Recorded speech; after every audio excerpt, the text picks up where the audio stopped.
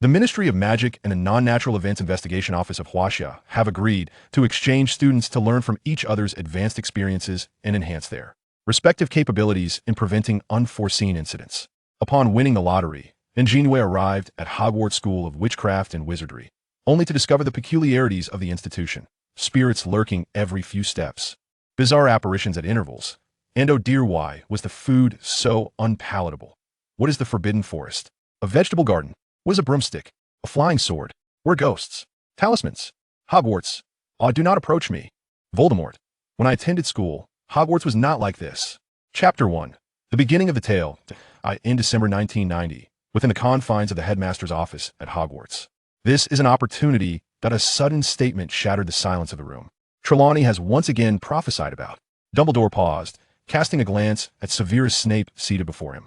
Oh, it must be admitted that Snape's knowledge and potion-making abilities are indeed extraordinary, a rare talent. Yet, such merits cannot excuse his disregard for personal appearance. Dumbledore diverted his gaze. For Merlin's sake, could he not wash his hair just once? Thankfully, the school had not imposed any requirements regarding the professor's appearances. Otherwise, he would have to wander with his cauldron in hand.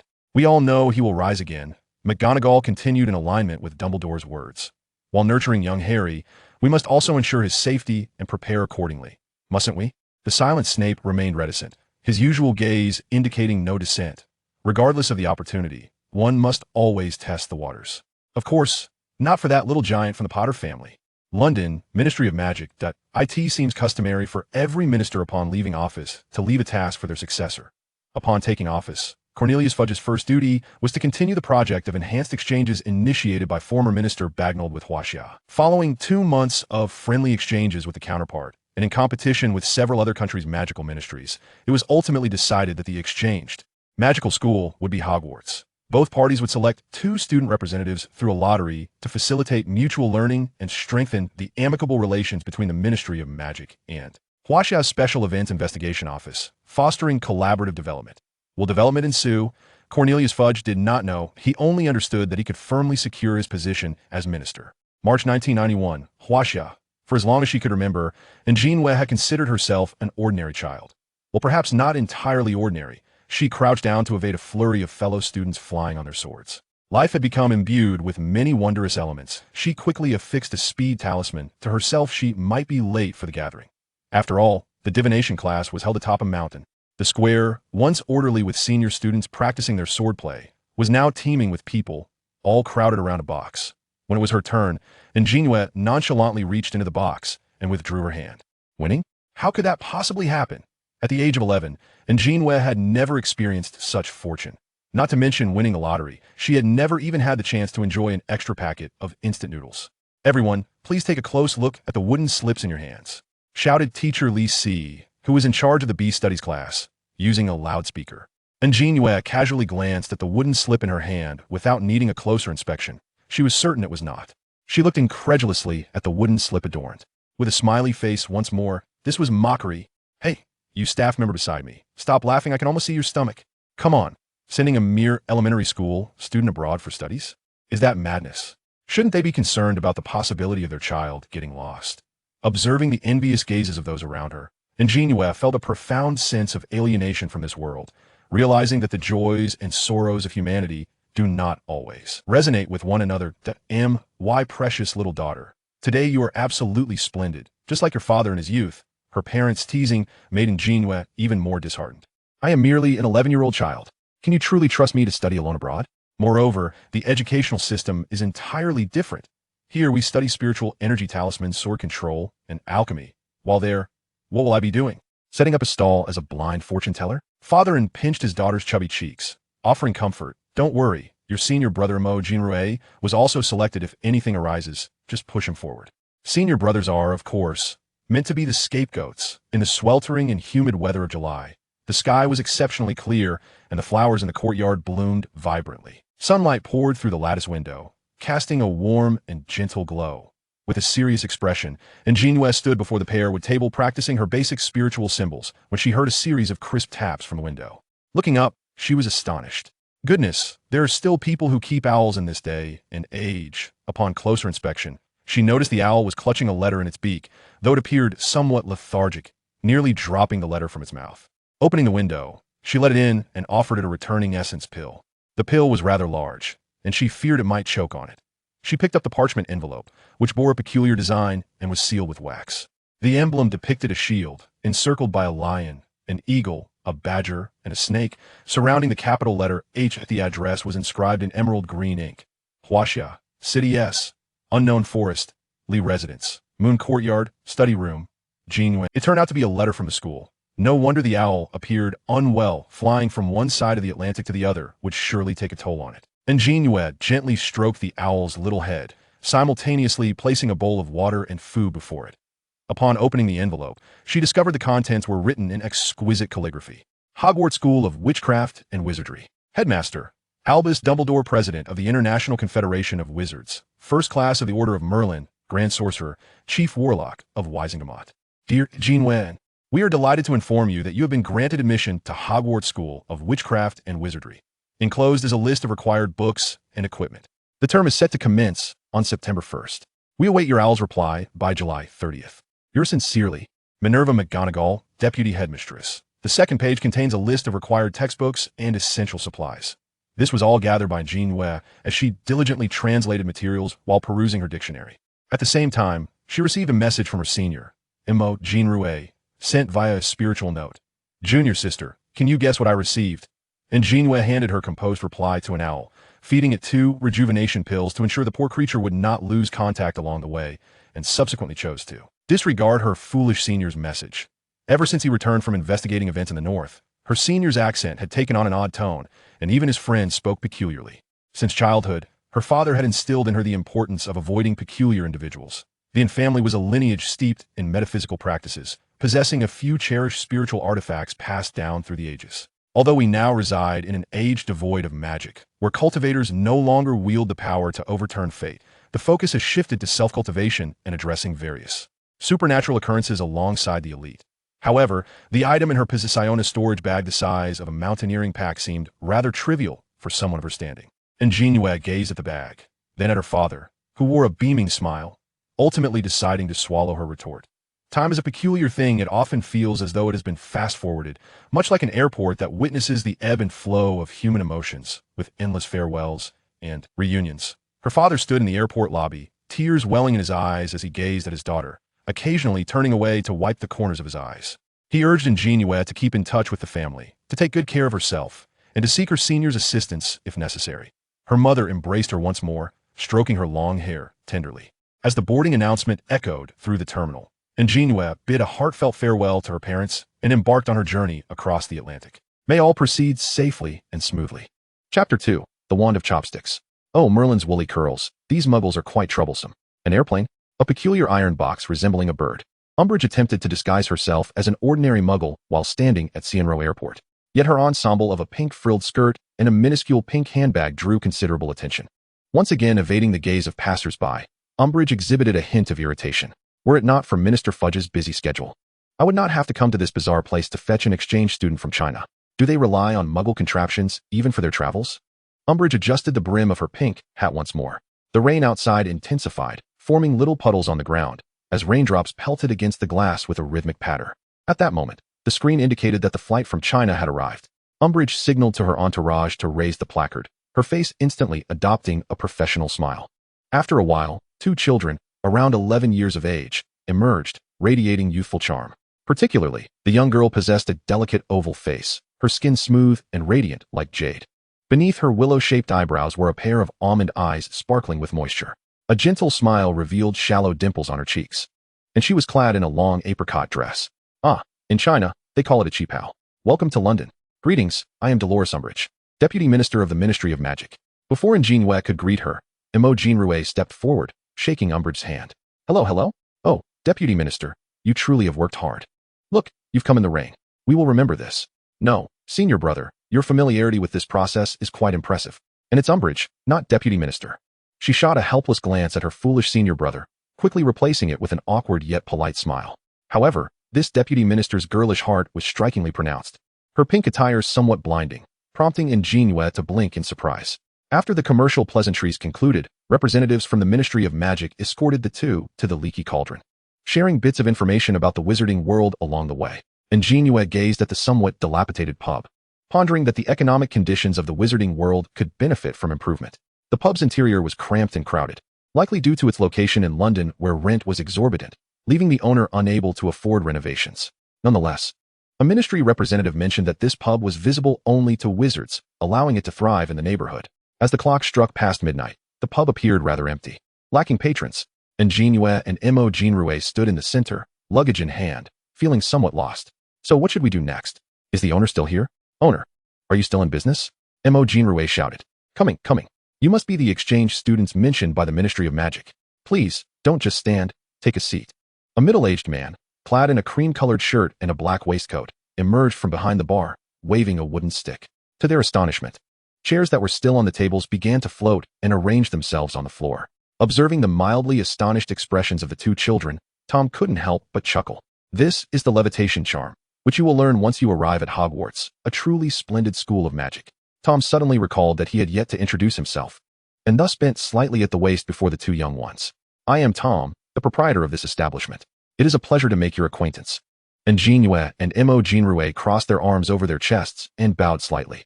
I am JinYue and Mr. Tom, and this is my senior brother, Jinrui Mo. With a slight furrow of her brow, An JinYue hesitated for a moment, but ultimately chose to voice her query. Sir, why do you only have one chopstick? Chopstick? Tom glanced at the wand in his hand, pondering whether the term for such an object in Huaxia was indeed chopstick. This is a wand, a conduit for casting spells. Magical energy flows through the wand for it to manifest. Tom explained, extending the wand towards An JinYue and Mo Jinrui for a closer inspection. Of course, a wizard can cast spells without a wand, though few possess that capability. Although An JinYue had already recognized the misunderstanding, she still found wizards rather cumbersome. The wand bore a striking resemblance to chopsticks. Could it truly be that one could become a wizard simply by grasping a chopstick? Perhaps, in the future, wands could serve as chopsticks? She noticed the dust within the room, and, with a single hand gesture, the space was instantly rendered spotless, even the wooden floor gleaming. Primarily, she sought to showcase the magic of Huaxia, that insatiable desire to compete. Tom gazed at An JinYue in astonishment, exclaiming, Oh, Merlin's red underpants. The mysterious magic of Huaxia. How utterly marvelous. She haughtily raised her chin and waved her hand dismissively, indicating it was no great feat after all. In Huaxia, every practitioner could perform such a task. The cleaning charm was merely a fundamental everyday spell.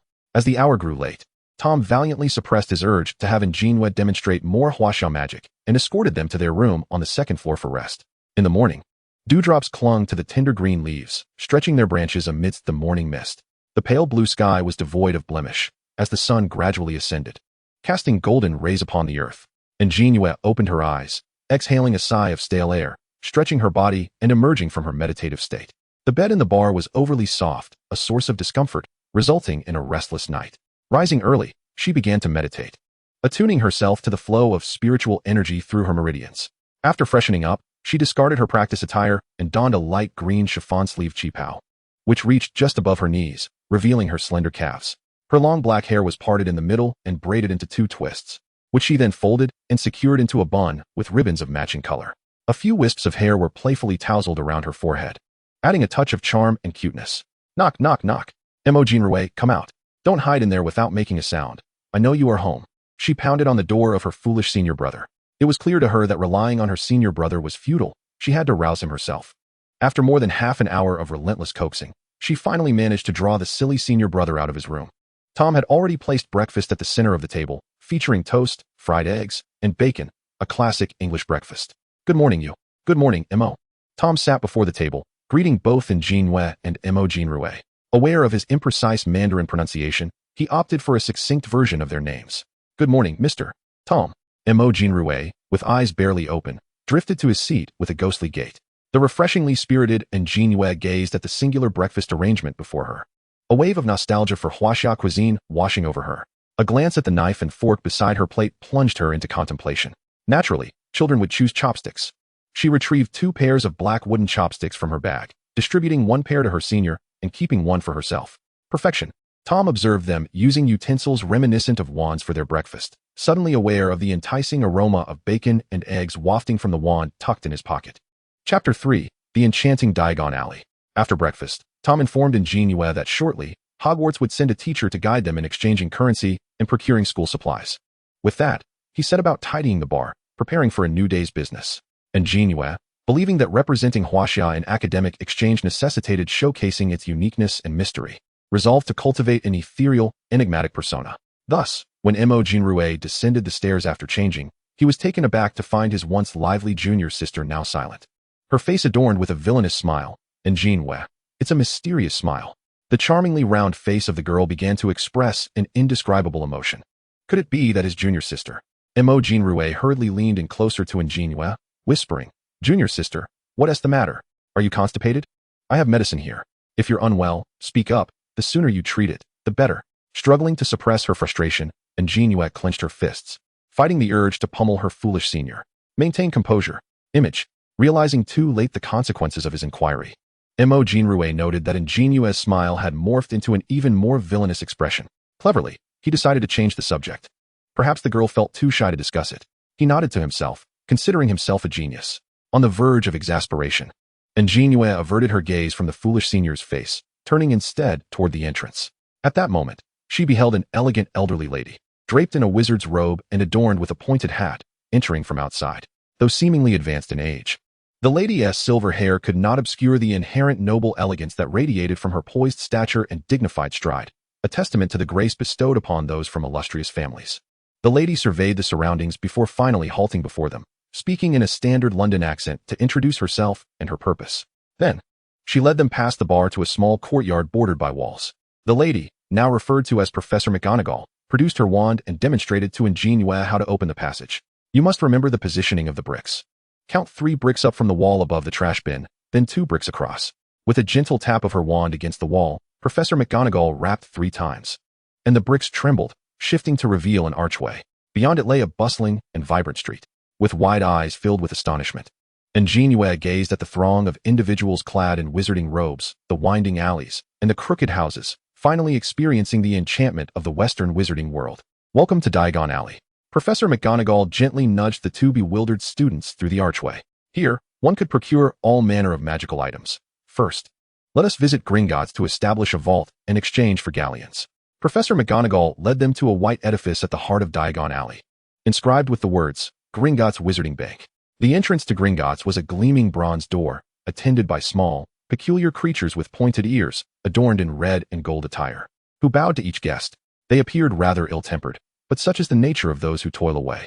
Professor McGonagall explained that these beings were goblins, and Gringotts was the sole wizarding bank, deemed the safest place in the world, though Hogwarts was even more secure. The trio entered a spacious marble hall, where An JinYue and An JinYue exchanged a substantial amount of galleons for the specialties they had brought from Huaxia, and opened 2 vaults numbered 765 and 777. After securing their vault keys, they ventured forth to procure their school supplies, first stopping at Flourish and Blots to acquire textbooks, then proceeding to the Elop's Owl Emporium. An JinYue selected a gray owl, deciding to name it Do Sha Bao due to its coloration, while An JinYue chose a screech owl, christening it Xiao Shui. An JinYue found this name rather uncomplimentary, whereas An JinYue believed her choice lacked depth. Their playful banter continued, and An JinYue, who initially intended to maintain an air of mystery, had completely forgotten her persona. Indeed, it was better to give her older brother a good thrashing. Following Professor McGonagall, they arrived at a quaint and somewhat dilapidated shop. The gold lettering on the sign above the entrance had begun to peel, reading, Ollivanders, EST 382 BC. Makers of fine wands. Almost every Hogwarts student procured their wand from Ollivanders. Children, go and find your wands. I shall await you outside, said Professor McGonagall, as she held the door open, watching them step inside before gently closing it behind them. Curious, An JinYue wandered in, surveying the shop's interior, which was cluttered with rectangular boxes, thickly coated in dust and cobwebs. Oh, beautiful girl from Huaxia. An elderly man with white hair emerged from the back, precariously perched on a ladder. May I inquire which hand you prefer to use? My right hand, sir, replied the obedient An JinYue, extending her right hand. A measuring tape flew from the table, coiling around her arm, measuring her height and head. Beside her, An JinYue watched in fascination as the tape seemed to possess a life of its own. Contemplating the measurements, Ollivander retrieved a long box from the top shelf, opened it, and presented it to her. I believe this is the one, a wand of elm, with a phoenix feather core, measuring 14 inches. Grasping the wand, An JinYue waved it as instructed by Ollivander, feeling a warm current flow through her, reminiscent of but distinct from the sensation of her spiritual energy in motion. What exactly is different? She could not articulate. The phoenix feather is notoriously discerning, difficult to tame, yet possesses unparalleled loyalty. The wand crafted from elm seldom falters, capable of casting both graceful and advanced spells. Ollivander was introducing the wand she held. Is there truly a phoenix? Should I take one back to China?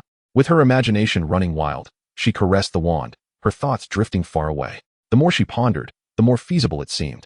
She resolved to inquire Ollivander about the source of the phoenix. A wand chooses its wizard, dear child, 7 galleons. Subsequently, Ollivander began selecting a wand for An JinYue. But it proved troublesome as he tried several without finding one that suited him, leaving the shop in disarray. Helpless, An JinYue once again performed the cleaning charm to tidy up her senior brother's mess. Ah, Professor McGonagall, what a rare pleasure to encounter you in Diagon Alley. McGonagall turned to find Amos Diggory and his son Cedric Diggory. She recognized the boy, a Hufflepuff student, striking in appearance, academically gifted, and imbued with a strong sense of justice. He was indeed a well-regarded student among peers and faculty alike. Mr. Diggory approached with his son to exchange pleasantries with McGonagall. After boasting about his son's accomplishments, he inquired about her visit to Diagon Alley, occasionally boasting again. Cedric, somewhat resigned, smiled and had shifted his attention to the shops along the street, his gaze fixated on a figure in the distance. Sunlight filtered through the shop windows, casting dappled light upon a girl with black hair, enveloping her in a halo of shadow and light, as if she were an angel standing beneath a divine light. The attire she wore was unfamiliar, yet strikingly beautiful. No one could discern the profound allure her presence held for Cedric. He harbored a deep appreciation for the enigmatic culture of China, and the girl appeared to be of that descent. He found it impossible to divert his gaze from her silhouette, knowing full well that such behavior was hardly gentlemanly. Cedric speculated she must be a new student this year, eagerly anticipating a chance encounter at school, even if they were not in the same house. By the time An JinYue emerged, Mr. Diggory had already taken his leave with his son, and she had only glimpsed a tall figure departing. Judging solely by that silhouette, the boy must be strikingly handsome. Chapter 4, Journey to Hogwarts. The three set off to purchase robes, cauldrons, and quills, and then returned to their temporary lodgings. Professor McGonagall escorted An JinYue and the others back to the Leaky Cauldron, handing them 2 tickets with instructions to board the Hogwarts Express on September 1st to travel to school. Lemon sherbet. Recently, Albus had been frequently changing the password. Just 2 days prior, it had been Cockroach Cluster. It seems he has found a new favorite. Minerva, how are those 2 children? Dumbledore, who had been waiting patiently, pushed a plate of lemon sherbet toward McGonagall and poured her a cup of red tea. In a bustling bar, 2 children clad in traditional Chinese attire sat at a table. The boy wore a long, ink-colored Chinese shirt fastened with traditional buttons, while the girl donned a delicate, light green chipow. Engaged in conversation, they exuded a unique charm intrinsic to Chinese culture, elegant and serene, causing the surrounding clamor to fade into the background. Professor McGonagall recalled the scene from their first encounter.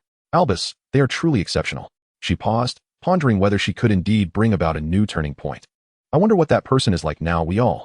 Dumbledore, with his head bowed, offered no response, merely sipping his tea, seemingly lost in thought. The much-admired An JinYue had not left the bar since her return from Diagon Alley, practicing swordsmanship and drawing talismans with her senior every day, while also delving into the intricacies of the I Ching and the Bagua. Her swordsmanship garnered praise from Tom and numerous patrons, filling her with pride. Many wizards sought to learn, yet their lack of coordination often led to comical mishaps. Understanding the nature of wizard combat, she was empathetic, as wizards were indeed spellcasters who preferred direct confrontations. As September the 1st approached, Tom kindly escorted the 2 to King's Cross Station. The platform bustled with hurried pedestrians and throngs of people. Platform 9 3/4? An JinYue checked the ticket given by Professor McGonagall, bewildered by the inscriptions. What on earth does this say? Is this some sort of joke? He shook the ticket, suspecting it might be a forgery, while An JinYue quickly grasped his arm to prevent it from swinging wildly. Wizards tended to avoid interactions with muggles, and since the platform was situated within a mundane train station, there must be a confidentiality mechanism in place. After days of observation, she noted that some wizards looked down upon muggles, even bestowing upon them the term muggle. Contemplating for a moment, An JinYue extended her magical sense along the platform. Subsequently, she led An JinYue to the wall between platforms 9 and 10. Tentatively, she placed her hand against the wall, closing her eyes to attune herself to the sensations. There was a flow of magic within the wall. It must be the passage to the true platform. The wall? Was she meant to run into it? Before she could voice her conjecture to An JinYue, a small boy's voice interrupted her. Excuse me, do you know where platform 9 3/4 is? Oh, I suspect my ticket might be incorrect. Following the voice, she spotted a small, slender boy with round glasses and dark hair. He wore an oversized, dark shirt. His trousers piled awkwardly at his feet, giving him a somewhat disheveled appearance. A new student at Hogwarts? It's our first time at school too, An JinYue remarked. gesturing towards the wall. However, I surmise that the platform is just beyond this wall. What are we waiting for? Let us go, exclaimed An JinYue, brimming with excitement. Without hesitation, he charged towards the wall, prompting An JinYue to shut her eyes, fearing to witness the spectacle of his impending fall. After a prolonged silence devoid of his cries or the sound of a fall, she cautiously opened her eyes, only to find the familiar figure before the wall had vanished. The young boy's eyes widened in astonishment, his mouth slightly agape, with his green irises sparkling with wonder. An JinYue and the boy traversed through the wall, where the platform information had transformed into platform 9 3/4. A vintage steam train, adorned in hues of red and black, stood at the platform, its chimney puffing out steam while the station echoed with the sound of a whistle. Watch out! A sudden exclamation rang out as two individuals emerged from the wall, colliding with the boy who accompanied An JinYue. A chaotic scene ensued, with a small cart toppling over, luggage scattering everywhere, and a white owl in a cage flapping its wings in distress. Oh, Merlin! Fred, George, get up! A woman with red curls rushed over, her voice rising in urgency upon witnessing the commotion. An JinYue and An JinYue helped the trio, who had been playing a game on the ground, to their feet and gathered the scattered belongings. The woman incessantly apologized, hurriedly checking if the children were injured. I'm terribly sorry. Fred and George can be quite reckless. The twins, named Fred and George, were bickering over who had caused the collision. The woman, overwhelmed, could hardly manage the playful antics of the two boys. Are you new students this year as well? My youngest son Ron is starting this year too. Another freckled boy with red hair was pushed forward, shyly smiling at them. An JinYue observed this family of 5, marveling at how strong their genes were, all boasting vibrant red hair. The train's whistle sounded again, as if urging the students to board swiftly. The woman turned to remind the boy named Ron, while the twins had already squeezed onto the carriage. May I sit with you? The boy who had been following them asked nervously, fidgeting with the hem of his shirt. Of course, she replied with a smile, hoping to convey some warmth to ease his anxiety. The three of them, with their luggage in tow, navigated the narrow aisle in search of a seat that could accommodate them all. Finally, they discovered an empty compartment towards the rear of the train. They placed their belongings and settled into their seats. As the train gradually began to move, the station receded behind them, soon giving way to a vast plain. Excuse me, may I sit here? Everywhere else is full, the earlier red-haired boy inquired shyly while leaning against the carriage door. The trio nodded in agreement, inviting him inside. He happily entered and took a seat next to An JinYue, introducing himself. I'm Ron Weasley. An JinYue. An JinYue. Our names might be a bit tricky to pronounce. We are from Hogwarts. Cool, Ron exclaimed enthusiastically. Their attention then shifted to the quiet boy sitting next to An JinYue, who had yet to speak. The boy shyly smiled and said, I'm Harry Potter. They're telling the truth. Ron replied, slightly astonished by Harry's name. What? The scar? Ron whispered curiously. Harry chuckled as he brushed aside his messy hair, revealing the lightning-shaped scar on his forehead. An excited Ron noticed the puzzled expressions on the other two faces and began to enlighten them about Harry's mysterious background. After listening, An JinYue felt a profound sense of appreciation. This was undoubtedly a quintessential male protagonist configuration straight out of a novel. The four engaged in casual conversation for a while, and feeling a twinge of hunger, An JinYue decided to accompany An JinYue in search of the food cart, hoping to satiate her appetite. Chapter 5. The Beginning of Dreams. However, the famished An JinYue and An JinYue failed to locate the food cart, but on their way back to the carriage, they encountered Ron's twin brothers. They were amusing themselves by playing pranks on a black student with unruly dreadlocks. An JinYue, who had a penchant for clever gadgets, found Fred and George's prank props utterly fascinating. As a disciple of the Mo family, these little contraptions held an irresistible allure for him. Thus, he joined the twins to venture into the upperclassman's carriage for some fun. Meanwhile, the affable Cedric was assisting a first-year student in locating his pet. As he passed by the door of a carriage, he spotted the girl he had encountered in Diagon Alley that day. Just as he was about to greet her, she slipped through another door and moved on to the next carriage. Missed opportunity weighed heavily on Cedric's heart as he lowered his eyelids to conceal the regret in his eyes. He had even prepared himself to introduce himself to her, despite never having initiated conversation with a girl before. Had he known, why had he not arrived at this carriage sooner? Unbeknownst to all of this, An JinYue had just reached the door when she noticed a girl in a school robe with a fluffy brown hairstyle emerging from the carriage. It seemed that in her brief absence, Harry and Ron had made a new friend. Upon pushing open the door, she found her seat overflowing with snacks. After you left, a cart selling snacks came by, and I saved a few for you, Harry exclaimed, quickly tidying up the space upon her return. Having lived with the Dursleys, Harry had never encountered a girl quite like An JinYue. Her gentle kindness seemed to emanate from her very being. She was strikingly beautiful, reminiscent of the figures depicted in Aunt Petunia's collection of Oriental art. Therefore, at the station, Harry had chosen to consult her. Now, They were friends, Harry's first true friend. And he was elated. I've tried these, and they're delicious. We'll arrive at school soon. Let us finish these before changing into our robes. An JinYue, who was ravenous, was moved to tears. Harry was nothing short of an angel. Just as they finished changing, the train began to slow as it approached the station. Outside the window, it was dark, with only a scattering of stars twinkling in the sky. First-year students, over here. Hurry. No need to grab your luggage. A tall man with a bushy beard walked along the train on the platform, one hand holding a lantern while the other waved to the newcomers. He stood at least 2 meters tall, exuding an imposing presence. An JinYue, discreetly sizing him up, couldn't help but marvel at the sight. Upon disembarking, Harry jogged over to the man. Hey, Hagrid.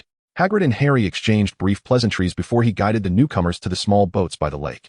Each boat could only accommodate 4 people, so, with An JinYue still absent, An JinYue, along with the 2 others, shared a boat with the girl they had previously encountered at the carriage door. Merlin sucks. I have to sit with her again, Ron muttered under his breath. The girl paid no heed to Ron and turned to introduce herself to An JinYue. Hello, my name is Hermione Granger. Hello, I am JinYue. I know you are an exchange student from Huaxia. I read about it in the Wizarding Prophecy report. It mentioned that students from Huaxia would be coming to Hogwarts. Hermione enthusiastically grasped An JinYue's hand. What are the wizards from Huaxia like? I have never encountered one before. In Huaxia, we do not refer to them as wizards. Those who cultivate their abilities generally blend in among ordinary people, known to you as muggles. Observing the trio of curious gazes before her, she shared numerous tales about Huaxia's practitioners. As the small boat glided to the center of the lake, the air turned decidedly frigid, with a delicate mist hovering above the surface. Harry and his companions instinctively tightened their robes, and sensing the drop in temperature, An JinYue casually produced a warmth charm. The talisman ignited spontaneously in the air, emitting a gentle glow. Soon, Hermione felt the temperature around her begin to warm. Is this the magic of Huaxia? Hermione exclaimed in astonishment. May I learn it? In truth, An JinYue was uncertain whether Hermione could master the charms, as the cultivation systems of the East and West differ significantly. Not wishing to dampen the enthusiasm of her newfound friend, she responded delicately, Hermione, I am unsure if wizards can learn talismans. Perhaps we may explore this possibility in the future. An JinYue presented several warmth talismans to Harry and the others, explaining their usage. With the talismans in hand, Hermione no longer fretted over whether she could learn Huaxia's magic. She was now intrigued by the charm in her possession. Duck! Came Hagrid's voice from ahead, and everyone lowered their heads to avoid the stone archway. As the boat passed through the cave, An JinYue glimpsed a castle-like reflection on the lake's surface. Raising her gaze, she beheld an ancient and imposing castle standing atop the cliff on the opposite shore. In the knight's embrace, the entire edifice seemed to radiate like a divine marvel. The boat docked at the pier, and the first-year students disembarked in succession. Due to the sheer number of newcomers, An JinYue, Harry, and their companions were swept apart by the crowd. With Hagrid's assistance, the first years formed a line of 4. Hagrid then entrusted the group to Professor McGonagall, who led them into the castle. Standing at the entrance to the Great Hall, Professor McGonagall halted the line and began to introduce Hogwarts School of Witchcraft and Wizardry to the new students. Welcome to Hogwarts. Shortly, you will pass through this door and join your fellow students. Before taking your seats, you will undergo the sorting ceremony. As her gaze swept over the line, it lingered on An JinYue before finally resting on Harry. There are Gryffindor, Hufflepuff, Ravenclaw, and Slytherin. With that, Professor McGonagall turned and proceeded into the hall. An JinYue, captivated by her surroundings, listened intently to the discussions among the students regarding the sorting ceremony. Some spoke of examinations, others of battling dragons, and yet more of fighting trolls, each tale more bizarre than the last, as no one truly knew what the ceremony entailed. In Huaxia, practitioners are typically taught by their families or sects and must also receive education alongside ordinary students, never having attended a school dedicated solely to magic like wizards do. During this period, an incident transpired that the novel-loving An JinYue would refer to as the haughty, noble young master's attempt to befriend the savior, only to be rebuffed, ultimately resulting in his vexation and the collateral damage that ensued. It would be fitting to accompany this with the phrase, woman, or rather man, you have successfully captured my attention. In the end, the imperious noble young master received a warning on the shoulder from Professor McGonagall. Professor McGonagall led the first-year students into the grand hall, where 4 long dining tables were arranged side by side. The ceiling of the hall was adorned to resemble a starry sky, with hundreds and thousands of candles floating in midair. At the front of the hall, there was a platform with a high stool upon which sat a tattered hat. Behind the stool was another long table, at the center of which sat an elderly gentleman in a white robe, distinguished by his long beard and flowing hair. She surmised that this must be Albus Dumbledore, the headmaster of Hogwarts, with the others likely being the school's faculty.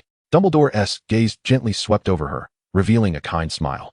The tattered hat on the high stool began to open its wide mouth and sing. An JinYue regrettably could not discern the lyrics, as her current level of foreign language proficiency rendered her incapable of comprehending what seemed to be a dissonant melody.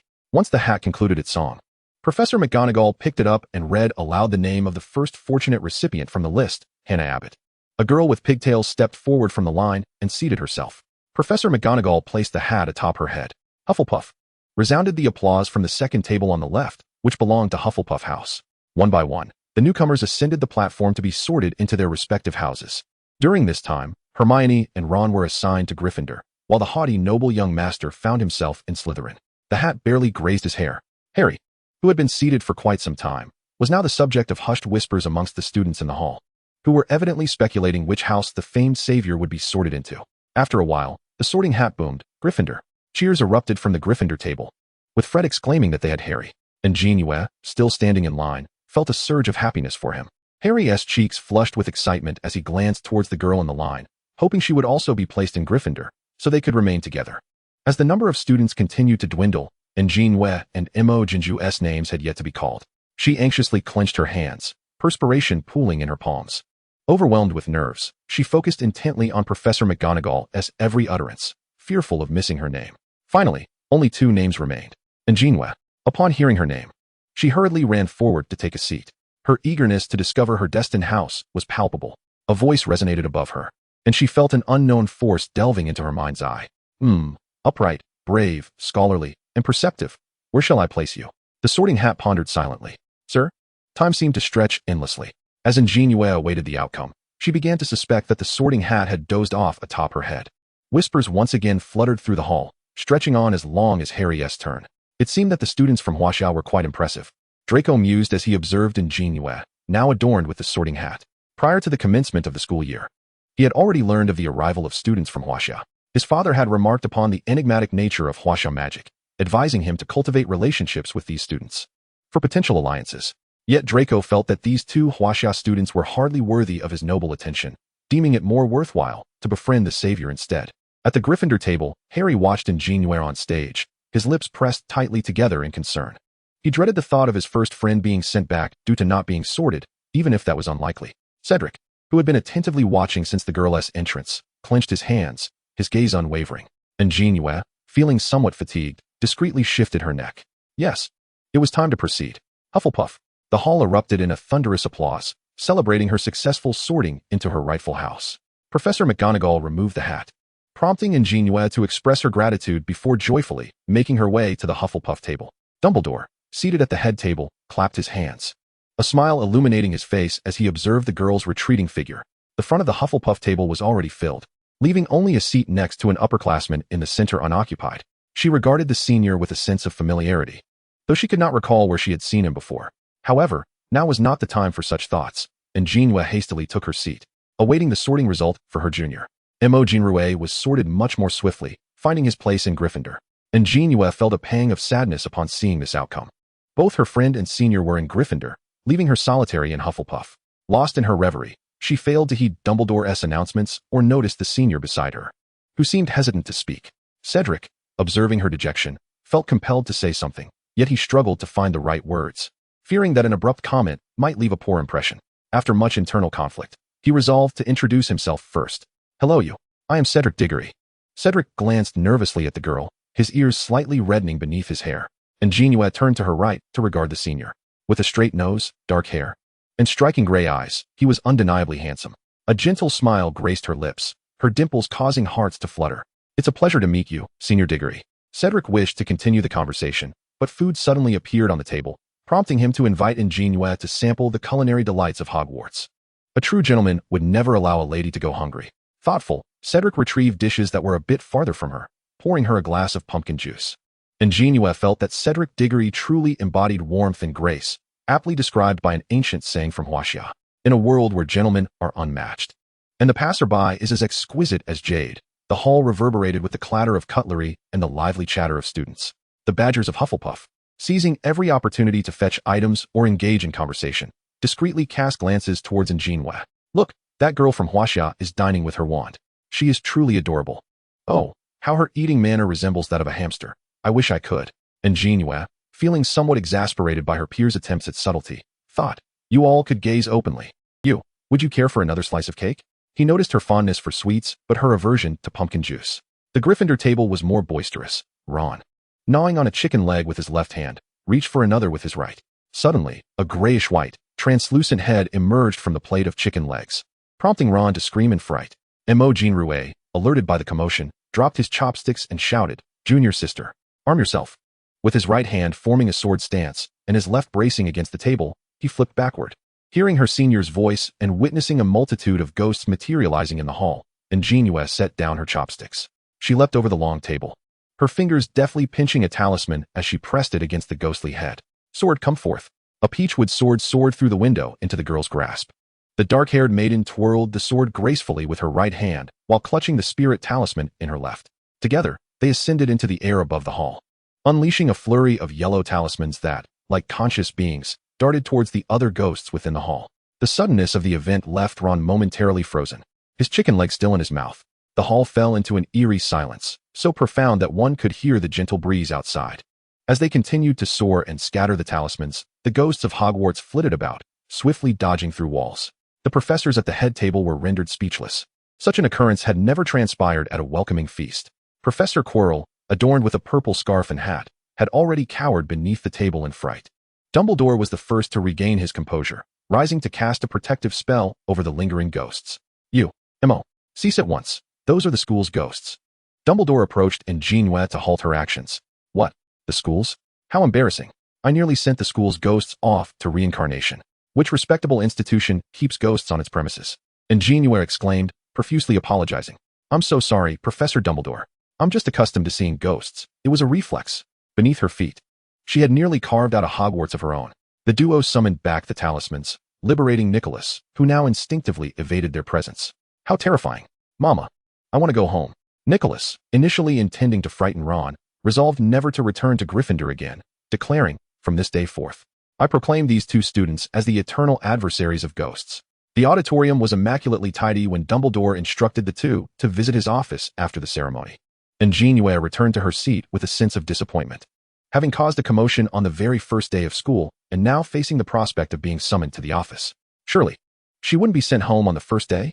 Meanwhile, the Gryffindor twins had managed to obtain a soul-binding charm from An JinYue, intending to stick it onto Peeves next time.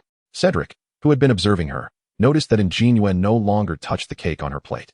Professor Dumbledore, being empathetic, reassured her that there was nothing to worry about, gently ruffling her hair in a comforting gesture. Despite his kindness, An JinYue remained with her head down until a slender, pale hand appeared before her, offering a plate of desserts.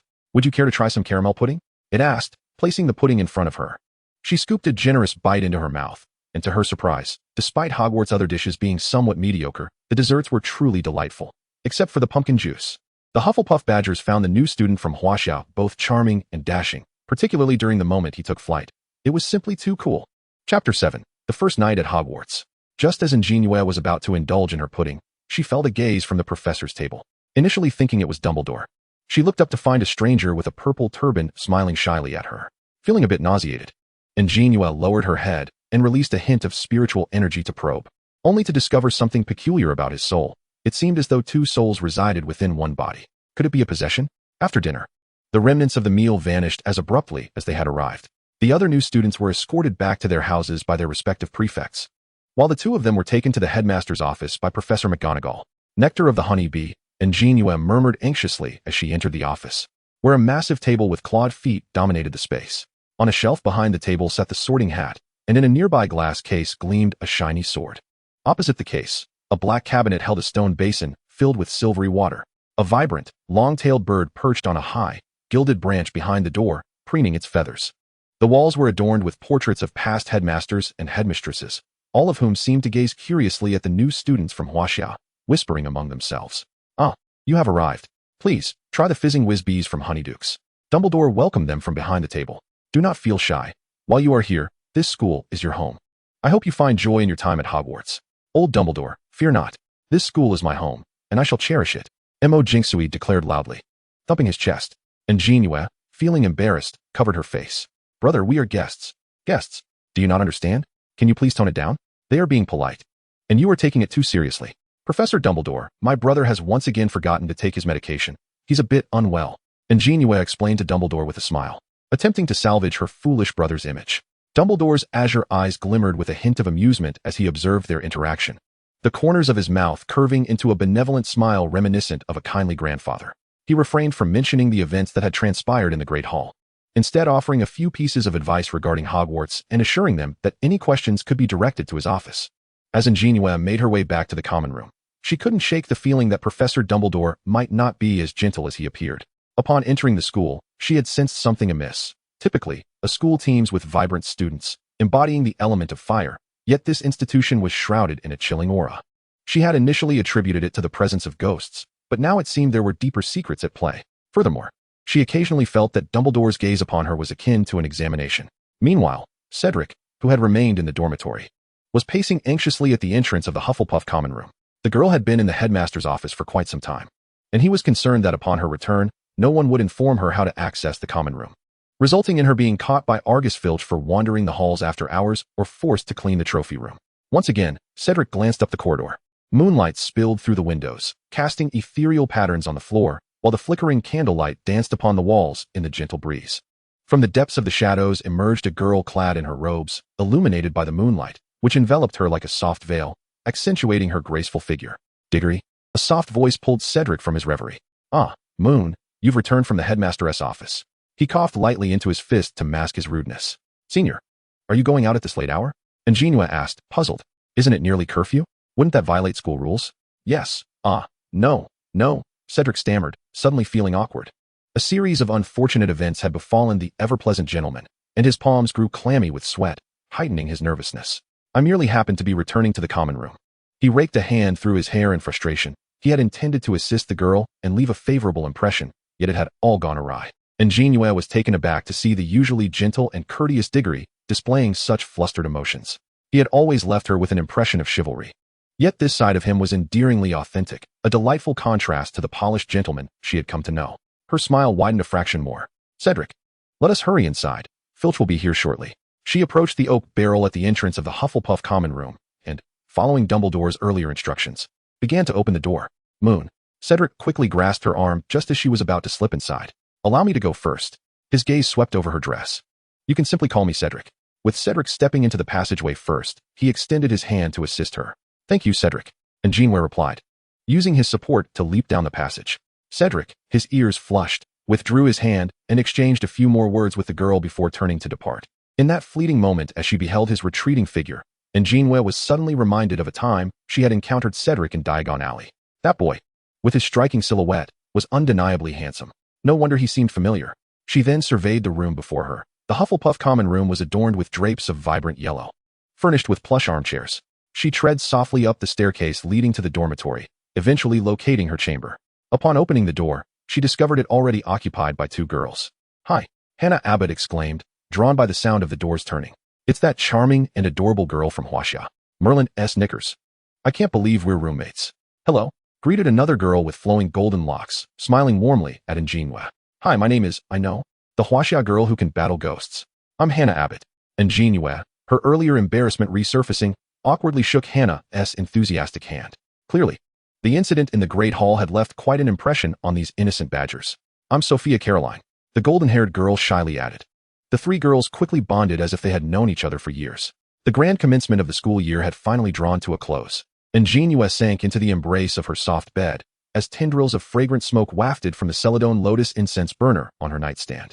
The sweet aroma of pear blossoms soon enveloped the air, and wearied, An JinYue gently closed her eyes, surrendering to a deep slumber. To think that we would meet here, in the same academy. Having bathed, Cedric donned a dark gray nightgown, the neckline slightly ajar, revealing a hint of his delicate collarbone and taut muscles. Leaning against the headboard, illuminated by the glow of his wand, he scribbled in his diary. He did not write daily. The previous entry happened to document the first time he encountered An JinYue. I did not perform well today. I hope I did not leave her with a poor impression. Pausing his pen, he reminisced about that moment. The girl in the moonlight. Her eyes sparkling with mirth, revealing dimples that made her smile bloom like a flower. At this thought, Cedric found himself unconsciously smiling, twirling the quill in his hand before lowering his gaze to continue writing. She is like the most resplendent moon in the night sky. Chapter 8, The Blacklist. As dawn broke, the The first rays of sunlight illuminated the black lake. The water shimmered with glimmers, and the castle appeared ethereal in the morning light. A fine mist enveloped the air, draping the earth in a mysterious veil. Early riser An JinYue, clad in white, with her long black hair elegantly tied into a bun with a jade hairpin, bore a peachwood sword upon her back. She made her way to the lawn outside the castle, where the expanse was deserted, perfect for her practice. With a swift motion, she drew her sword, channeling her energy deep into her core, and leapt into the air. Spinning gracefully, she unleashed a wave of sword energy, causing a flurry of leaves to cascade from the distant trees. Following this, she landed on her left foot, executing a backflip, while her right hand wielded the sword with finesse. As the sun ascended, the morning mist dissipated and the sky brightened. For elements unite. With a resounding shout, the girl executed a flourish with her right hand, sheathing the peachwood sword, while the corners of her white attire danced in the breeze. "Wow!" exclaimed a voice overhead. "With such a graceful demeanor, you are destined to become an exceptional seeker in Quidditch." The praise emanated from a boy clad in red, soaring on a broomstick. Oliver Wood, the captain and keeper of the Gryffindor Quidditch team, descended to her side. "Good morning, Senior Wood." An JinYue greeted him. "It's a pleasure to meet you." Still bewildered by the Wizarding World, An JinYue inquired about the nature of Quidditch. For the next half hour, she was subjected to an enthusiastic endorsement from a fervent Quidditch fan. Once again interrupted, An JinYue could not help but ponder if the title of senior was truly a euphemism for boyfriend in relation to Quidditch. Eventually, realizing that time was slipping away, Wood took the initiative to halt their conversation. "I apologize for my excitement. We should head back." As they hurried into the Great Hall for breakfast, Cedric noticed An JinYue and Wood rushing in together. What brings them together so early? He mused, contemplating whether to inquire with the girl, but ultimately opted to refrain. Perhaps it was merely a coincidence. His mood visibly darkened. The weather today is quite dreadful. Outside, the sun shone brilliantly, accompanied by the sweet melodies of birds and fragrant blossoms. He mentally prepared for what he might say to the girl during their next encounter. Unfortunately, throughout the day, Cedric only heard about her through the whispers of others. Finally liberated from Wood's company, An JinYue returned to her dormitory to freshen up and change clothes before rushing to Hannah's bedside and abruptly pulling back her covers. "Wake up. We have class." She then proceeded to rouse Sophia. "What class do we have this morning?" Sophia asked, stifling a yawn as An JinYue organized her textbooks. "Professor Snape's potions class." "Snape?" Hannah's shriek echoed from the washroom. Merlin's socks. On their way to the potions classroom, Hannah incessantly recounted the terror of Professor Snape. An JinYue, however, remained unfazed. Could anyone truly be more intimidating than their former headmaster? The potions classroom lay in the depths below, cold and eerie, with glass jars lining the walls containing grotesque specimens. A long wooden table was adorned with brass scales and jars of ingredients, while over 20 cauldrons stood between the tables. In a corner, a stone basin featured a monstrous spout for washing hands and utensils. Due to her overwhelming fear of Professor Snape, Hannah wished to sit at the back of the classroom, while An JinYue and Sophia opted for the front row to attend class earnestly, with plenty of time before the lesson began. Most of the Ravenclaw students had already arrived. "They say Ravenclaw students are the most intelligent," Sophia whispered in An JinYue's ear. Upon hearing this, An JinYue scrutinized the students from the opposing house, noting their desks laden with thick tomes, open notebooks, and textbooks that bore the marks of prior study. As a student hailing from a province renowned for its rigorous examinations, she thought to herself, "No one can surpass us in the pursuit of knowledge. Let us dive in." Suddenly, Sophia felt a surge of fervor beside her, inexplicably ignited by an overwhelming desire to learn. "This course does not require you to foolishly wave your wand or recite incantations without purpose." With a resounding bang, Professor Snape strode into the classroom, his robe billowing as he approached the podium. The curious An JinYue glanced at this emaciated figure, with his jet black hair, sallow complexion, and prominent aquiline nose. He surveyed the room with a cold, indifferent gaze, his somber voice delivering a lecture on potions. After succinctly conveying the content and important points, Snape instructed the students to pair up for brewing. Sarcastic inquiries echoed from all corners of the classroom as Snape meandered through every nook, uncovering mistakes in each group. She looked up once more at Snape's dark hair, barely able to contain herself. With a swift motion, she discreetly tucked her left hand behind her back and cast a cleaning charm. Suddenly, the Ravenclaw student being reprimanded noticed a flash of white light before her eyes and looked up to find Professor Snape transformed. His previously greasy hair now appeared voluminous, smooth, and lustrous. Snape's expression remained grim, his eyes icy as he scanned the students, ultimately resting on the young woman from Huaxia. "Missin, it seems your potion is complete?" Snape approached her briskly, seizing the potion from their table. To her astonishment, it was utterly flawless. "The potion is perfect, yet you, Missin, have shown disrespect to the professor. Hufflepuff will lose 10 points." Snape remarked coldly, his inscrutable gaze locking onto An JinYue. And do remember to submit your 3-foot essay on scabies potions next week. With a swift flick of his robe, his silky hair wafted a pleasant scent. And Snape's brow furrowed even deeper. What are you still staring at? Hurry and continue brewing your potions, he bellowed. This group of little giants, especially the one from Huaxia, he truly hoped never to encounter again. After class, burdened with additional assignments, An JinYue exited with her head hung low. The events of the potions class spread across the campus like wildfire. Along the way, numerous fiery gazes were cast her way. She was truly courageous to have transformed Professor Snape's hair so dramatically. She ought to join Gryffindor. Unable to suppress her embarrassment, she shielded her face with the book in her hands, lamenting, "If I had known, I would have acted differently." Regret washed over her. You are remarkable. Though Professor Snape is notorious for deducting points and being unreasonable, that is solely directed at Gryffindor. Hannah mused that this scene could easily be chronicled in a history of Hogwarts. You, quickly tell us, what method did you use? The twins emerged from a corner of the hallway, eager to uncover her secret. I didn't use a wand or any props. They had long wished to achieve something similar, but Snape was simply too formidable, and they had only ended up losing many house points. Fred George. That is magic from Huaxia, An JinYue explained, but I possess similar talismans. The method is simply to affix them to the target. Upon hearing this, the twins displayed eager smiles, trading a piece of candy for a talisman. Professor Snape's blacklist certainly could not contain only her name. Clutching the candy in her hand, she observed the twins' camaraderie and their joyful strides, a mischievous smile creeping across her face. Heaven above, may Merlin bless you both, amen. Chapter 9. The Turmoil of Flying Class. Fortunately, Professor McGonagall is our headmistress. Otherwise, you would surely lose points for being tardy. Hermione shouted at Ron, clutching her textbook. Harry, with his head bowed, walked silently ahead, while Ron, visibly annoyed, covered his ears to escape Hermione's tirade. How was potions class? Hermione quickly waved at An JinYue, who was approaching. I was docked points for the first class. I suspect I might have even made it onto Professor Snape's blacklist. Hermione exclaimed, her mouth agape in astonishment. Unable to believe that the seemingly quiet JinYue had defied school regulations for 2 consecutive days. She eagerly inquired about the events that transpired in class, and Hannah and Sophia recounted the tale in vivid detail, each contributing their own embellishments. And JinYue, already feeling regretful, found herself further embarrassed by their exaggerated storytelling. Ron, on the side, exclaimed in surprise, continually praising her audacity. Harry, who had remained silent, sensing JinYue's discomfort, moved to her side. This morning, Ron and I were sent to an unknown floor by the moving staircase, and we scurried around the castle like headless chickens, listening to their escapades. JinYue couldn't help but laugh. Indeed, she found joy in knowing that someone else was more unfortunate than herself. Nonetheless, she felt a pang of sympathy for Harry. Seeing the girl finally smile brought relief to Harry's heart. Professor McGonagall even mentioned turning one of us into a map. His words elicited laughter from the group, and their faces flushed with mirth. Ha! Harry, do pay attention in the next potions class. After all, you are a Gryffindor, Hannah chuckled, breathless from laughter. Not forgetting to remind them, Hermione and An JinYue bid farewell, ignoring Harry and Ron as they headed to the classroom alone. Look at her. I told you she is a weirdo. No one wants to be friends with her. Ron complained, pointing at Hermione's retreating figure. Unable to tolerate Ron's remarks, An JinYue interrupted. Ron, a gentleman does not speak ill of a lady behind her back. Besides, Hermione is lovely, at least compared to you. Harry pulled Ron, who was eager to retort against JinYue, urging him toward the potions classroom. The second transfiguration class passed without incident. The lesson focused on transforming a matchstick into a needle.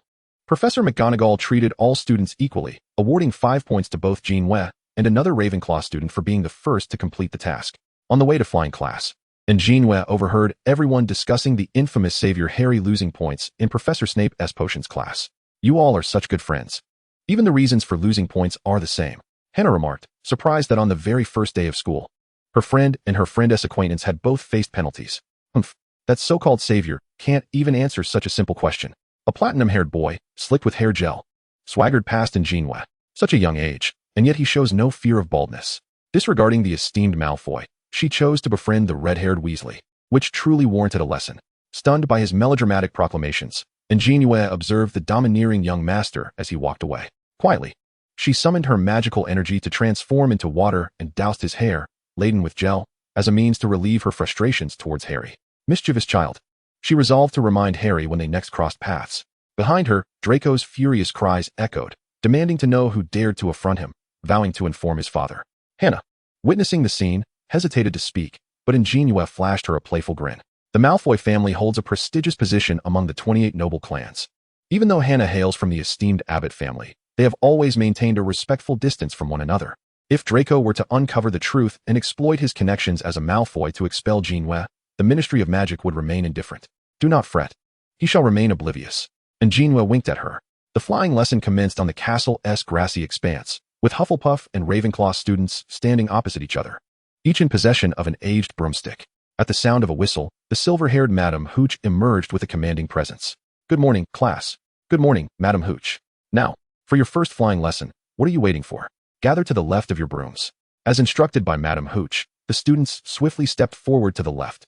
An JinYue gazed at the broomsticks on the ground, recalling her earlier sighting of wood. Flying upon one surely must be uncomfortable. Instead, she placed her right hand upon the broom and commanded, up. In an instant, the air filled with an array of sounds, each student expressing their emotions differently. Hannah merely called out, and the broom leaped into her grasp, while Sophia swiftly followed suit, seizing her broom as well. Now, everyone, once you have your brooms, mount them. When I blow the whistle, kick off the ground with force. Conflicted, An JinYue hesitated to mount her broom. Instead, she positioned her feet on either side of the broomstick, clasped her hands in a sword gesture before her chest, and gently commanded, rise. The other students gasped as they beheld An JinYue ascend upon her broom. JinYue, Miss JinYue, come down at once. Madame Hooch pursued her, wand drawn, intent on halting her flight. Woohoo! High above, An JinYue affixed a speed charm to her broom, which surged forth with greater velocity. It whisked her past statues and towards the Black Lake, prompting Hannah and Sophia to anxiously gaze in the direction of her disappearance. Enjoying herself immensely, An JinYue altered her course and returned to the grass, finding the broom somewhat uncomfortable beneath her, preferring the art of sword flight instead.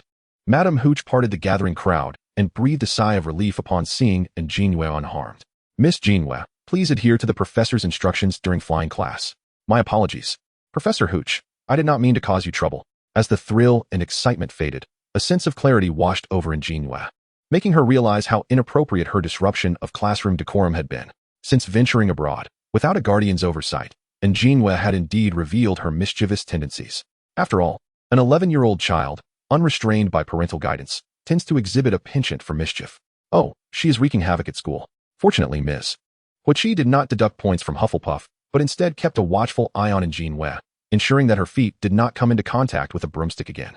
Following the flying lesson, the exploits of Hufflepuff's Chinese students riding broomsticks briefly eclipsed her earlier misadventures involving Snape and the loss of points for the savior. Becoming the new sensation within the school, Cedric, who had not encountered the girl all morning, could not help but chuckle upon hearing the tales, finding them absurd yet amusing. In an instant, the vivid image of the girl appeared in his mind, and he could envision her standing atop a broom, her smile radiant. With a smile gracing his lips and tenderness in his eyes, Cedric quickened his pace, suddenly overcome by an urge to see An JinYue as soon as possible. However, he completely missed the girl he had been longing to see. Upon arriving at the Great Hall, he was informed that An JinYue had left with her friends. Disappointed, Cedric mechanically consumed the food on his plate, recalling how An JinYue had laughed and chatted with Wood earlier that morning. She had so many friends. Did that mean they were not friends? The clinking of his cutlery against the plate echoed in the silence as he forcefully sliced his steak. The female students who had been observing Cedric could not help but speculate about the reasons for the gentleman's foul mood. In truth, Cedric could have encountered An JinYue had he arrived just 5 minutes earlier, though he remained blissfully unaware of this fact. Chapter 10. The obsession of the Huaxia people. Half an hour prior, Hannah and Sophia had escorted An JinYue to the Great Hall, their passage under the scorching gazes of many who seemed eager to engage her in conversation. Experiencing the thrill of being in the spotlight, An JinYue quipped, "This fortune is yours. Do you want it?" At the sorting ceremony, many had paid attention to An JinYue due to her beauty, but now it was her legendary exploits that captured their interest. Beautiful appearances are commonplace, yet intriguing souls are rare as a gem. Everyone wished to befriend An JinYue. Had she been older, some might have even sought her as a romantic interest. After overcoming numerous obstacles, An JinYue, along with Hannah and Sophia, finally broke free from the throng. Upon entering the Great Hall, Harry waved at her, beckoning her to come over. Hannah and Sophia, feeling unfamiliar with the savior, retreated to their Hufflepuff seats. Thus, An JinYue found herself sitting alone among a pride of lions. The little lions welcomed her with extraordinary enthusiasm, eager for her to recount her flying lesson adventures firsthand. Harry quietly poured a glass of milk and placed it beside her, adding some food to the plate in front of her, attending to her needs with the care one might show a child. Hermione, observing this tender display, could not suppress a smile, her expression one of bemusement. Turning to see Ron, his face smeared with grease, frowning in disgust, she thought, "Oh, Harry, You are simply like a little angel." Just as An JinYue felt a pang of thirst, she noticed the milk Harry had poured for her. Harry's cheeks flushed as he shyly smiled at the girl. An JinYue pulled out a handful of candies from her pocket, which she had somehow acquired, and offered them to Harry and his friends. Hermione declined the generous gesture, citing her dental issues, while Ron seized the opportunity to collect all the sweets when Harry was distracted. The enchanting scene transformed this clear water into exquisite wine. What was Simon planning to do with that cup of liquid? An JinYue asked, puzzled, as she observed Simon casting spells upon a glass of water. Turning it into wine is merely the beginning. Harry's words trailed off when a loud bang interrupted him. A puff of black smoke wafted into the air. Turning to look, they found Simon covered in soot, his expression one of bewilderment. Laughter erupted from the little lions around them. Just then, an owl swooped into the hall, delivering mail, and everyone eagerly reached out to catch their respective parcels. With no relatives in the UK and too far from home, An JinYue and Imogen Rue unceremoniously indulged in their snacks. Harry, curious, picked up the wizarding newspaper that Ron had left aside and began reading it aloud to An JinYue. Meanwhile, the others teased Neville about receiving a memory ball.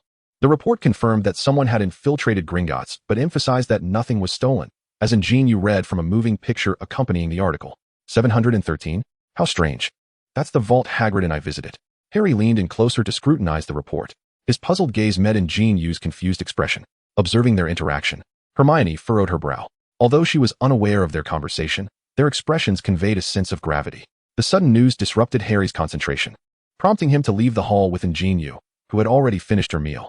In the afternoon, An JinYue endured the nearly 90% lethargy-inducing lecture from Professor Binns on magical history and encountered the excitable Professor Flitwick, who insisted she demonstrate her Chinese spells. One was a professor nearly sent away during the sorting ceremony, while the other incessantly urged her to showcase her skills in class. Ultimately, her efforts earned Hufflepuff an additional 5 points. During dinner, An JinYue learned about Harry's exploits in flying class, where he had been exceptionally selected for the Gryffindor Quidditch team as the youngest seeker. Additionally, the twins were confined for provoking a professor.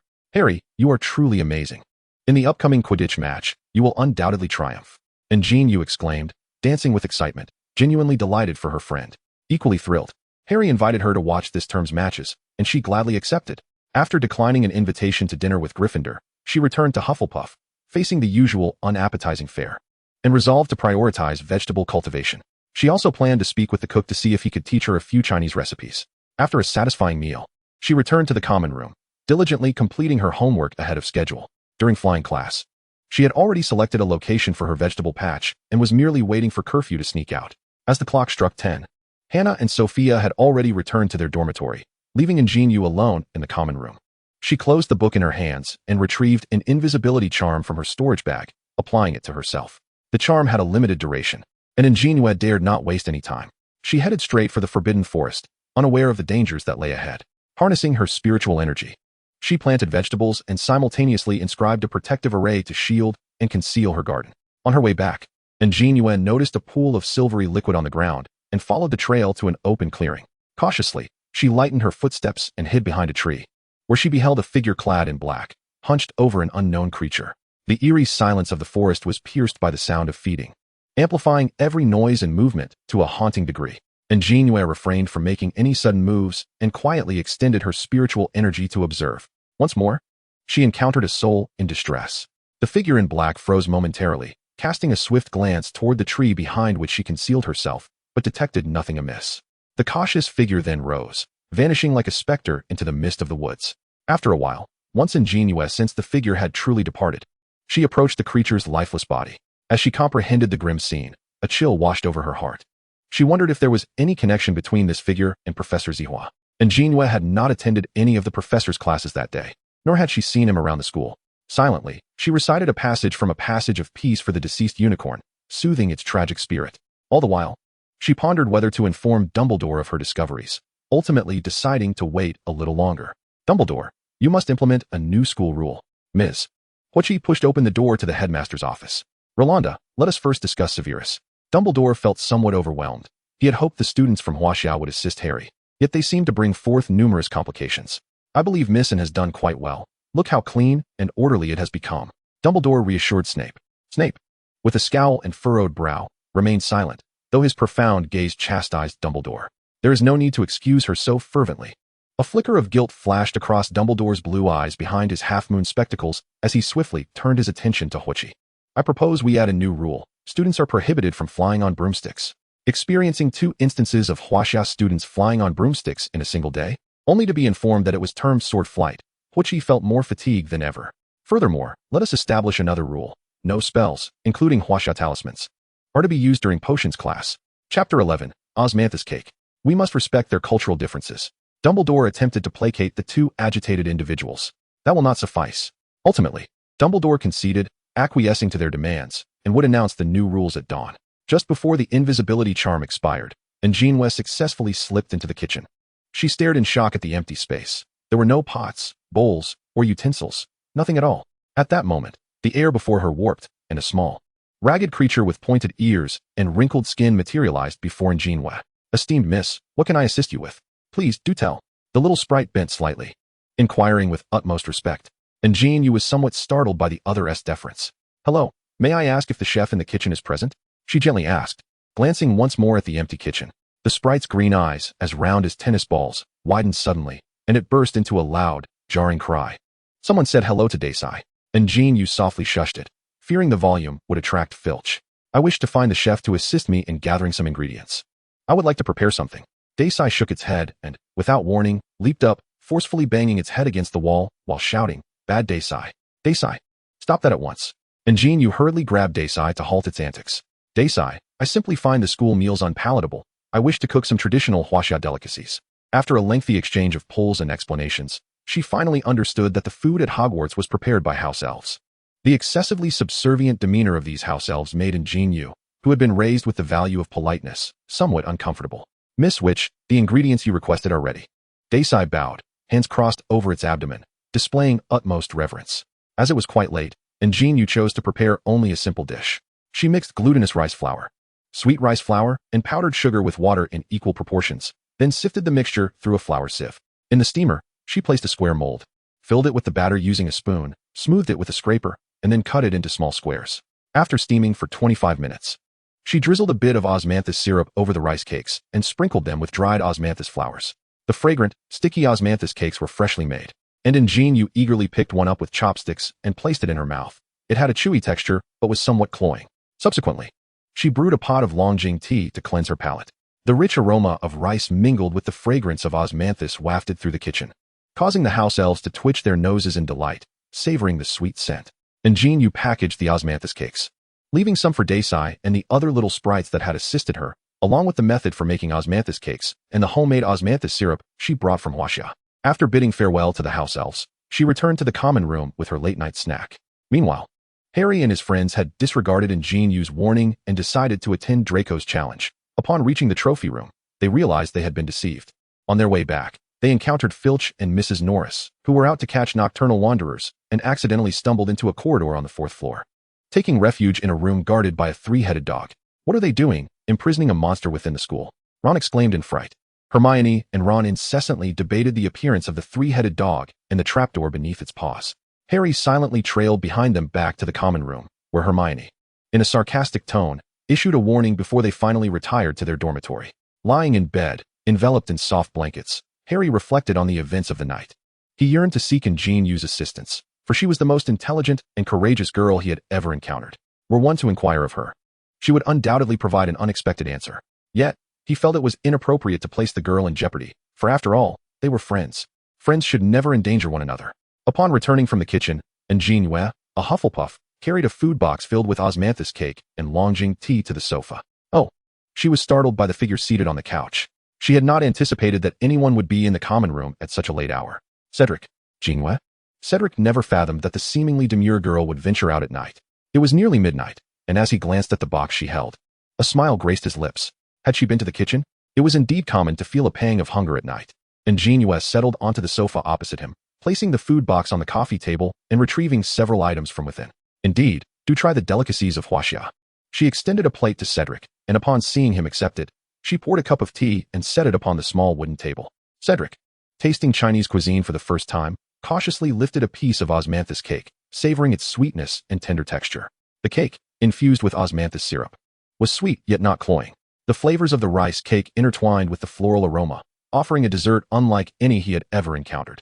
He took a sip of tea, allowing the warm liquid to swirl in his mouth, filling his senses with fragrant richness.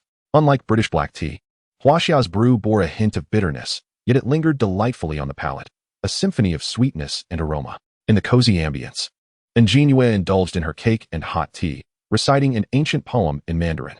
Cedric, intrigued by the peculiar intonation, inquired about its meaning. The firelight from the hearth softened her lovely features, illuminating her eyes that seemed to hold the vastness of a starry sky. In the warmth of the room, the crackling fire provided a soothing backdrop as her gentle voice tenderly explained the verses to him. The scene before Cedric instilled a sense of relaxation and comfort within him, liberating him from the mental strain of navigating the complexities of politeness with strangers. There was no need for forced smiles or the relentless pursuit of his father's approval in mastering the art of gentlemanly conduct. Perhaps this was the ease and authenticity that came with being in the presence of a friend, as he languidly reclined against the sofa. Gazing at the blissful young girl across from him, his eyes brimmed with tenderness and affection, and his lips involuntarily curled into a smile. He was unaware of how markedly different his demeanor towards An JinYue was compared to his other acquaintances.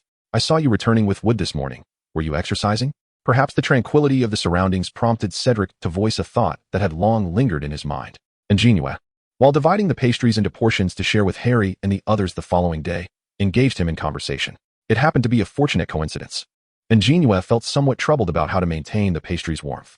Using a charm seemed wasteful, particularly as she had brought only a limited number of such charms to England, and had already utilized many since the start of the term. The landlord's pantry was running low. Upon noticing her distressed expression, he inquired, "What is the matter?"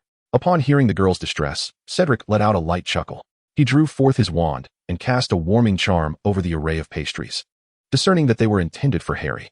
"You and Harry share a remarkable bond," he remarked casually. "Indeed, he is my very first friend at Hogwarts." The girl's eyes sparkled brightly at the mention of Harry. However, as Cedric listened to her words, an overwhelming bitterness surged within him, as if an invisible hand had grasped his heart, causing his previously uplifted smile to falter and the light in his eyes to dim. Chapter 12, The Everyday Drama. "You are also a dear friend to me, Cedric," the girl's cheerful voice rang in his ears. Such was the enchantment she possessed. A single utterance from her could send his emotions spiraling like a roller coaster. He gladly assisted An JinYue in tidying up and gently reminded her to retire early. The noisy first day of school finally came to an end beneath the high-hanging moon. An JinYue quietly returned to the dormitory, cautious not to disturb the already slumbering Hannah and Sophia. "Good morning, Harry." "Good morning, you." Harry continued to poke at the bread on his plate, while she cast an inquiring glance at Hermione, wondering what had transpired. With a guilty shake of her head, Hermione remained silent. "Where's Ron?" Without an answer, An JinYue settled beside Harry, scanning the room for the red-haired boy. "No idea." She produced the osmanthus cakes she had prepared the previous day and offered them to Harry and Hermione. "P.S. Missing out on a fortune. This is a delicacy from Huaxia. Do give it a try." Both Harry and Hermione expressed their gratitude and, after tasting the treats, voiced their loud admiration. Harry even poured forth every compliment he had ever learned, an experience he had never encountered before. Since arriving at Hogwarts, he had discovered that his parents were magnificent and valiant wizards. He had donned new clothes for the first time. He had made good friends. He had eaten his fill. And it was also novel. As a multitude of thoughts swirled in his mind, Harry gazed at the girl's retreating figure as she made her way towards Hufflepuff, secretly vowing to cherish their friendship. Hermione, with a knowing smile, observed everything in silence. What a sight. Suddenly, Ron burst into the room, exclaiming loudly as he plopped down beside Hermione. "I'm telling you, after eating the sweets An JinYue gave us last night, I burned a hole in my tongue. She tricked us with those twin prankster candies." Upon noticing the plates of white square cakes before Hermione and Harry, Ron halted his complaints and asked incredulously, "What is this?" "Moon sent these Huaxia pastries. Would you like to try some?" "Absolutely not. I will never eat anything she offers again." Ron vehemently shook his head, expressing his strong refusal. "Osmanthus cake." An JinYue reached over to take a piece from Harry's plate, causing Harry to grip his fork tightly. He understood all too well what was happening and awkwardly made his way to sit with the twins. He had been spending quite a bit of time with them lately. Fred and George were natural-born pranksters, always brimming with bizarre ideas. The combination of the Mo family's mechanisms and the twin schemes seemed a match made in heaven. An JinYue believed they could even open a shop that would surely flourish. Upon returning to the academy, An JinYue was oblivious to the fact that she had mistakenly gifted the sour candies sent by the twins to Ron, inadvertently causing him to seek Madame Pomfrey's assistance for his injured tongue early that morning. The first class of the day was the eagerly anticipated defense against the dark arts lesson with Professor Lupin, for whom she had prepared a splendid surprise. Professor Quirrell, perpetually shrouded in his hood, exuded an indescribable odor reminiscent of a stone from a northeastern rural pickling vat, both foul and pungent, akin to a strong garlic scent. An JinYue had long since imbued her eyes with magical energy, using the opportunity of class to observe Professor Quirrell closely. He mistakenly believed her to be a fervent learner, stammering as he awarded Hufflepuff 2 points in gratitude for her participation. During the break, seizing the chance to ask questions, An JinYue discreetly folded a spirit-cleansing talisman into a triangular shape and tucked it into the folds of Quirrell's hat. It was said that he never removed his hat, rendering it the safest place for her talisman, ensuring it would not fall out. The purpose of the talisman was to purify malevolent spirits. If an evil spirit resided within Quirrell, the talisman would gradually diminish its power over time, ultimately leading to its purification. At noon, An JinYue stealthily slipped out of the castle to tend to the garden she had drawn the day before, watering the herbs and vegetables. "Good day, Hagrid." On her way back to the castle after completing her gardening duties, she encountered Hagrid, the last time being during the freshman orientation. "Good day, missin." Hagrid soothed his dog, who was eager to greet her, and inquired, "Would you like to come in for a cup of hot tea?" Hagrid led An JinYue to his cozy hut, offering her a cup of steaming tea alongside a rock cake of his own making, a fittingly named treat that was nearly impossible to bite into. Silently stowing the cake in her bag, she presented the remaining pastries to Hagrid, which were, as always, met with his enthusiastic praise. They exchanged insights on pet care within the quaint wooden abode, and after sufficient rest, An JinYue expressed her intent to take her leave. Hagrid, reluctant to see her go, acknowledged the rarity of encountering a kindred spirit at school, someone who shared a passion for both animals and gardening. On the expansive lawn, Wood was explaining Quidditch to Harry, detailing the components of a Quidditch team and the various balls involved. As a bludger was released, Harry struck it expertly through the hoops of the statue. Applause erupted, and An JinYue clapped her hands in admiration, exclaiming, "Harry, your striking technique is commendable." Hearing her candid praise, Harry felt his cheeks flush with embarrassment, clutching his bat. Wood, lying on the ground, struggled to secure the bouncing bludger in its box. "Long time no see you. Quite honestly, I believe you would make an exceptional Quidditch player." Wood paused momentarily, then added, "Provided you ride a broomstick." Harry stifled a laugh at Wood's comment, though he refrained from expressing it openly, his shoulders shaking with suppressed mirth. With a frown, An JinYue said nothing and turned toward the castle. "Ignorant wizards.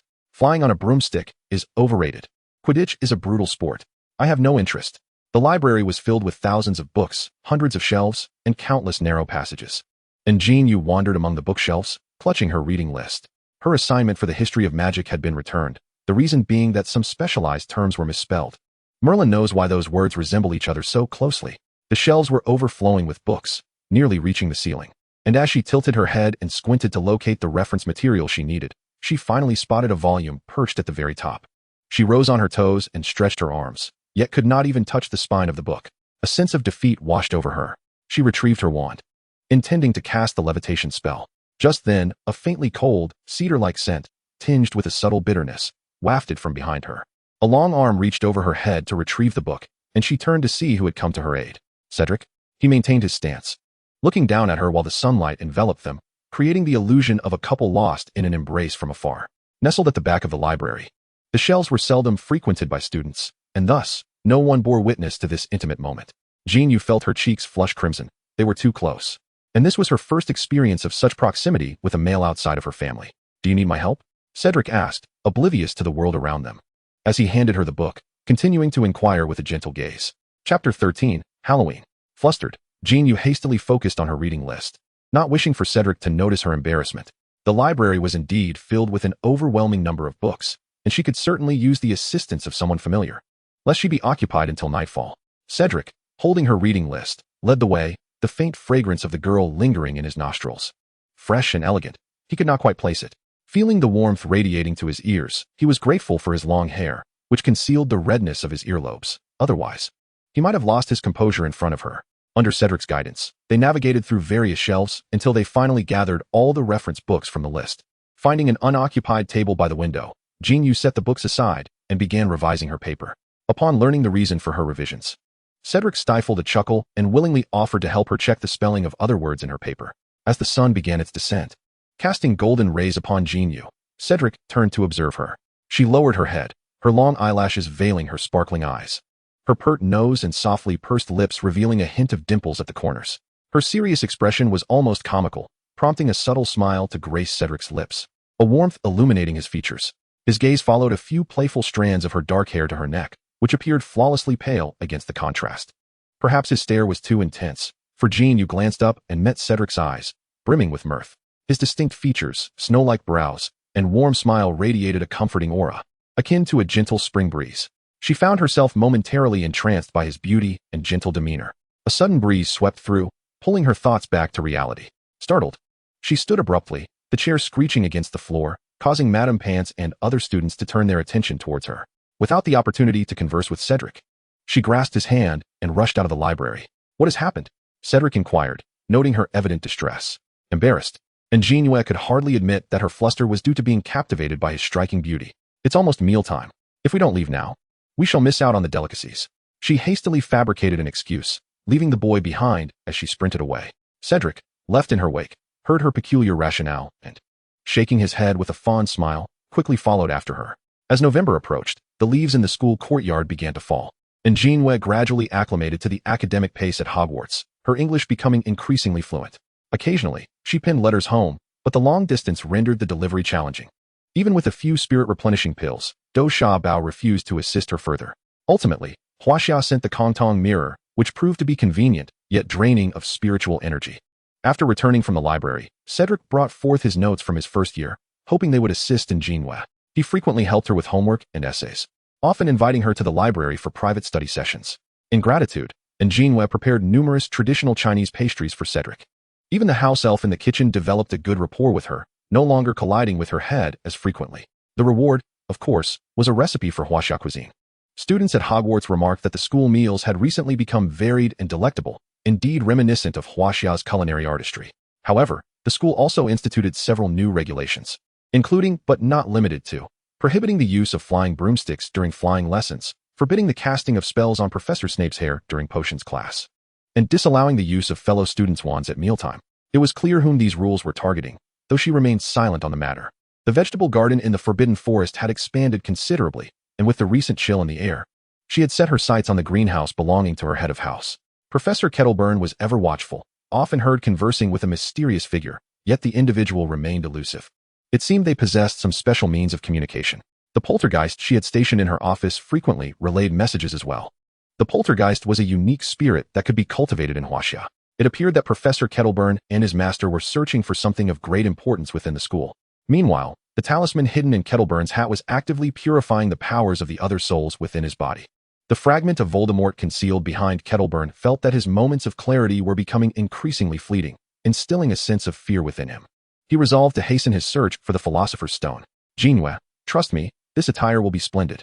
Today marked Halloween, a Western tradition. It was An JinYue's first experience of such a holiday, which bore similarities to the Ghost Festival in Huaxia, albeit the latter was never celebrated. Hannah and Sophia assisted her in selecting a Halloween costume, intending to dress her as a vampire, claiming that her black hair suited the vampire aesthetic perfectly. They even procured fake fangs from the twins, the kind that would bleed upon being pressed. In the mirror, a girl adorned in a Baroque-style court gown of red and black, embellished with crimson roses, stands poised. The voluminous skirt is held aloft by a petticoat, while lace decorates the neckline and cuffs. Her long, straight black hair has been transformed into cascading curls and is elegantly styled atop her head, crowned with a wide-brimmed black hat adorned with burgundy flowers. Delicate lace gloves of matching hues grace her hands. "Oh, today you shall undoubtedly captivate all the gentlemen present," exclaims Hannah, embracing An JinYue with excitement. Sophia nudges Hannah aside, presenting her dear friend with a petite umbrella in shades of red and black. One has donned the guise of an elf, while the other masquerades as a ghost, both steadfastly guarding her side. The two girls, gently pulling the bashful An JinYue along, venture forth to seek candies from the professor. "Oh, beautiful Miss Vampire," praises Professor Sprout, the head of their house, admiring her ensemble and even bestowing extra sweets upon the trio of charming girls. The three ascend to the second floor to find Professor McGonagall, encountering Cedric, also attired as a vampire, on the moving staircase.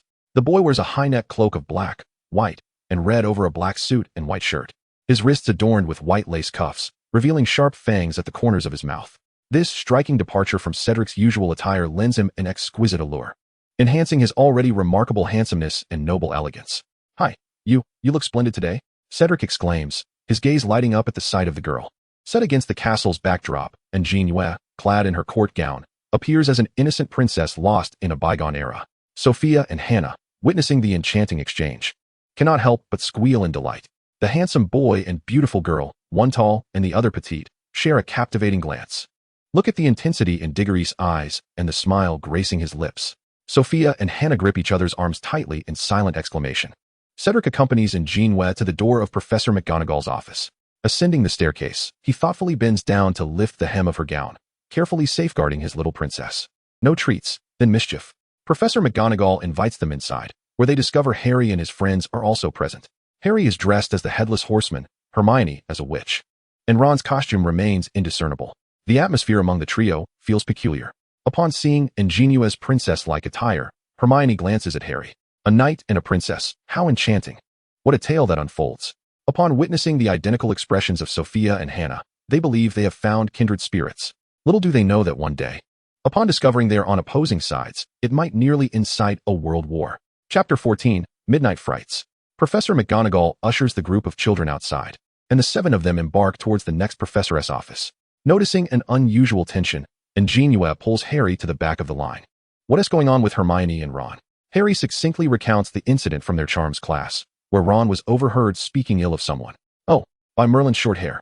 Has Ron's emotional intelligence been devoured by a troll? After the candy-collecting segment concludes, Hermione inexplicably vanishes. She searches the corridors for a long while, but to no avail. For the evening dinner, the students were required to don their robes. An JinYue found her dress to be overly intricate, and changing would consume too much time. So she reluctantly abandoned her search and returned to change clothes. On her way to the hall, she happened to overhear other students mention that Hermione was crying incessantly in the girls' restroom, requesting to be left alone. Perhaps solitude was what she needed at that moment. So An JinYue decided to bring Hermione some food, intending to check on her once her emotions had calmed.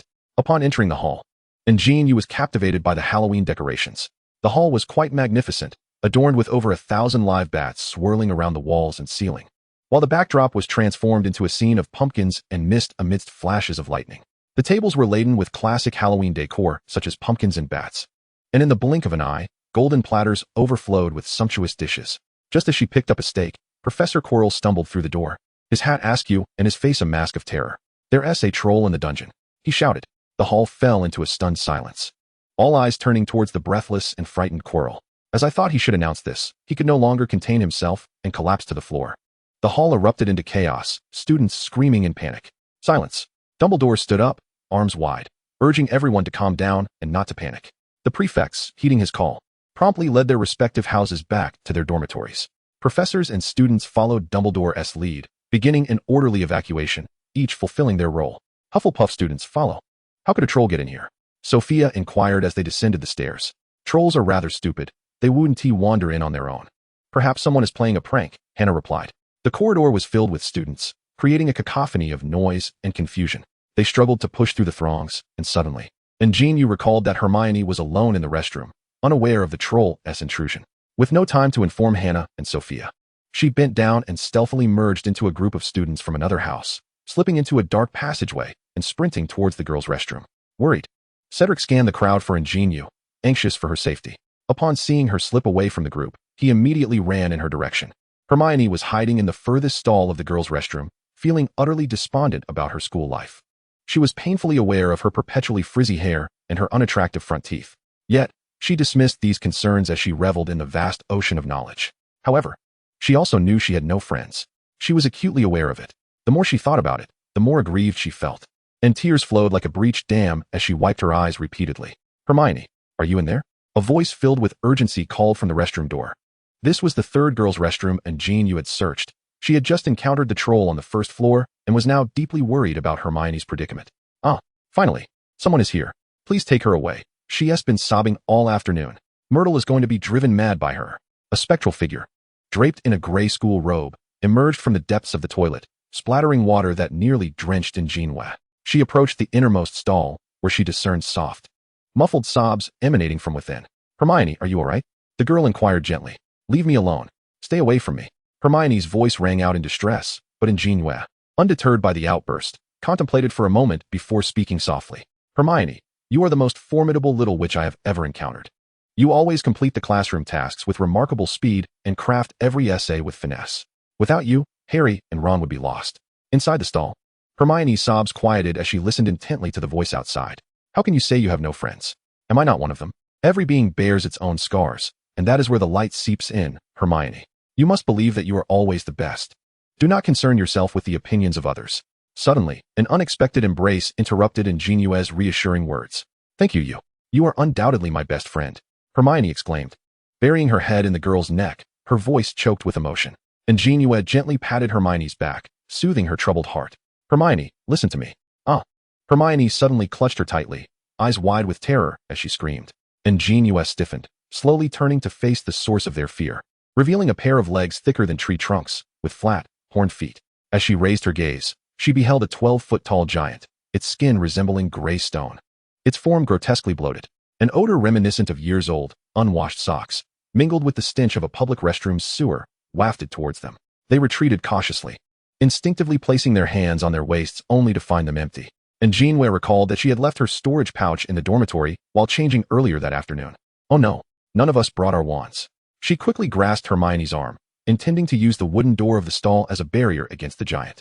However, the creature, noticing their movement, raised a wooden club and swung it with great force, shattering the door to splinters.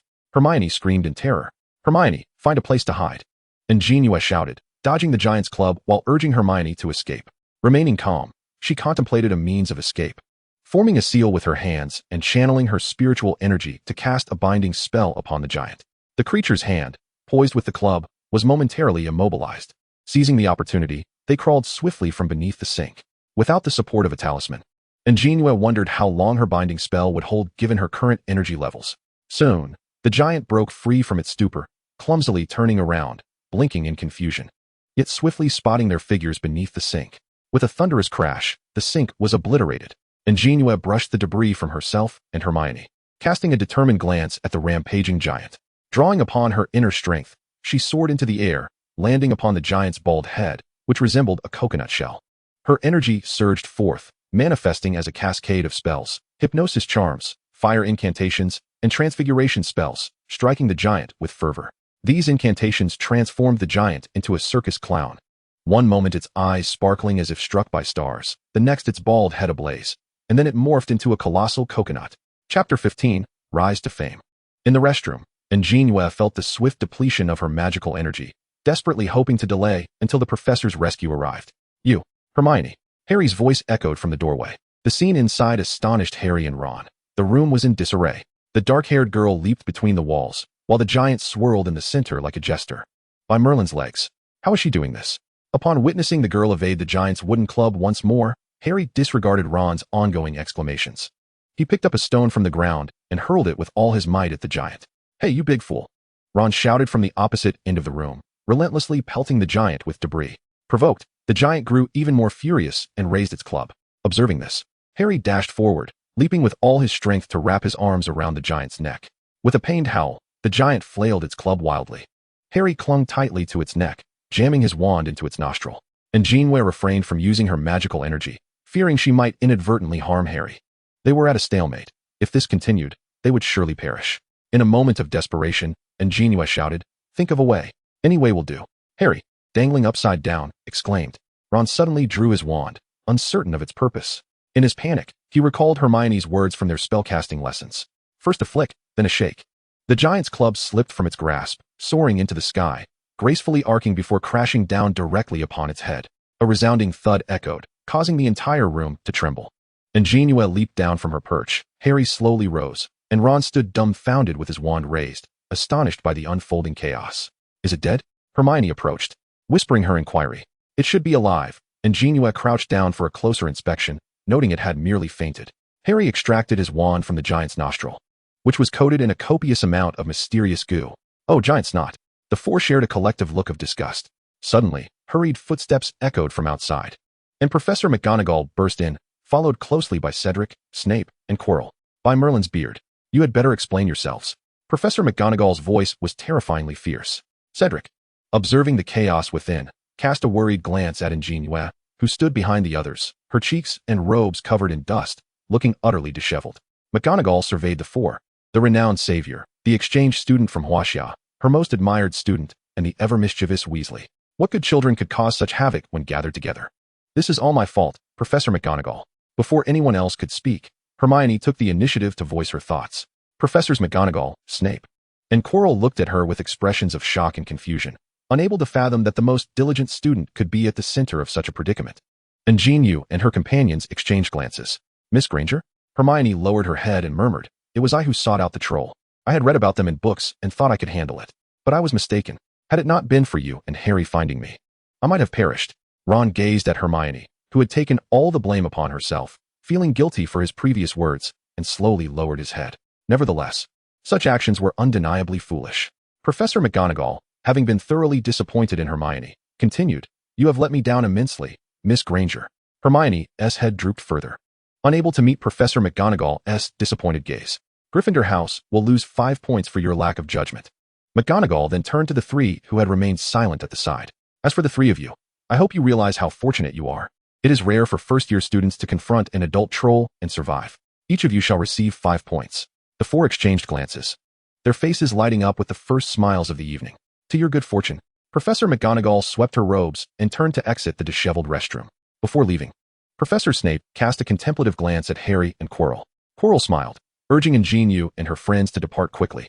The group walked silently down the corridor, the only sound being the hurried patter of their footsteps. "Thank you for rescuing us." Ron was the first to speak, having contemplated for some time how to express his apologies and gratitude.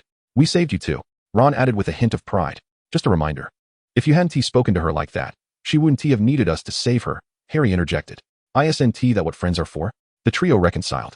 At the moving staircase, the five parted ways, as their houses were in different directions.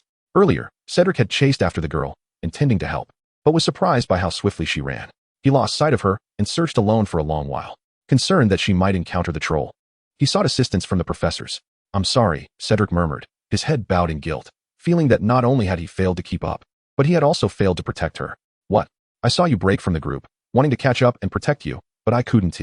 Cedric refrained from voicing the last part, burdened with self-reproach. Yet she understood. The boy felt remorse for not safeguarding her in time.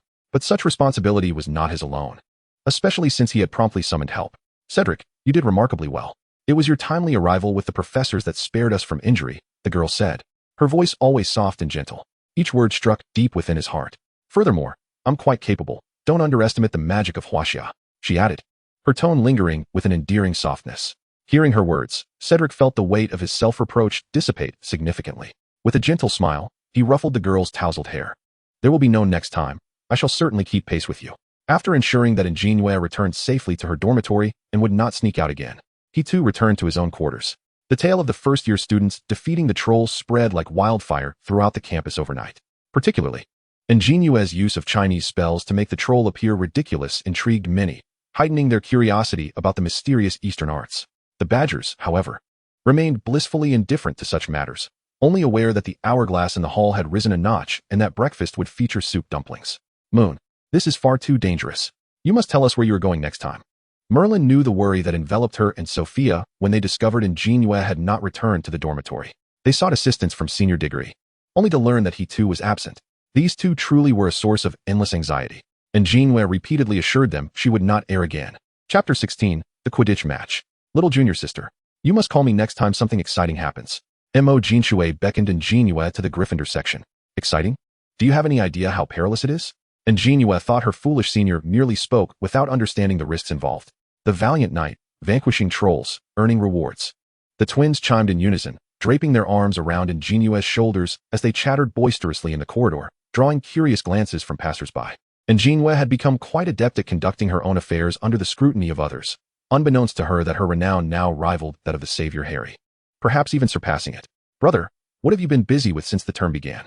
And JinYue realized it had been quite some time since she last encountered her younger senior and was curious about his mysterious activities. She had initially intended to discuss Professor Quirrell with Mo Jinshue, but could not locate him. The secrets of heaven must not be divulged. Mo Jinshue feigned a profound demeanor, stroking his imaginary beard. And JinYue rolled her eyes and stuck out her tongue, making a face before darting away. The incident with the troll gradually faded from the students' daily lives, and time passed monotonously. As November approached, the weather turned frigid, the mountains surrounding the campus became bare, and a thin layer of ice formed on the Black Lake, with white frost covering the ground each morning. Having completed her sword practice early today, An JinYue recalled that Harry had been training on the Quidditch pitch for the past few weeks, so she hurried over to find him. Dressed in a red rabbit fur cloak to ward off the cold, the fluffy white collar accentuated her petite and charming visage. causing Harry's cheeks to flush upon seeing her. "Moon, what brings you here?" Harry exclaimed, a cloud of white breath escaping his lips. "I came to see how your training is going." After spending considerable time with Wood, An JinYue had come to understand the Gryffindor captain's fervor for Quidditch, which bordered on obsession. She suspected that Wood intended to dedicate his entire life to the sport. Were it not for the upcoming match between Gryffindor and Slytherin next week, Wood would have treated An JinYue as a covert operative. Harry expressed that, although the entire school was already aware of his new role as Gryffindor Seeker, Wood still kept him under wraps, viewing him as a secret weapon and intensifying his training. During this rigorous preparation, Harry also had to find time to complete his assignments, thanks to the assistance of Ron and Hermione. With the match looming next week, Harry's cheeks flushed as he stammered, "I mean, you will be coming, right?" "Of course. I wouldn't miss your first match for the world." And JinYue replied without hesitation, having prepared a gift for Harry. On the day of the match, both Gryffindor and Slytherin were making preparations for the afternoon contest. Harry was somewhat anxious, incessantly poking at the bacon on his plate. "Good luck, Potter." Professor Snape limped over to Gryffindor's long table, offering his peculiar blessing to Harry. Harry felt that this was not a blessing at all, but rather a sarcastic remark. Indeed, Snape continued with his sardonic antics as he hobbled away. "What happened to Professor Snape's leg?" And JinYue inquired in a hushed tone, observing his limping form. Meanwhile, Harry muttered to himself, "No wonder he's bleeding." And JinYue looked even more puzzled, and after a moment of hesitation, Harry shared his suspicions about the events of their last nocturnal escapade. "I suspect Snape let the troll in." After hearing Harry's analysis, she pondered how Hogwarts seemed to be riddled with secrets, with every professor harboring their own. However, she questioned why Professor Snape would venture to that room. To be honest, if it were Professor Quirrell, and JinYue felt it would be plausible, as he was indeed searching for something. Harry, increasingly engrossed in his deductions, was convinced that Snape must have intended to steal something. And JinYue believed there were too many uncertainties surrounding this matter, making it ill-suited for current discussion. At that moment, a white owl flew in through the window, clutching a long, cylindrical object in its beak, and dropped it before Harry, the package meticulously wrapped. "I've never received a package before. Let's open it," Ron suggested eagerly. The four friends unwrapped the parcel to discover a brand new broomstick. "It's a Firebolt 2000, the fastest and latest model," Ron shouted in excitement. As if the gift were intended for him, Harry instinctively glanced towards the staff table, locking eyes with Professor McGonagall, who was gently stroking Hedwig, and they exchanged a knowing smile. Just before Harry took to the field, and JinYue secretly approached the changing room to find him, placing a triangular talisman in his jacket pocket. "This is a good luck charm," she said, patting Harry on the shoulder before turning back to the stands. Harry felt the charm in his pocket, a warm sensation radiating from it, touching him deep within his heart. Today's match was between Gryffindor and Slytherin, with fewer students from other houses present. As Hannah and Sophia headed to the library, and JinYue was enthusiastically ushered into the Gryffindor seats by the eager little lions. Ms. Hooch blew her silver whistle, and 15 broomsticks soared into the air, the crowd erupting into cheers as the match commenced. Commentator Jordan continually injected his personal biases into the commentary, receiving multiple admonishments from Professor McGonagall. "Jordan, my apologies, Professor." With a telescope in hand, and JinYue remained vigilant. Her gaze fixated on the arena, where the competition had reached a fever pitch, with Gryffindor momentarily in the lead. However, Slytherin, seething with indignation, resorted to cunning schemes and repeated fouls. The young lions rallied with fervent cheers for their teammates. Suddenly, An JinYue, who had been closely observing Harry, noticed that his broom seemed to be malfunctioning, attempting to throw him off several times. It soon became evident to all. "Harry, who is playing tricks?" An JinYue exclaimed. "It can only be dark magic that disrupts a flying broom," Hagrid explained. Upon hearing this, An JinYue quickly scanned the crowd with her telescope, finally spotting two individuals at the professor's table, muttering incantations, Snape and Quirrell. Although Harry had previously suspected Snape of foul play, An JinYue's own investigation led her to believe that Quirrell was the more likely antagonist. A typically timid, unremarkable professor, often overlooked and scorned, seemed the perfect candidate for an undercover agent. Based on prior information, she surmised he was the true instigator behind the chaos. But what was Snape chanting? "It's Snape!" Hermione shouted, raising the telescope, only for Ron to snatch it away and take a look himself. Harry's situation on the field grew increasingly perilous, with Slytherin having overtaken Gryffindor significantly, and several players were injured. "What shall we do?" "Watch me," Hermione declared, sprinting away with her wand drawn. And JinYue hurried after her, attempting to deter Hermione's impulsive actions. Puzzled, Hermione glanced at her, and An JinYue placed a finger to her lips in a shushing gesture, as they concealed themselves beneath the professor's table. With a mischievous grin, An JinYue stealthily affixed a jinx of misfortune to Quirrell's hat using her magical prowess, and then produced a small contraption previously studied by An JinYue, placing it beneath Quirrell's seat. Hermione observed An JinYue's actions, all targeting Quirrell, her mind brimming with questions. Yet she swallowed her curiosity, considering the current circumstances. The jinx of misfortune, as its name suggests, would bring calamity upon its victim. The extent of the misfortune depended on the individual's character, ranging from minor inconveniences like getting food stuck in one's teeth or tripping while walking, to more severe incidents such as being struck by a car or falling into a toilet. As for the contraption, well. Chapter 17, Exchange of Information. After pulling Hermione away, An JinYue activated the device with her magical energy.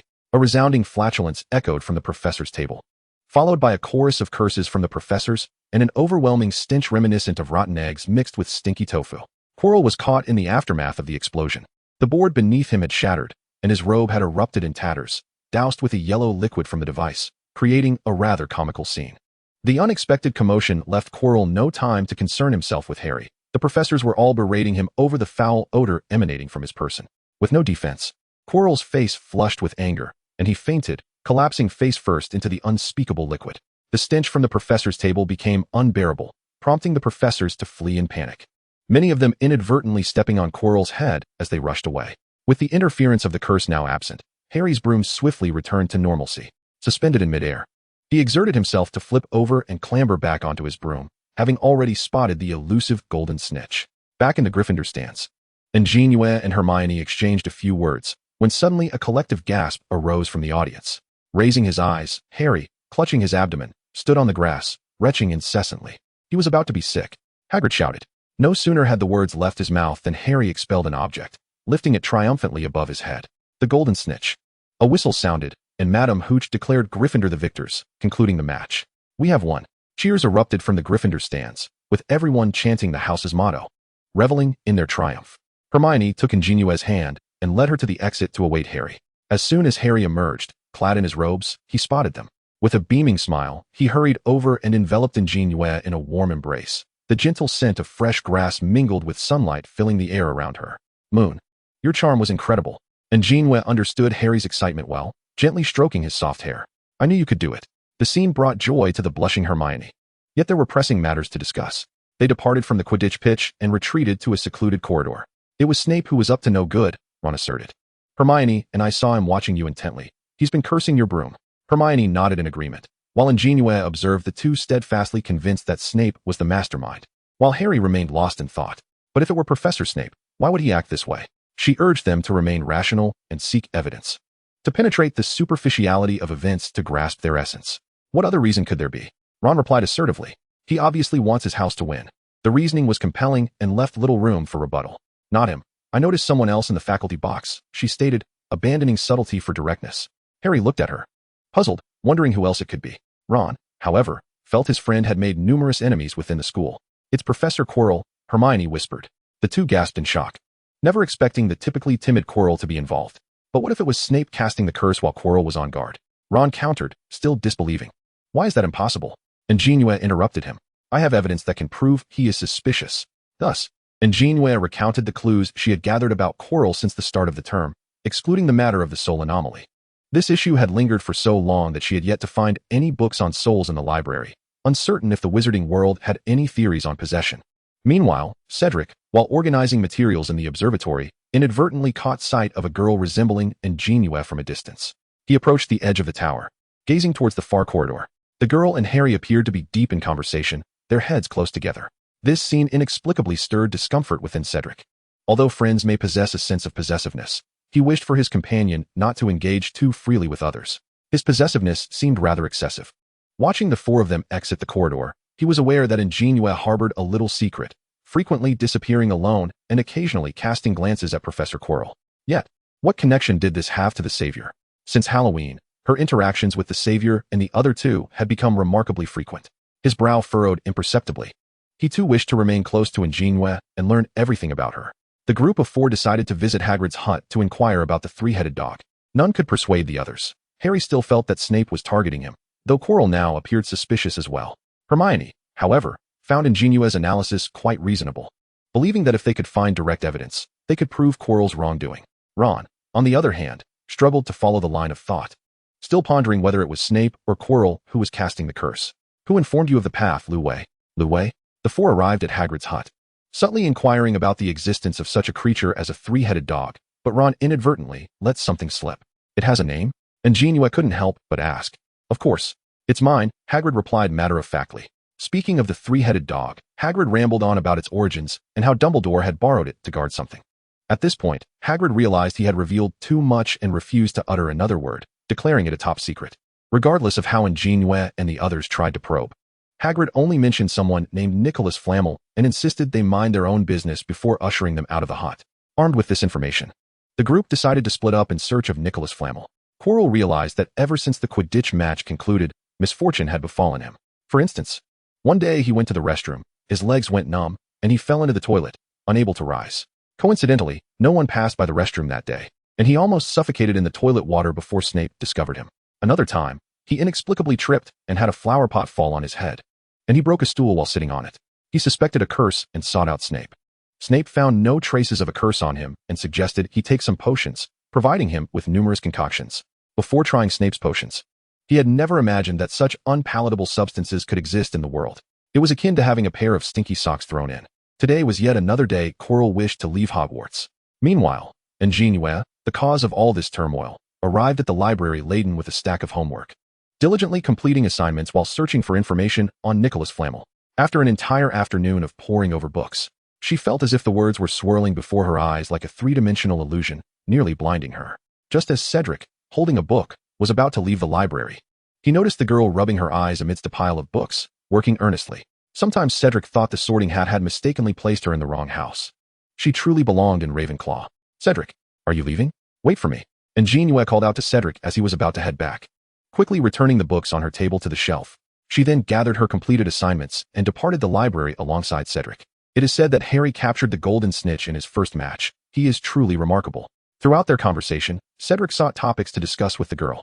Despite their familiarity, he realized that their only shared subject was the Savior. It seemed they possessed no unique topics of their own. Indeed, he is truly exceptional.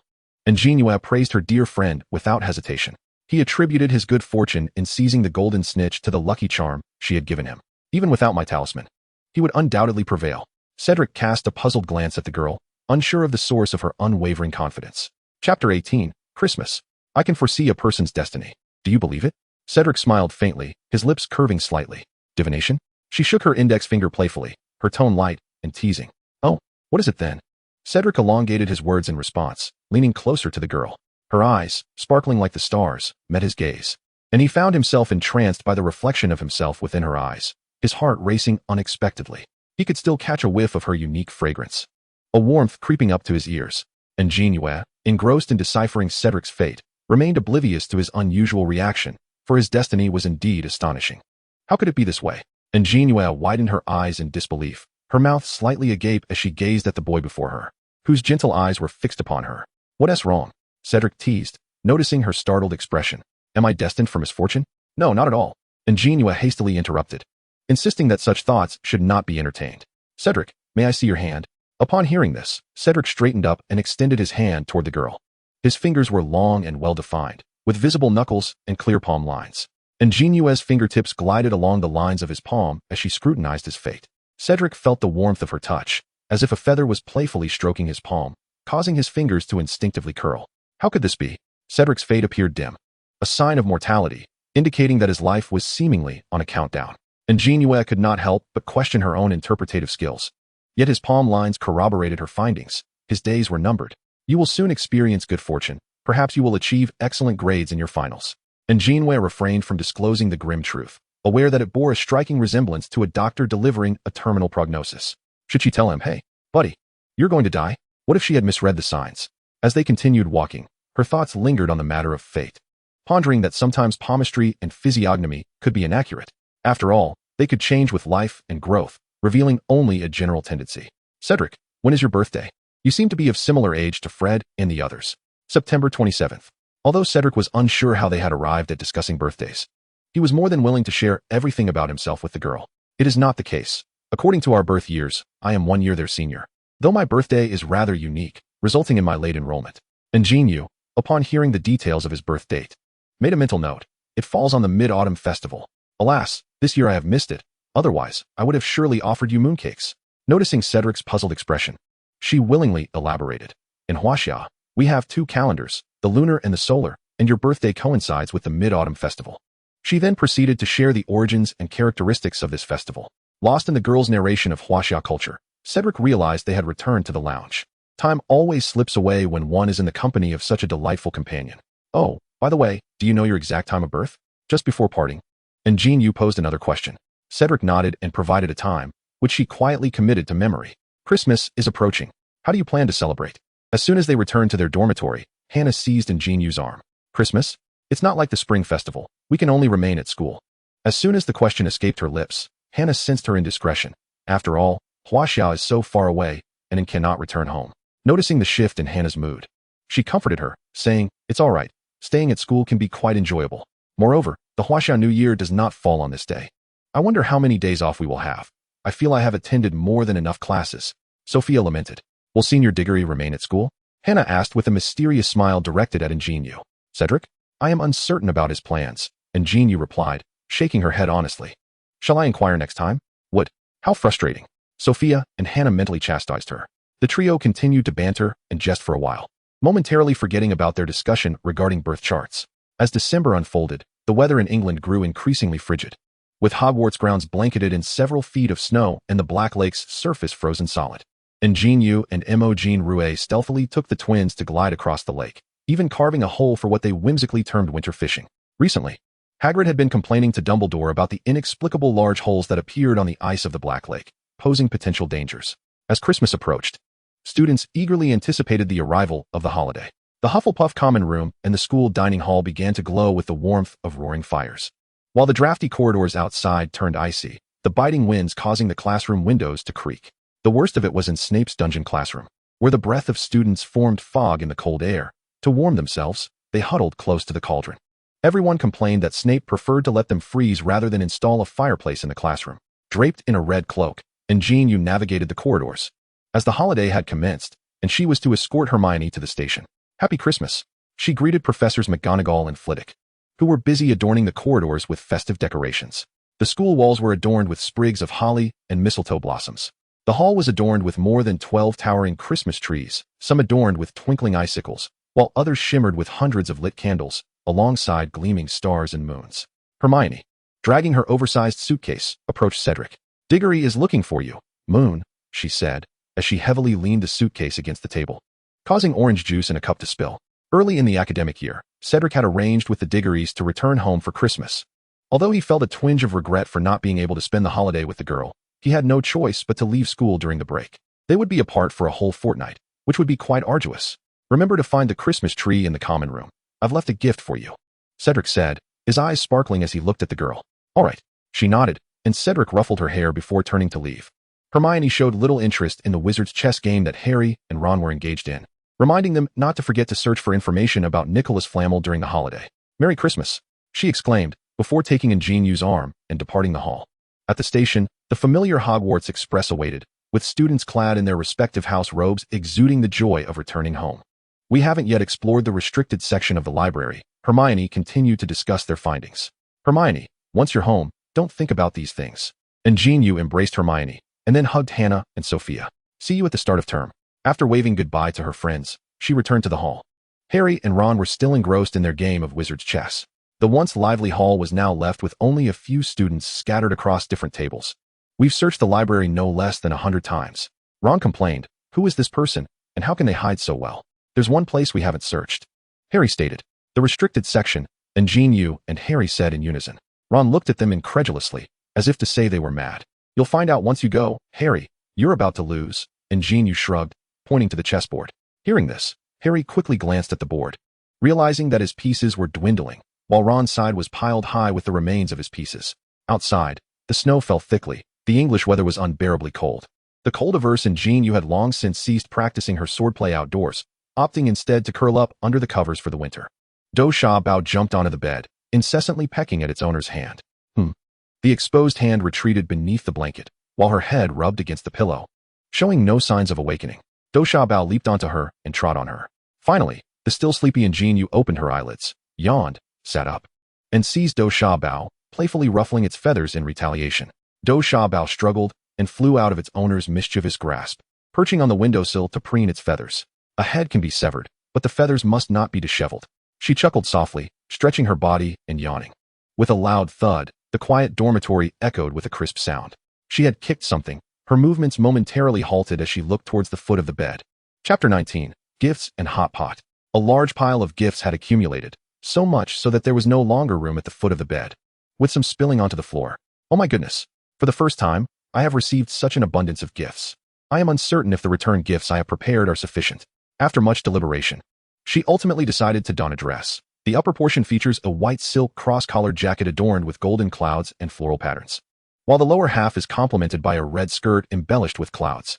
Her long hair is styled into a spring dawn bun, with the remaining locks cascading down her back. At the center of her hairdo rests a crown of blue-glazed pearls, with 2 pearl hairpins on the left and a blue-glazed phoenix hairpin on the right. An JinYue settled cross-legged on the floor to commence unwrapping the gifts. Beginning with the one from Hermione. The package, adorned in red and yellow, is square and very much reminiscent of Gryffindor. Upon unveiling it, she discovers a bilingual travelogue of wizards. The gift she prepared for Hermione was a newly published compendium of spells, previously acquired from Lehan Bookstore. Next came the gifts from the Weasley family. Why refer to them as a family? For she received 3 packages, each signed by a Weasley. These included Ron's Birdie Bots every flavor beans and chocolate frogs, the twins' homemade prank props, and a white sweater knitted by Mrs. Weasley, emblazoned with a large letter. Her gifts were rather similar. A selection of traditional Chinese pastries for Ron, and for the twins, some trick candies such as licorice whips and bacon-flavored soda. From Mrs. Weasley's letter, An JinYue learned that the twins and Ron had frequently mentioned her and An JinYue in their correspondence home, sincerely inviting her to visit their modest abode. Setting the letter and sweater aside for later response, she continued to unwrap the gifts. Harry had gifted her a necklace fashioned in the likeness of the Golden Snitch, accompanied by a card commemorating their first championship victory. In return, she had presented Harry with a Quidditch set, complete with a helmet, wrist guards, and more. Even Mrs. Diggory had sent a Christmas gift, a pot of roses she had cultivated herself. Surprised and delighted, An JinYue placed the flowers on the windowsill, intending to express her gratitude to Mrs. Weasley in her return correspondence. Hannah had gifted her a gemstone necklace, while Sophia presented a famous Muggle perfume. In return, An JinYue offered Hannah and Sophia a complete set of traditional Chinese hanfu along with matching accessories. Additionally, there were feather quills and ink from some classmates she was less familiar with, which seemed to be a common gift among everyone. Curious about what Cedric might present, she made her way to the Christmas tree in the common room, where she discovered a yellow package. Inside was a silver bracelet adorned with a lotus flower. She found such delicate trinkets to be utterly charming, slipping it onto her wrist immediately. The box also contained a card, elegantly inscribed in a delicate script. Though they had known each other for a short time, he seemed to understand her preferences remarkably well, as the gift was perfectly suited to her taste. Finally, having unwrapped all the gifts, An JinYue began to prepare her return gifts. The red bean buns had already made several trips back and forth, truly exhausting. She had selected unique Chinese flower seeds, such as peonies, hibiscuses, and water lilies for Mrs. Diggory, including planting instructions and care tips with the letter. For Mrs. Weasley, she chose a silk embroidered screen as a desktop ornament. Additionally, she had prepared gifts for the professors, some traditional Chinese calligraphy artworks, and silk flower handkerchiefs. Aside from Snape and Chilo, as Snape possesses a herbal essence care set, Chilo does not. Ultimately, the gift was for Cedric, which she had been preparing since the onset of December, completing it only yesterday with her own hands. It was a sky blue sachet embroidered with dragon and auspicious cloud patterns, containing protective talismans and sandalwood. The choice of the dragon motif was based on the Chinese zodiac, as Cedric belonged to the year of the dragon.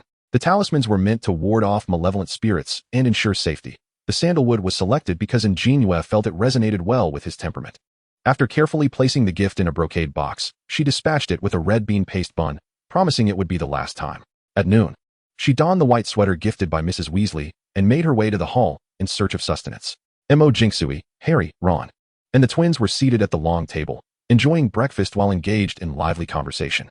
"Wow, that outfit is stunning," exclaimed one of the twins, who was the first to notice her entering the hall. Harry also turned to look. The girl appeared as if she had stepped out from an ancient painting, causing him to forget to chew his food. "Good morning. It seems you received a sweater from Mrs. Weasley too." An JinYue realized, upon hearing An JinYue's words, that everyone was adorned in sweaters crafted by the same talented hands. Harry wore a navy blue sweater, Ron sported a reddish-brown one, An JinYue donned a dark green, while George and Fred matched in color but differed in initials. "Your mother is truly gifted. She made so many sweaters, each tailored to suit everyone's characteristics," An JinYue remarked. Ron shyly smiled, while the twins placed their hands on An JinYue's shoulders, explaining that their mother had simply used a common household charm. You. Thank you for your gift. I adore it, Harry said, his lips curving upward with delight. Harry received a very cool gift. Ron whispered eagerly, leaning forward. It's an invisibility cloak. Everyone turned in astonishment towards Harry, who nodded in acknowledgement. It's my father's, he murmured, lowering his gaze. A hush fell over the table as An JinYue placed her hand gently on his shoulder, offering silent comfort. Harry's peripheral vision caught sight of a bracelet on the girl's wrist, something he had never seen before, perhaps a new acquisition. Today is Christmas. Are there any festivities planned for the evening? An JinYue swiftly redirected the conversation, avoiding the somber topic. Though he too was curious to see what the invisibility cloak looked like. There will be a Christmas dinner. The twins chimed in harmony, understanding An JinYue's intent. Is that all? This should at least feel like a celebration. How can there be no festive party? How dull. Upon learning that the so-called grand feast consisted of turkey and ham, her spirits sank even further. What a feast this is, An JinYue exclaimed, with An JinYue nodding in agreement. After discussing previous Christmases for a while, An JinYue suddenly had a brilliant idea. Why don't we have hot pot for dinner? Eating hot pot in winter, gathered around a furnace, is simply delightful, with delicious lamb, shrimp balls, and tripe. Her mouth watered at the thought. It had been ages since she last indulged in hot pot, and felt his cravings stirred as well, readily acquiescing. The others, having never tasted it before, unanimously expressed their eagerness upon hearing of this new culinary delight from Huaxia. However, furrowed his brow, questioning where they could procure the necessary ingredients. While procuring meat was straightforward, certain vegetables were not readily available here as they were in Huaxia. Leave it to me, smiled, her expression radiant with mystery. Harry and his companions were tasked with inviting the professors on campus to the evening's hot pot feast, while led to a secret garden to gather fresh vegetables. Impressive. Little junior sister, you certainly have hidden depths, remarked, admiring the well-tended vegetable patch. Let us strive to plant some in the school's flower beds in the future. After harvesting a generous amount of greens, they proceeded to the kitchen to wash them, also acquiring some meat from the house elves. As they prepared the hot pot base, suddenly realized that the pot brought from Huaxia was insufficient. A thorough search of the kitchen yielded no suitable alternatives, and just as she pondered her dilemma, an idea struck her. Meanwhile, having completed his preparations, entrusted the house elves to deliver the items to the grand round table in the hall by 8 o'clock. Turning back, he noticed the pot containing the hot pot base looked strangely familiar, as if he had seen it somewhere before. Chapter 20. The Mirror of Eris. The evening arrived swiftly, and upon entering the hall, Dumbledore was taken aback by the transformation. What had once been an empty space for sorting now featured a large round table adorned with several bubbling pots, some containing red broth and others filled with a clear broth. Dumbledore took his seat at the head of the table, awaiting the arrival of the others. Soon, the remaining professors trickled in, each wearing a look of bewilderment as they exchanged glances. All the professors, except for Snape, were present. Merry Christmas, professors, and her companions entered the hall and took their seats in turn. This is a traditional dish from Huaxia called hot pot, she explained, demonstrating the method of enjoying the meal. Here are the dipping sauces, which can be customized to individual tastes, including sesame paste. As the professors, guided by their newfound knowledge, began to add their preferred ingredients into the pot, some used chopsticks while others opted for forks. However, the fork proved somewhat inadequate for wider noodles and slices of meat, often resulting in missed opportunities. Put that down. That's my shrimp ball, Ron exclaimed, snatching the shrimp ball from S chopsticks with his fork. Senior brother, pass me the chive flowers. Can I have some potato slices? This what is it? Dumbledore pondered for an extended moment without recalling the word. It's hot pot, Professor quietly reminded him. Ah yes, hot pot. It's splendid and should definitely be included in the school's menu. Amidst the bubbling sounds of the hot pot, everyone savored the meal with great contentment. The warmth of the hot pot dispelled the chill within, while the twins engaged in a playful tug-of-war over the ingredients they believed the other had taken. Harry, being a skilled seeker, adeptly snatched slices of meat and placed them into S bowl. Dumbledore, I'm late. A somber voice echoed from the entrance of the great hall. Severus Snape, cloaked and commanding, entered with an air of authority, taking a seat among the vacant chairs. His penetrating gaze locked onto An JinYue, who felt an unsettling chill as if his eyes were conveying a foreboding message. Wait, your doom is imminent. She then turned her attention to the twins, who brazenly smiled back at Snape, oblivious to the gravity of the situation. Such a foolish assembly of young rascals. Snape, choosing not to engage further, redirected his gaze, fearing he might succumb to frustration. During the afternoon when the professors were invited, all had readily accepted, save for Snape, whose door they dared not knock upon. After much reluctant negotiation, the twins took it upon themselves to confront him. They mischievously tossed a foul-smelling object, accompanied by a note, into Snape's office, triggering an uproar of exasperated shouts that reverberated throughout the dungeons. The twins, recalling the incident, erupted into laughter, their shoulders shaking uncontrollably. Mr. Weasley, do you require a potion from my office? Snape seethed through clenched teeth. The twins immediately stifled their mirth, sensing the danger of further provocation. With a disdainful snort, Snape fixed his gaze upon the table before him. Wait, why does that cauldron look so familiar? A knowing smile crept across Snape's face as his eyes fell once again upon An JinYue, who had buried her face in her bowl, silent and fearful. Missin, who granted you permission to cook in my cauldron? He drawled, his tone laced with menace. The professors present hesitated, turning to the cauldron in the center of the table filled with an assortment of dishes, instinctively setting down their utensils. Professor Snape, Dumbledore interjected. Let's not dampen the spirits of our gathering. A cauldron can be used for a meal without consequence. With another dismissive huff, Snape reluctantly partook in the feast laid before him. As dinner approached its conclusion, guests leaned back, satiated and content. Let us engage in some games. The twins suggested with enthusiasm, eager to stir up some fun. Indeed, let us play tic-tac-toe. Genie proposed, producing a deck of cards. Tic-tac-toe. Confusion rippled through the attendees, even An JinYue, who had never encountered the term in her years in Huaxia. That's merely a colloquial term from the northeastern region. It's also known as playing poker, one of the twins explained, pulling out a few decks from his pocket. Very well, let us proceed with this. Dumbledore nodded in agreement, eyeing the cards. Since we are many, let us shuffle several decks together. He began mixing the cards while explaining the rules. There were no objections. As he was undoubtedly the only one familiar with the game, Snape opted out, finishing his meal and departing, accompanied by Quirrell. An JinYue, observing Quirrell with a contemplative gaze, noted their exit but decided that today was not the time for inquiry, as she had already arranged to meet Harry later in the evening to explore the restricted section for research. With the card shuffled, Genie presented a card depicting a face, declaring, "This one is not called. It is referred to as a hook." Why is that? Ron raised his hand, seeking clarification. Such is the nomenclature in the northeastern region, the twin responded, revealing another card adorned with a face. On the circle, it is the pointed one, the king. The little king, red and black jokers. Pair of 3, pair of pointed ones. In a spirited gathering, the game commenced with fervor. Dumbledore and others eagerly engaged, losing themselves in the excitement, unable to cease. Seizing the unfamiliarity of the rules, JinYue swiftly triumphed, amassing victories in the early rounds. However, it wasn't long before Dumbledore's dominance and the twins' synergy led to Mo's own share of losses, as he found numerous notes adorning his face. As the clock struck midnight, signaling the end of the Christmas feast, the group exchanged goodnights and retreated to their respective dormitories. Before departing, An JinYue cast a knowing glance at Harry, signaling a rendezvous at the library entrance shortly. The professors lingered in discussion, reminiscing about the evening's hot pot and card games. Truly, China is vast and bountiful. At 1 o'clock in the morning, Harry, draped in an invisibility cloak and carrying an oil lamp, arrived at the library's entrance. Is anyone there? He whispered softly. I am here. An JinYue navigated towards his voice, brushing against the smooth fabric. I cannot see you, Harry exclaimed, scanning the surroundings for the girl. I have applied the invisibility charm. We must enter quickly, as the charm has a time limit, she urged. Together, they ventured into the restricted section. The library cloaked in darkness and silence. They held their breaths, weaving through the aisles of books. As Harry opened a tome to inspect its contents, a roaring visage erupted from within, startling him into hastily closing the book. Alas, it was too late. Filch, alerted by the noise, approached. Who is there? He called out. Utilizing the invisibility effect, An JinYue and Harry dashed past him into the depths of the library, their escape haphazard and directionless. You wouldn't wish for a confrontation with me. Quirrell, a voice echoed from around the corner. Cautiously, they turned the bend to discover Snape pinning Quirrell against the wall. I do not comprehend your words, Quirrell stammered. You know full well, Snape retorted, pausing to direct his gaze towards An JinYue and Harry, extending his hand as if to grasp them. Harry, in fear, covered his mouth and retreated swiftly, while An JinYue remained curious about the unfolding confrontation between Snape and Quirrell.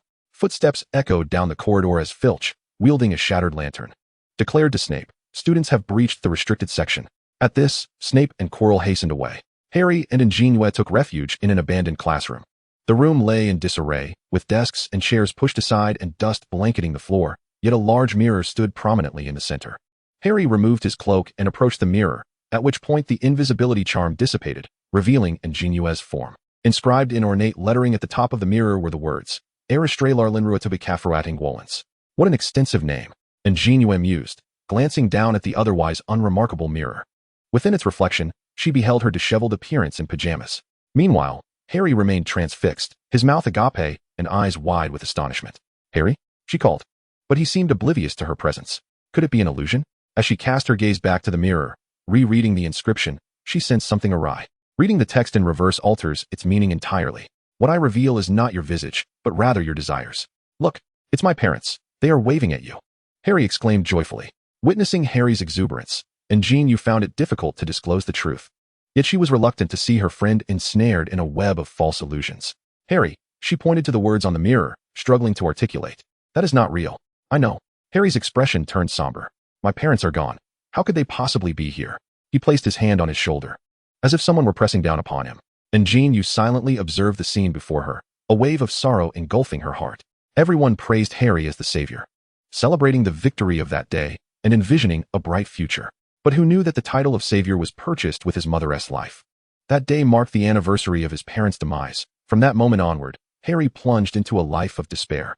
If given the choice, perhaps Harry would prefer not to be a savior at all. He simply wished to enjoy a blissful childhood beneath his parents' care, like any ordinary child. Following that night excursion, An JinYue seldom saw Harry. However, she was now preoccupied. The holiday was already half over, and she had yet to begin her assignments. As usual, she took her books to the library, writing her paper while continuing her search for news of Nicole May. Upon reaching her usual seat, she discovered a folded piece of paper on the table. After a moment's hesitation, she picked up the note. She glanced around. The students in the library were engrossed in their reading, making it impossible to discern who had left the note. After pondering for a while, she decided to unfold the paper. 7 o'clock, the principal's office. Password, toffee finger biscuit. Dumbledore. An JinYue wondered what Dumbledore wanted with her. She reflected on whether she had recently violated any school rules. Could it be that her gardening in the Forbidden Forest had been discovered? The day was spent in anxious anticipation, to the point where she scarcely touched her dinner, causing Harry to worry as he observed her distracted demeanor. For the third time, Harry witnessed An JinYue nearly jab her chopsticks into her nose, and he could not help but inquire, what is the matter with you today? An JinYue poked at her pudding with a small spoon. Nothing. Harry turned to meet Ron's gaze. Ron silently indicated, mate, she doesn't seem fine at all. Observing the despondent girl, Harry wished to say something uplifting to cheer her up. However, he found himself burdened with troubles. If only the twins or Mo were here. They would surely have a solution. He opened his mouth, but ultimately said nothing. At the end of the 8th floor corridor stood a wall, flanked by 2 armored knights wielding swords. Speaking the password aloud would cause the wall to turn, revealing a spiral staircase behind it. At the top of the spiral staircase was a gleaming oak door, adorned with a brass knocker in the shape of a griffin. Since the beginning of the school year, this marked her second visit to the principal's office. The principal's office is a spacious and beautiful circular room, filled with an array of whimsical little sounds. The room is empty, and An JinYue stands in the center, meticulously observing the furnishings. There are no significant changes since her last visit. On the elongated table, an assortment of peculiar silverware spins gently, emitting wisps of smoke. You've arrived. Please, take a seat. Dumbledore's voice resonates from behind her as he waves his wand, conjuring a soft armchair in front of the table. It appears that your relationship with Harry is quite good. Dumbledore's azure eyes, laden with meaning, peer at her through his crescent-shaped glasses. Of course, Harry is my dear friend. An JinYue responds with an unruffled demeanor, her answer flowing forth without a moment's hesitation. She takes a sip of the tea on the table. How dreadful it is. Why must milk and sugar be added to the tea? Dumbledore, who has been quietly observing her every action and subtle expression, continues. If Harry encounters difficulties, you will undoubtedly assist him. The word certainly nearly escapes her lips as An JinYue reflects on his words. Why does he assume that Harry is facing challenges? Surely, the most arduous task during a student's years is the final examinations. Her gaze, filled with curiosity, pierces through Dumbledore's blue eyes, as if she can glimpse the secrets concealed within his heart. An JinYue is aware of Harry's background, yet the dark wizard has not entirely vanished. Sensing her caution, Dumbledore refrains from waiting for her response, and instead offers her a fragment of information. Upon hearing his unfinished words, an inexplicable sense of unease washes over An JinYue. It is not solely due to Harry. It also pertains to matters she has been evading. Everything feels preordained. But why Harry? He is still just a child. It was destined from the moment of Harry's birth. Dumbledore interjects. I recall a Chinese idiom that states, fate is predestined. His Mandarin pronunciation is impeccable. Yet An JinYue finds herself too preoccupied to notice. That is akin to me. Destined, child. Until she departs the principal's office. An JinYue feels as though her mind is muddled, akin to thick paste. She is uncertain whether the news of the Dark Wizard's survival is a mere hypothesis of Dumbledore's or common knowledge among the higher-ups at the Ministry of Magic. However, it is evident that the Ministry remains oblivious. Otherwise, the Wizarding World would not appear so nonchalant. But to place the weight of the future upon the shoulders of an 11-year-old boy, is that not precarious? She dares not dwell on it, hoping that she is merely indulging in conspiracy theories. Indeed, Dumbledore, that cunning old man. Following this conversation, the concept of fate frequently crosses An JinYue's mind, prompting her to inadvertently employ divination to scrutinize each student. The outcome of this scrutiny reveals that the school is decidedly abnormal. What institution subjects its students to the same tribulations over the next 5 or 6 years, with some even facing death? Each individual's fate is so fraught with misfortune that she genuinely questions whether her lack of scholarly prowess is the cause of their misfortunes. As the moon hung delicately in the sky, An JinYue lit incense and bathed, kneeling upon the ground to seek an oracle for her dismal existence. Before her lay 2 tools, a divination plate and copper coins. Though the art of divination is steeped in ancient wisdom, it brims with boundless mystery and intrigue. The intricacies of such techniques and hexagrams are not the forte of the An family, yet even ordinary practitioners possess a modicum of knowledge. The copper coins yield a hexagram divided into 6 lines, capable of foretelling fortune and misfortune, as well as indicating direction. She grasped the coins, raised them above her head, closed her eyes, and shook them gently. With a clatter, the coins were cast onto the ground. She meticulously recorded the hexagram, repeating the process 6 times, until a hexagram was revealed, 3 yin lines below and 3 yang lines above, forming the kin hexagram. The unfolding hexagram corresponded to her fate. The answers she sought resided within her own heart. But what, indeed, were those answers? Perplexed, she tucked the coins away and retrieved the divination plate to discern the whereabouts of the enigmatic figure. The hexagram, with DY above and kin below, indicated a state of entrapment, foreshadowing calamity and potential injury to the head. Yet, the specifics of his whereabouts eluded her. The hexagram remained inscrutable, the events of the world unpredictable, and even the divining rod wavered unsteadily. It appeared that the mysterious figure's path was elusive. Or perhaps her divination skills were yet to reach a level of mastery. It seemed she must find time to return to Huaxia. Having laid out the tools, she decided to extend her readings to Cedric as well. Previously, various circumstances had prevented her from delving into his fate, perhaps a form of self-avoidance on her part. On the 15th day of the 8th month in the Dinghy year, though his birth chart was weak, this individual is clever and kind-hearted, destined to receive aid from benefactors. This aligned well with him, intelligent, agile, and handsome. Yet, fortune and misfortune are intertwined. At the age of 17, he would face significant challenges that could threaten his life. With a deep sigh, An JinYue set down the paper in her hands. Indeed, she had not been mistaken. Cedric would achieve success in his career and enjoy a fulfilling family life, yet his time would be fleeting, like a meteor streaking across the sky. The brilliance that once shone so brightly would ultimately fade into nothingness. The celestial patterns shift, and fate remains ever capricious. Chapter 22, The Battle in the Snow. Amos, come and see. Mrs. Diggory called to her husband, who had just returned home after a long night of work. Amos Diggory was employed in the Department for the Regulation and Control of Magical Creatures, where the recent frequent exchanges between the Ministry of Magic and Huaxia had left him and his colleagues overwhelmed with updates on numerous biological data. Even Christmas had been spent within the confines of the ministry. This is a gift from Cedric's classmate, a girl from Huaxia, Mrs. Diggory revealed, presenting the silk flowers and letter sent by An JinYue on Christmas Day to Mr. Diggory. Ah, the exchange student from Huaxia. I've heard wonderful things. Cedric descended from the 2nd floor, fortuitously overhearing his parents discussing An JinYue. He joined them in the living room, regaling them with anecdotes about her, filled with admiration and fondness. Mr. Diggory and Cedric exchanged praises, whilst Mrs. Diggory, watering the garden, observed her son's animated discourse, having seen through everything. I truly hope we can invite her to our home during the holidays, she mused, entering with the watering can. Such a lovely young lady should engage more with others. I recall that 2 students from Huaxia arrived, yet why do I not hear you mention the other one?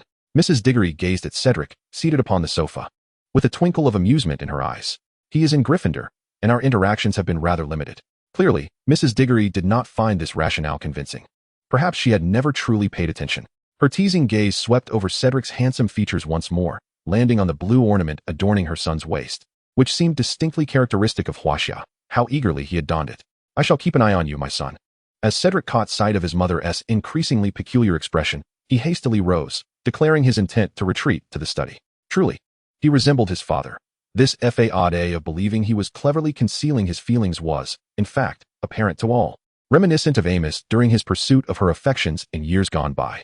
Mr. Diggory, bewildered, remained oblivious to the reason behind his son's abrupt departure to his room. As he was eager to learn more about Huaxia, meeting his wife's exasperated gaze, he felt as if he had missed an entire season of a captivating narrative. Despite the Christmas holiday extending for 2 weeks, its conclusion was now imminent. An JinYue corresponded with Hermione and others daily, discussing the Muggle world's festive activities or sharing news about the newly opened and delightful shops in Diagon Alley. Each day also brought a letter from Cedric, primarily focused on their studies, but occasionally recounting amusing incidents from the day, such as her use of a cauldron for hot pot, which had drawn Professor Snape's ire, or Cedric mistakenly uprooting a flowering herb while helping his mother tend the garden. Snowflakes drifted gracefully down, gently blanketing the campus grounds. The branches sparkled with glistening icicles, and the snow shimmered in the sunlight. She had never encountered such a gluttonous owl. Every time she sent Pigwidgeon to deliver a message, he would cunningly beg for treats. "You," called Harry, clad in his Gryffindor robes with a red and gold scarf around his neck. "Harry, what brings you outside in this frigid weather?" "Hedwig wishes to stretch her wings," Harry replied, raising his arm in invitation. The snowy owl perched on his forearm, flapping her wings as if greeting the girl. Once again enchanted by Hedwig's beauty, An JinYue reached out to stroke her feathers, casually offering her a sweet treat. "Ah, you all are here. Shall we engage in some merriment? Perhaps a snowball fight?" The twins seemingly materialized from nowhere, one draping an arm over Harry's shoulder while the other did the same with An JinYue. Following closely behind, playfully swatted the hand off the girl's shoulder. "Keep your distance from my junior sister." Fred, unfazed by the playful rebuke, chuckled heartily. "Just to clarify, we shall team up with." The twins had previously engaged in several snowball fights with, who proved exceedingly skilled, almost untouchable. Not to mention he could leap into the air, appearing silently behind them. How utterly unfair. "You have 3 members. And JinYue found herself nudged to join Harry's side. "You may include Ron."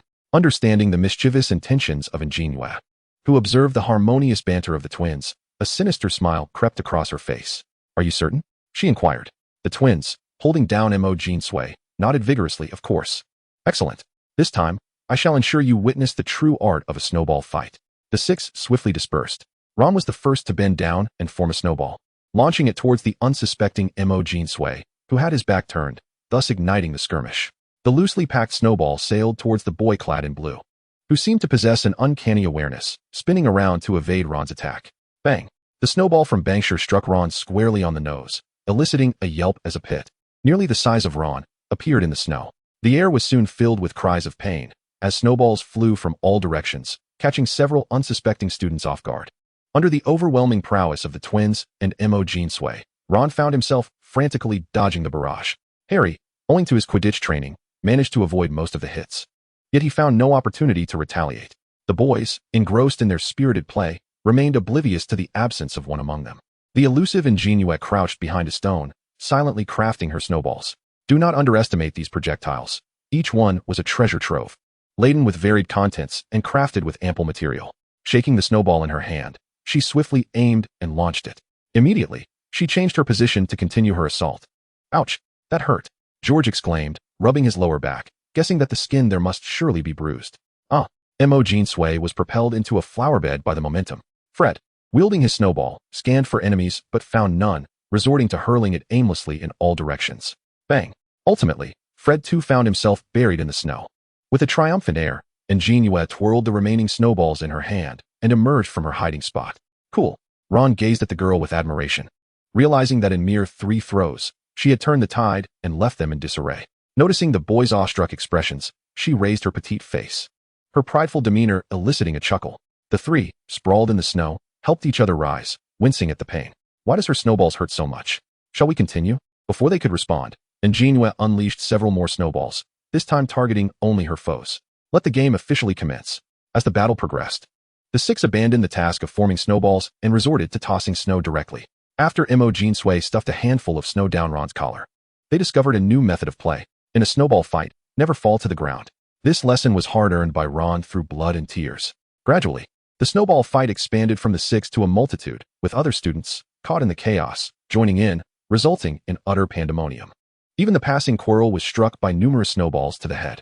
He held a deep affection for his hat, yet, despite the onslaught, Quirrell refrained from retaliating, carefully guarding his head as he made his way back to the castle. "How splendid it is to be young," mused Dumbledore, gazing out the window at the scene below. "Splendid? Have you not seen several students being ushered into the infirmary?" Severus Snape squinted, casting a discerning eye upon the instigator of the ruckus in the snow, An JinYue. In contemplation of how many points to deduct from her, Chapter 23, The Philosopher's Stone unfolds. The Christmas holiday has come to an end, and Cedric returns to school bearing greetings from Madame Diggory, along with an invitation for the holiday festivities. Hermione and Sophia have grown quite familiar over the break, sharing the commonality of hailing from Muggle families and residing in London. Hannah brings a delightful assortment of new candies and magical trinkets from Diagon Alley for An JinYue. Among them is a particularly challenging firework, reminiscent of those she had seen at the twins' place.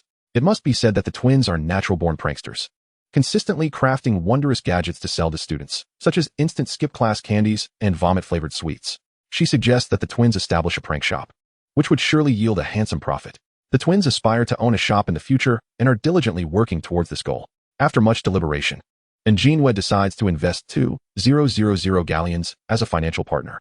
Meanwhile, Mo Jinshin opts for a technical partnership, offering the ingenious mechanisms of the Mo family to assist the twins in perfecting their creations. On a serene morning, the willows by the lake sway gently, casting reflections upon the water's surface. A soft breeze caresses her face, bringing with it a refreshing aura. The early rising An JinYue heads to the vegetable garden to water the plants. After over 6 months of nurturing, the garden has expanded considerably. It is distinctly divided. One half is dedicated to herbs, while the other flourishes with vegetables. The demand for vegetables is substantial, and thanks to the enchanted spring water, it meets the needs of the students. Originally, she intended to utilize the greenhouse of their headmaster during the winter, but the Christmas events forestalled those plans. Following the Easter holiday, 2/3 of the first academic year has passed. Professor Quirrell has been diligently conducting classes without indulging in any peculiar antics. Yet Snape has recently been quite irate. Some students, emulating An JinYue's use of cauldrons to cook hot pot, claim that the school's supply is insufficient, leading them to concoct their own meals, using ingredients sourced from An JinYue. There are even students of Indonesian descent who prepare curry in cauldrons. Consequently, every potions class is now infused with a medley of enticing aromas, while other students salivate in class. Some have even ended up in the infirmary due to poorly cleaned cauldrons used for cooking. Snape, unable to tolerate this any longer, has cornered Dumbledore for an entire week, prompting Dumbledore, thoroughly exasperated, to implement a new school rule. No faculty or students are permitted to cook using cauldrons, especially within the potions classroom. As the semester's end approaches, An JinYue must devote herself to her studies. Despite the language barrier making the review of history of magic somewhat challenging, she is fortunate to have Cedric and Hermione by her side. One day, the group reconvenes in the library for a study session. An JinYue reviews her textbook using the notes Cedric prepared for her, while the others immerse themselves in their own materials. Only Ron is preoccupied with playing with a deck of cards. Still playing cards? The final exams are just around the corner. Hermione, the group leader, takes it upon herself to monitor her fellow members. I have already completed my review, Ron exclaims, tossing aside his cards with an air of triumph. Upon hearing this, An JinYue could not help but laugh. Believing that Ron would review his studies was akin to trusting in the telecommunications scams from Myanmar. If only there were anti-fraud measures in the wizarding world, he would find himself in Azkaban in no time. Sitting across from An JinYue, Harry was captivated by her radiant smile, causing ink from his quill to drip onto his parchment. Cedric, noticing Harry's dazed expression, subtly furrowed his brow. What are the 3 essential ingredients for the forgetfulness potion? Ron lowered his head, scratching his hair with a constipated expression. It was evident he could not recall. I forgot, he murmured softly. Hermione, having anticipated this outcome, rolled her eyes at him. An JinYue picked up Ron's card to examine it. It was merely a standard wizard trading card from a chocolate frog. As she read the description about Dumbledore, a familiar name suddenly caught her attention. Hermione. An JinYue quietly tugged at Hermione's sleeve, raising the card before her.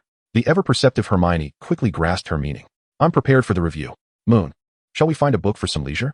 Of course, she replied, rising in tandem with Hermione to venture deeper into the library. Ron exclaimed in shock. They've read all that. Harry, accustomed to such occurrences, and Cedric, who was well aware of the girl's study habits, remained composed, making Ron appear even more foolish. Still reeling from his astonishment, Ron watched as the 2 girls returned with a book they referred to as leisure reading, and he thought the world of academic excellence was utterly insane. You call that leisure? The 2 girls ignored him, placing the book heavily on the table before sitting beside Harry. Hermione quickly flipped through the pages, soon locating the content she desired. Harry leaned in to read the text. Nicholas Flamel is the only known creator of the Philosopher's Stone. The Philosopher's Stone is a magical substance with astonishing powers that can grant immortality. An JinYue's gaze fixated intently on the phrase grant immortality, a dream cherished by every ruler throughout history. Suddenly, the image of the unicorn, which had met a tragic fate in the Forbidden Forest, flashed through her mind.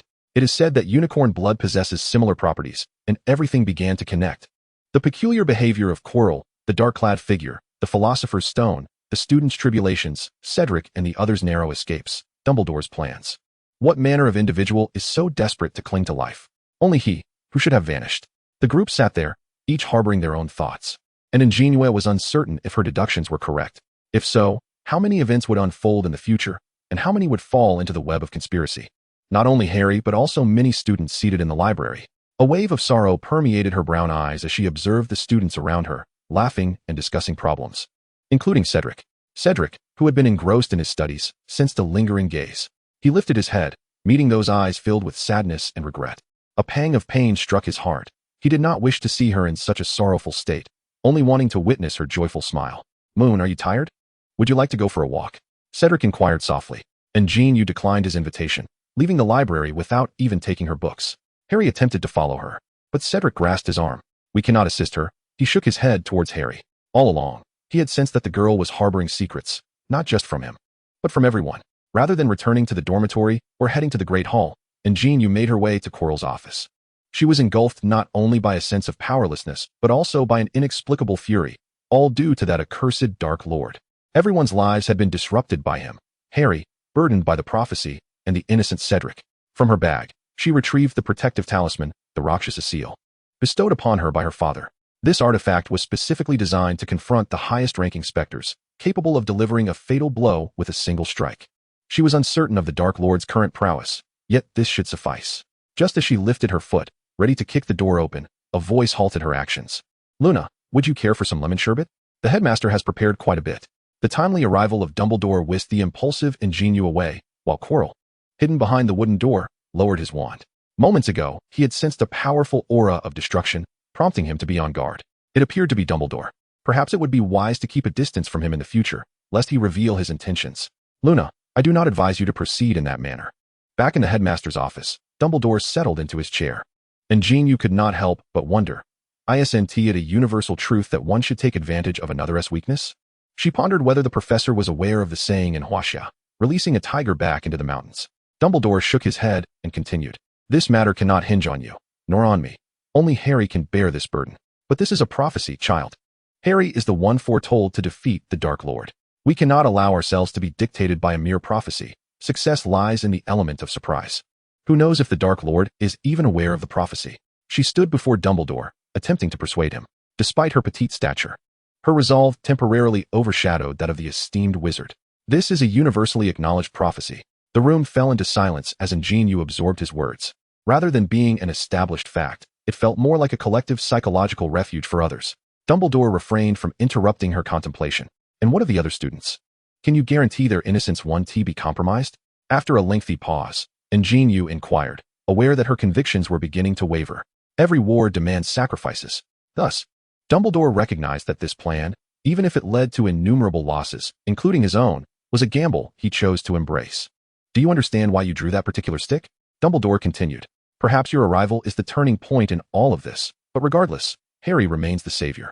In the depths of night, the campus was bathed in a muted moonlight, the grass glistening under its glow. The shadows of the trees danced upon the ground, while the river flowed silently, its surface reflecting the twinkling lights of distant stars. As An JinYue emerged from the principal's office, she remained motionless on the sofa in the common lounge for an entire hour. Hannah and Sophia were deeply concerned, yet no matter what they said, she offered not the slightest reaction, as if enchanted. Cedric, returning from a day of Quidditch practice, was greeted by this scene. An JinYue's gaze was fixed vacantly upon the flickering flames in the fireplace, while Hannah and Sophia made faces and performed magic tricks, but to no avail. She remained unresponsive, while the other badgers around them erupted in laughter. What had transpired? Cedric silently inquired of Hannah with his eyes. She and Sophia shook their heads in silence, oblivious to the cause of her demeanor, only aware of her peculiar state. Upon seeing Cedric approach, Hannah tugged at Sophia, and they quietly departed. He settled beside An JinYue, gently offering her a cup of hot tea. His presence was like a warm current, softly dispelling her tumultuous thoughts and enveloping her in tranquility and comfort. The day's irritations vanished in an instant, leaving only the warmth in her palms, not solely from the tea, but from his touch as well. If there were an instance where you knew the outcome would be unfavorable, yet chose to fulfill another's wishes, what would you do? Suddenly, a nonsensical thought echoed in Cedric's ears. Go with the flow, he contemplated before speaking, but, dear Moon, there are no certainties in this world. Cedric turned, colliding with a pair of eyes as clear as water and as bright as stars. They seemed to harbor countless constellations. What I mean is, when you make a choice, the outcome has already transformed. He gazed adoringly into those eyes, which held not only the multitude of stars, but also a piece of him. Indeed, if confronting the malevolent enigma directly was futile, then why not cause him and his minions some vexation? Let him be beset by misfortunes and purifying spells. driving him to distraction. And as for the innocent Cedric and their classmates, she vowed to protect them, though she might not possess other means. She had an abundance of elixirs and magical artifacts at her disposal. Let him come forth. Cedric, I cannot express my gratitude enough. Your words resonate more profoundly than a decade of study. An JinYue clasped her hands in appreciation towards the boy who had enlightened her. Her smile radiated warmth and brilliance akin to sunlight, illuminating the entire room. Her eyes sparkled with mischief, evoking a sense of joy within Cedric. He wished for her to remain perpetually cheerful. Meanwhile, the other trio opted to confront Hagrid directly. Under Hagrid's strict confidentiality, Harry acquired new information. They discovered that someone had intentionally tested Hagrid to uncover the means of entering the boards. The following day, upon learning of this, An JinYue speculated that Dumbledore had deliberately instructed Hagrid to keep the secret. Just as the trio made their way back to the dormitory, they were apprehended by the snitching young master and Professor McGonagall, who sentenced the four of them to the Forbidden Forest. There, they encountered a figure cloaked in black and a centaur. This was all information An JinYue had overheard during breakfast in the Great Hall. Along with Harry's exclusive tidbit, Hagrid was secretly raising a dragon. Regrettably, she was taken away before she could see it. It was a dragon, and one could only wonder if it resembled those familiar to the people of Huaxia. The dragon lineage has nearly vanished in Huaxia. Professor McGonagall has always been impartial and fair. It seems the young gentleman from Slytherin has never heard the saying about bringing misfortune upon oneself. Recently, Quirrell has found himself increasingly unfortunate, with daily mishaps ranging from choking on water to a relentless urge to use the restroom, only to discover there are no available stalls. Even tripping outside has become a common occurrence. The twins, Fred and George, have even set up a betting pool to see how far Quirrell can walk without a mishap. Quirrell has found himself inexplicably suffering from nosebleeds. One day while teaching, he suddenly felt a warm rush from his nose, prompting laughter from his students. The Weasley twins, who usually succeed in only half of their pranks, have made his life at Hogwarts nearly unbearable. He dares not seek Snape, as he has no desire to relive his last encounter. Madame Pomfrey in the infirmary could not diagnose his ailment and suggested he visit St. Mungo's for an examination. He is not inclined to do so, simply wishing to complete his master's tasks and leave Hogwarts for good. His master has been rather silent lately, and he does not dare to approach him. The current topic of gossip at school is whether Quirrell has faced misfortune today. Fred and George have profited immensely from this situation, thanks to the generous offerings of An JinYue. Although they previously acknowledged that Quirrell had issues, Harry remains inclined to trust Snape. This is not only due to an inexplicable aversion he feels upon seeing Snape, but also because whenever their eyes meet, his scar aches painfully. Harry has refrained from mentioning Voldemort to An JinYue, fearing it would bring her trouble. Moreover, he has recently sensed a constant pain in his scar, filling him with a sense of foreboding. Chapter 25, The Dust Settles. Harry, if this is true, we must inform Dumbledore. Harry, Hermione, and Ron convene in the Gryffindor common room to discuss the recent revelations. Initially, it was merely a case of attempted theft, but somehow it has become entwined with the Dark Lord Voldemort. What does Voldemort fear most? It is Dumbledore, Hermione reiterated. After some deliberation, they resolved to inform Dumbledore, only to be informed by Professor McGonagall that Dumbledore had been summoned to London by the Ministry of Magic. Now, there is no one at the school capable of confronting Voldemort. We should consult you. She is from Huaxia and may have a better approach, Ron suggested. I do not wish to involve her. It is Voldemort we are dealing with, and that is perilous, Harry exclaimed, his agitation evident. Recent events have weighed heavily upon him. I apologize. I did not mean to raise my voice at you. Hermione and Ron were unfazed, knowing that friends do not hold such moments against each other. They understood Harry's distress, which has made even studying for finals a challenge. Coincidentally, they were discussing these matters in the corridor when Snape caught them. They endured a scathing remark from Snape, which only intensified Harry's feelings of guilt. What shall we do now? Hermione inquired. Tonight, we shall venture behind the wooden door. My dear friend, I believe it would be prudent to bring you along. She is both intelligent and courageous. Ron, ever persistent, proposed. I concur. You can be quite helpful. Hermione echoed his sentiment, believing that An JinYue surpassed Ron in capability. With both companions in agreement, Harry resolved to seek her counsel during lunch. It would be best if the girl did not join, for the endeavor was fraught with peril. How could I possibly be left out of such an affair? Are we not friends? Upon hearing this, An JinYue was elated. She finally had a legitimate reason to confront the Dark Lord, and of course, it was to aid her friends. They were indeed friends, the best of friends, Harry mused in response to the girl's inquiry. That evening, they arranged to meet at the corridor's entrance. After setting the time, An JinYue returned to her dormitory to gather the necessary items for their impending confrontation: rejuvenation potions, defensive charms, and the all-important invisibility charm. She stowed these essential talismans and potions in her storage pouch, securing it at her waist, and changed into more suitable attire for action. Awaiting the designated hour, she prepared for battle. As night fell swiftly, An JinYue quietly rose from her bed. Opening the dormitory door without disturbing the peacefully slumbering Hannah and Sophia, she descended the stairs, heading towards the common room, intent on crossing the sofa to reach the passage. "You." A familiar voice resonated in the stillness of the room. Following the sound, she discovered Cedric standing there, clearly intent on intercepting her, dressed still in his pajamas. "Good evening, Cedric," she greeted casually, poised to continue on her way. Cedric, observing her nonchalant demeanor, chuckled, appearing to say, "I'm just out for a nighttime stroll. What can you do about it?" Upon seeing her attempt to depart, he swiftly called out, "Wait. I'm coming with you. Do you even know what I'm going to do? You must allow me to accompany you." Having encountered many who sought danger, she had never seen anyone so eager to court it. "No way," she retorted. "I can protect you. I won't tell anyone." Cedric, noticing her resolute stance, quickly reassured her that his intentions were solely protective and that he would keep her secret. He would not allow a repeat of the Halloween incident. "If you refuse, I shall follow you stealthily." Startled by Cedric's sudden display of determination, An JinYue was taken aback. Was he truly resorting to such tactics? If your admirers knew how much of a rogue you could be in private, they would surely abandon you. Yet, Cedric was unfazed, speaking with a tone full of affection. "I only behave this way towards you. The others remain oblivious." Her cheeks flushed with embarrassment at his words, and she promptly turned toward the passage. No longer resisting his company, Cedric, who had been attentively watching her, felt that the most exquisite sight in the world was the glow of her happiness. Upon exiting the common room, An JinYue handed him 2 pieces of parchment, one an invisibility charm, the other a defensive charm. "Do not rush ahead recklessly, all right?" She cautioned Cedric, imploring him to safeguard his life, for she too was uncertain of how this choice would ultimately influence their fated outcome. As Cedric aptly remarked, once a choice is made, the so-called conclusion alters accordingly. They evaded the pursuit of Fudge and Madame Loris, arriving at the entrance. "Harry, we're here."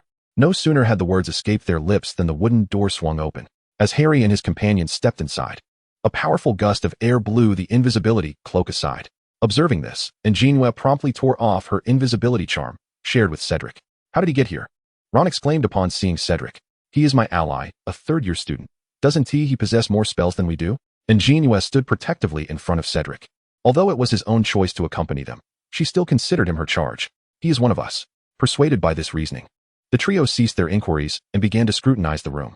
A harp, enchanted, played music with an enchanting ease. "It's even more convenient than a jukebox." An JinYue mused internally at the sight. A 3-headed dog lay sprawled on its arms, soundly asleep. Seizing the opportunity while the music played, they cautiously shifted its paw from the wooden plank. Harry lifted the plank, revealing a dark, foreboding passage before them. "I'll go first," An JinYue volunteered eagerly, her anticipation palpable. "No." 2 hands, one from Harry and the other from Cedric, grasped her firmly, restraining her. "Allow me to lead." With that, Cedric leaped down first, followed closely by An JinYue and Hermione. The 3 who descended first found themselves disoriented in their surroundings, only to be startled by Ron's piercing scream and Harry's urgent shout from above. Suddenly, vines ensnared several of them, tightening as if intent on strangling them. The more they struggled, the more the vines ensnared them, soon cocooning An JinYue entirely. The scene rendered Cedric unable to think clearly about which spell to use. He wrestled desperately against his bonds, striving to break free and rescue the girl. "Stay still, it's the devil's snare." Hermione recognized the plants. She ceased her struggles, attempting to relax her body. The devil's snare suddenly tightened, causing Hermione to tumble to the ground, prompting An JinYue and Cedric to heed her advice and quickly escape the peril. Upon landing, Cedric rushed to An JinYue's side, meticulously checking for any injuries. Before long, Harry joined them, while Ron continued to scream in terror, showing no signs of calming down. "There must be a way, Light." Hermione recalled what the devil's snare feared. Upon hearing Light, An JinYue swiftly conjured a fire charm, the parchment igniting upon contact with the plants. "Fire is light." The 5 of them ventured down the passage, arriving at a chamber swarming with dragonflies. No, not dragonflies, those are winged keys. They were astounded by the sight before them, an innumerable swarm of keys. Yet only one door across the expanse. "Which key will unlock the door?" Ron inquired. No one answered him. With so many, could they possibly try them one by one? "It's that one," Harry shouted, pointing at one particular key, its wings visibly damaged. An JinYue followed his gesture, spotting the key, trembling and fluttering at the highest point within the room. Without much contemplation, she propelled herself upward with her left foot, soaring into the air. Her right foot pressed against the wall for leverage, executing a graceful spin to grasp the key. She tossed the key to Cedric, urging him to open the door swiftly. As her words echoed, the remaining keys began to stir restlessly. She leaped back and forth between the walls, buying them precious time. Cedric flung the grand door open. ushering everyone inside and shutting it to confine the frenzied keys outside. Chapter 26. The term concludes. They entered a chamber resembling a life-sized wizard's chessboard. Yet 4 pieces were conspicuously missing. After deliberation, it was decided that An JinYue and the trio of Harry would stand upon the board, while Cedric remained poised to assist at a moment's notice. Throughout their journey, Cedric observed that these challenges seemed tailored to the young wizards, but they posed no obstacle to an adult sorcerer. It could even be said that the first-year knowledge was largely constructed around the strengths of Harry and his companions. As Cedric neared the truth, he watched Ron strategizing on the chessboard, recalling Harry's background. He sensed that perhaps everything was intricately linked to the mysterious figure. Suddenly, Ron's knight was toppled, sending him crashing down in silence. Concerned, the others rushed forward, but Harry halted them. "Don't forget, we are in the midst of a game." He approached the king, proclaiming his defeat. The king relinquished his crown, shattering the chessboard. "Ron." The group hurried to his side, discovering he had merely fainted from the fall.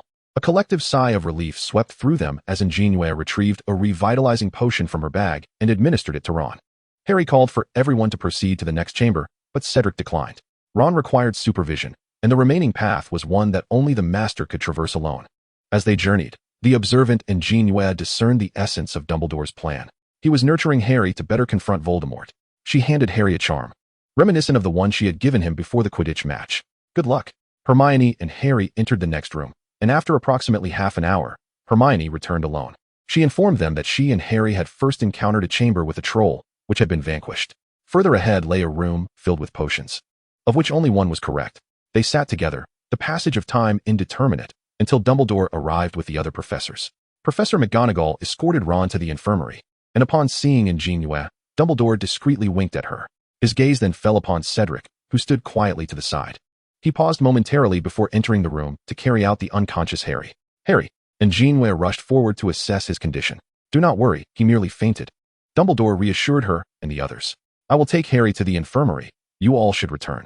Severus will escort them back to the dormitory." Once Dumbledore organized everything, he departed with Harry. As night fell, the campus buzzed with new rumors. "Have you heard? Professor Quirrell came to the school to steal something and was thwarted by Harry." Professor Quirrell ventured out at midnight to confront Harry, only to meet his demise at the hands of Dumbledore. The tale of Professor Quirrell's fate has reached the ears of An JinYue no less than 10 times since morning, with each rendition differing vastly. Such is the nature of rumor. Had she not witnessed the events unfold herself yesterday, she might have been swayed into believing them, each storyteller relaying their accounts as if they had been present. "Little junior sister, how unkind. You didn't include me in this affair," Mo Jinxui exclaimed, dragging An JinYue to the Gryffindor table to vehemently condemn this behavior. "Brother, you and Harry are in the same house, and he hasn't confided in you about this matter. TSK, your social standing is quite telling." She regarded him with an expression that practically screamed of his lack of friends. As evening fell, An JinYue and Hermione visited the infirmary to check on Harry. A full day and night had passed without any sign of him regaining consciousness. Many students, upon hearing of Harry's heroic deeds, gathered at the infirmary to pay their respects, bringing an array of gifts that piled on the table. Madame Pomfrey was irate. The patient required peace, yet the commotion persisted unabated. She declared that those wishing to visit Harry would be limited to half an hour, and each person could bring no more than one item. By the time Harry awoke, it was already the 3rd day, coinciding with the final examinations. Ron teased him, jesting that even while saving the world, he hadn't forgotten to sit for his exams. This experience deepened their friendship, and at times, they would include Cedric in their revelries. After the exams, there would be an additional week before results were announced, followed by the end-of-term feast where the winner of the House Cup would be revealed. It was said that Slytherin had claimed victory for several consecutive years. At the Hufflepuff table, the Badgers debated the potential winner of this year's House Cup. They cared little for which house triumphed. Their interest lay solely in what new delicacies An JinYue might conjure up. The adjacent Ravenclaw table was similarly unconcerned, having already commenced their preparations for the next semester's curriculum and the upcoming. Regardless of the discussions, the points counter made everything clear. Green was far ahead, outstripping the other 3 colors. Indeed, Gryffindor was on the verge of being dubbed Gryffindor the Few. "Where will you go during the holidays?" Cedric inquired as An JinYue sat with him in the common room, both engrossed in their studies while savoring pastries. She had just ventured to the kitchen to prepare some Sue-style cakes and had invited him to taste them. The cakes were delightfully soft and sweet. "I wonder if the ministry has any plans. Students are not permitted to remain at school during the holidays. Not even professors are allowed to stay." As an exchange student, An JinYue truly did not know where she would spend her holiday, perhaps back at the leaky cauldron where she once resided. "Never mind that. Weren't you always curious about flying on a broomstick? Let me take you today, what do you say?" An JinYue proposed eagerly. They made their way to a secluded patch of grass not far from the Quidditch pitch, a place rarely traversed, tranquil, and secure. An JinYue performed a hand gesture, enlarging her wand and suspending it in midair. She leapt onto the shaft and extended her left hand toward Cedric. "Come on, take my hand and join me." Cedric gazed at the delicate and slender hand before him. As he clasped it, he felt the soft warmth emanating from the girl's palm, the gentle heat flowing through his fingers and igniting a ripple in his heart. "Support my waist." Standing before him, An JinYue observed his approach, her concern for his potential stumble evident. The girl was petite, her head just brushing against his chin, and a mere tilt of his gaze revealed the swirl of her hair. Cedric, already shy and anxious, found himself at a loss upon hearing her words. In Europe, such gestures of embracing among friends of the opposite sex were commonplace, yet he was aware that within the fabric of Huaxia culture, such actions were regarded as intimate. Noticing the hesitation of the person behind her, An JinYue surmised that Cedric, standing for the first time while flying, might be frightened. "Do not worry, it is quite safe. Trust me," she softly reassured him, turning her head slightly. Cedric, feeling emboldened, gently placed his hand on the girl's waist. The summer fabric was thin, and she wore a form-fitting qipao, allowing him to perceive her slender waist even through the material, delicate like a willow branch. As her waist felt the touch, the bashful An JinYue disregarded the warmth flooding her cheeks, her hands swiftly shifting through incantations, causing the peachwood sword beneath their feet to rise into the air. A breeze brushed against their faces, offering a refreshing coolness. For the first time, Cedric stood while soaring above the Quidditch pitch, his surroundings vastly different from before. The strands of the girl's hair brushed against his face, carrying a hint of fragrance. In that fleeting moment, his heart raced, as if time itself had paused. Lowering his gaze to the radiant smile of An JinYue, a flicker of tenderness sparkled in his eyes, prompting him to tighten his embrace around her. The peachwood sword was restricted from ascending too high or too quickly, so she merely guided Cedric in a few laps around the Quidditch field. "This is exhilarating," he exclaimed. The sword was too fragile. He resolved to switch to his own trusty blade in the future. Noticing Cedric's lingering enthusiasm, she promised to bring him along frequently for such experiences. Chapter 27, Holiday Destinations. Standing in the corridor, Dumbledore observed this scene with a content smile. They were still young, requiring the guidance of adult wizards. It would be preferable for the Ministry of Magic to arrange for them to stay with wizarding families. He turned to propose this suggestion to the representatives of the ministry. "This is indeed a feasible solution," they acknowledged, recognizing they would not bear the responsibility. However, the question remained, whom should they select? Dumbledore led the ministry officials to the headmaster's office for further discussions. The Great Hall was bustling with activity during the end-of-term feast. Adorned in hues of green and silver, seats, walls, and ceilings were festooned with banners bearing the serpent emblem. Conversations erupted around the room, some discussing Slytherin, others recounting Harry's courageous deeds that fateful night.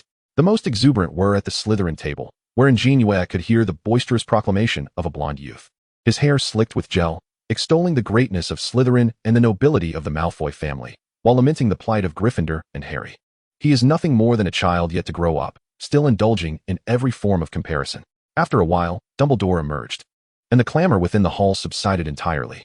Another year has passed. Seated at the professor's table, Dumbledore tapped his silver fork against a glass, signaling the time for the presentation of the House Cup. The students of Slytherin beamed with pride, as if victory was already secured. In stark contrast, the Gryffindor students appeared dejected, particularly Harry. The Hufflepuff students munched on their food, indifferent to the outcome, as it did not concern them. Meanwhile, the Ravenclaw students were engrossed in discussions about the answers to the questions posed at the common room door. Dumbledore rose from his chair and continued. The scores for each house are as follows. Gryffindor 312 points, Hufflepuff 352 points, Ravenclaw 426 points, and Slytherin 472 points. The Slytherin table erupted in thunderous applause and cheers. While the clapping from Gryffindor was sparse, Dumbledore praised Slytherin, and Snape basked in the pride of his house. Though his expression remained impassive, subtle gestures revealed his satisfaction, albeit in a rather haughty manner. However, Dumbledore's tone shifted, indicating that recent events must also be taken into account. "I have some final points to add. Let us see." The first goes to Miss An JinYue. An JinYue immediately lifted her head, unperturbed as she gazed at Professor Dumbledore. "For her exceptional magical prowess and her courage in aiding her friends, I shall award her 50 points." The Hufflepuffs erupted in enthusiastic applause, their eyes turning to the central figure, An JinYue, with cheers that nearly lifted the roof off. Hannah and Sophia excitedly called, You are incredible." Professor McGonagall tapped her silver spoon against her goblet, restoring silence to the hall. The second goes to Mr. Cedric Diggory, who, as a senior student, has taken it upon himself to protect the younger students. "I shall award Hufflepuff another 50 points." The hall buzzed once more, as astute students noted that Hufflepuff had overtaken Ravenclaw to claim second place. Yet, Dumbledore was not finished. He then awarded Hermione and Ron each 50 points. Next, for Mr. Harry Potter, in recognition of his bravery and extraordinary courage, I shall grant Gryffindor 60 points. Cheers erupted from Gryffindor, with the twins calling Harry's name loudly, as even the stars above seemed to come alive. Now, Gryffindor's score matched that of Slytherin. An JinYue whispered to Cedric. Slytherin had fallen silent, with Malfoy glaring icily at the Gryffindor table. Finally, Dumbledore, in the name of courage, awarded Neville 10 points, allowing Gryffindor to surpass Slytherin and secure the House Cup triumphantly. Dumbledore clapped his hands, and the green decorations in the hall transformed into red. The serpent representing Slytherin vanished, replaced by Gryffindor's lion. The Slytherin students angrily removed their wizard hats and flung them onto the table. This is unjust, Malfoy shouted angrily. I shall inform my father. The final event of the banquet was the announcement of examination results. Under the intense revision efforts of Hermione and An JinYue, Harry and Ron achieved impressive scores, while An JinYue and Hermione astonishingly tied for first place. Merlin's pumpkin juice. Are they even human? Ron exclaimed as he gazed at their report cards. Moon, you are truly remarkable, Hannah remarked, wrapping her arm around An JinYue's. Hannah, the people of Huaxia are exceptionally intelligent. Their mathematical skills are extraordinary. Sophia, having grown up in the Muggle world, was somewhat aware of the prowess of the Huaxia people, but was surprised by their brilliance from such a young age. What is mathematics? Some young badgers from wizarding families inquired of Sophia, who turned to explain the subject to them. Cedric, seated nearby, noticed her plate was empty and quietly retrieved some treats that the girls adored, placing them on her plate.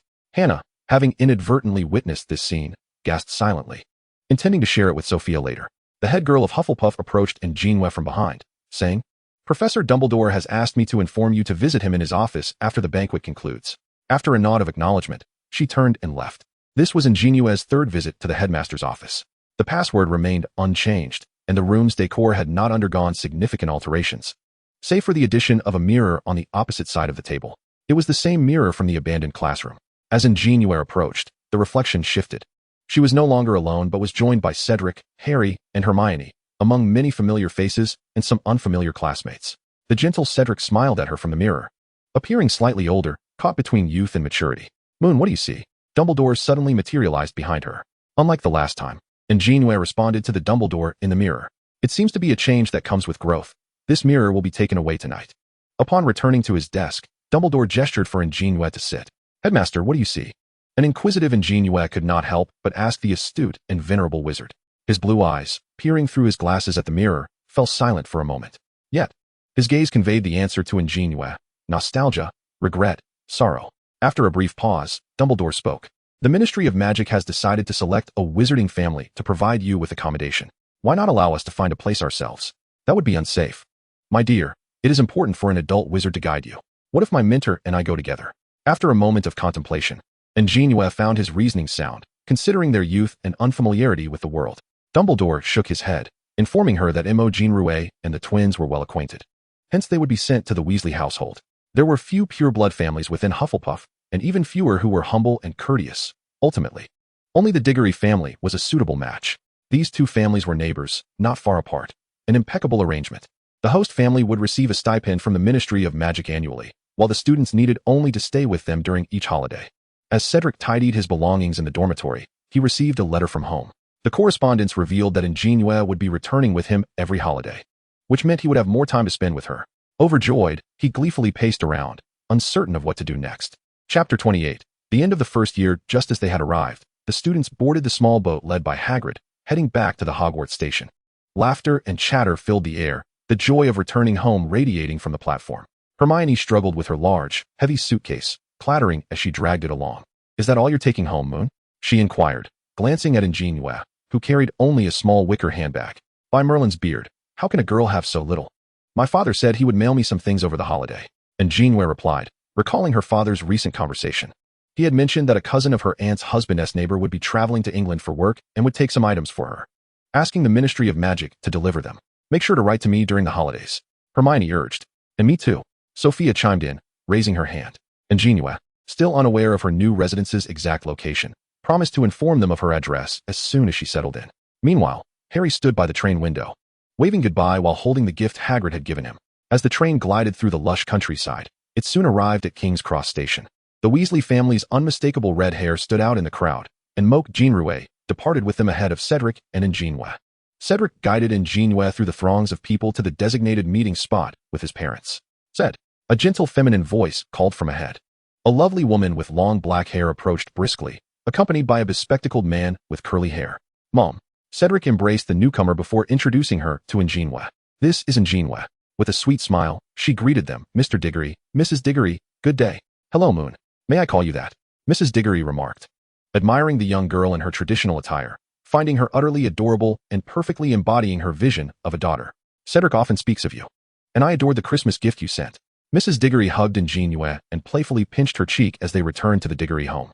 The Diggory residence, nestled near Ottery St. Catchpole, boasted a picturesque environment, distanced from the Muggle world. Many wizarding families, including the Weasleys and Lovegoods, resided nearby. Cedric's home was a charming little house adorned with a grand garden, surrounded by lush greenery and fragrant flowers. Sunlight filtered through the leaves, casting a warm, inviting glow upon the abode. The quaint house exuded elegance, its white walls harmonizing beautifully with the red roof. The small flower bed at the entrance bloomed with a riot of colors. Make yourself at home. No need to hold back, Mr. Diggory said, opening the door and inviting An JinYue inside. Cedric took her suitcase from her hands. The spacious and bright living room is adorned with comfortable furniture and exquisite decorations, exuding a warm and inviting ambience. Come with me. Let us explore your room. I hope you will find it to your liking, said Mrs. Diggory, leading her up the wooden staircase to a sunlit room on the second floor. Next door is Cedric's room. If you need anything, he can fetch it. Over there is the study, which you may enter freely. Mrs. Diggory meticulously introduced the rooms on the second floor. Let us first take a look at your room, which I arranged according to Cedric's descriptions. What do you think? She opened the white door to reveal a spacious and comfortable bedroom, furnished with soft bedding, and a breathtaking view of the garden outside that was truly refreshing. The room was also adorned with several wooden pieces and decorative items reflecting Chinese aesthetics. Thank you, Mrs. Diggory. I absolutely adore it. An JinYue exclaimed joyfully, grateful for their consideration of her cultural differences. This room was simply perfect. Just call me Aunt Lena, Mrs. Diggory said, affectionately patting her head and encouraging her to unpack. In the afternoon, Lena took her to the garden for afternoon tea, where they discussed flower cultivation techniques and arranged some fresh blooms into vases. In the evening, Lena playfully shooed away An JinYue, eager to assist in the kitchen, as she showcased her culinary skills by preparing a sumptuous dinner to welcome An JinYue into their home. After a day spent together, An JinYue gleaned that Aunt Lena was a gentle and virtuous homemaker, while Uncle Amos worked at the Ministry of Magic and was quite obedient to his wife's wishes. Sunlight streamed through the curtains, bathing the room in warmth. The girl with black hair slowly opened her eyes, sat up, and stretched languidly. As she stepped out of her room, the air was filled with a delightful fragrance of flowers, uplifting her spirits. Good morning, Cedric. Morning, you. Cedric, clad in loungewear and seated on the sofa with a book in hand, resembled a serene portrait of a handsome young man.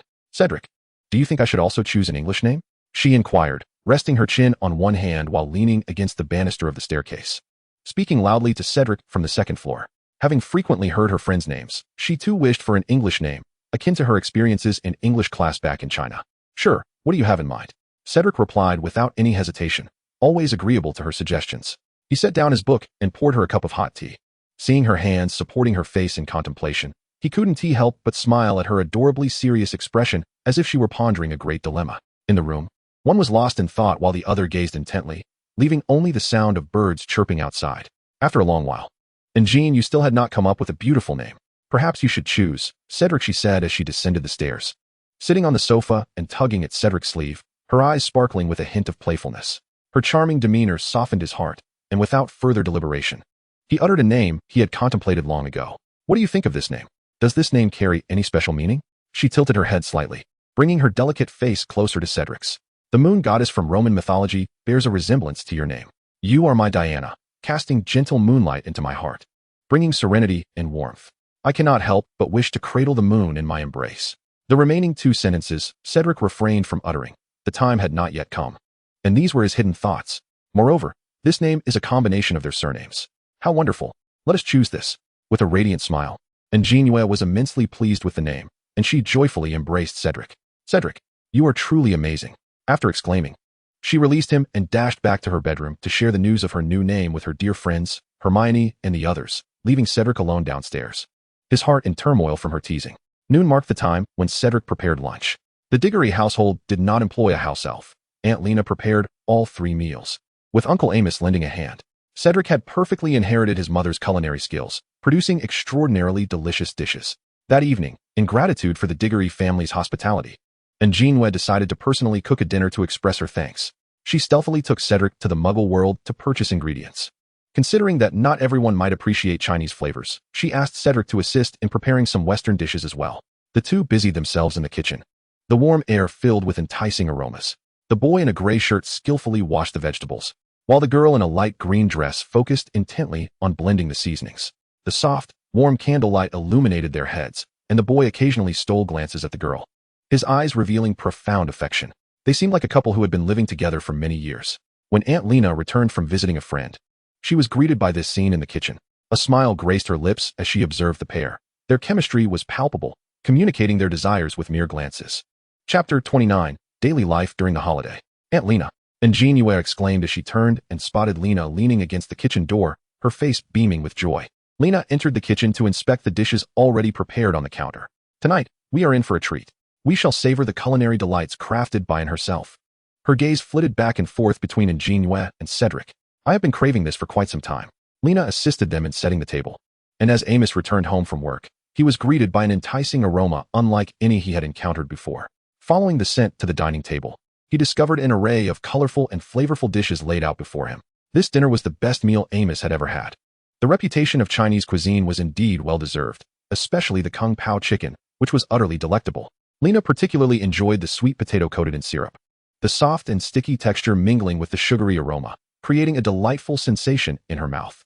After dinner, Lena instructed the two men to clear the table, a task easily accomplished with a few spells. Diana, Dad said there's a package for you at the door.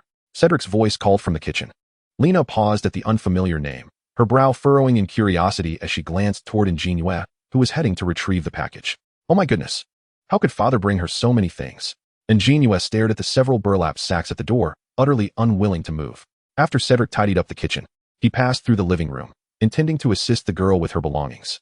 Lena raised an eyebrow at her son.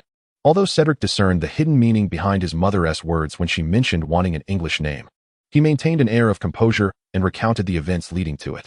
The reason for the name was merely a facade. The underlying intention was the truth. She had no interest in the affairs of the young.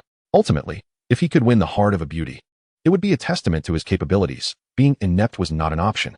What a fortuitous alignment of time, place, and circumstance. Having long since seen through it all, Lena chose not to disturb them and retreated upstairs to find her husband. Cedric, feeling a surge of relief at his mother's lack of mockery, approached An JinYue and assisted in carrying the packages back to her room. The delightful days of vacation always seemed to pass swiftly, especially with a diligent scholar residing next door, making their endeavors remarkably fruitful. Throughout the holiday, An JinYue and Cedric often convened in the study to discuss the upcoming semester's curriculum or share intriguing anecdotes. At times, they would venture into the garden to observe Cedric's training. She discovered Cedric's remarkable talents in Quidditch and Transfiguration. Perhaps he would one day become an exceptional Quidditch player. Over the course of a year, she unearthed many of Cedric's hidden facets. While he presented himself as a courteous gentleman before others, his gaze often conveyed a sense of detachment. Yet, in her presence, he radiated the demeanor of a sunny youth, frequently displaying playful and endearing expressions. Unbeknownst to him, she had noticed his duality, but she played along with Cedric's performance. An JinYue cherished the moments spent with Aunt Lena in the garden, nurturing the plants. They had cultivated a new area specifically for planting Chinese flowers. Occasionally, An JinYue would prepare some traditional pastries for afternoon tea. Aunt Lena found these quite fascinating and sought her guidance on their preparation. Now, she could effortlessly whip up some simple pastries. Uncle Amos, on the other hand, was immensely intrigued by Chinese spells, often observing An JinYue as she performed magic, marveling at the wandless technique employed in Chinese sorcery. Although he worked in the department of magical creatures, he held a deep affection for Chinese calligraphy and tea ceremonies. Frequently engaging in discussions with An JinYue about brush strokes and artwork, she even taught him some basic calligraphy. Of course, there were daily correspondences with Hermione and the others. And An JinYue found the laziness of Do Sha Bao quite exasperating. Merely a few letters, yet he was always reluctant to deliver them. Do Sha Bao, are you certain it's just a few?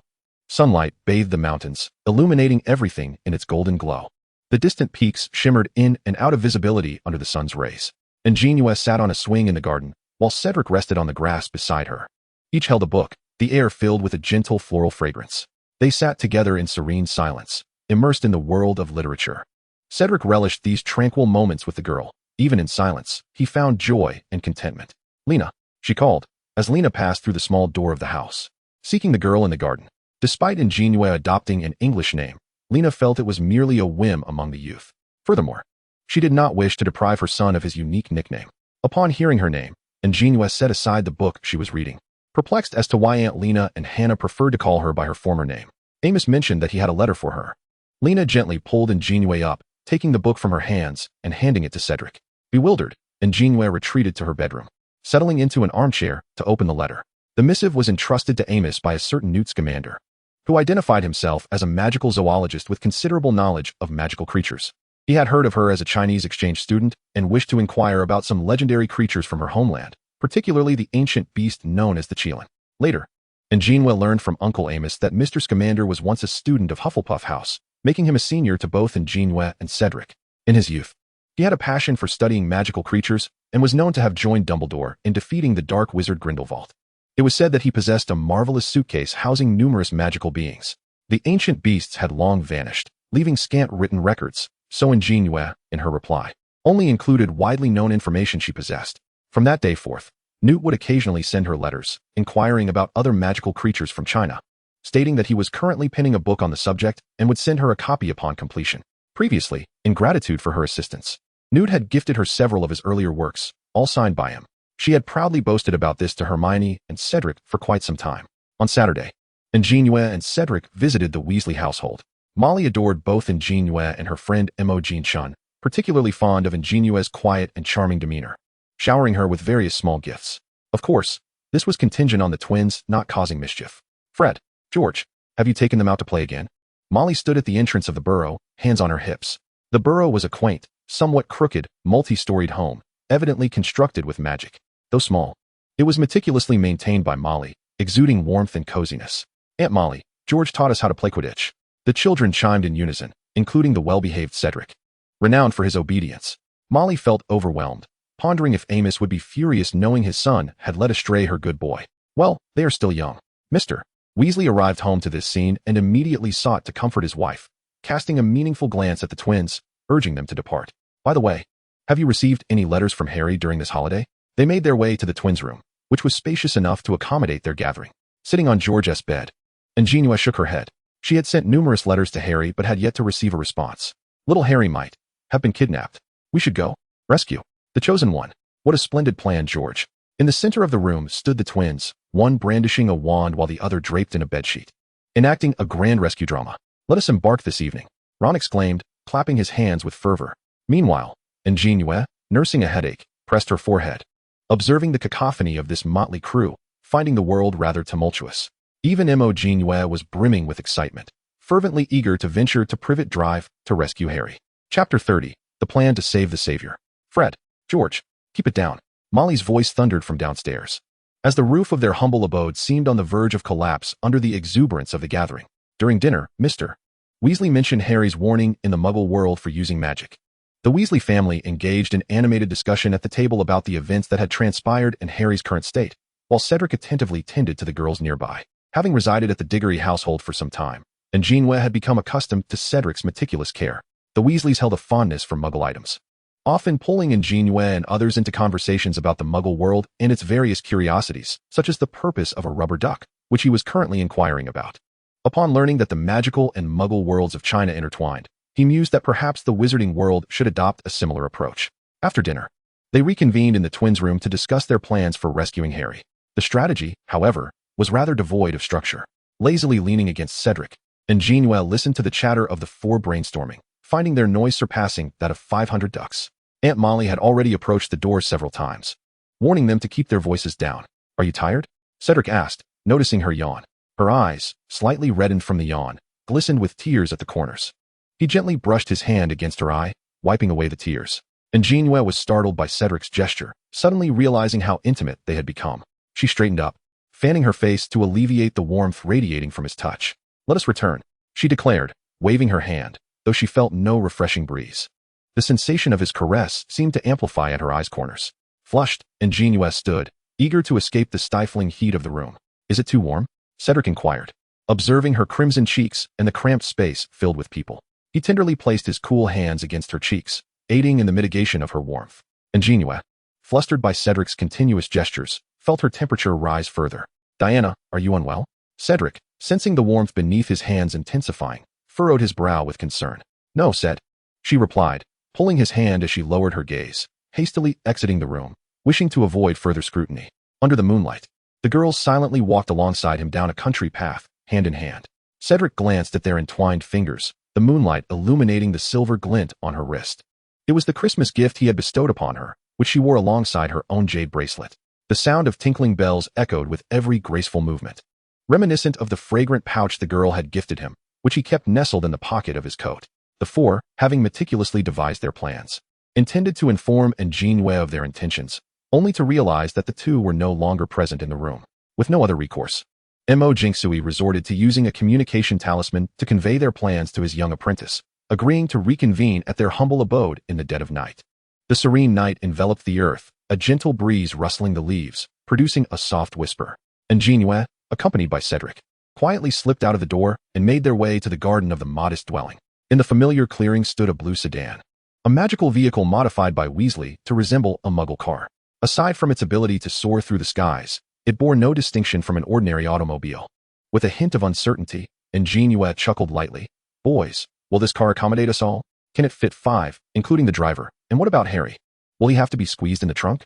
"Moon, you can sit in the laps of George and me," Fred exclaimed, wrapping his arm around the girl's shoulder, a broad grin adorning his face. Cedric, standing nearby, narrowed his eyes, a wry smile playing on his lips as he scrutinized Fred and the arm draped over An JinYue. Ron, puzzled by the sudden chill in the air, tightened his coat around himself. Before Cedric could react, an infuriated An JinYue swatted at Fred's unwelcome hand. "How many times must I say it? Keep your hands off my apprentice," he admonished, pulling the twins away from An JinYue to create distance between them. All right. Dawn approaches," An JinYue interjected hastily, sensing the chaos and the deviation from their main objective. Ultimately, it was decided that An JinYue would ride on her broomstick, with Cedric trailing behind in the car driven by George. Harry felt that this year's birthday was the worst he had ever experienced. Not only had none of his friends written to him, but he had also received no replies to the letters he had sent. No one came to see him, and if it weren't for Hedwig and his wand, he might have believed that Hogwarts was merely a distant dream. Poor Hedwig was confined just like him, unable to venture out of her cage. Later, he learned that everything was orchestrated by a house elf named Dobby. Not only that, but it had also caused him a great deal of trouble. Now Uncle Vernon had even sealed the windows of his room, and that little elf belonged to the Malfoy family. This had to be one of Draco's pranks. Fuming, Harry sat on his bed, glaring at his neatly packed belongings, yearning for the school year to commence. Hogwarts was the only place he considered home. Outside, the sounds of bustling traffic filled the air as Harry lay on his bed, counting the days until he could receive a letter from the school. At that moment, the window's latch emitted a soft clatter, and Harry carefully sat up, raising the lamp from his bedside table. "Harry!" A freckled redhead appeared at the window, accompanied by a striking girl with dark hair hovering in the air. "Moon, Ron!" Harry exclaimed, rushing to the window to open it for them to communicate. Harry stood with his mouth slightly agape, observing the twins maneuvering a small car that hovered in midair, leaning against the back window. An JinYue, accompanied by Cedric, was also floating in midair atop an unknown object. "Harry, are you all right?" An JinYue greeted him with a smile. "What happened?" Ron inquired. "Why haven't you replied to us? I've penned at least 20 letters. Guys, we should head back and catch up later. First, let's get Harry out of here," suggested Cedric, his silence becoming increasingly evident as Ron rambled on. With dawn approaching, it would be unwise to let the muggles below catch sight of them, especially since Harry had already received a warning from the Ministry of Magic. Realizing the urgency of the situation, they helped Harry dismantle the railing and load Hedwig and his belongings into the car. However, their commotion roused the Dursleys from their slumber downstairs. Enraged, they stormed upstairs, keys in hand, unlocking Harry's door. Ron and Moke JinYue desperately tugged at Harry's arms. In response, An JinYue produced a charm and affixed it to the door, increasing its weight. "Hurry," they urged as they strained to pull Harry into the vehicle. Slamming the door shut just as the Dursleys burst in, George deftly spun the steering wheel, sending the car into a tailspin, rocketing towards the moon. An JinYue swiftly followed suit, casting a spell to adjust their course and applying a speed charm to catch up. Before departing, they left the Dursleys with an unexpected parting gift, an ominous reminder of their escape. The group returned to Grimmauld Place just before dawn, and An JinYue, preoccupied with urgency, neglected to catch up with Harry, hastily returning home with Cedric to feign a night spent indoors. Little did they know, Molly had already set out to the Diggory residence upon realizing the twins and Ron were missing. Discovering the absence of several children, along with the Weasley car, the adults could piece together the children's escapade. Such unauthorized departures without a note were clearly a behavior that needed to be curtailed. Chapter 31, Cedric's Secret Affections 1. People are often oblivious to the shifts in their emotions, yet their diaries reveal truths only they can comprehend. Cedric's diary is filled with observations about An JinYue. September 1st, she dislikes pumpkin juice, but relishes pudding. September 3rd, she is probably the most vexing student for the professors right now. October 15th, a day without seeing her makes for truly dreadful weather. November 1st, she looked splendid today, she means the world to me. 2. At Hogwarts. There exists a well-known class, History of Magic. While most students doze off during the lessons, Cedric sits upright, scribbling in his notebook. Should anyone glance at his notes, they would find not the lecture's content, but rather a name, occupying an entire page. 3. The numerous chance encounters in the library were all orchestrated by Cedric, who had long awaited their arrival. Sophia and Hannah had long since aligned themselves with the enemy, creating numerous opportunities and plans through their own initiative. The Christmas gift was handcrafted by him. He had exchanged his pounds at Gringotts early that morning and made a trip to London on the day of the holiday. Along the way, he inquired of Minnie until he discovered Chinatown. He purchased a plethora of materials and books. The shopkeeper suggested he present a hairpin, yet he wished to reserve it for a more significant moment. In that very store, he learned that her enchanting fragrance was reminiscent of lotus blossoms. Thus, he chose to engrave a lotus upon the bracelet. The sachet he always kept in the pocket of his jacket, for it was closest to his heart. The bracelet suited her exquisitely, and therein lay its greatest honor. The savior could sometimes be quite bothersome, always seeking her out. Did she possess no opinions of her own? Before her, he could always be himself, completely at ease. His latest journal entry reads, "Love at first sight, a deeper affection upon second glance." Cedric is enamored with An JinYue. She is like a crescent moon, illuminating the starry sky, while he, a steadfast star, forever guards her side. Cedric loves An JinYue. What does it truly feel like to wield a sword? To this day, he remains unaware, as all he recalls from that day is the sensation of her touch. Her waist was slender and supple, her petite form perfectly fitting within his embrace, with the air filled with the delicate scent of lotus. During the holidays, his greatest joy lay in sitting with her in the garden, reading together. The sunlight was just right, the fragrance of flowers intoxicating, and a gentle breeze caressed them, as if they were the only two souls in existence. Even during the holidays, the savior could stir up a plethora of troubles. The most beautiful sight in the world was her rosy cheeks.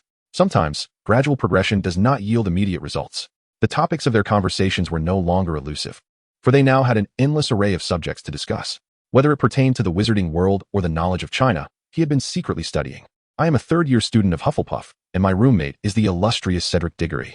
He has always been a gentleman, handsome, intelligent, and eager to learn, capturing the attention of most in the school. However, upon returning this year, I noticed a change. He seems dazed.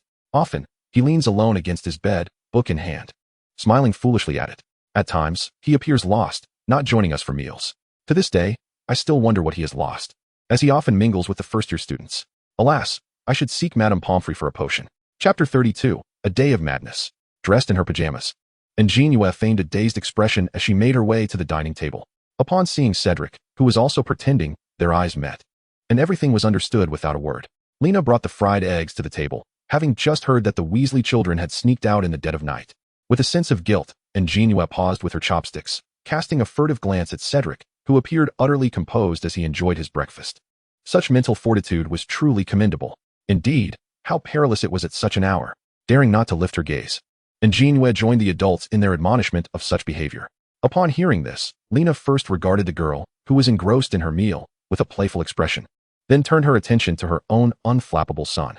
"Ah, surely you did not indulge in any mischief alongside them?" An JinYue vehemently shook her head, asserting that she had spent the entire night peacefully asleep in her room, oblivious to any mischief.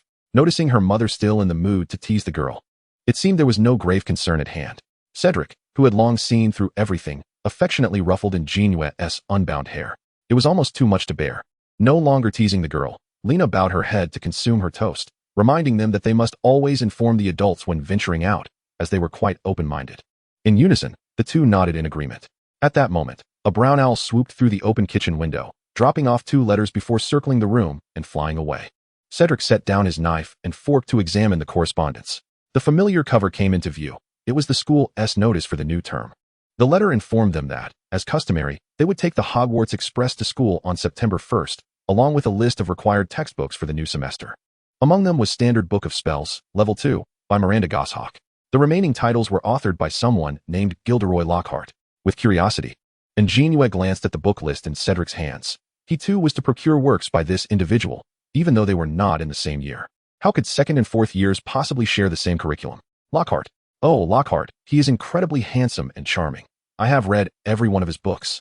Upon hearing this name, Lena glowed with the excitement of a devoted fan. Mother is quite fond of him, which makes father rather jealous. Cedric whispered into the girl's ear, and JinYue felt a rush of warmth at the breath against her ear, causing her cheeks to flush instantly. Cedric, nearly unable to resist the urge to kiss the girl's blushing ear tips, quickly composed himself, clearing his throat and placing his fist against his mouth to mask his fluster. And JinYue, who had never been one to idolize, found it hard to comprehend such behavior. Yet she was indeed curious about this wizard. It was said that he would be the new professor for defense against the dark arts this year, presumably possessing more genuine skill than Quirrell. Moreover, Cedric's envelope contained a badge. Wow, Cedric, congratulations on becoming the Quidditch captain. And JinYue beamed with joy as if the badge were her own, deciding to gift Cedric a new Nimbus broomstick as a present. As expected, Cedric did not display excessive excitement. However, seeing in JinYue's keen interest in the badge, he placed it upon her, before heading to Diagon Alley. And JinYue received a letter from Sophia, stating she would be visiting Diagon Alley with Hermione, and they could meet at Flourish and Blotts. Their trip to Diagon Alley would be via the fireplace at the Diggory residence, using a magical powder known as Floo powder. However, and JinYue never wished to experience such a thing again. The entire ordeal felt as if she had been engulfed by a colossal whirlpool. Her body spun rapidly, the wind roaring deafeningly in her ears, while her breakfast churned uncomfortably in her stomach. Once her feet finally touched solid ground, she could no longer contain herself and rushed to the wall, retching violently. The considerate Cedric first patted her back gently, then hurried to the Florence ice cream shop to procure a delightful ice cream, favored by girls. He presented the treat to An JinYue, who was crouched on the ground, her complexion pale as a ghost. Upon receiving the ice cream, the dual effects of the coldness and the strawberry flavor significantly alleviated her discomfort. The Diggory family waited until she fully recovered before accompanying her to Diagon Alley. Next time, I want to take you through the fireplace, said Lena, affectionately stroking An JinYue's small face. Poor child, you still look rather unwell. After retrieving an ample supply of galleons from Diagon Alley, they proceeded to their first destination, the leaky Cauldron. A substantial crowd had gathered at the bookstore entrance, desperately trying to squeeze inside. A banner affixed to the glass door aptly elucidated this curious phenomenon. Gilderoy Lockhart would be signing copies of his autobiography, Me, the Wizard. Most of the crowd appeared to be witches of a similar age to Aunt Molly and Aunt Lena. An awkward-looking wizard stationed at the entrance called out, "Please be quiet. Ladies, do not jostle one another, and take care not to damage the books." Hermione and Sophia spotted An JinYue at once and rushed over to embrace her. "Long time no see. You." The girls chatted hand in hand along the cobblestone path about their holiday experiences, even though they had already shared these stories countless times in their letters. Meanwhile, the Diggory couple conversed with the Grangers, who had brought Hermione along, while Cedric remained steadfastly by An JinYue's side, shielding her from the bustling crowd. "We have the chance to see him today?"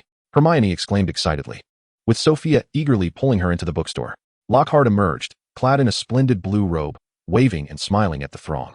A wave of screams erupted from the crowd, nearly deafening An JinYue. She covered her ears, her expression one of distress. "It's too chaotic," she thought, gazing at Lockhart, who posed flamboyantly on the platform like a peacock, and failed to discern what was so appealing about him. His looks are nowhere near Cedric's, honestly. With her eyes slightly squinting from the overwhelming sight, An JinYue glanced up at Cedric, hoping to cleanse her vision with his handsome countenance. Pressed closely against the girl by the throng, Cedric observed the legendary Lockhart. He appeared arrogant and lacked the robust physique of a true warrior, resembling more of a decorative mannequin. Troubled, Cedric pondered what he would do if the girl were to develop a liking for Lockhart's type. "Cedric, let us leave. It's too crowded," An JinYue said, swaying slightly as she tugged at Cedric's sleeve, yearning to escape the chaos. Meanwhile, the witches continued to push forward, each clutching a book, and one unfortunate tome accidentally struck the girl's forehead, leaving a mark that turned red instantly. "How rude." Noticing the girl, Cedric extended his long arm and gently embraced her, shielding her from the crowd with his own body. Enveloped in his warm embrace, An JinYue could hear the powerful rhythm of his heartbeat, the faint scent of sandalwood lingering in the air, and the warmth radiating from him, which surpassed her own. All of these elements showcased the youthful hormones of a boy.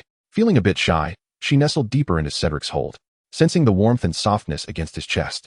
Cedric instinctively tightened his grip, his smile becoming even more radiant. Chapter 33, A Chaotic Scene in Diagon Alley. Upon exiting the bookstore, Cedric released the girl from his embrace, placing his hands gently on her shoulders as he lowered his head to examine the red mark on her forehead. The girl's fair skin made the slight bruise stand out prominently. An JinYue, feeling that Cedric was overreacting to her minor bump, reassured him, "It's nothing, Cedric." She touched the spot that had been hit. Aside from the initial sting, she felt no lingering pain. Cedric remained silent, taking her hand that had brushed her forehead into his own. He guided An JinYue to an ice cream shop, requesting an ice pack from the owner to place on her forehead. As the cold pack suddenly made contact with her skin, An JinYue gasped at the chill. Seeing her reaction, Cedric's touch became more tender. When they returned to the bookstore, they were met with the sight of Uncle Weasley and Mr. Malfoy grappling on the floor, amidst the cheers of the twins urging, "Dad, give him a good one." Aunt Molly screamed as she attempted to break them apart, while chaos ensued with bookshelves toppled over. When the Diggory couple arrived at the bookstore in search of Cedric and An JinYue, they were greeted by a scene of utter disarray. "Merlin's pants. You two separate," Amos exclaimed, pulling the two combatants apart. Uncle Weasley with a cut on his lip, and Mr. Malfoy nursing a black eye. Malfoy hurled a book at Ginny, his eyes gleaming with malice as he spat. "Here, little girl, is your family's most precious possession." He shoved Amos aside and, with Draco in tow, stormed toward the bookstore entrance. Upon seeing An JinYue, he adjusted his tousled golden hair from the brawl, brandished his wand, and extended his hand toward her with an air of superiority. "Missin, I presume you've heard of the Malfoy family? I am Lucius Malfoy, and you must know Draco." "Good day, Mr. Malfoy," An JinYue replied, lightly grasping Lucius's fingertips, then nodding slightly towards Draco. She then stepped aside with Cedric, making way at the entrance. Lucius, with Draco, huffed and departed from the leaky cauldron. "Moon, you shouldn't shake hands with that wicked wizard." Ron yelled at her in anger. "Moon, you've touched a dark wizard. You've turned bad too," the twins chimed in jest. An JinYue pushed past the two blocking her path and approached Ginny. Cedric, ever the epitome of gentlemanly courtesy, assisted the shopkeeper in gathering the scattered books from the floor. Meanwhile, the Diggory couple engaged in conversation with the Weasley couple. "Ginny, is this black notebook yours?" In an effort to comfort Ginny, An JinYue sensed something familiar and, upon searching the vicinity, ultimately realized it emanated from Ginny's cauldron. Ginny gazed at the unfamiliar notebook and shook her head in response. She, too, was unaware of its owner and how it had ended up among her books. Perhaps, amidst the throng of people earlier, someone had misplaced it. "Hand it over to me. I shall return it to the shopkeeper," she exclaimed, raising the notebook with a brilliant smile. Ginny had met An JinYue during the holiday. She was a friend of her brother Ron and also a companion of her idol, Harry. They spoke of her with admiration and pride, their eyes sparkling with delight. Moreover, An JinYue's beauty, coupled with her heritage from Huaxia, bestowed upon her an air of elegance and gentleness, reminiscent of a noble lady. However, as one spent more time in her company, it became evident that her demeanor was audacious and unconventional, filled with warmth and kindness. She would engage in mischief with the twins and even assist herself with her studies. She had gifted Ginny numerous delightful trinkets from Huaxia, which Ginny cherished dearly. In the past, their household had been devoid of girls, and their mother was often preoccupied with family matters. With An JinYue's presence, they could discuss topics dear to young ladies. Naturally, An JinYue adored her little sister. Who wouldn't be fond of an adorable and exquisite younger sibling? Upon receiving Ginny's consent, An JinYue turned toward the shopkeeper, discreetly stowing the notebook in her storage bag, intending to examine it further at home. Once they had completed their shopping for school supplies, the Granger couple departed with Hermione and Sophia through the leaky cauldron, while Harry remained at the Weasley residence until the start of term. Upon returning to the Diggory home, An JinYue eagerly retreated to her bedroom. Oblivious to Cedric's intention to invite her, she flipped through the notebook in her hands, finding nothing particularly remarkable. The notebook contained no entries, aside from its slightly worn appearance. It resembled a brand new diary. An JinYue attempted various methods to unveil its secrets, including burning and soaking it in water, yet to no avail. Unbeknownst to her, the sun dipped low on the horizon, signaling the approach of evening. Cedric, concerned for the girl, knocked gently on her door, but silence greeted him. Ultimately, driven by worry, he tested the doorknob and was surprised to find the door ajar. The trust An JinYue had in him, devoid of any defenses, filled his heart with joy. She never ceased to surprise him in the most unexpected ways. Stepping into her room, Cedric was struck by its warmth and comfort. Delicate floral sheer curtains were tied back at the windows, and across from them lay a bed adorned with matching lace linens. Against the opposite wall stood a wooden cabinet with drawers, separated from the bed by a screen. The cabinet showcased a glass vase and a tea set, while a deep-hued wooden desk rested beneath another window, where the girl sat, engaged in peculiar activities with the black notebook she held. Cedric, perplexed, observed An JinYue fiercely jabbing at her notebook with a hairpin, seemingly harboring a significant grievance. He tapped the table with his bent index finger and said, "Diana, have we finished our meal?" Startled by the sound, An JinYue abruptly lifted her head, hastily concealing her notebook beneath other books on the table. "Cedric, what's wrong?" Noticing her actions, Cedric raised an eyebrow. He had already seen her, yet she still attempted to hide it. He smiled as he watched her tidy up before continuing. "I apologize for entering your room without your consent. It's fine, what are we to each other?" An JinYue, anxious to avoid any unusual scrutiny, hurriedly ushered him out of the room, dismissing such trivialities. Moreover, she had complete faith in Cedric's family. Since her arrival, the door had never been locked. "Has Diana been troubled lately?" Cedric inquired indirectly. "No, not at all." An JinYue, feeling guilty, cast her eyes around. "What troubles could I possibly have?" Noticing her reluctance to speak, Cedric chose not to press further, respecting the girl's privacy. In the days leading up to the start of school, An JinYue had been engrossed in her research, yet she had not unraveled the mystery. Were it not for the certainty that this notebook resonated with the same aura as that within Chilo's body, she might have discarded it long ago. With no other option, she had encircled it with protective talismans such as soul binding and defensive charms. Let us see what Hogwarts has to offer. Perhaps there is something there that can unlock it. Chapter 34. The beginning of second year. The day of the new academic year had arrived once more, marking the commencement of a fresh chapter in the lives of both Muggle and Wizarding students alike. It seemed that the 1st of September was universally acknowledged as the start of the school year. The Diggory couple escorted An JinYue and Cedric to King's Cross Station, where they passed through the barrier to reach the platform for the Hogwarts Express.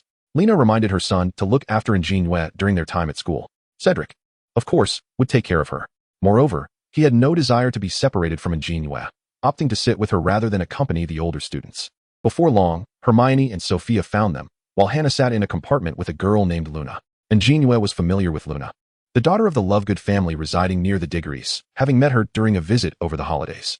She was quite an intriguing little girl. "Have you seen Harry?"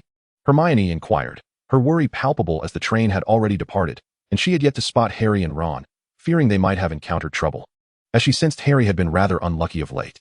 "No, they're probably just finding their seats," An JinYue replied, scanning the surroundings but failing to locate the boys with the red hair and glasses.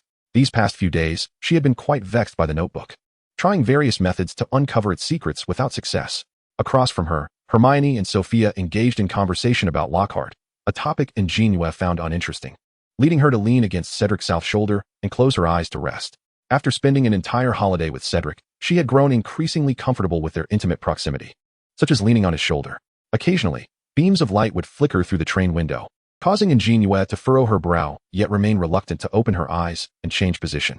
Cedric noticed the girl's discomfort and set aside the book he was holding.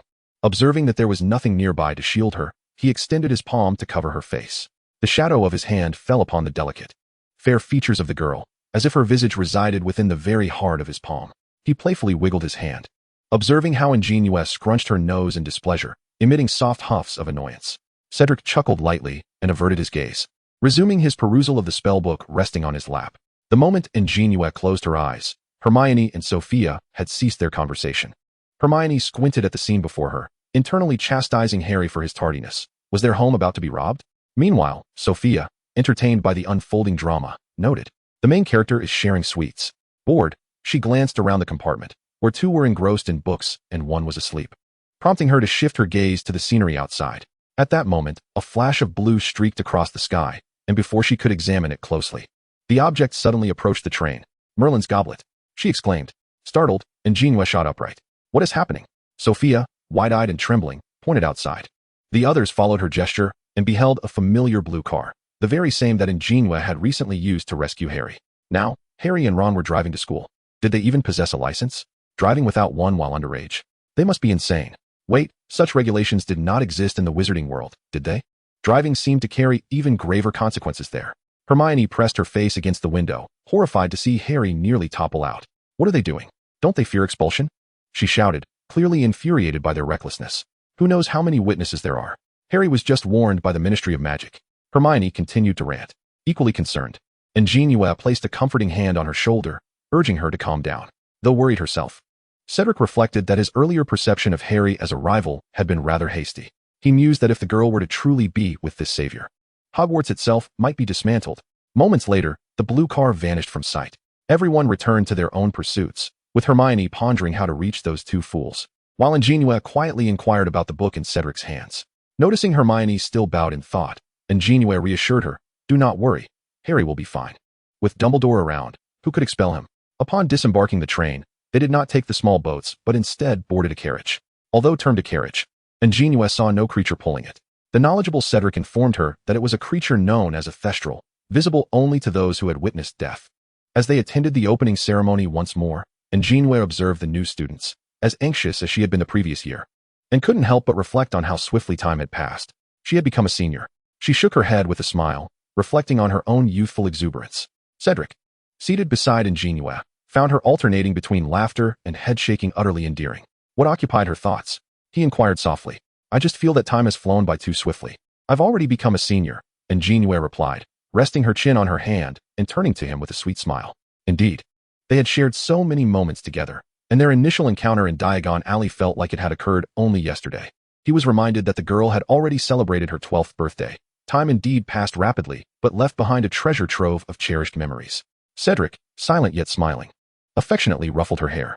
An JinYue instinctively narrowed her eyes in bliss, nuzzling against his large hand resting atop her head, much like a small kitten. After this gesture, she paused, realizing that there were times when she could genuinely sense Cedric's unique regard for her, though she had never sought confirmation. After all, one of the greatest illusions in the world is believing someone has feelings for you.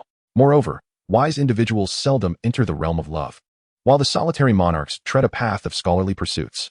As the banquet drew to a close, An JinYue noticed that Harry and Ron were conspicuously absent, calculating that they should have arrived by now.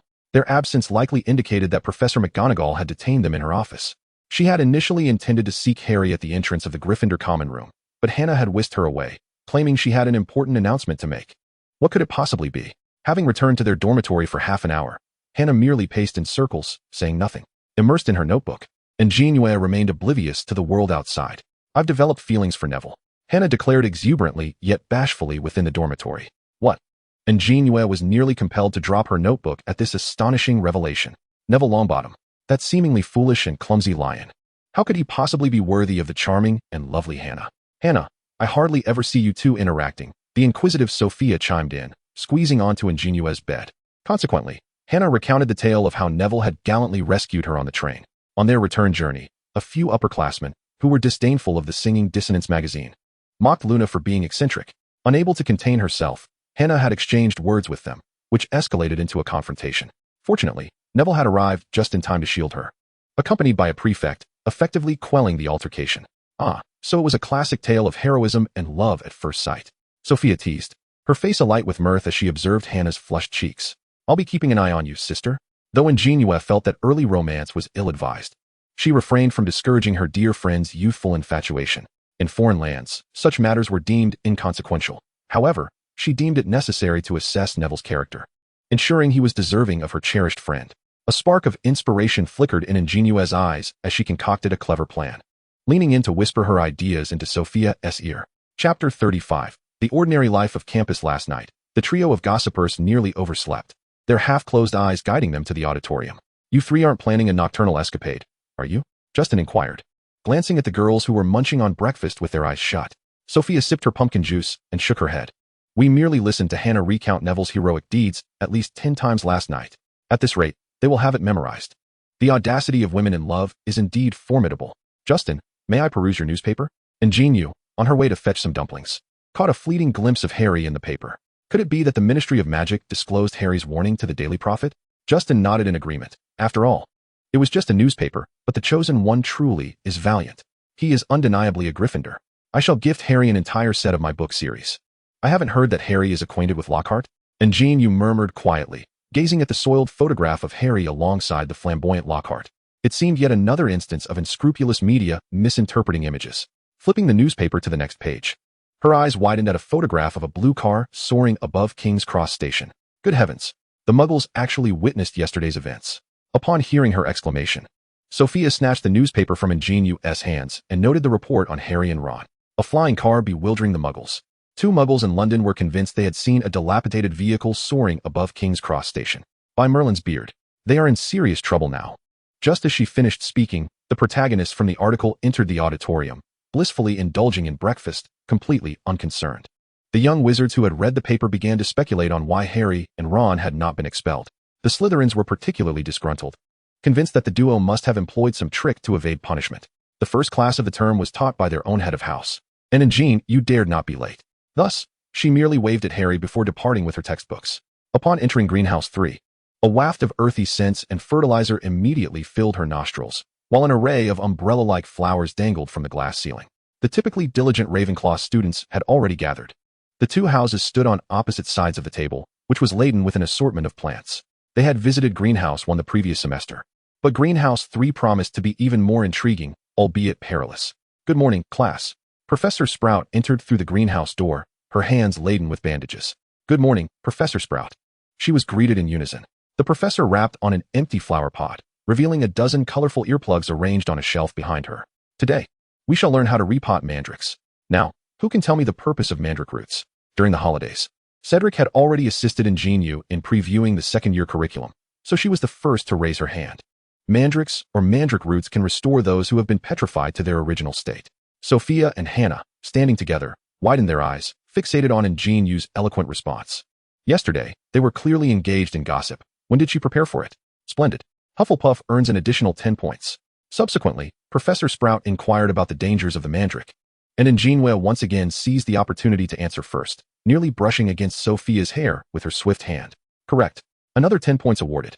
Professor Sprout instructed each student to don a pair of earplugs, and An JinYue, standing a bit further back, received a pair of fluorescent yellow earplugs that no one desired. With a disdainful expression, she placed them in her ears and began learning the repotting technique demonstrated by Professor Sprout. Once the demonstration concluded, the professor encouraged the students to practice independently. The students from Hufflepuff and Ravenclaw diligently followed the professor's instructions, methodically repotting the entire batch of mandrakes. The mandrakes, much like ginseng from Huaxia, were prone to thrashing about and emitted shrill cries. Transplanting a single mandrake was truly exhausting. After class, all the students were drenched in sweat, their bodies aching and covered in mud. An JinYue and her companions dragged their weary bodies back to the dormitory for a quick shower, then hurried back to the hall to replenish their energy during the break between classes. The hall, quieter than usual with only a few clusters of people, was a stark contrast to its usual cacophony. Exhausted, An JinYue lay her head on the table, lost in thought. Cedric, now a fourth-year student, had a schedule that often conflicted with hers, as he had a class during the second period, just like now. An JinYue, reluctant to walk all the way to the Gryffindor table, preferred to remain in her solitary reverie. Hannah and Sophia joined a group of younger girls discussing Lockhart, occasionally emitting drawn-out ohs or excited squeals, akin to a fan club.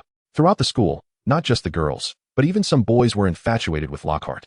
After all, he merely penned a few travelogues. No one had truly witnessed those events. They could very well be fabrications. Lying on the table, An JinYue raised an eyebrow as she observed a girl holding a book signed by Lockhart, exuberantly rushing out with a shout. Worship him. She would rather venerate Sun Wukong. This thought ignited a spark in An JinYue's eyes as she sat up. Indeed, there are plenty of travelogues in Huaxia. Surely, these young wizards have never encountered the 4 great classical novels. If they were aware of the Monkey King, what significance did Lockhart hold? With a mischievous smile, An JinYue resolved to translate a chapter of Sun Wukong's 3 Strikes on the White-Boned Spirit the following day. At that moment, an awkward gray owl clumsily swooped into the hall, crashing onto the Gryffindor table. A letter, crimson with smoke billowing from its corners, was picked up by Ron, who wore an expression of impending doom as he glanced at Harry. It was a howler, Hannah informed An JinYue, before any further action could be taken. The letter flew into the air, unfurling to reveal a large, toothy red mouth, and Molly's furious voice echoed throughout the hall, even shaking dust from the ceiling. "You actually stole the car and caused your father to face an investigation. If the school expels you, we would not be the least bit surprised." Molly's voice echoed through the air, the items on the tables of the 4 houses rattling in response, as everyone in the hall turned to gaze at Ron, who, filled with shame, wished he could shrink into the ground. "We shall bring you home immediately." Upon uttering these words, the parchment spontaneously ignited into ashes, and silence enveloped the room. Yet, An JinYue still perceived a buzzing in her ears. The other occupants of the hall noticed Harry and Ron seated in silence, provoking a chorus of laughter. A flash from a white camera illuminated the scene, as a first-year Gryffindor, armed with a Muggle camera, aimed it at Harry. "I am Colin Creevey, a Gryffindor. May I take a picture with you?" Harry, with a smile, acquiesced, and An JinYue, who happened to be passing by, seized the camera to capture a moment between the idol and his fan. She was among the few students in the school who remained unenchanted by Lockhart. Chapter 36. Abba Baba Bubba. Speaking of Lockhart, he was indeed present.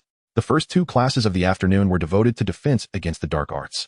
Were it not for the necessity of mastering wizardry, An JinYue would have sought out the twins for a suite to escape the lesson. This semester's classroom for defense against the dark arts, compared to the previous term, had at least the one advantage of lacking the pungent aroma of garlic that emanated from Quirrell. However, The decor resembling an exhibition of one's personal achievements was quite the spectacle. Observe the walls, adorned with countless photographs of Lockhart in various poses. The young girls entered the classroom, their eyes sparkling with admiration, emitting a chorus of gasps. Was this a lesson or a fan meeting? An JinYue nestled herself in a small corner of the classroom, while her fellow young witches scrambled for seats in the front rows. The once boisterous classroom gradually quieted as Lockhart descended the staircase, clad in a white robe with a flowing cape. "I am," he proclaimed, pointing to himself, "Gilderoy Lockhart, recipient of the 3rd level badge from the Order of Merlin, honorary member of the Society for the Protection of Magical Creatures, and 5-time winner of the Most Charming Smile Award from Witch Weekly." As Lockhart spoke, he flashed a greasy smile, captivating the female students who could hardly tear their eyes away from the flamboyant peacock. An JinYue, feeling slightly nauseated, rolled her eyes and opened her book and notebook, preparing to attend the lecture. However, Lockhart spun around and produced several sheets of parchment, announcing his intention to conduct a pre-class quiz.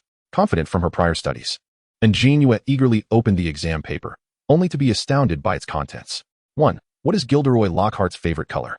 Merlin alone knows, thought An JinYue, as she pondered and scribbled dull yellow on her paper. 2. What is Gilderoy Lockhart's greatest wish? To become a figure like Pangilian. 3. What do you believe to be Gilderoy Lockhart's most significant achievement? Packaging fresh produce. The final question, what is Gilderoy Lockhart's birthday? What gift does he most desire? The 32nd of the 13th month, fresh air from Mount Everest. 3 whole pages filled with such tedious inquiries. Half an hour later, Lockhart collected the papers, rifling through them at the podium. TSK, none of you remembered my favorite color, he lamented. Lockhart perused the parchment in his hands, informing the class where they might find the answers in his book, yet not a single student managed to answer correctly, with some even submitting blank papers. Particularly perplexing was An JinYue's paper, which he could not comprehend at all. And who exactly was Pangilian? Seated in the front, Sophia and Hannah could not suppress their laughter, while the other students remained engrossed in Lockhart's discourse, some taking notes. As half the lesson passed, he oscillated between showcasing his charming smile and reciting tales from his travels, until he finally recalled that this was a defense against the dark arts class, not a fan meeting. Lockhart bent down and retrieved an object covered in red cloth from beneath his desk. "Now pay attention," he exclaimed, producing his wand.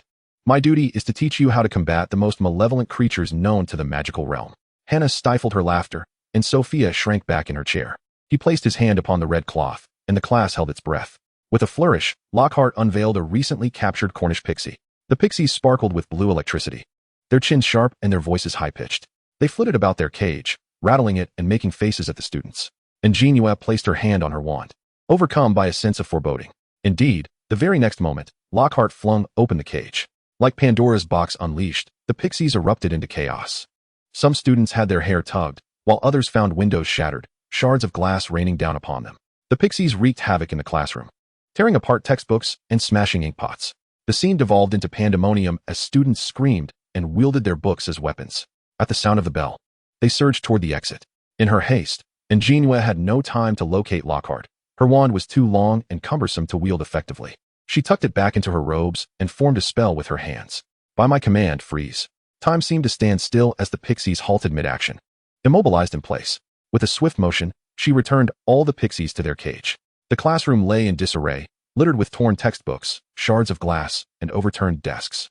With a flick of her wrist, a flash of white light restored order to the room. Before Lockhart could appear, An JinYue, utterly exhausted, clutched her book and exited the classroom. Just as she stepped outside, she spotted Cedric rushing toward her.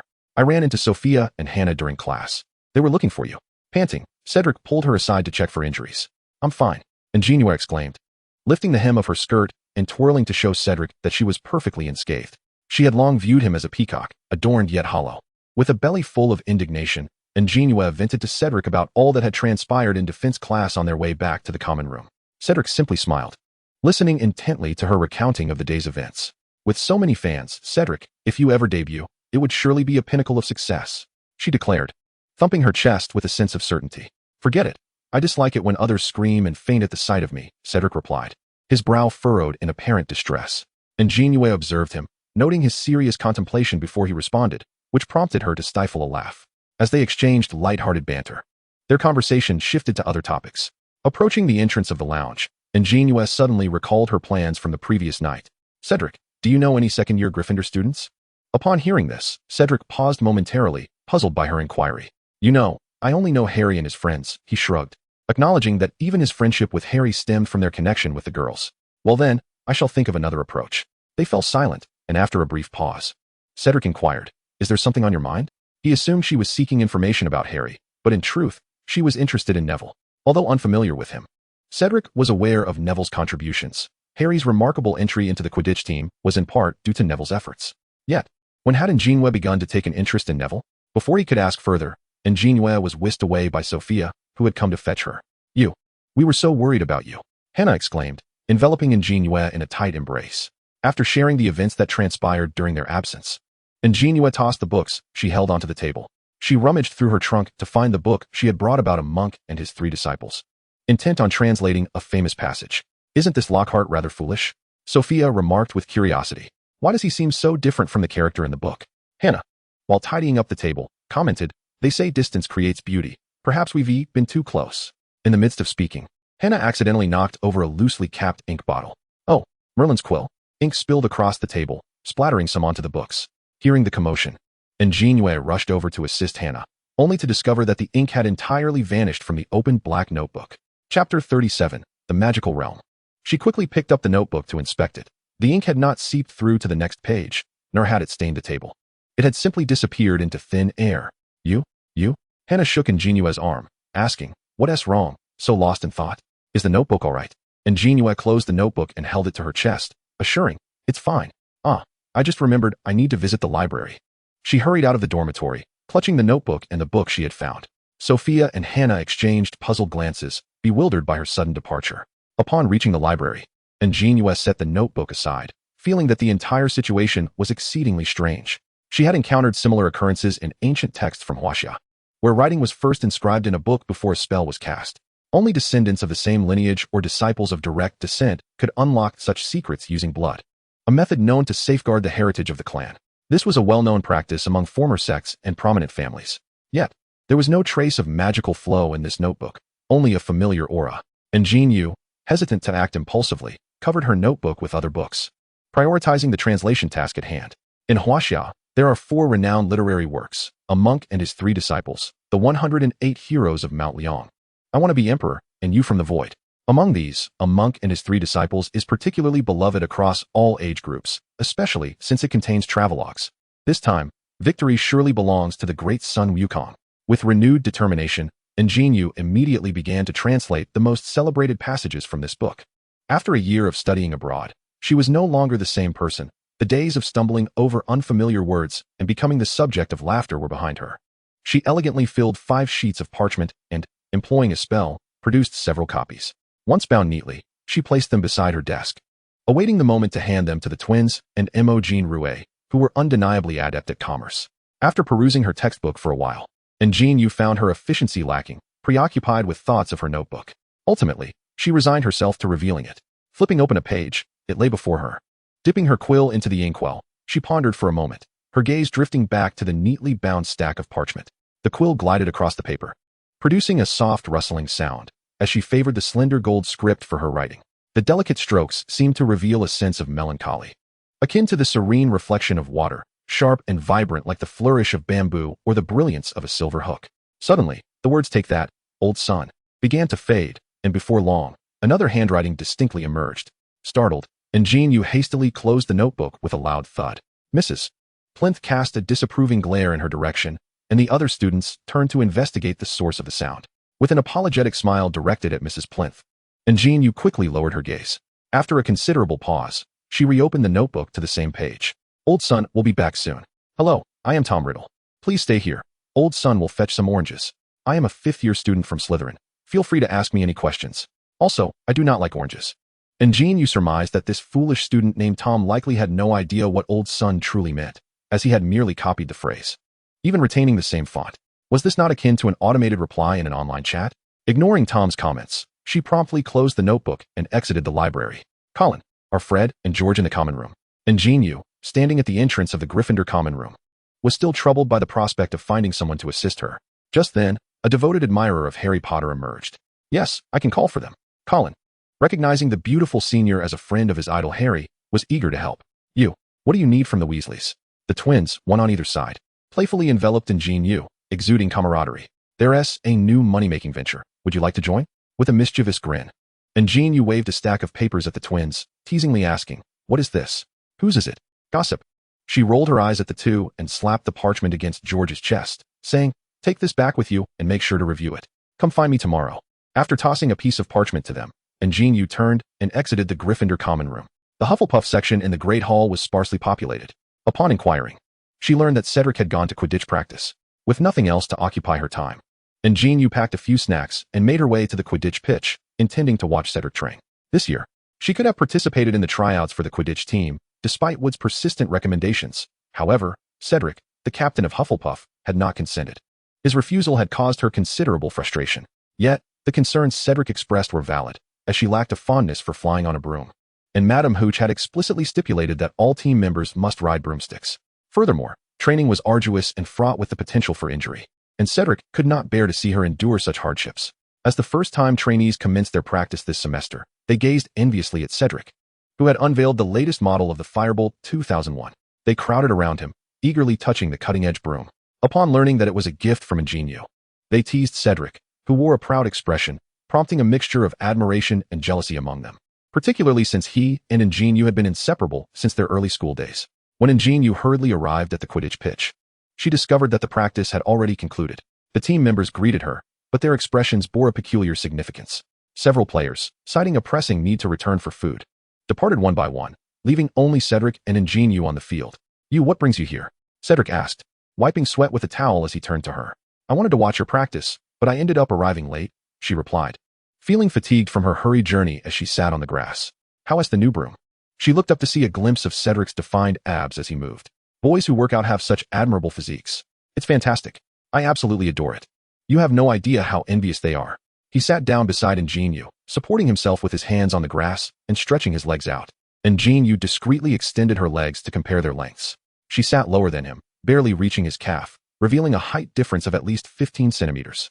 Noticing her discreet comparison, Cedric relaxed his legs slightly, shortening their length.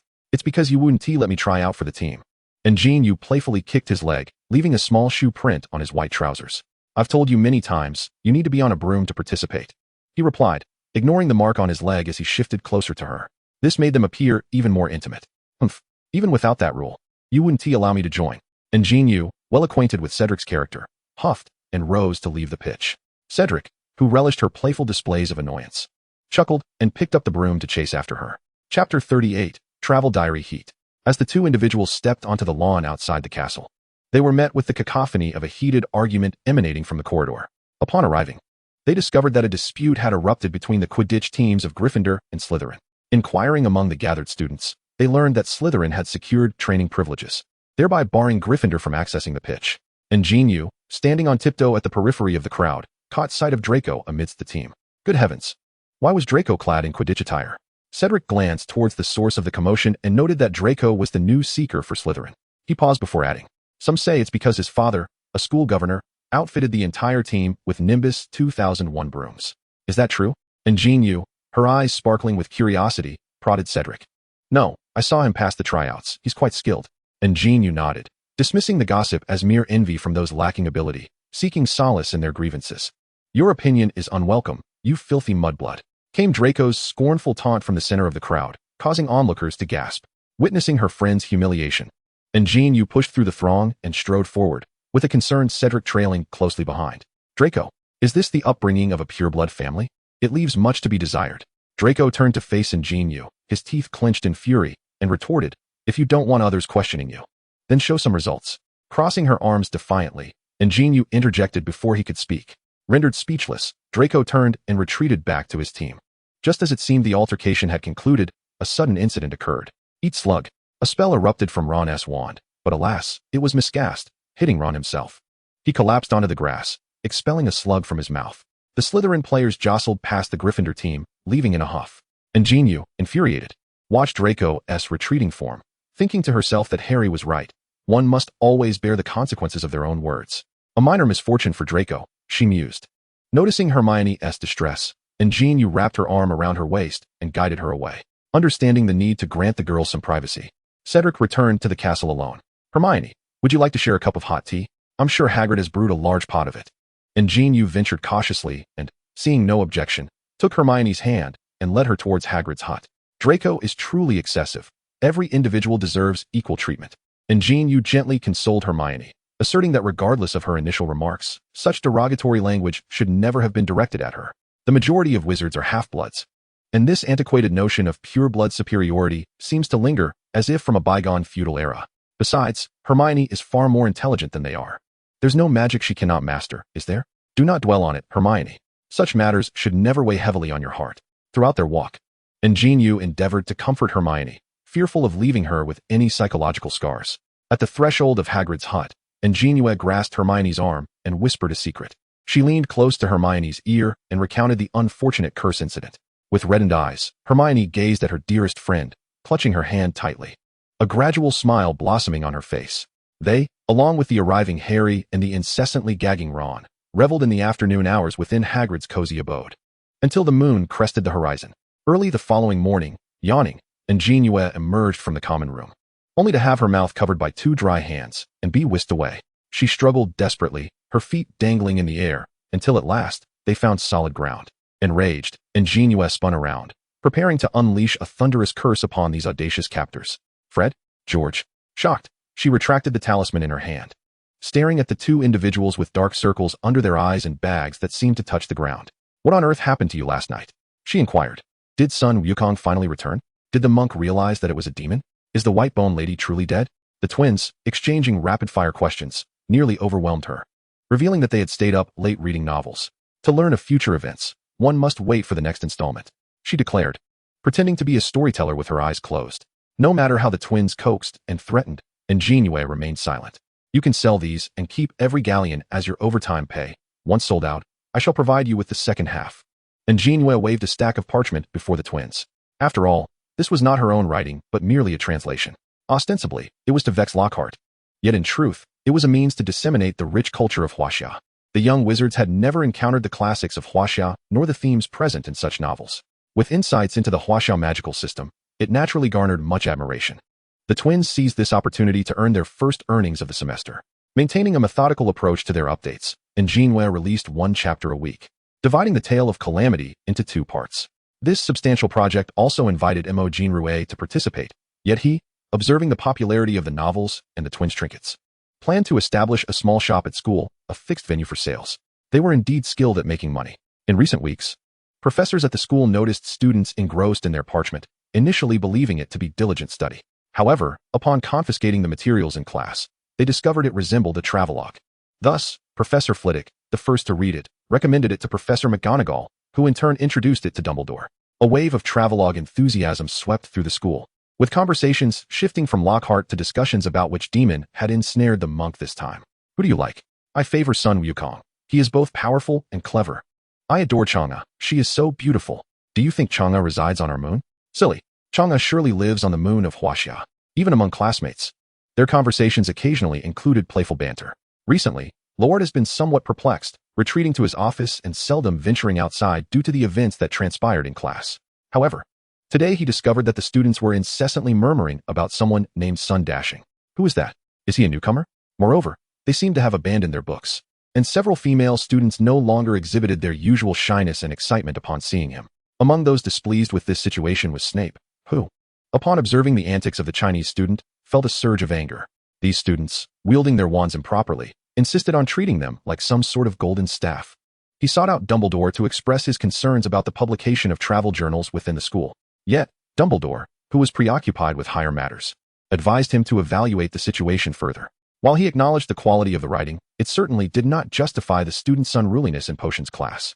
Weeks passed, and school life gradually returned to a semblance of normalcy. Tomorrow marks Cedric's birthday, and this is An JinYue's first opportunity to partake in his celebration. She had missed it last year due to her unfamiliarity. This year, she intended to make up for that lost occasion. She planned to prepare a memorable birthday gift and surprise for Cedric. Chapter 39, A Birthday Surprise. After 10 o'clock at night, An JinYue entered the kitchen with the ingredients she had prepared. Darcy and several house elves rushed to greet her upon her arrival. Her frequent visits to the kitchen last semester had fostered a strong bond between her and the house elves. Furthermore, she often taught them about Chinese cuisine, significantly enhancing the culinary standards at Hogwarts. Darcy, may I borrow the kitchen? She asked, waving the ingredients in her hand. Of course, you may use it at your leisure, Darcy replied, leading the other elves to the countertop to retrieve the kitchenware she had previously set aside. An JinYue selected the tools she would be using that night, and, while reaching for the sugar, spotted an unfamiliar house elf lurking in the corner. Darcy, is that a newcomer? She inquired. Darcy lowered his gaze, fidgeting with his clothing. Yes, indeed. Noticing his demeanor, An JinYue decided against further questioning and focused on her tasks. She was meticulously carving a round mold, which would serve as the evening's grand surprise. Dobby. Suddenly, Darcy exclaimed loudly. The house elf named Dobby had been caught sneaking bites of the ingredients An JinYue had set aside. Is your name Dobby? She asked, setting down her tools and approaching him.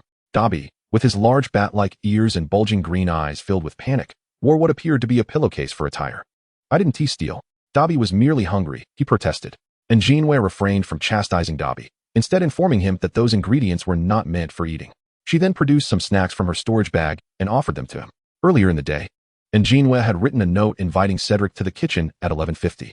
With the time drawing near, she enlisted the help of the house elves to decorate the kitchen with balloons and ribbons, which she had procured from a Muggle gift shop and prepared at the beginning of the school year. She arranged the food she had prepared on the long table and placed her carefully wrapped gift alongside it. The bewildered Cedric stood at the kitchen doorway, clutching the note the girl had given him. Before him, at the wall adorned with a painting of a fruit bowl, stood a girl dressed in a delicate pink hanfu. During the holidays, she had introduced this outfit to him, a traditional Ming attire. Below the cloud shoulders, she wore a long shirt with an embroidered collar reminiscent of osmanthus flowers, paired with a pleated skirt. An JinYue, who had been waiting at the door, greeted him with a sweet smile, her dimples illuminated by the candlelight. Cedric, she called, beckoning the still-stunned Cedric to come closer as she revealed a yellow silk scarf draped behind her back. You must cover your eyes and not peek. I will guide you inside. Cedric obediently tied the scarf over his eyes, and An JinYue waved her hand in front of him to ensure he was properly blindfolded. In the absence of sight, Cedric found that all sensations around him became remarkably vivid, the softness in his palms and the rustling of her garment. Be careful, there's a step.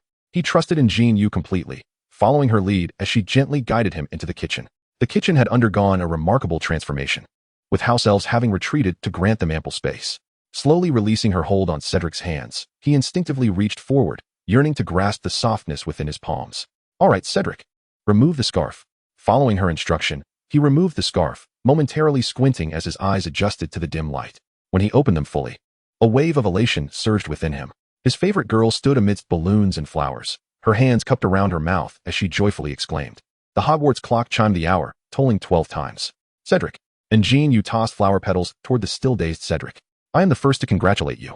Overwhelmed by the unexpected birthday surprise, Cedric found his mind blank, unsure of what to say or do. The joy and sweetness swelling within him urged for an embrace. He extended his long arms, enveloping the beaming An JinYue in a warm hug. Thank you, Diana. Diana. A name Cedric had not heard from his lips since the beginning of term. Even though it was the English name he had chosen for her, no one else called her that. It seemed to have become a personal nickname, signifying their intimate bond. Sensing a shift in her emotions, An JinYue gently pushed him away. Come, see what I have prepared. She guided Cedric to sit down at the table and lifted the cover from the array of food. What is this? Cedric inquired, bewildered as he gazed at the spread before him. An JinYue settled beside him, placing a fork in his hand. This is longevity noodles, which we traditionally eat for birthdays in my hometown. It symbolizes health and longevity, so you must eat it in one bite, no biting through. She nudged the bowl of noodles towards him, silently wishing that the longevity of the dish would indeed bless Cedric with safety and a long life. Cedric twirled the long noodle around his fork and brought it to his mouth, utterly unprepared for the sheer length of the solitary noodle. The strain in his jaws was palpable. He observed An JinYue doubled over with laughter, and the realization dawned upon him. It was merely a playful prank by the girl. In a spirit of camaraderie, he stubbornly slurped the entire length of the noodle without breaking it. An JinYue, her face frozen in mirth, was astonished at his earnestness in finishing the long-life noodle. She then produced another plate, adorned with several round delicacies. These are mooncakes, she explained. I previously mentioned that your birthday falls on the Mid-Autumn Festival in the lunar calendar. They symbolize reunion and togetherness. As Cedric picked up a mooncake, he noticed an unusual inscription upon it. Sensing his confusion, An JinYue eagerly clarified, this is the Chinese representation of your name. Each mooncake bears one character, and together they read Cedric, happy birthday. Of course, each character has its own distinct flavor. Receiving such a personalized gift for the first time, Cedric hesitated to consume them, but ultimately relented under An JinYue's insistence that they would spoil if left uneaten. The two indulged in some food provided by the house elves. As the clock struck 1, it was quite late. With classes awaiting them in the morning, they concluded their delightful surprise. Though the surprise may have ended, the ripples of joy lingered in their hearts. After assisting the house elves in tidying up the kitchen, they returned to the common room. An JinYue, struggling to keep her eyes open, reminded him to wait until he returned to his dormitory before unwrapping his gifts. With her eyes nearly shut, she fumbled her way down the corridor when suddenly, an odd sound pierced the stillness. The strange noise caused her drowsiness to dissipate instantly. Her eyes widened as she crouched low, inching forward cautiously. The sound persisted, and she felt an icy breeze behind her, raising the hairs on her arms. In an instant, visions of long-haired spirits, ghostly figures in red, and vengeful apparitions flashed through her mind, prompting her to grasp the talisman tightly. She turned abruptly, only to find nothing but emptiness behind her, illuminated by the faint glow of a candle. The sound had ceased. Was it merely a figment of her imagination, a result of her fatigue? Rubbing her head, she retreated to her dormitory. Meanwhile, Cedric made his way back to his dormitory without incident, discovering his 3 roommates fast asleep. A soft glow emanated from the tip of his wand as he placed it on his bed, cradling the gift box with reverence as he began to unwrap it. Ripping away the outer layer revealed an intricately carved wooden box. Cedric handled it delicately, opening it slowly to reveal a golden snitch. Inside the box lay a card inscribed in the girl's bold handwriting, stating that this was a magical artifact disguised as a golden snitch, capable of brief communication when infused with magic. In Chapter 40, Cedric recalled the mirror he had seen at An JinYue's place during the holidays, one that revealed silhouettes. His curiosity about such extraordinary objects was piqued, for he had never encountered anything quite like it. He was pleasantly surprised that the girl would gift him such a marvel. Filled with joy, Cedric set down the golden snitch, pondering where it would be most appropriately placed. At last, she fell into a deep slumber, the weight of the world resting in her hands. The following morning, a tardy An JinYue stumbled upon a letter on her way to the auditorium, its origin unknown. With no time to examine it closely, she hastily finished her breakfast and rushed to class, clutching her books. Where were you last night, you? You didn't return until curfew. Hannah, who had been bursting with questions, seized her arm in reproach. I was gathering intelligence for you. An JinYue replied with a mischievous wink. She then recounted the incident of Neville fainting in herbology and being hoisted to the ceiling by a pixie during defense class. Are you certain this is your hero? Hannah exclaimed, her eyes sparkling with infatuation. Oh, he is simply adorable. Hearing this, An JinYue felt a sense of despair for her friend, and she retrieved the letter she had found that morning, hoping to uncover any clues about its owner. Is this a love letter for you? Sophia's head appeared from behind her, a smile gracing her face as she eyed the note. No, I found it. Upon realizing there was no gossip to be had, Sophia retreated, disappointment etched on her features. Flipping the letter over, she discovered the envelope bore the inscription, Quickly Cast Spells, Introduction to Magic Correspondence Course, Hogwarts School of Witchcraft and Wizardry, to be received by Argus Filch. A letter from the caretaker, Filch? Why would he need to learn basic magic? An JinYue had yet to pose her question to Hannah when the class bell rang. After lessons, Hannah and Sophia planned to visit Neville and Gryffindor, while An JinYue decided it would be best to return the letter to Filch post-haste. Thus, the trio parted ways. When she finally found Filch, he appeared flustered, hastily stowing the letter in his robe pocket without a word of thanks, leaving without a backward glance. Cedric, is Filch unwell? During the weekend, while studying in the library, An JinYue perused a comprehensive guide to Chinese herbal formulas, with Cedric seated across from her, diligently working on his assignment. Why do you ask? She inquired. She recounted the story of the letter, its retrieval, and subsequent return to Cedric. Diana, he is a squib. Ever since his last birthday. That name had resurfaced in their private conversations, along with their correspondence. Cedric went on to explain the concept of a squib to her. To her surprise, a non-magical caretaker existed within the walls of a school of magic. An JinYue redirected her focus back to her studies. As her supply of potions was dwindling and needed replenishing, she also sought to identify which potions she could prepare in advance. In the afternoon, Cedric was set to train on the Quidditch pitch, and she declined his invitation to watch. Instead, she secretly ventured into the Forbidden Forest's herb garden to gather ingredients. Armed with her prepared herbs and formulas, she found an empty classroom. After organizing her materials, she realized she had mistakenly taken a cauldron instead of a proper alchemical furnace. Returning for the correct vessel would take too long, diminishing the potency of the herbs. After all, they all required fire. A cauldron and a furnace were essentially the same. She placed a fire charm beneath the cauldron, ignited it, and methodically added the herbs in accordance with the alchemical process, while skillfully controlling the heat with her magical energy. She simultaneously guided the potion's transformation into a refined elixir. Soon, a pot of red bean paste buns, favored by An JinYue, was successfully concocted. After placing the elixir into a vial, she embarked on another round of potion making. As Severus Snape patrolled the corridor, he caught a whiff of a potent medicinal fragrance, leading him to suspect that an audacious student was clandestinely brewing potions. Following the scent, he arrived at an empty classroom. Upon pushing the door open, he discovered that it was none other than the mischievous student from Huaxia. Yet, why was her cauldron not filled with liquid, but instead contained black orbs? He had never heard of anyone managing to scorch a potion before. "Missin, what are you doing?" Snape inquired, leaning against the table with each word meticulously articulated.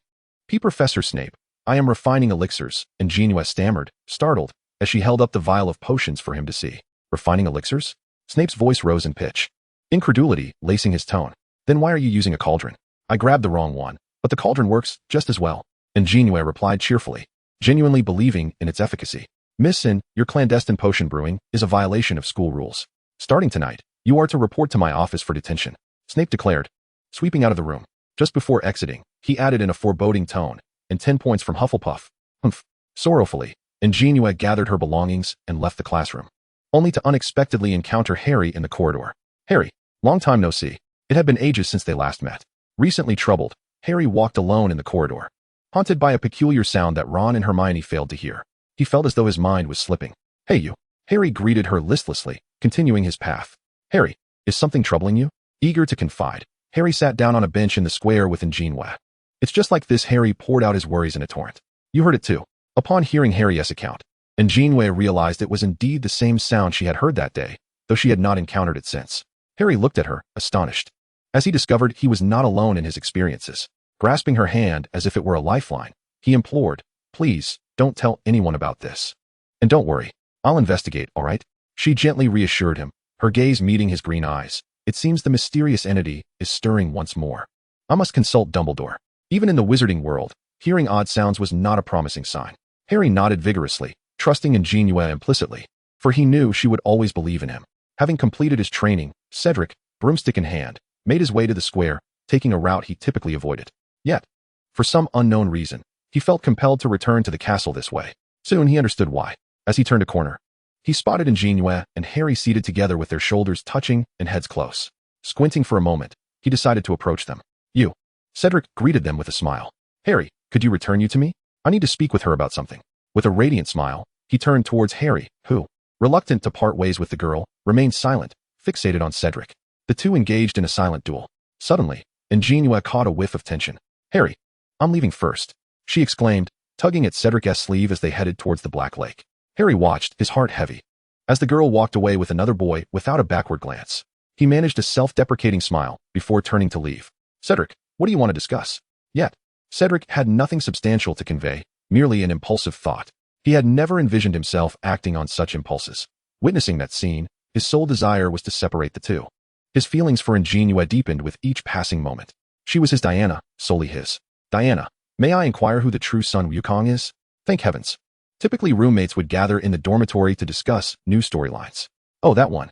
To his surprise, Cedric also indulged in novels, as An JinYue elaborated on the tale's intricacies. The sun dipped low, casting a golden hue upon the shimmering lake, enveloping the striking couple in a captivating glow. "Dumbledore, you must intervene this time." Chapter 41, New School Regulations. Snape pushed open the wooden door of the headmaster's office, unable to endure any longer. Dumbledore was engrossed in a new storyline, thoroughly captivated by a monk and his 3 disciples, which was quite well written, filled with dramatic twists and a spirit of struggle. "Dumbledore, you have no idea what trouble that student and has caused," Snape exclaimed, exasperated as he stood before the desk. "Ah, you mean you? What has she done now?" Dumbledore replied without lifting his gaze, turning a page of parchment. Snape snatched the parchment from his hands. "Let me tell you. She is concocting potions with a cauldron." "Concocting potions, you say?" Snape nodded, reiterating the events. "But what exactly is concocting potions?" "I've never heard of it," Snape inquired, puzzled, looking at Dumbledore. "Well, perhaps you might find out from her side." Dumbledore wearily waved his hand, disheartened by the brevity of the term. Having just dealt with Harry's escapade, he now had to manage An JinYue's potion-making. "How about I establish a new school regulation?" Snape's ultimate aim was achieved, and his mood began to calm. "Then return the parchment to me. I have yet to finish reading it." Dumbledore extended his hand, requesting the parchment.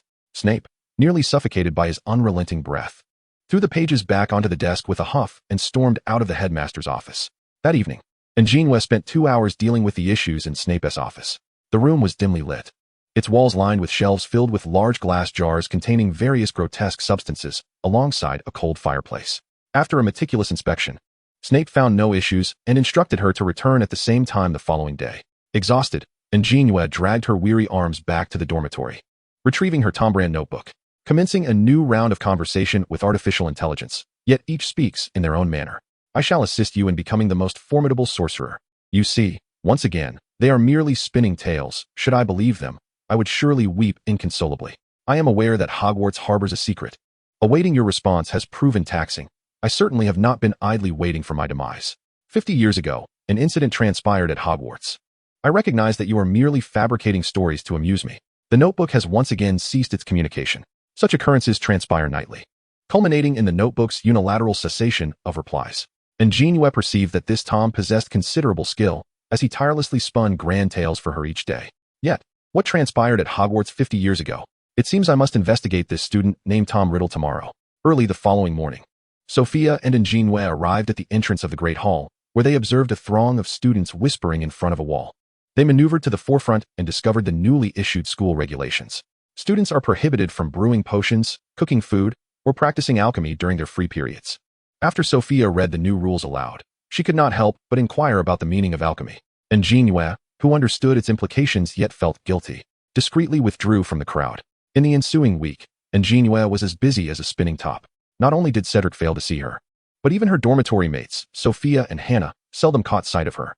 She attended classes during the day and spent her evenings in Snape's office managing slugs, while also finding time to update her stories and seek information about Tom. However, the library contained scant information regarding students, and she could not dare to inquire with the professors. After a prolonged search alone, An JinYue finally discovered details about Tom, thanks to a friendly reminder from the adorable Ron in the trophy room. In 1942, he received a special contribution award, Tom Riddle. She gazed at the medal encased in glass. Once again, 50 years ago. It seemed that understanding the events of that time was the key to resolving everything. After dinner, An JinYue, for the first time, took the initiative to visit the headmaster's office. Lemon sherbet, a pile of cockroaches, and toffee fingers. This wall remained unchanged. What new password has Dumbledore devised? She attempted several based on his habits, yet none succeeded. Monkey King. The wall before her shifted, revealing a spiraling staircase. Stunned, An JinYue turned to Dumbledore. This password. Who would have guessed that Dumbledore was a fan of the Monkey King? She followed in Dumbledore's footsteps into the office and stood before the desk. Moon, what brings you here?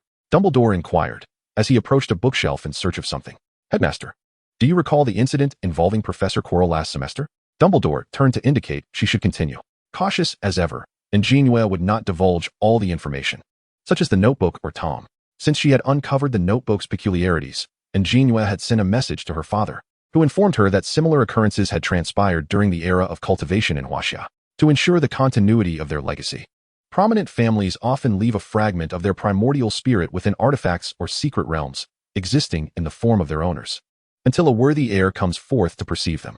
Even the infamily has such a spirit, though no one has ever laid eyes on it. Perhaps it is merely awaiting a fated individual. She pondered whether wizards might also engage in such practices, and thus recounted the matter of Chelou to Dumbledore.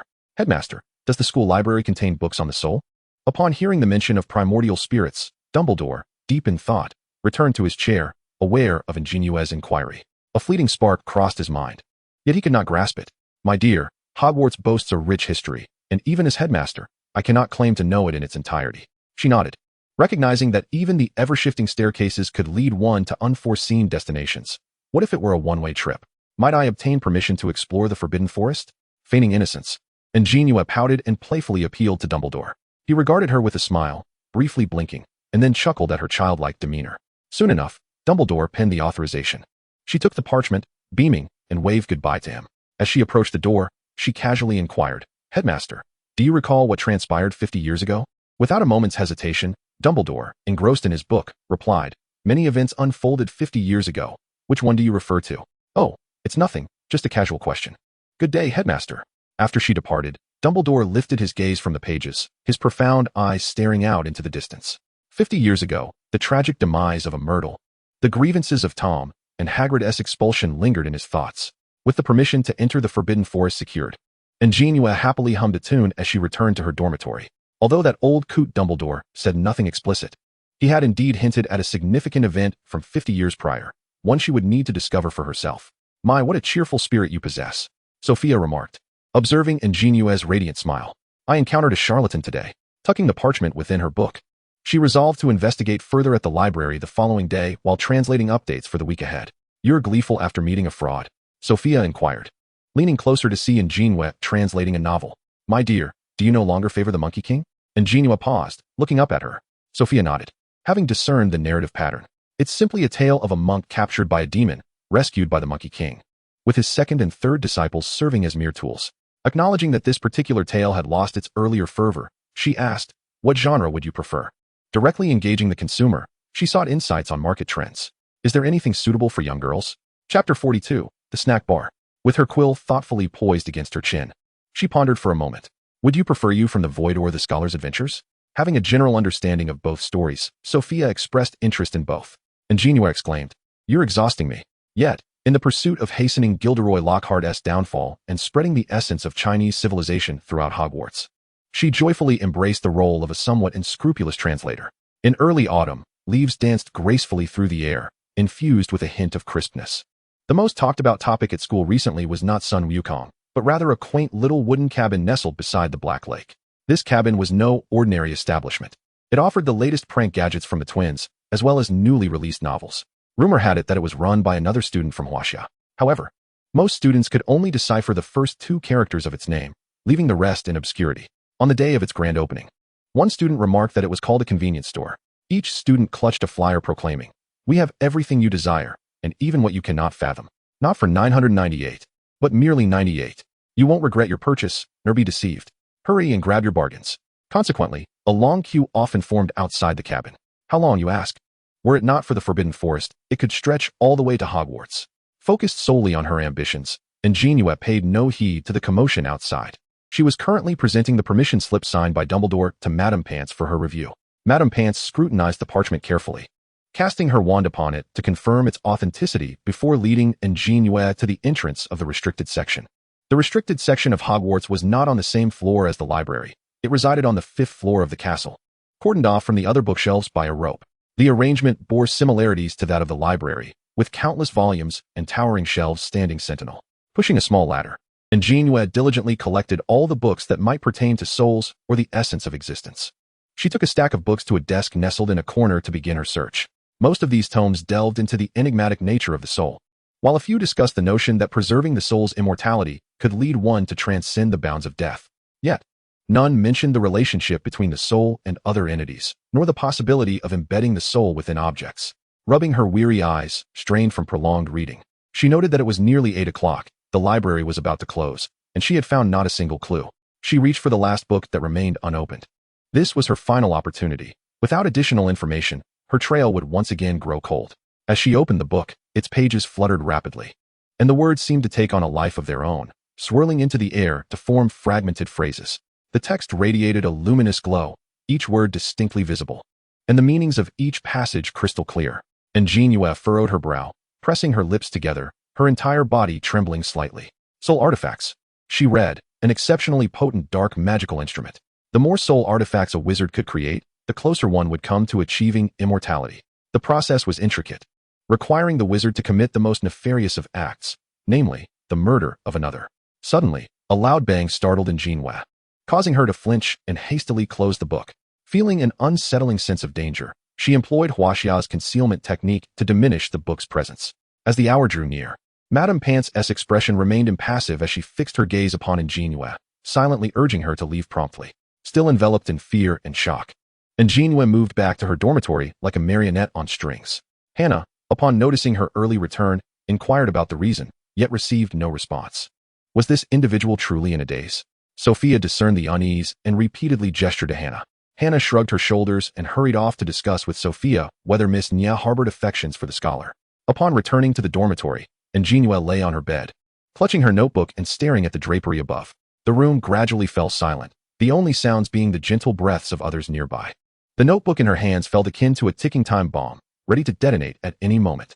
She had initially assumed that Tom was merely an automated response system, yet it turned out to be an explosive device. One could only ponder the connection between Tom and Voldemort.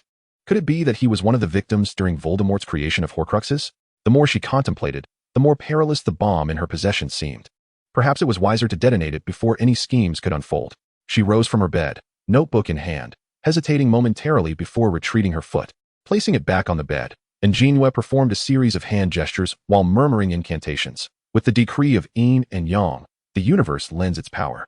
As heaven and earth remain clear, may all things find peace, relying on the talisman as proof, with incense as a guide. As the incantation was uttered, gray mist swirled around the notebook until it coalesced into a diminutive, handsome youth clad in the robes of Slytherin adorned with emblems. He gazed in panic at being summoned from the depths of the notebook, where he had concealed himself for years.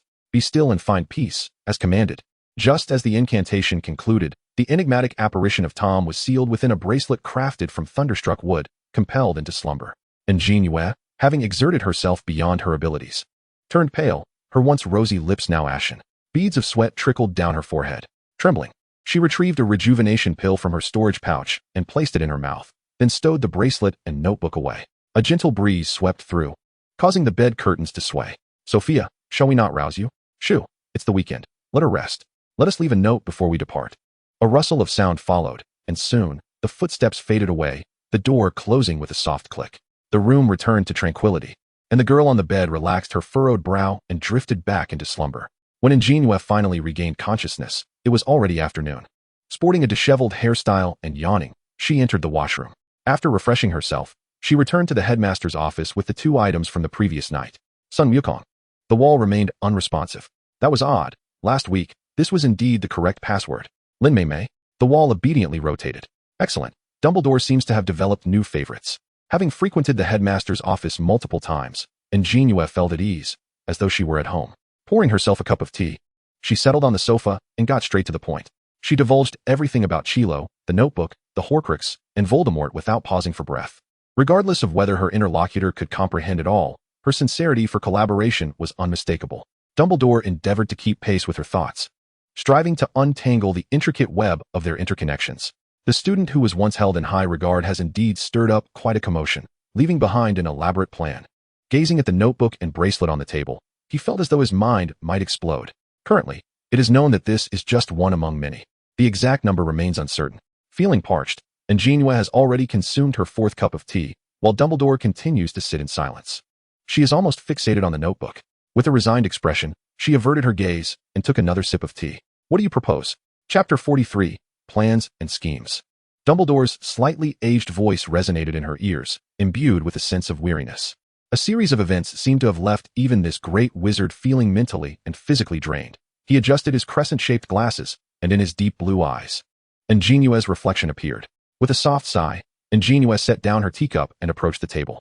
In Dumbledore's presence, she drew her wand and cast a spell, conjuring an identical notebook before their eyes.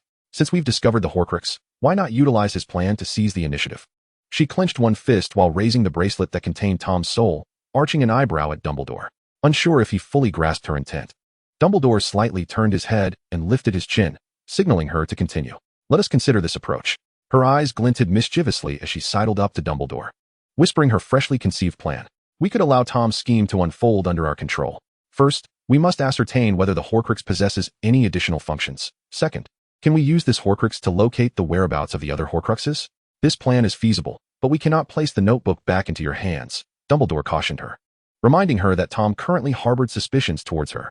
Yet, who would take on this hot potato? Should they attempt to return Tom now? Dumbledore gestured towards the bracelet and the fake notebook in her possession. The wooden bracelet lay quietly on the table, and An JinYue shook her head. Now that his danger has been established, they could not afford to let him go easily. A mere fragment within the fake notebook would suffice. Why require it to be so substantial? She cast a spell with both hands, drawing a portion of Tom's slumbering soul from the bracelet.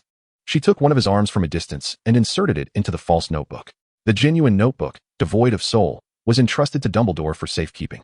Witnessing all of this, Dumbledore felt an immense shock. They say the magic of Huaxia is unpredictable, yet he had never witnessed it firsthand. Subsequently, with newfound confidence, An JinYue led Dumbledore deep into the Forbidden Forest. The ensuing scene was one that Dumbledore would never forget, even after many years had passed. With everything in place, An JinYue, wielding a peachwood sword, summoned the soul from the bracelet and used a soul-binding talisman to anchor it in place. She stepped back a few paces, twirled the sword, and positioned it before her. Heaven and earth, thunderous reverberations, stars of the 9 heavens, subdue the demons and quell the evil. Swiftly, as commanded, the sword pointed skyward. As the words fell, the previously clear azure sky suddenly became shrouded in ominous clouds, swirling into a colossal vortex. Many students noticed the bizarre phenomenon above and rushed outdoors, pointing and whispering among themselves. An JinYue, selling goods at the small shop, felt a sinking sensation upon witnessing the scene outside. Just as he dashed out the door, he beheld a bolt of purple-black lightning, as thick as an arm, descend from the heavens, striking deep within the forbidden forest. The crowd erupted in gasps, speculating what could have transpired within the woods. Such an occurrence had never been witnessed before. Professors, including McGonagall, hurried to ensure the students' safety, ushering them back indoors, as Dumbledore was absent from his office. They could only calm the students for the moment. Another lightning bolt struck, still in the same direction, toppling trees in the forbidden forest that began to smolder. Tom, who had once stood firm, was now reduced to ashes without uttering a single cry, departing in serene silence. Dumbledore, witnessing the majesty of Chinese magic conjuring storms for the first time, seemed momentarily frozen, his gaze vacant. The last time he had encountered such a grand spectacle was but a distant memory. After a moment of struggle, he managed to speak. An JinYue, with a self-satisfied clap, declared the perilous bomb defused. Her expression was carefree as she turned to Dumbledore, beaming with a radiant smile. Old D, rest assured, it's all taken care of. Reduced to ashes. She approached Dumbledore, giving his shoulder a gentle pat. The rest is up to you. Left in silence, with no one to provide answers, Dumbledore stood still as An JinYue waved her sleeve, departing without a trace. The ominous clouds swiftly dispersed, revealing a sun-drenched sky once more. Students throughout the school continued to discuss the recent anomaly. Meanwhile, Sophia and Hannah, having noticed An JinYue's absence, encountered Cedric and An JinYue at the castle entrance, both searching for her. "Ibla, have you seen you?" Cedric inquired anxiously. Shortly after, Harry, Hermione, and Ron joined the search, yet none had spotted her. Just when they were about to seek the professors for assistance, An JinYue strolled in leisurely. The first to notice her was Cedric, who rushed forward before Harry, grasping her shoulders and meticulously checking her from head to toe to ensure her well-being. "Diana, are you all right?" Cedric exclaimed, inadvertently calling her by the private nickname. However, amidst the concerned crowd, only the perceptive Sophia took note. What could possibly happen to her? Perhaps she conjured that lightning herself. An JinYue, possessing a vague understanding of the situation, sarcastically chimed in. Such a grand affair, and he wasn't included. How inconsiderate. As if, An JinYue feigned a few chuckles, waving her hand dismissively to obscure the truth, assuring them she had been with Dumbledore the entire time.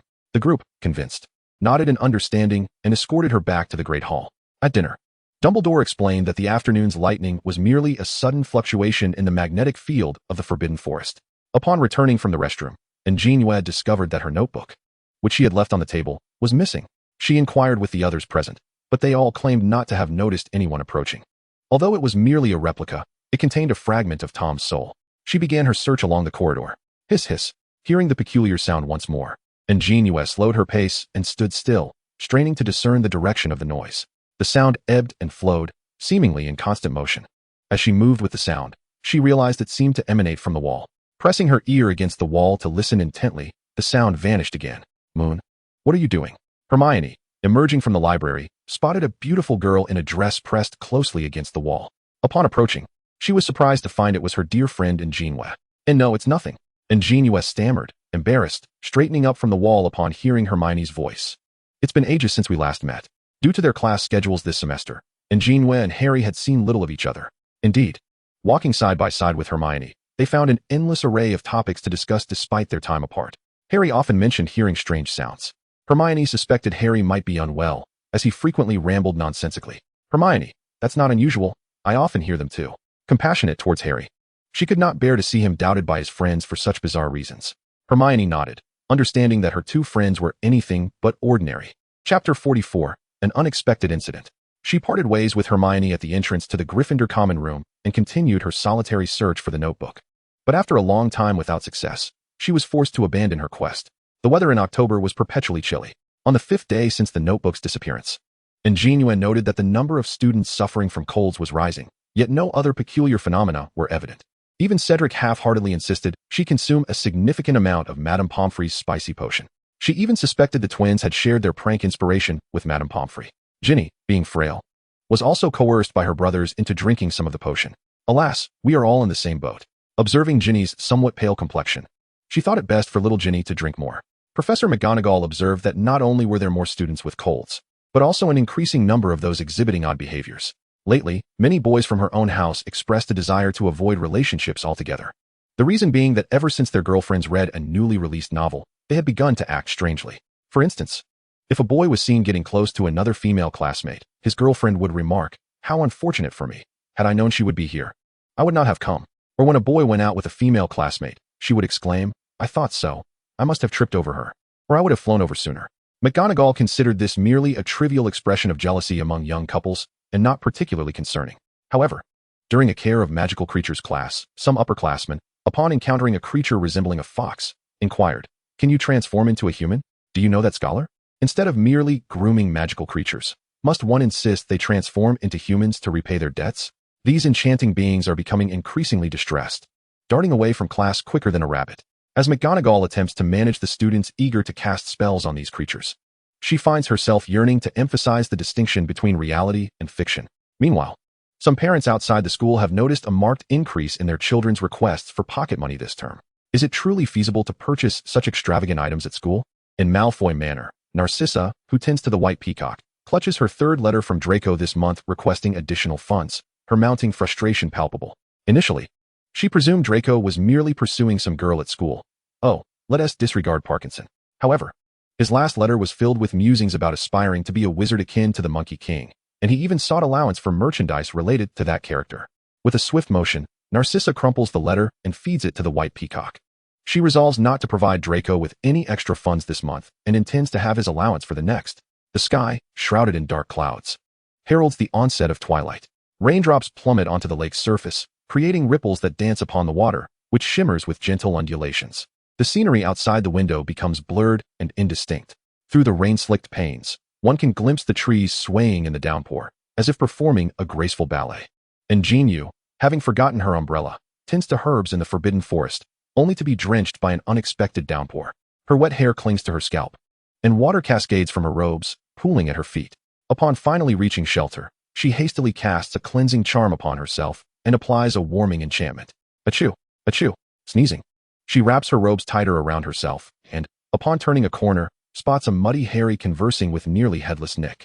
Nick, who catches sight of An JinYue, begins to shiver, memories from the previous year vividly resurfacing. The ghosts had long since agreed to avoid appearing before these two students from China.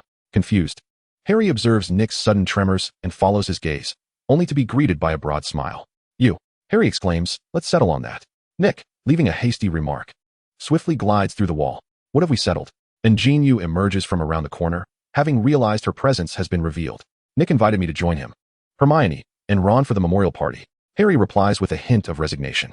Glancing down, he notices his soiled state, suddenly acutely aware of how disheveled he appears, while An JinYue stands nearby in pristine robes, even exuding a fragrant aroma. Embarrassed, Harry's cheeks flush as he struggles to meet her gaze. Seeing his muddy appearance, An JinYue effortlessly casts a cleansing charm, rendering his garments spotless. Harry's eyes widen in surprise as he looks at her. "Why didn't Nick invite me? I am your good friend too," pouts An JinYue, crossing her arms indignantly, having not heard her name mentioned. It was merely a trivial misunderstanding. How could he be so petty? Suddenly captivated by the girl's playful demeanor, Harry felt his heart race, nearly leaping from his chest. "Never mind. I do not wish to go either. Harry, you should quickly return and change your clothes. Be careful not to catch a cold." Oblivious to the boy's inner turmoil, the carefree An JinYue turned and left without a second thought. Having grasped the nature of the upcoming event, she had no desire to linger among a host of spectral figures. She feared she might not be able to restrain herself. Standing still, Harry pressed a hand to his chest, gazing vacantly at the girl's retreating silhouette. This year's Halloween was akin to last year's. The hall was adorned with live bats, and Hagrid's colossal pumpkin had been fashioned into a lantern large enough to accommodate 3 people. The only notable difference this year was that Dumbledore had arranged for a skeleton dance troupe to perform. This time, An JinYue did not join Sophia and the others, primarily because last year's festivities, while visually stunning, had proven rather exhausting. Seeking to evade the crowd, she had hastily retreated to an abandoned washroom, intending to remain there until the feast commenced. In this lonely space, she encountered the weeping, moaning Myrtle, a Ravenclaw student who had chosen to hide in the washroom after being ostracized, only to meet a tragic fate there. After recounting her demise for the 3rd time, Myrtle was startled to find the young girl had fallen asleep. She let out a piercing scream as she plunged into the toilet, splashing water everywhere. No one favored the weeping Myrtle. Awakened by the commotion, An JinYue checked her pocket watch, realizing she had missed the opening remarks of the Halloween feast. The sound of hurried footsteps echoed in the water beneath her. How strange. Why was there so much water in the corridor? She paused, looking down at the puddles. Suddenly, a face appeared in the water. "Ah!" An JinYue screamed in fright, instinctively closing her eyes and retreating. Diana? That voice was eerily familiar. Slowly opening her eyes, she lifted her gaze to the newcomer. Cedric? You nearly frightened me to death. Relieved to see Cedric Diggory. She relaxed and playfully smacked his arm in retaliation for his earlier scare. I didn't see you at the feast, so I came looking for you. The attentive Cedric gently wrapped his arm around her waist, carefully guiding her through the waterlogged corridor. I overslept. An apologetic An JinYue scratched her head, smiling as she explained her tardiness. As they ascended to the second floor, Cedric, sensitive to scents, detected a faint metallic odor of blood. Meanwhile, An JinYue, glancing around, spotted 3 figures rushing towards them from the opposite end. She gestured for Cedric to follow her, sensing that something was amiss. Cedric, wary of the situation, protectively shielded An JinYue behind him. The wall ahead shimmered with an ominous light. One step at a time, they trailed Harry into the dimly lit corridor, where the scene before them left them wide-eyed. On one wall, words the size of footprints were inscribed, glimmering faintly in the flickering candlelight. The mysterious chamber of secrets had been opened. Beware the heir of Slytherin. Chapter 45, The Heir of the Chamber. A peculiar object hung nearby, and An JinYue squinted, trying to discern what it was. It was Moaning Myrtle, the cat of the caretaker, Filch. Its tail dangled from the torch, its body rigid as a plank, and its eyes bulged wide. Quickly regaining his composure, Cedric covered An JinYue's eyes with his hand, guiding her slowly into the shadows of the corridor. At that moment, footsteps echoed simultaneously from both ends of the hallway, as students returning from the dinner chatted joyfully, spilling into the corridor from either side. As soon as they spotted the cat hanging upside down, the lively chatter and footsteps ceased abruptly, plunging the corridor into an eerie silence. Harry, Ron, and Hermione stood at the center, while everyone else leaned forward to gaze at the horror inscribed on the wall. For a moment, Cedric and An JinYue, hidden in the shadows, went unnoticed. The instant the students arrived, Cedric had tucked the petite An JinYue into his embrace, still covering her eyes. His warm chest pressed against her back, and a strong arm encircled her waist, filling the air with the scent of sandalwood that he had worn since receiving it last Christmas. The thought of this made An JinYue's cheeks flush and her heart race. It felt stifling. She squirmed in discontent. A muffled grunt came from above, and the arm around her waist tightened, while Cedric gently patted her head, as if to soothe her to wait just a little longer. Draco, at the front of the crowd, mocked Hermione, warning the mudbloods to be cautious. What had transpired? Filch, pushing through the throng with fervor, carved a path until he beheld the sight of Mrs. Norris, his face contorted with terror as he bellowed, "My cat! My cat!"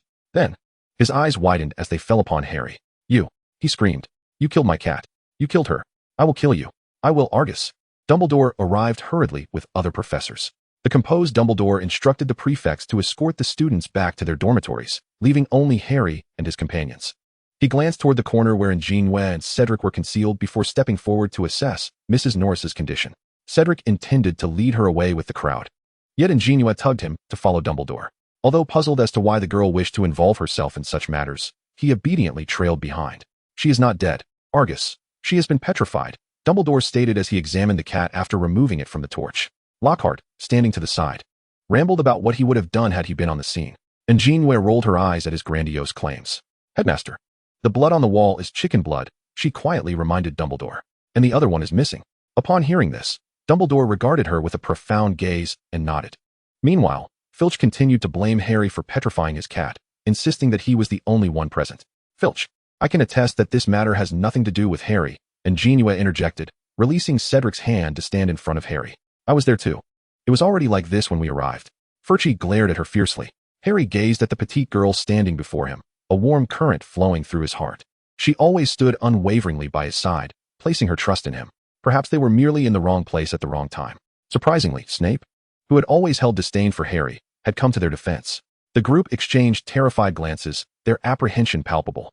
However, the situation was indeed suspicious. True to form, Snape was still Snape, delivering his sardonic remarks, albeit belatedly. After several professors engaged in a tug-of-war and devised a solution for Madame Loris, they finally managed to leave the corridor and return to the common room. Harry wished to express his gratitude to An JinYue, but was abruptly pulled away by the oblivious Ron. Hermione glanced back at Cedric, who stood behind her, giving a brief nod before hurrying to catch up with Harry and the others. Moonlight filtered through the windows, casting a serene ambience across the corridor. The two walked in silence on their way back to the basement, An JinYue waiting for Cedric to inquire, while Cedric anticipated her to take the initiative. "You go first. You say it first." Their unspoken understanding prompted a shared smile, enlivening the atmosphere. An JinYue, deep in thought, chose to withhold certain matters for now, such as Voldemort and the Horcruxes, as well as her plans with Dumbledore. However, she shared everything else, the peculiar sounds, the enchanted notebook, and the extra house elf, with Cedric. There must be more hidden within the school. Upon hearing this, Cedric felt a jolt of surprise. Although he couldn't aid Harry directly, he vowed to protect his beloved. Diana, you must inform me of your actions next time, he gently urged, holding An JinYue's hand. Seeing the determination in his eyes, she nodded earnestly in agreement. After all, sneaking out, Cedric wouldn't know. Cedric chuckled as he ruffled her hair. After all this time of knowing her, did he not understand? Surely. She was thinking about sneaking out again. Well, he thought, it would be fine as long as he kept a close watch. The following day, on the way to Transfiguration class, An JinYue overheard Minnie discussing Harry's status as the heir of the Chamber of Secrets. Although the petrification of Madame Loris had instilled a degree of panic, they still relished gossiping. Did you hear? Weasley, who is close to the heir, is in Transfiguration class. Two Slytherin students nearby spoke with beaming smiles, sharing the latest news. An JinYue shook her head, quietly passing by them. Luna, a girl with dark golden brown hair, donned in Ravenclaw robes, was searching for something. Moon. Luna looked up upon hearing the voice. Did you lose something? An JinYue approached, observing her downward gaze. Luna explained that she had misplaced her shoe. During breaks, she often overheard first-year Ravenclaw students call Luna a lunatic, remarking on her peculiar behavior. Let me help you. She plucked a strand of hair from Luna and produced a small paper figure. The little paper figure clutched the hair and, with its tiny legs trembling, climbed up the wall. Following its movements, the two spotted a pair of shoes hanging from the ceiling. Tall An JinYue assisted in retrieving Luna's shoes, engaging in conversation while seated on a stone bench. Ultimately, she hoped Luna could impart a lesson to those individuals. Luna, I couldn't find her over there. Ginny panted as she rushed over, noticing another person sitting beside Luna. Ginny, it's been a while. Luna exclaimed, informing Ginny that the shoes had been found. Thanks to An JinYue. Chapter 46. The Quidditch match. Ginny, how is your health? The observant An JinYue noticed Ginny's pallid complexion, suggesting she lacked vitality. Ginny attributed it to a restless night. Reflecting on the events of the previous evening, it was likely that the occurrences had frightened the younger girls. After offering her some comfort, An JinYue hurried off to class. Meanwhile, the boastful Lockhart rummaged through the library for information on the Chamber of Secrets, only to find that all books concerning Hogwarts history were missing. Arriving late, Hermione returned disappointed. The current class was Professor Bin's History of Magic, a session both tedious and monotonous. The Badgers in attendance struggled to remain awake, with some discreetly concealing a new edition of Ghost beneath their textbooks. Meanwhile, the Ravenclaw students busily worked on assignments for other subjects, such as Professor Snape's 3-foot essay on sleeping potions. Professor Binns continued to read from his textbook, while the classroom descended into a drowsy silence, with students occasionally rousing to jot down a name or date before succumbing once more to slumber. After pondering for a moment, An JinYue raised her hand. Professor Binns looked up from the Witch's regulations of 1289, momentarily regaining his focus, his expression one of surprise and inquiry. Professor, might you enlighten us about the Chamber of Secrets? In the quiet classroom, An JinYue's voice rang out distinctly. The previously drowsy, distracted, and writing students all turned their attention towards her. Binns blinked, setting down his textbook. Miss In, this subject is called History of Magic, he said slowly. It is history, not legend. Clearing his throat, he prepared to resume his lecture. Seeing nothing of interest, the students returned to their individual pursuits. But aren't legends also a form of historical documentation, Professor? An JinYue countered. Professor Binns gazed at her in astonishment, and once again, silence enveloped the classroom. Sophia, seated beside An JinYue, stared in shock at her seemingly unhinged roommate, tugging at her sleeve beneath the desk. The other students listened intently to every word that escaped Professor Binns' lips. Never before had Binns sensed such keen interest from his students as he slowly began discussing the 4 founders of the Hogwarts houses. Slytherin wished for a more stringent selection process, claiming that only his heir could unlock the Chamber of Secrets. When Binns concluded the tale, an eerie stillness filled the classroom. Sophia, hailing from a Muggle background, clutched An JinYue's arm tightly. An unsettling atmosphere permeated the air, instilling a sense of fear in everyone present. What lies within the chamber? An JinYue inquired eagerly, yearning for more information about the enigmatic chamber. Professor Spin appeared somewhat irate as he rasped in a sharp and monotonous tone that people perceived it to be some sort of monster, one that only Slytherin could control. An JinYue desired to inquire further about the Chamber of Secrets, yet Professor Spin steadfastly refused to broach the subject again, repeatedly asserting that no such chamber existed, nor was there any monster. Soon enough, the classroom reverted to its original dull demeanor. After History of Magic, An JinYue intended to relay these matters to Harry. However, she encountered Cedric at the classroom door. Diana, Sophia, and Hannah, upon seeing Cedric arrive to escort their friend after class, shared a knowing glance and discreetly departed.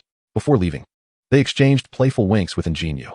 Bewildered by their actions, An JinYue turned her gaze towards Cedric, puzzled by their intentions. Grateful for what they had done, Cedric shook his head, asking, Diana, would you like to come watch the Quidditch match this weekend? He effortlessly took the book from An JinYue's hands and led her towards the next classroom. Of course, I have a surprise prepared for you. An JinYue responded playfully, placing her finger to her lips in a conspiratorial manner. Diana, just coming to the match is more than enough. You needn't worry about anything else. Cedric smiled gently as he lowered her hand, intertwining it with his own. That's simply one to do. We must ensure Ravenclaw is utterly defeated.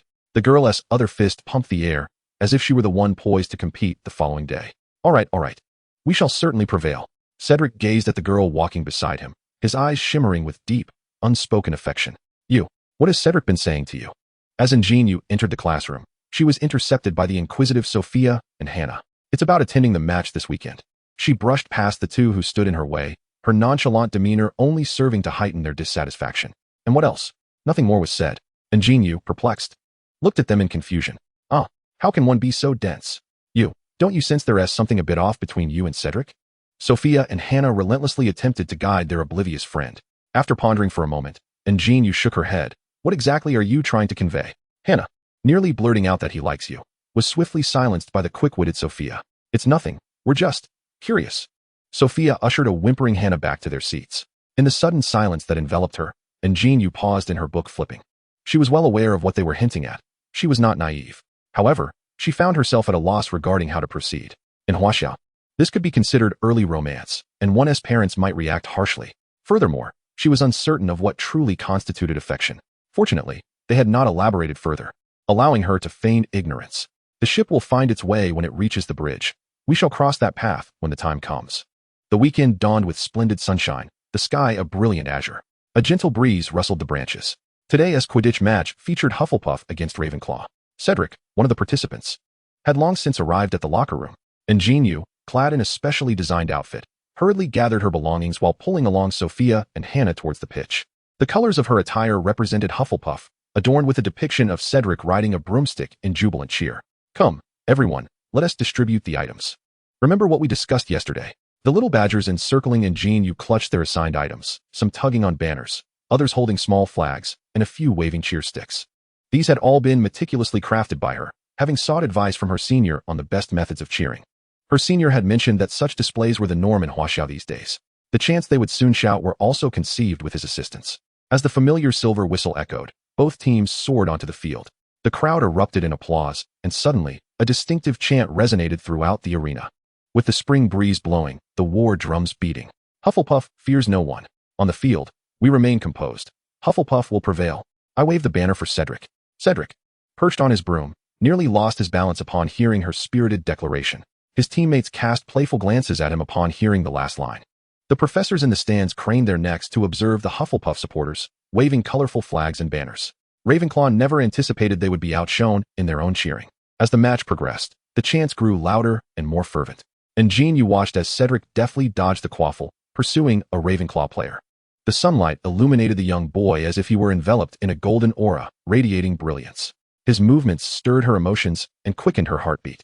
Both teams raced across every corner of the pitch, ultimately culminating in Cedric capturing the golden snitch, thereby securing victory for Hufflepuff. Chapter 47, A Night of Embarrassment. The little badgers of Hufflepuff cheered with exuberance, convinced that An JinYue's cheering methods were splendid. The chants were simple yet catchy, enough to overwhelm their rivals with sheer momentum. Sophia nudged An JinYue, who was reluctant to join the crowd, towards the grassy field. The players gathered around Cedric, showering him with praise for his performance. The boy at the center of the crowd wiped the sweat from his brow and locked eyes with her from across the throng.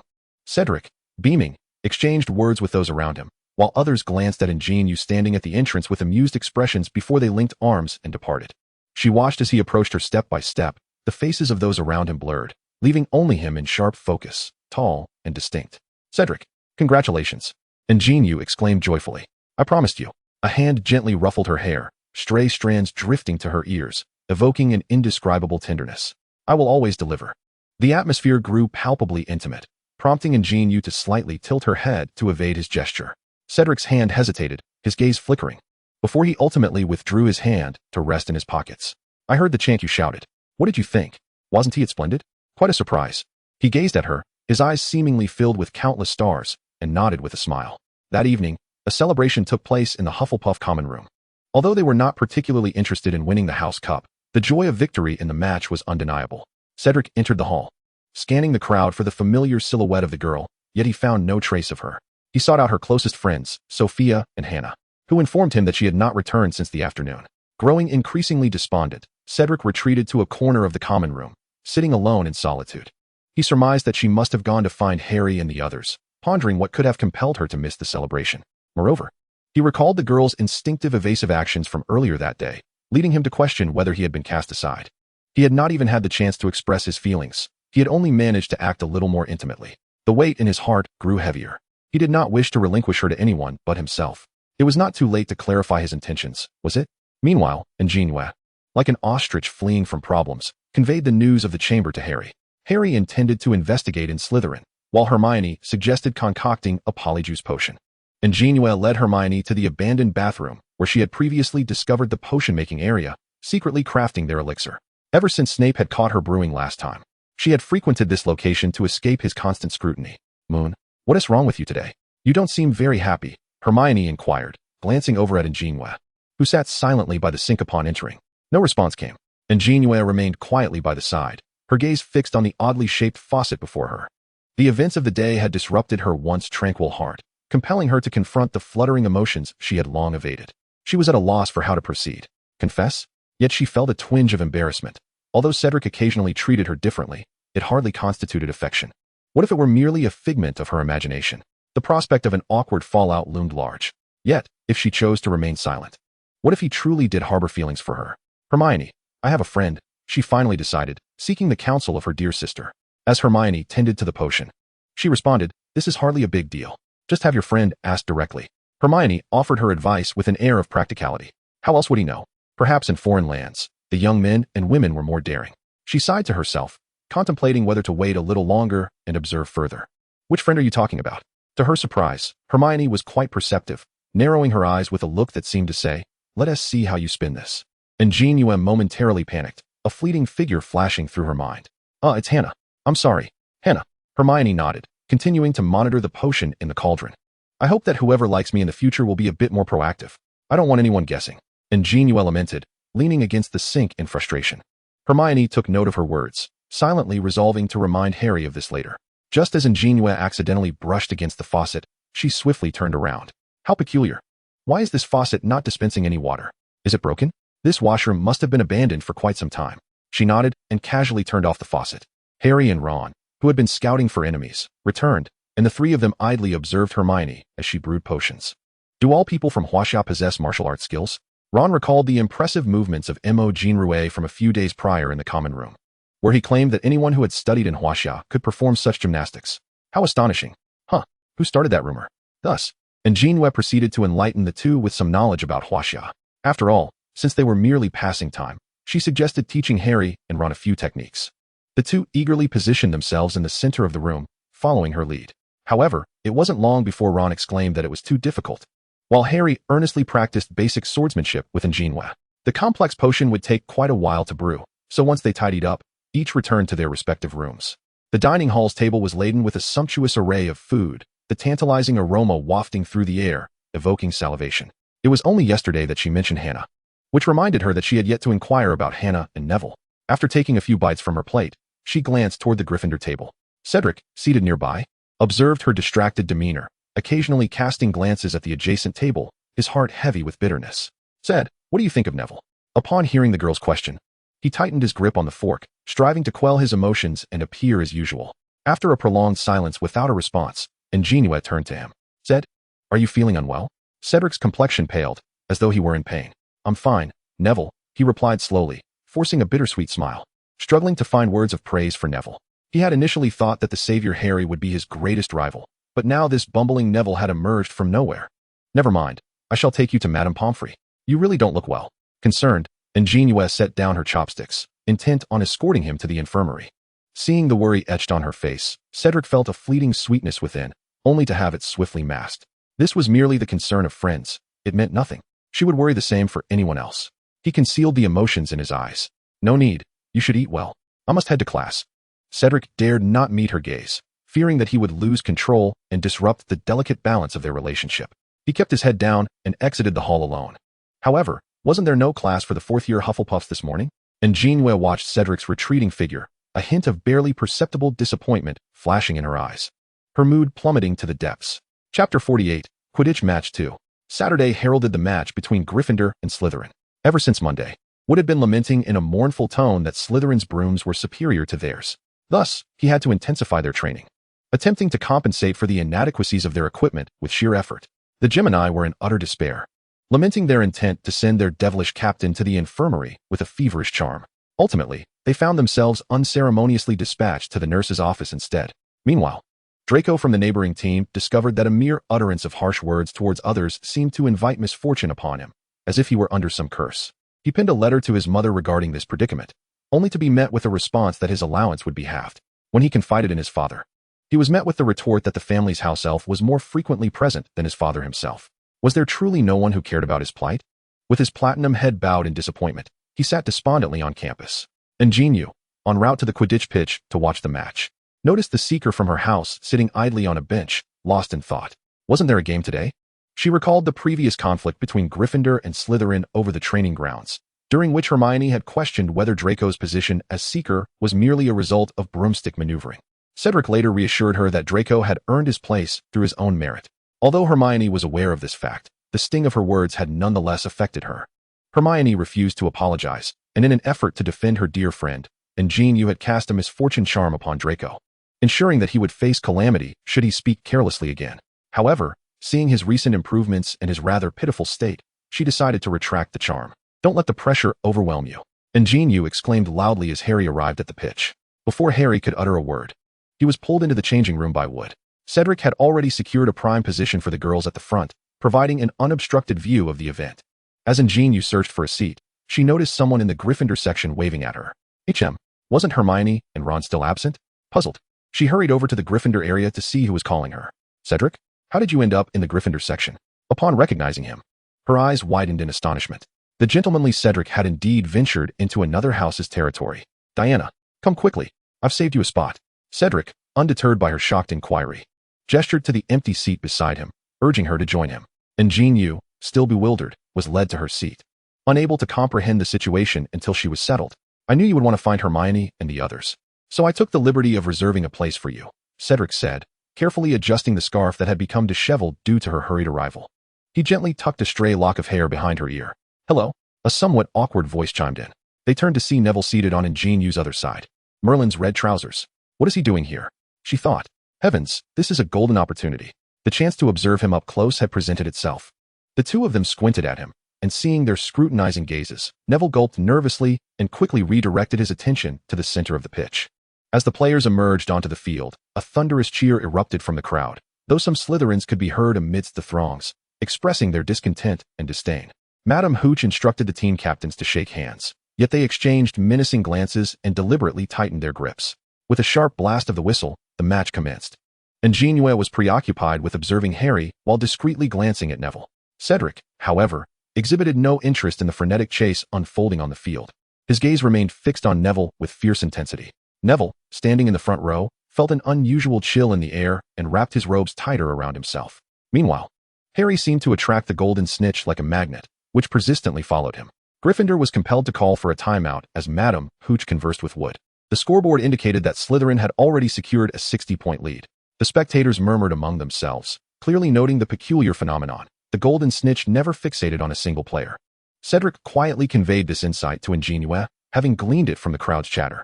With a hand stroking her chin, An JinYue focused intently on the erratically flying snitch. Could someone be tampering with the game? She scanned the professor's table and then surveyed the Slytherins on their brooms.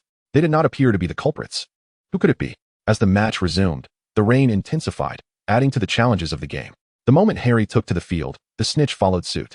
He spiraled around the pitch, and during a momentary gaze with Draco, the snitch collided with his arm. Seeing Harry's arm seemingly injured, An JinYue anxiously contemplated a solution. The branches rustled ominously in the wind, and as she watched them sway, an idea struck her. Drawing her wand, she swiftly aimed at the snitch and instinctively uttered the incantation. The snitch hesitated momentarily before resuming its pursuit of Draco. However, Harry's condition was dire. He sensed his arm had broken.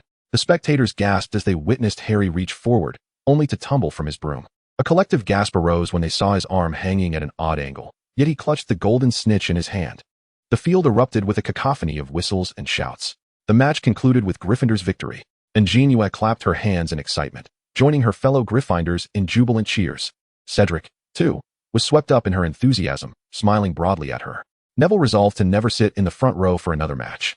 Several professors rushed to the field to assess Harry's injuries, with Lockhart insisting on administering treatment. Ultimately, Harry was left with a remarkably soft arm devoid of bones. He was then escorted to the infirmary by Professor McGonagall, where Madame Pomfrey administered a potion capable of regrowing bones. On another bed, Draco had been thrown to the ground after his broom snagged on the railing. Crabbe and Goyle hovered around him, listening to his moans. "Mr. Malfoy, you're free to leave now," Madame Pomfrey stated coldly, eyeing the source of the commotion in the infirmary. Due to Madame Pomfrey's presence, An JinYue refrained from visiting Harry, planning instead to sneak in later that evening. By the way, mentioned to him the issue of the uncontrolled quaffle. "Diana, I believe that Neville is not an ideal choice for a partner."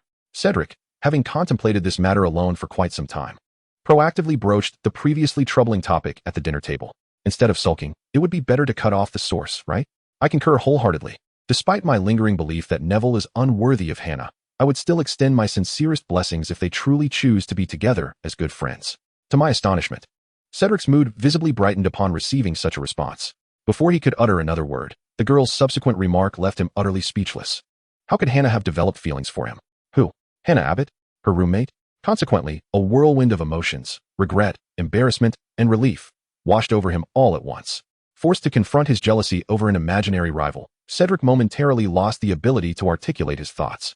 He gazed blankly at An JinYue, who wore a look of exasperation, sighed, and then reached for another serving of spicy and sour noodles. Chapter 49, A Midnight Stroll. Recently, Lockhart felt his popularity at school waning, particularly following the events at the Quidditch pitch during the day, where doubts about his abilities had begun to surface. Furthermore, a new novel circulating in the school had garnered more attention than his own works, and he was relieved that this buzz was confined to the campus. He shuddered to think of the consequences if it spilled beyond the school grounds. To be neglected and unremarkable, his handsome appearance lost amidst the crowd, he simply could not allow himself to descend into such a fate. He must devise a plan to reclaim the spotlight. In the still of the night, as the moon hung low among the treetops and the stars twinkled in the sky, An JinYue, intent on her nocturnal adventure, quietly rose, carrying a small bundle she had prepared and placed beside her pillow. She creaked the door open a fraction, cautiously peering out to gauge whether anyone else occupied the corridor. The common room was eerily silent, only the sound of her own breathing punctuating the stillness. She tread lightly, hastening down the stairs, only to lock eyes with someone standing at the foot of the staircase. An JinYue glanced at him, her mouth slightly agape, swiftly concealing the bundle behind her back. "I am going with you." Cedric, having witnessed her every move, managed a resigned smile. It was all too evident, yet she still chose to deceive herself. It was a statement, not a question, nor a request. He instinctively wanted to refuse. But upon seeing the determination in his eyes, An JinYue reluctantly nodded, allowing him to accompany her. They cast their invisibility charms, carefully evading Filch, and made their way to the infirmary without incident. Upon entering, she had expected to find Harry sleeping soundly in bed, but to her surprise, he was sitting upright. "Harry." An JinYue gently removed the charms from herself and Cedric, softly calling his name. Lost in thought, Harry turned to them. "Moon, Cedric." They approached, and An JinYue settled beside him, examining the healing of his bones. "Not bad. You're almost better. Harry, I brought you a little something." She produced a square box from her small bundle. Confused, Harry and Cedric gazed at the cardboard box inscribed with square characters, inquiring about its contents. "Ibuprofen. Pain reliever," she exclaimed, as she opened the box and handed a white pill to Harry. He obediently swallowed it with warm water, finding it far more effective than the raw bone essence he had consumed earlier. Observing the improvement in Harry's complexion, she proceeded to inform him about the incident with the bludger. "I couldn't ascertain who cast the spell, Harry. The petrification incident has stirred quite a commotion. Perhaps someone at school will target you because of it." She furrowed her brow, concern etched upon her face as she regarded Harry. Cedric remained silent, merely listening to their discussion about matters of which he was previously unaware. Today marked a significant advancement in his relationship with the girl. At least she no longer concealed these events from him. "I heard it say kill, Moon. Is everything going to be all right?" Harry, ever anxious, sought comfort from her. Suddenly, the air shimmered, and a house elf with eyes as large as tennis balls emerged from the shadows. Cedric cautiously placed his hand on his wand tucked in his pocket, stepping protectively in front of her. "Dobby." Harry recognized its face as the mischievous elf from his home. Upon hearing the familiar name, An JinYue peeked from behind Cedric. Indeed, it was the very elf she had encountered in the kitchen. She tugged at the hem of the boy's garment. Harry Potter has returned to school, it whispered sorrowfully. Dobby has warned Mr. Harry time and again. Why won't you heed Dobby's words? Why didn't you return home when you missed the train? What? Dobby orchestrated the start of term arrangements as well? Cedric and An JinYue exchanged shocked glances at the little elf sitting at the foot of the bed. The diminutive creature certainly had a knack for causing a stir. She scrutinized Dobby from head to toe, pondering why such a powerful magic user would not resist.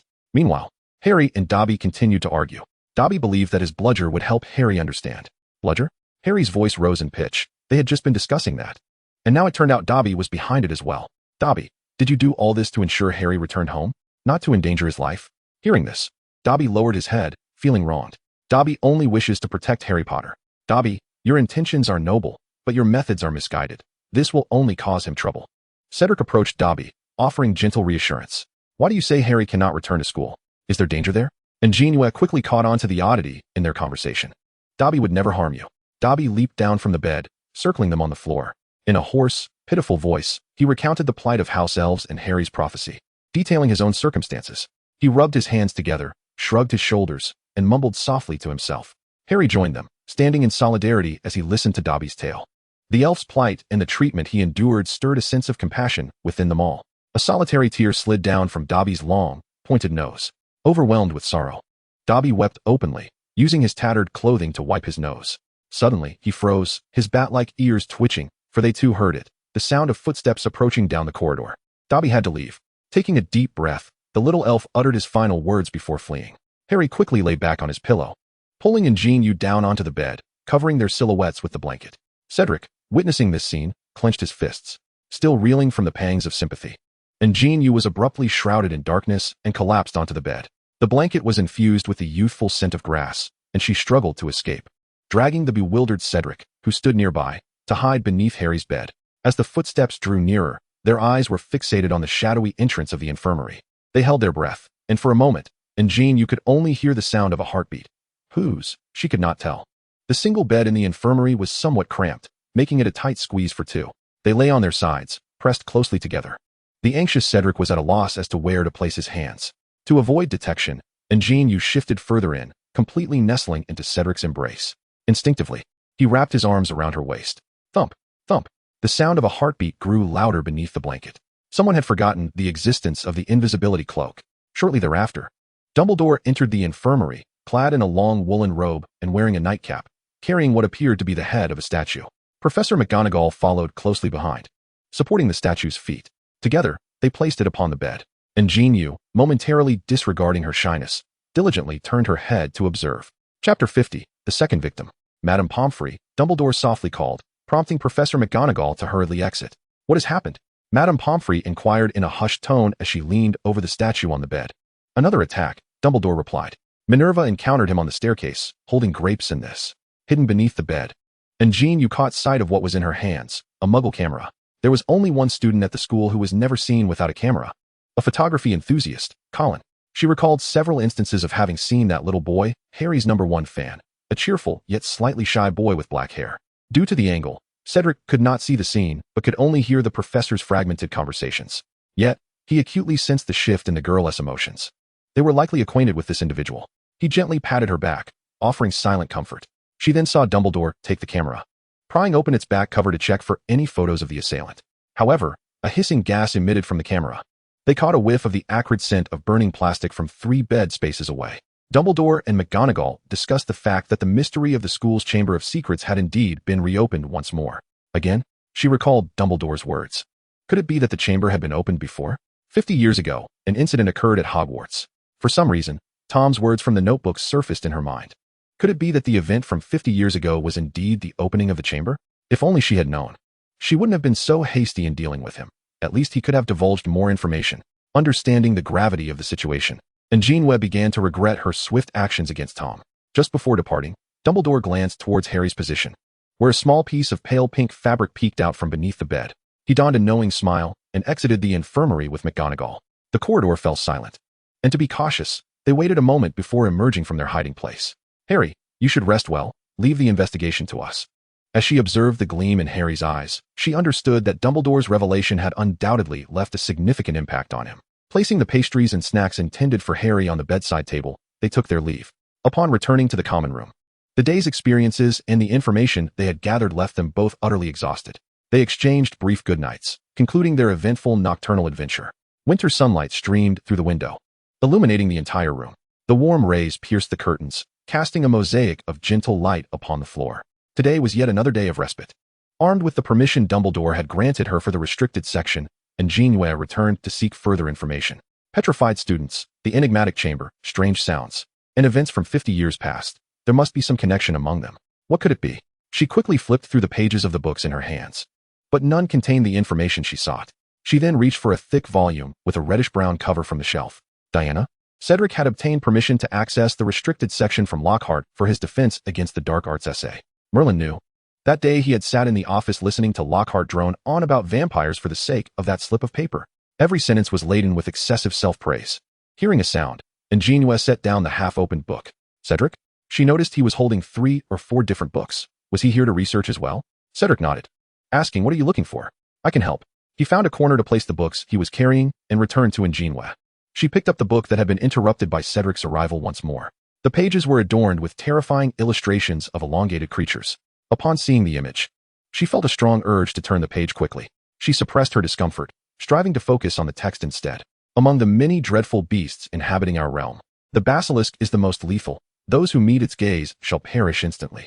2 heads were closely pressed together, peering at the text. As the answer to the petrification incidents at the school loomed large, Colin had fallen victim due to his camera. What about Mrs. Norris? Cedric pondered the commonalities between the 2 occurrences. In the stillness between the shelves, An JinYue meticulously recalled the events of Halloween. She endeavored to replay the moment she encountered Madame Loris. Water. The reflection of water. She remembered the corridor on the 2nd floor being awash with water stains, initially assuming it was a result of a blocked drain from some restroom. Cedric also reminisced about the day he sought her out. Having been startled by the reflection in the water, "We must inform Dumbledore about this," she suggested. Cedric nodded emphatically. Informing Dumbledore was the only means to safeguard the students in the school to the greatest extent possible. Said, "Take this, and remember to observe carefully when you reach the corner. Do not look up." An JinYue retrieved a boudoir mirror from her satchel and handed it to him. Cedric accepted the small mirror, placing it thoughtfully in his pocket. Observing his careful demeanor and solemn expression made An JinYue's heart quicken. Yet Cedric, seemingly unfazed, picked up his book and naturally took her hand as they departed the library together. News of Colin's attack, leaving him near death in the hospital, spread throughout the school. The atmosphere grew heavy with rumors and doubt, causing students to cluster together as they traversed the castle, presumably to avoid potential assaults when alone. Who could say who might be next? Many students opted to send letters home, hoping to return to their families during this crisis. However, their families insisted Hogwarts was the safest place, especially with Dumbledore at the helm. An JinYue and Cedric first visited the headmaster's office, only to be informed by Professor McGonagall that Dumbledore was currently away and would not return for several days. They then proceeded to the hospital wing, hoping to inform Harry, but found he had left earlier that morning. After searching for the familiar trio without success, a dejected An JinYue followed Cedric to the edge of the Black Lake. She sat on the grass, hugging her knees, her fingers absently tugging at the blades of grass. Noticing her lack of enthusiasm, Cedric understood her concerns regarding the basilisk and the Chamber of Secrets. He said nothing, merely gently stroking her long hair as they sat by the lake. Feeling the gentle breeze, though weary of conversation, An JinYue sensed his tender gestures above her, reminding her of the fluttering feelings during the Quidditch match. In this tranquil spot, with his gentle caress, she almost voiced the long-buried question in her heart. Yet she refrained, fearing that it might merely be a misunderstanding, jeopardizing their friendship. With her thoughts clouded, An JinYue gazed at the unfrozen surface of the Black Lake. Cedric's hand continued to stroke her hair, his eyes brimming with affection. He had long since resolved to make his feelings known, believing that the strategy of gradual persuasion would not yield results with someone as slow to catch on as she was. Said, "Would you like to have teppanyaki?" Chapter 51, Grilled Squid. An JinYue inquired, not waiting for his response. She stood up straight, gazing at the undulating tendrils in the dark lake, resembling the tentacles of a squid. Approaching the shore, she waved her sleeve, and a surge of energy pierced the surface of the water like a sharp blade. The lake boiled incessantly, and a tentacle, as thick as a human arm, was flung onto the bank. A colossal squid, missing one of its appendages, emerged from the depths, extending its remaining tentacles. Cedric, taken aback by the size of the creature's head, which was larger than both of theirs combined, instinctively positioned himself protectively in front of An JinYue. He drew his wand, aiming it at the squid, ready to cast a spell should it make any further move. Unfazed, An JinYue unleashed another stream of energy, severing yet another tentacle from the creature. Enraged, the squid raised one of its remaining appendages to strike the two oblivious wizards by the lakeshore, only to lose that tentacle as well. The dark lake fell into silence. The creature splashed the water a few times before retreating to the depths, recognizing its defeat.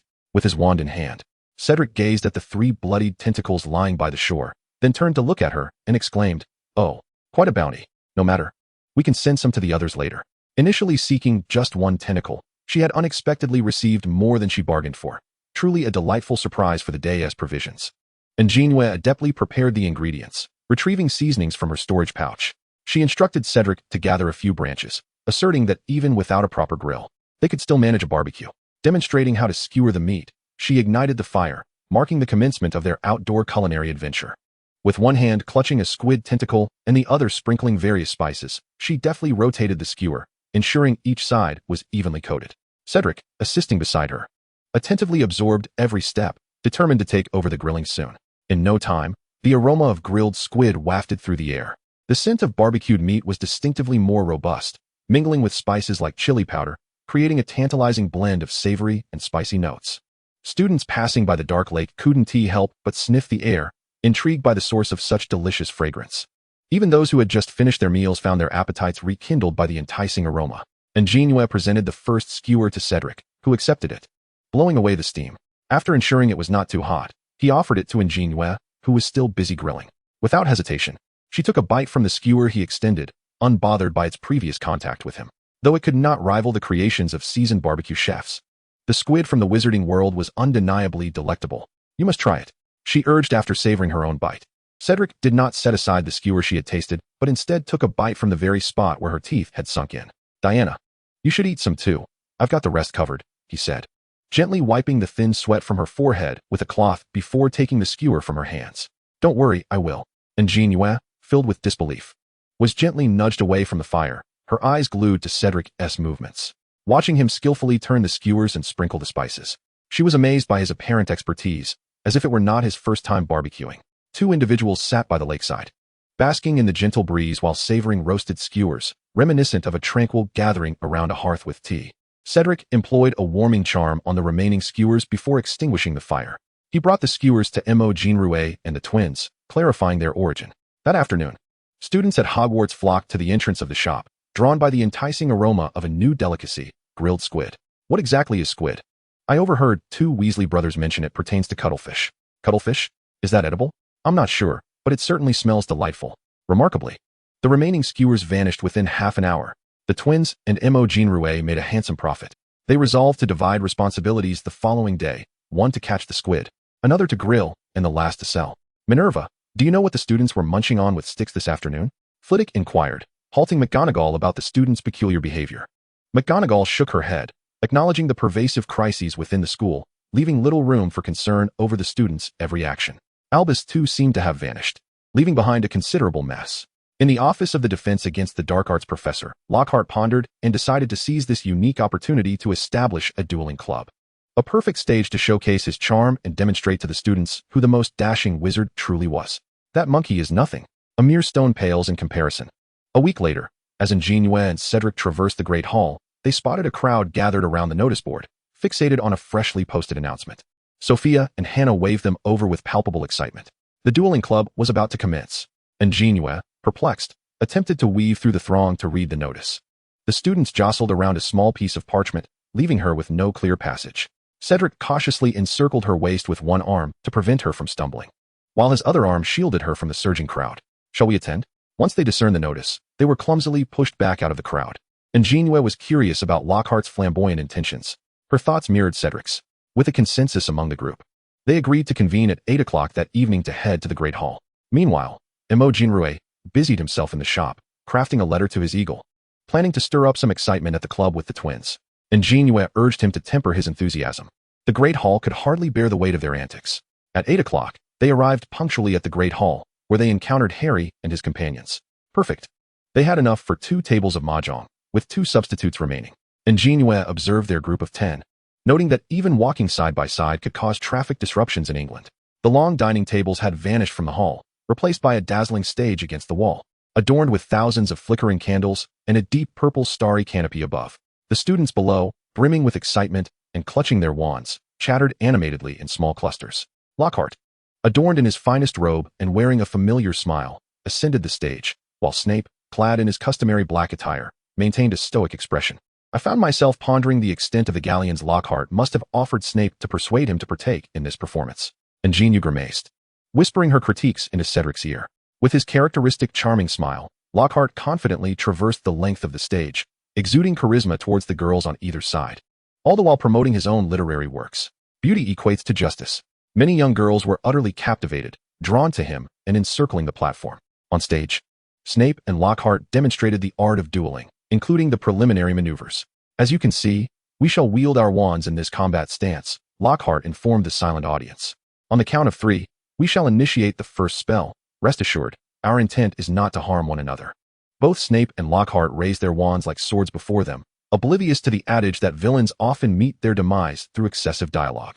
A dazzling flash of red light erupted, and Lockhart was struck in the chest by a spell, causing his wand to fly from his grasp. He soared across the stage, crashing into the wall, which crumbled to the floor in a shower of debris. The audience erupted in uproarious laughter, with the twins and An JinYue whistling and cheering alongside several upperclassmen.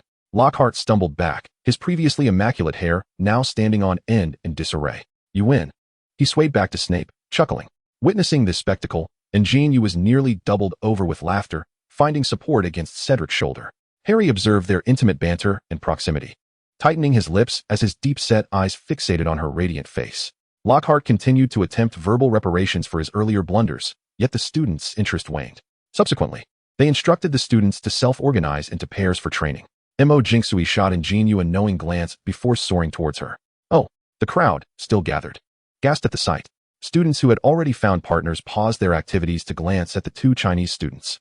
Last semester's Halloween incident had circulated widely, yet none had witnessed it firsthand, and they were eager to see what these 2 would do next. An JinYue was reluctant to stand out in such a public setting. Didn't she notice the furrow in Professor Snape's brow? Just look at his expression. A blend of confusion and menace. However, An JinYue clearly left her no room for refusal. A spell parchment shot through the air like a meteor towards her. Noticing An JinYue's mischievous grin, she realized she had fallen into her senior's trap. Cedric reacted swiftly, drawing his wand to shield her. An JinYue gently pushed him aside, leaping into the air to evade the initial attack. The talisman sliced through the crowd, crashing against the wall with a resounding boom, causing yet another wall to collapse. The 2 figures sprang from the steps, using the momentum to leap gracefully into the center of the stage. With a fierce gust of wind, the right leg of one aimed directly at the chest of An JinYue. In response, An JinYue met her forceful strike with his own foot, the impact raising a cloud of fine dust from their sleeves. They swiftly shifted their stances. An JinYue swung his right fist, and An JinYue countered with a palm strike. Immediately, a wave of energy surged forth, causing the candle flames to flicker wildly. The 2 combatants exchanged blows on stage, engaging in hand-to-hand combat without the use of weapons. The students watching from below were left in awe, realizing that sorcerers from Huaxia could indeed engage in close-quarters combat. Ouch, that punch must hurt. Wow, she looks so impressive. EW, that move is a bit gross. Cedric, witnessing An JinYue duel using Huaxia martial arts for the first time, had only seen her practice in her daily life or during morning exercises before. He was transfixed by every movement on stage, his wand gripped tightly in his hand. Though he was confident she would emerge victorious, a sense of concern crept in about her potential injuries. With another resounding clash, the 2 parted momentarily, only to draw their favored weapons and commence a new round of their magical duel. This time, they infused their strikes with spiritual energy. In an instant, the stage was illuminated with a myriad of colorful lights, resembling a scattering of stars. Lockhart attempted several times to intervene, feeling that they were stealing the spotlight of the evening. Yet, upon reflecting on his own abilities and witnessing the dazzling display upon the stage, he swallowed hard and discreetly stepped back. Nearby, Snape squinted at the stage, finally perceiving the distinct qualities of the girl. He was willing to believe that she might indeed bring about a new turning point. Fred, why are you still trying to rally people? After countless exchanges, An JinYue began to wonder if her senior brother had consumed an energy drink or chewed gum. They had agreed to keep it light, not to promote their wares. The twins rushed up with their wands, but before they could take their positions, a furious An JinYue shot them a disdainful glance, sending each of them packing with a talisman. Out of the corner of her eye, She noticed An JinYue attempting to sneak away. She sprang into action, executing a shoulder throw that sent him crashing to the ground. The hall fell silent, as An JinYue, her demeanor calm, brushed off non-existent dust from her sleeves and bowed respectfully to the fallen An JinYue. Thank you for the lesson. She then gracefully leaped off the stage, the crowd parting to create a path for her. What a spectacular performance. Lockhart seized the moment to step onto the stage. We are in search of a pair of volunteers. His gaze swept over Harry and Ron. Wait, Miss N and Mr. Mo's Huaxia magic display was quite impressive, Snape remarked with a cold smile. However, for disrupting today's practice of wizarding spells, both of you shall lose 5 points. He had warned them against being too ostentatious. An JinYue shot a glare at An JinYue, who was busily promoting new props around the hall. That afternoon, An JinYue had written her a note suggesting they take advantage of the opportunity to sell defensive talismans, peace talismans, attack talismans, and more. The most captivating advertisement was the spectacle of their fierce altercation in the club. Cedric, while ensuring she was unscathed, listened to her fervently denounce her senior's unreliability. Let us keep our distance from him next time. Cedric gazed down at her, his eyes brimming with tenderness. He gently tucked back her disheveled hair. A casualty of the scuffle, An JinYue met his intense gaze, which seemed to harbor a myriad of emotions within his dark pupils. She felt a rush of warmth flood her cheeks and quickly averted her eyes, which wandered to Harry and Draco, who had just been summoned to the stage. Cedric noticed the flush of her ears and chuckled softly, realizing he was not alone in his feelings. On stage, the two followed Lockhart's instructions to assume their stances. But Draco seized the moment, casting a spell that struck Harry. Not one to be outdone, Harry retaliated instantly, igniting a tumult on stage while Lockhart adeptly concealed himself behind the crowd. It dawned on him that this day was not about redeeming himself, but rather digging his own grave. Draco swiftly raised his wand and bellowed, causing a black serpent to erupt from its tip, crashing heavily to the ground. As it lifted its head, preparing to strike, the crowd recoiled in terror, some letting out shrill screams. An JinYue promptly drew a paper talisman, intending to intervene. But Cedric placed a hand on her shoulder, halting her. Let me handle this. Lockhart, brandishing his wand, inexplicably leaped onto the stage. Regrettably, none of Lockhart's attempts bore fruit. The black serpent, agitated, hissed menacingly and slithered toward Justin, baring its fangs in preparation to attack. In a flash, An JinYue yanked the bewildered Justin back, pushing him away from the serpent. The serpent, however, shifted its focus onto her. Cedric raised his wand with one hand, while firmly grasping her wrist with the other. In a moment of desperation, Harry, oblivious to his own actions, shouted, "Leave her alone." Miraculously, the serpent fell back to the ground, subdued as if it were a docile sheep. It gazed at Harry, flicking its tongue. Snape cast a spell, and the serpent vanished like smoldering ash. Harry smiled at her, but the fear evident in the eyes of the other students weighed heavily on him. "You're a Parselmouth," Ron muttered quietly from the sidelines. Harry glanced at the two professors and then at his classmates, whose expressions were filled with dread. He looked helplessly toward An JinYue and his friends standing offstage. "Hey, Harry, try this potion," An JinYue suddenly shouted, recalling a way out of their predicament, drawing the puzzled gazes of the surrounding students. "It's a potion. Once consumed, you'll be able to understand animal speech." She held up a dark, chocolate-like orb, standing beside Harry. Then, she invited the twins to come up for a demonstration. When we arrived at the hall, I gave Harry the potion. Interested students can inquire at the vendor by the Black Lake afterward. An eloquent discourse from An JinYue, coupled with the validation from the twins, alleviated the majority of students' anxieties and fears. However, a few students, recalling the previous petrification incidents, remained skeptical. Lockhart, overwhelmed by the chaos that had erupted in just 1 hour, was disinclined to maintain order. After uttering a series of nonsensical remarks, he ultimately disbanded the club. "Moon, when are you going to give Harry that item?" Ron squeezed between her and Cedric as they exited the hall. Guess what? The twins were preparing to return and formulate their upcoming business plans. Sophia and Hannah, feeling fatigued, expressed a desire to return to their dormitory. A crowd of students dispersed at the staircase, with ample time before curfew, as they escorted the newly joined Cedric to their secret base. Cedric hesitated before the door of the abandoned girls' restroom, pondering the propriety of entering even an abandoned space. Then he witnessed Harry and Ron casually stepping inside. Cedric? An JinYue, already within the room, failed to notice Cedric's presence and assumed he had not followed.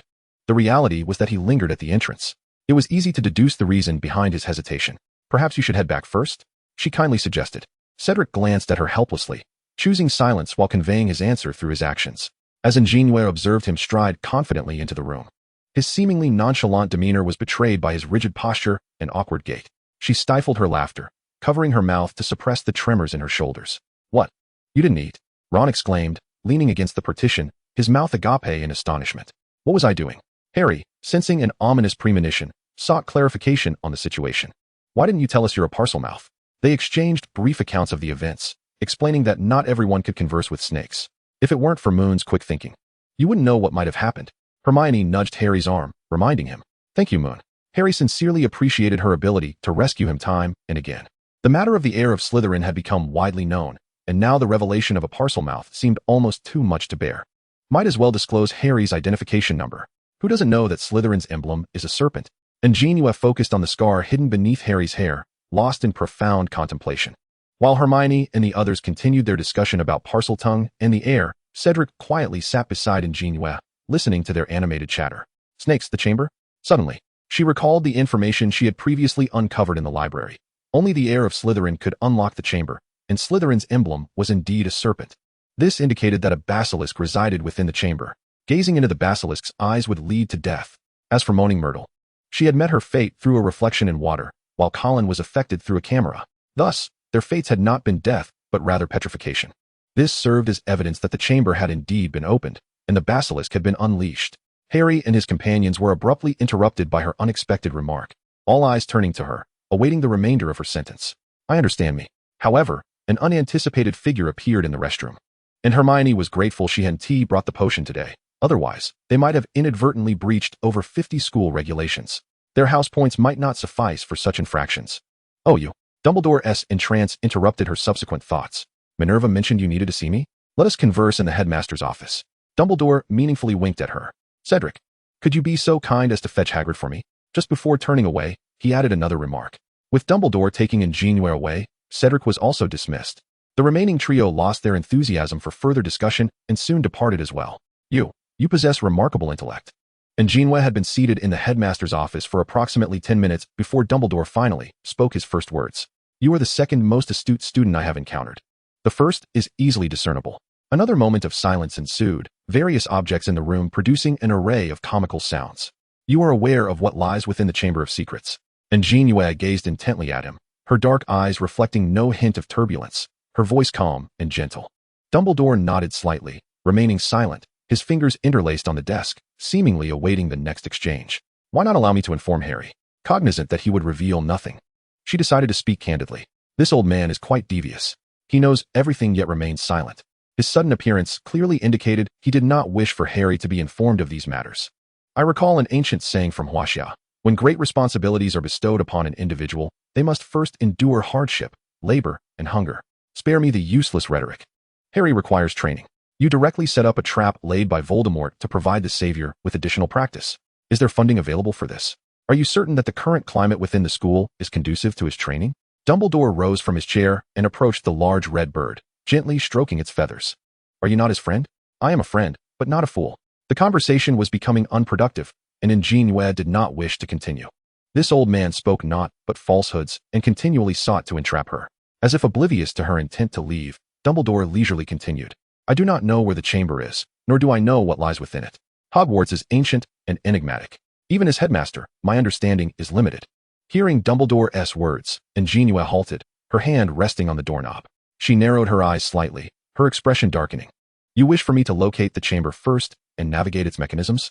Dumbledore lowered his hand, the bird nuzzling his wrist. Certainly not. Did you not say we must seize the initiative? She turned to face him, hands in her pockets, leaning against the doorframe. The candlelight cast half of her figure in illumination, the other half shrouded in shadow, obscuring her expression. Like last semester? I have always said you are exceptionally clever. Chapter 54. New regulations. Mr. Diggory is truly commendable. Your discernment is exceptional. An JinYue rolled her eyes at him, wishing he would keep his distance from the private lives of students.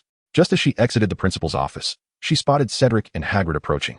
The words of Dumbledore flashed through her mind, prompting her to lower her gaze, unable to meet Cedric's eyes. After all, he was renowned throughout the school as the epitome of a good student. Surely her judgment could not be flawed. Dumbledore, I have recently observed that the squids in the Black Lake inexplicably lack tentacles. Hagrid's large frame squeezed into the petite chair, which creaked under his weight, appearing somewhat deformed. Later, it was discovered that Mocha had taken the squid's tentacles to make grilled squid. He spoke as he retrieved 2 skewers of steaming grilled squid from his pocket. The savory aroma instantly filled the room, and Dumbledore, unable to resist, took a bite. Remarkably delicious. Ahem, Dumbledore?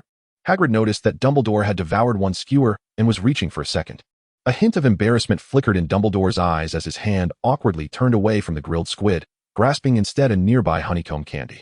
I see. It's the new school regulations, correct? Hagrid nodded emphatically before taking his leave. Dumbledore, catching a glimpse of Hagrid closing the door, swiftly snatched the last skewer of grilled squid from the table. What a pity, the last one. A few days later, a newly minted school regulation was posted next to the notice regarding the dueling club at the entrance of the Great Hall. Students are strictly prohibited from capturing squids in the Black Lake, by any means or for any reason, particularly their tentacles. A lucrative venture had been abruptly curtailed. An JinYue and the twins sat at the long table, despondent, with their arms crossed, sighing heavily. Hermione, exasperated, took her books to the library, while Harry remained gloomy over the matter of Parseltongue. He was navigating a phase of existential uncertainty. The most cheerful among them appeared to be Ron, who was engrossed in fiddling with his cards. After the dueling club concluded, Harry felt an elusive gaze upon him. However, when he looked up, those individuals quickly averted their eyes. A few others whispered behind his back, prompting Harry to smooth out the curled pages of his book. He told Ron he would see him in the common room, and then departed the Great Hall. I suggest Justin stay hidden in the common room. It's best for Harry to avoid the spotlight. A plump boy whispered his conjecture to Hannah. They engaged in a hushed discussion, with Hannah, having interacted with Harry a few times, feeling that he didn't quite fit the mold of an heir. To label him as such based on a few remarks and peculiar occurrences seemed rather hasty. Their conversation attracted the interest of many, and as the topic drifted further off course, it became increasingly exaggerated. Clatter. An JinYue turned a page of her book with a thud, causing the group to pause, glance at her, and then return to their positions, heads bowed once more over their assignments. She continued reading for a while, but the echoes of her peers' chatter lingered in her ears, stirring a sense of irritation within her. Impatiently, he closed the book with a violent snap, the sound echoing sharply in the silence. The classmates who had been engaged in a chaotic discussion dared not utter another word, silently shifting away. The biting cold wind swept through the air, and snowflakes danced down, cloaking the world in a pristine white veil. Icicles adorned the branches, resembling an exquisite ice sculpture. The lake shimmered with glimmers of light, and in the distance, a castle appeared to waver in and out of focus as Harry and Hedwig perched upon a stone. In the vast emptiness, it felt as though he was utterly alone. Each step he took in the snow crunched beneath his feet, and suddenly, a shadow crossed his path, blocking the blinding sunlight. He turned his head slightly to glimpse the figure. His right hand absent-mindedly caressed Hedwig's soft feathers. For a moment, silence enveloped them. Only the frigid air crystallized into ice, falling onto the ground with a crisp sound. Harry hugged his knees, his gaze lost in the reflection of the sun upon the lake, his green eyes filled with confusion. Who am I? What am I? He murmured to himself. An JinYue offered no reply, simply accompanying him in quietude. As friends, they required no words. Merely sitting together in silence was enough to feel each other as presence. After braving the cold wind for a while, they returned to the castle, where they encountered Hagrid, who was carrying a chicken. Harry, are you all right? Hagrid noticed Harry's low spirits, having heard the recent rumors circulating at school. Not one for eloquence, he struggled to find words to comfort the troubled boy. He nodded at An JinYue, having recently crossed paths with her outside the headmaster's office. Hagrid, what are you up to? Harry furrowed his brow, glancing at the lifeless chicken dangling from Hagrid's grasp. In response, Hagrid indignantly recounted how some unknown individual had been preying on his chickens, prompting him to seek Dumbledore's assistance in casting a protective charm over the coop. An JinYue, who had been silent in Hagrid's presence, contemplated the chicken in his hands. Recently, the school had been rife with unrest. Such misfortune could not befall Hagrid's chickens without cause. If, as Hagrid suggested, it was indeed a fox or a vampire, then why hadn't such incidents occurred last semester? She stroked her chin thoughtfully, narrowing her eyes as she recalled several significant events from this term. Could it be that the basilisk from the Chamber of Secrets had escaped to the castle grounds? It seemed imperative to investigate the chamber without delay. Harry hastily bid farewell to her and Hagrid, who watched them depart with concern etched on his face. Yet, all was not lost. Dumbledore was still there. Distraught, Harry lowered his head, focusing on his toes, quietly trailing alongside An JinYue. As they turned a corner on the staircase, An JinYue's keen eyes caught sight of Ginny, pale and with reddened eyes, disappearing from view. Ginny? Upon hearing the name, Harry lifted his head, merely catching a glimpse of the hem of her robe as it swept past the corner. Harry, do you think Ginny is unwell? He shook his head, overwhelmed with his own troubles. He could scarcely attend to Ginny's situation. Just then, Harry heard that voice again. Realizing it seemed to emanate from the walls themselves, he pressed against the wall, swiftly fleeing in pursuit of the sound. Harry! Harry! An JinYue's heart sank as she saw him suddenly take off, prompting her to hastily follow. By the time she arrived, Nick the ghost and the fallen Justin had been petrified. Filch and Harry stood in confrontation. Good heavens, what a dreadful day. Filch, it's a misunderstanding. Harry was just with me. She urgently explained the situation to Filch. However, he was wholly disbelieving and disregarded her words. With a fierce glare, he pronounced in a somber tone his intent to expel Harry. After Filch departed, Harry remained transfixed by the writhing spider on the ground, lost in his own thoughts. Oblivious even to An JinYue calling out to him. Moments later, Professor McGonagall returned with Filch. Upon witnessing the scene, she inhaled deeply. She glanced at the petrified Justin and the ghost, then turned her gaze to Harry. After a brief pause, she resolved to take Harry away. It was evident that following this incident, Harry's situation would become increasingly precarious, and the school would descend further into panic. Chapter 55. The Mystery of the Hair. After Harry was taken away, Snape and several other professors arrived to escort the petrified students and ghost to the infirmary. Before departing, Snape cast a lingering glance at the girl standing by the window, then swirled his cloak and departed. An JinYue, with nothing to occupy her, observed the now tranquil corridor and the few students hastily discussing the earlier events. Outside the window, snowflakes fell abundantly, blanketing the windowsill in a white shroud. Icicles hung from the eaves, and though the interior was warm, a chill permeated the air. Cedric, emerging from the library, spotted a familiar figure making her way toward the forbidden forest. As the heavy snow continued to fall, he tapped against the windowsill, ultimately deciding to follow her. An JinYue, intending to gather information in the library, remembered she had yet to tend to her garden in the forbidden forest today. This semester, while attending herbology class, she had stealthily transplanted several frost-sensitive herbs and vegetables into the greenhouse. However, there remained much to be done in the forbidden forest, necessitating regular visits. After watering the plants with enchanted water and weeding, she hummed a tune while tending to her small vegetable patch. When Cedric arrived, he beheld a once barren patch of land now transformed into a neat little garden enclosed by a fence, lush and vibrant. He had visited this place several times before, but had never seen it like this. Diana? Oh my goodness. The sudden voice startled An JinYue, nearly causing her to drop her watering can. You startled me. She patted her chest, straightening up. Cedric, what are you doing here? Cedric stood outside the fence, silently pointing at the garden in inquiry.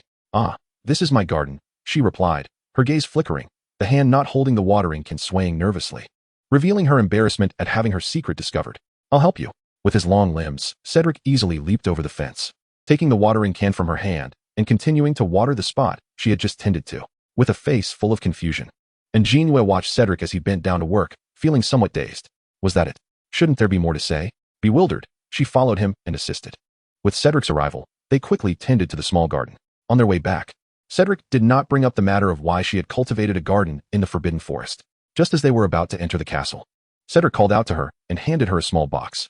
Diana, the school has not been safe lately. Take this. An JinYue opened the box to reveal a necklace adorned with a gem that shimmered like starlight. A crescent moon crafted from sapphire hung at the center, embellished with a diamond-studded star.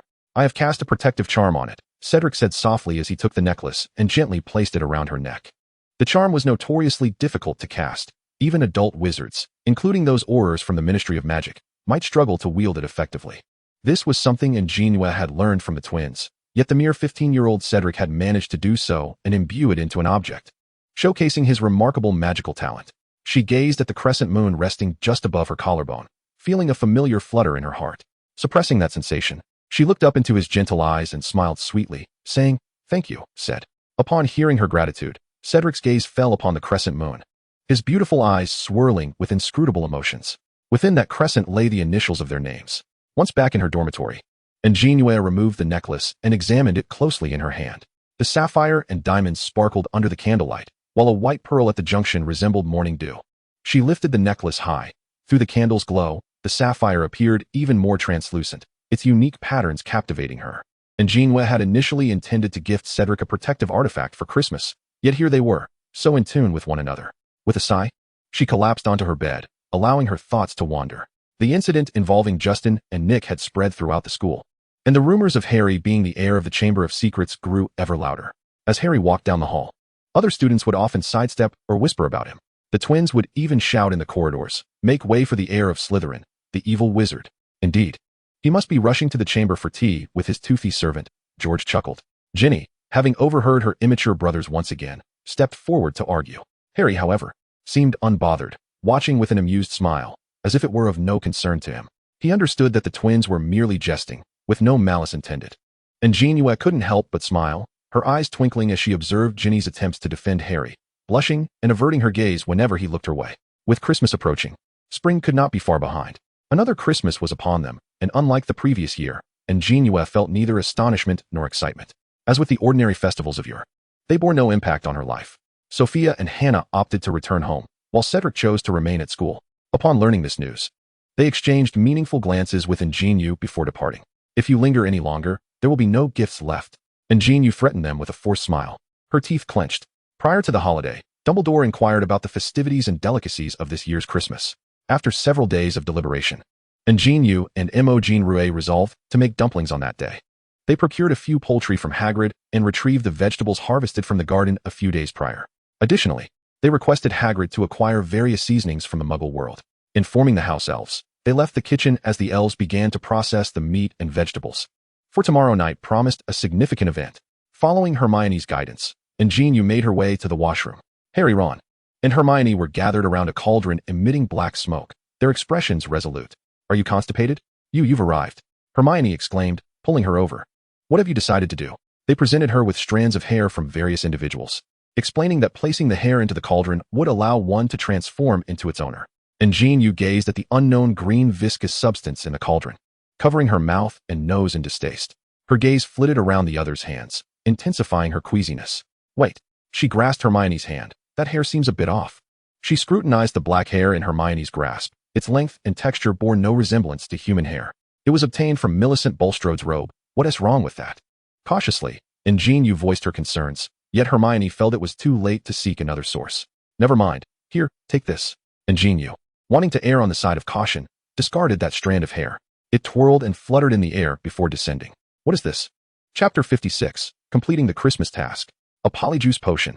An JinYue elucidated the effects of the potion, prompting Ron to ask why she hadn't produced it earlier. The Polyjuice Potion was rare and precious. She possessed only a few vials, and the most effective method was still the transformation spell, which she had not yet mastered.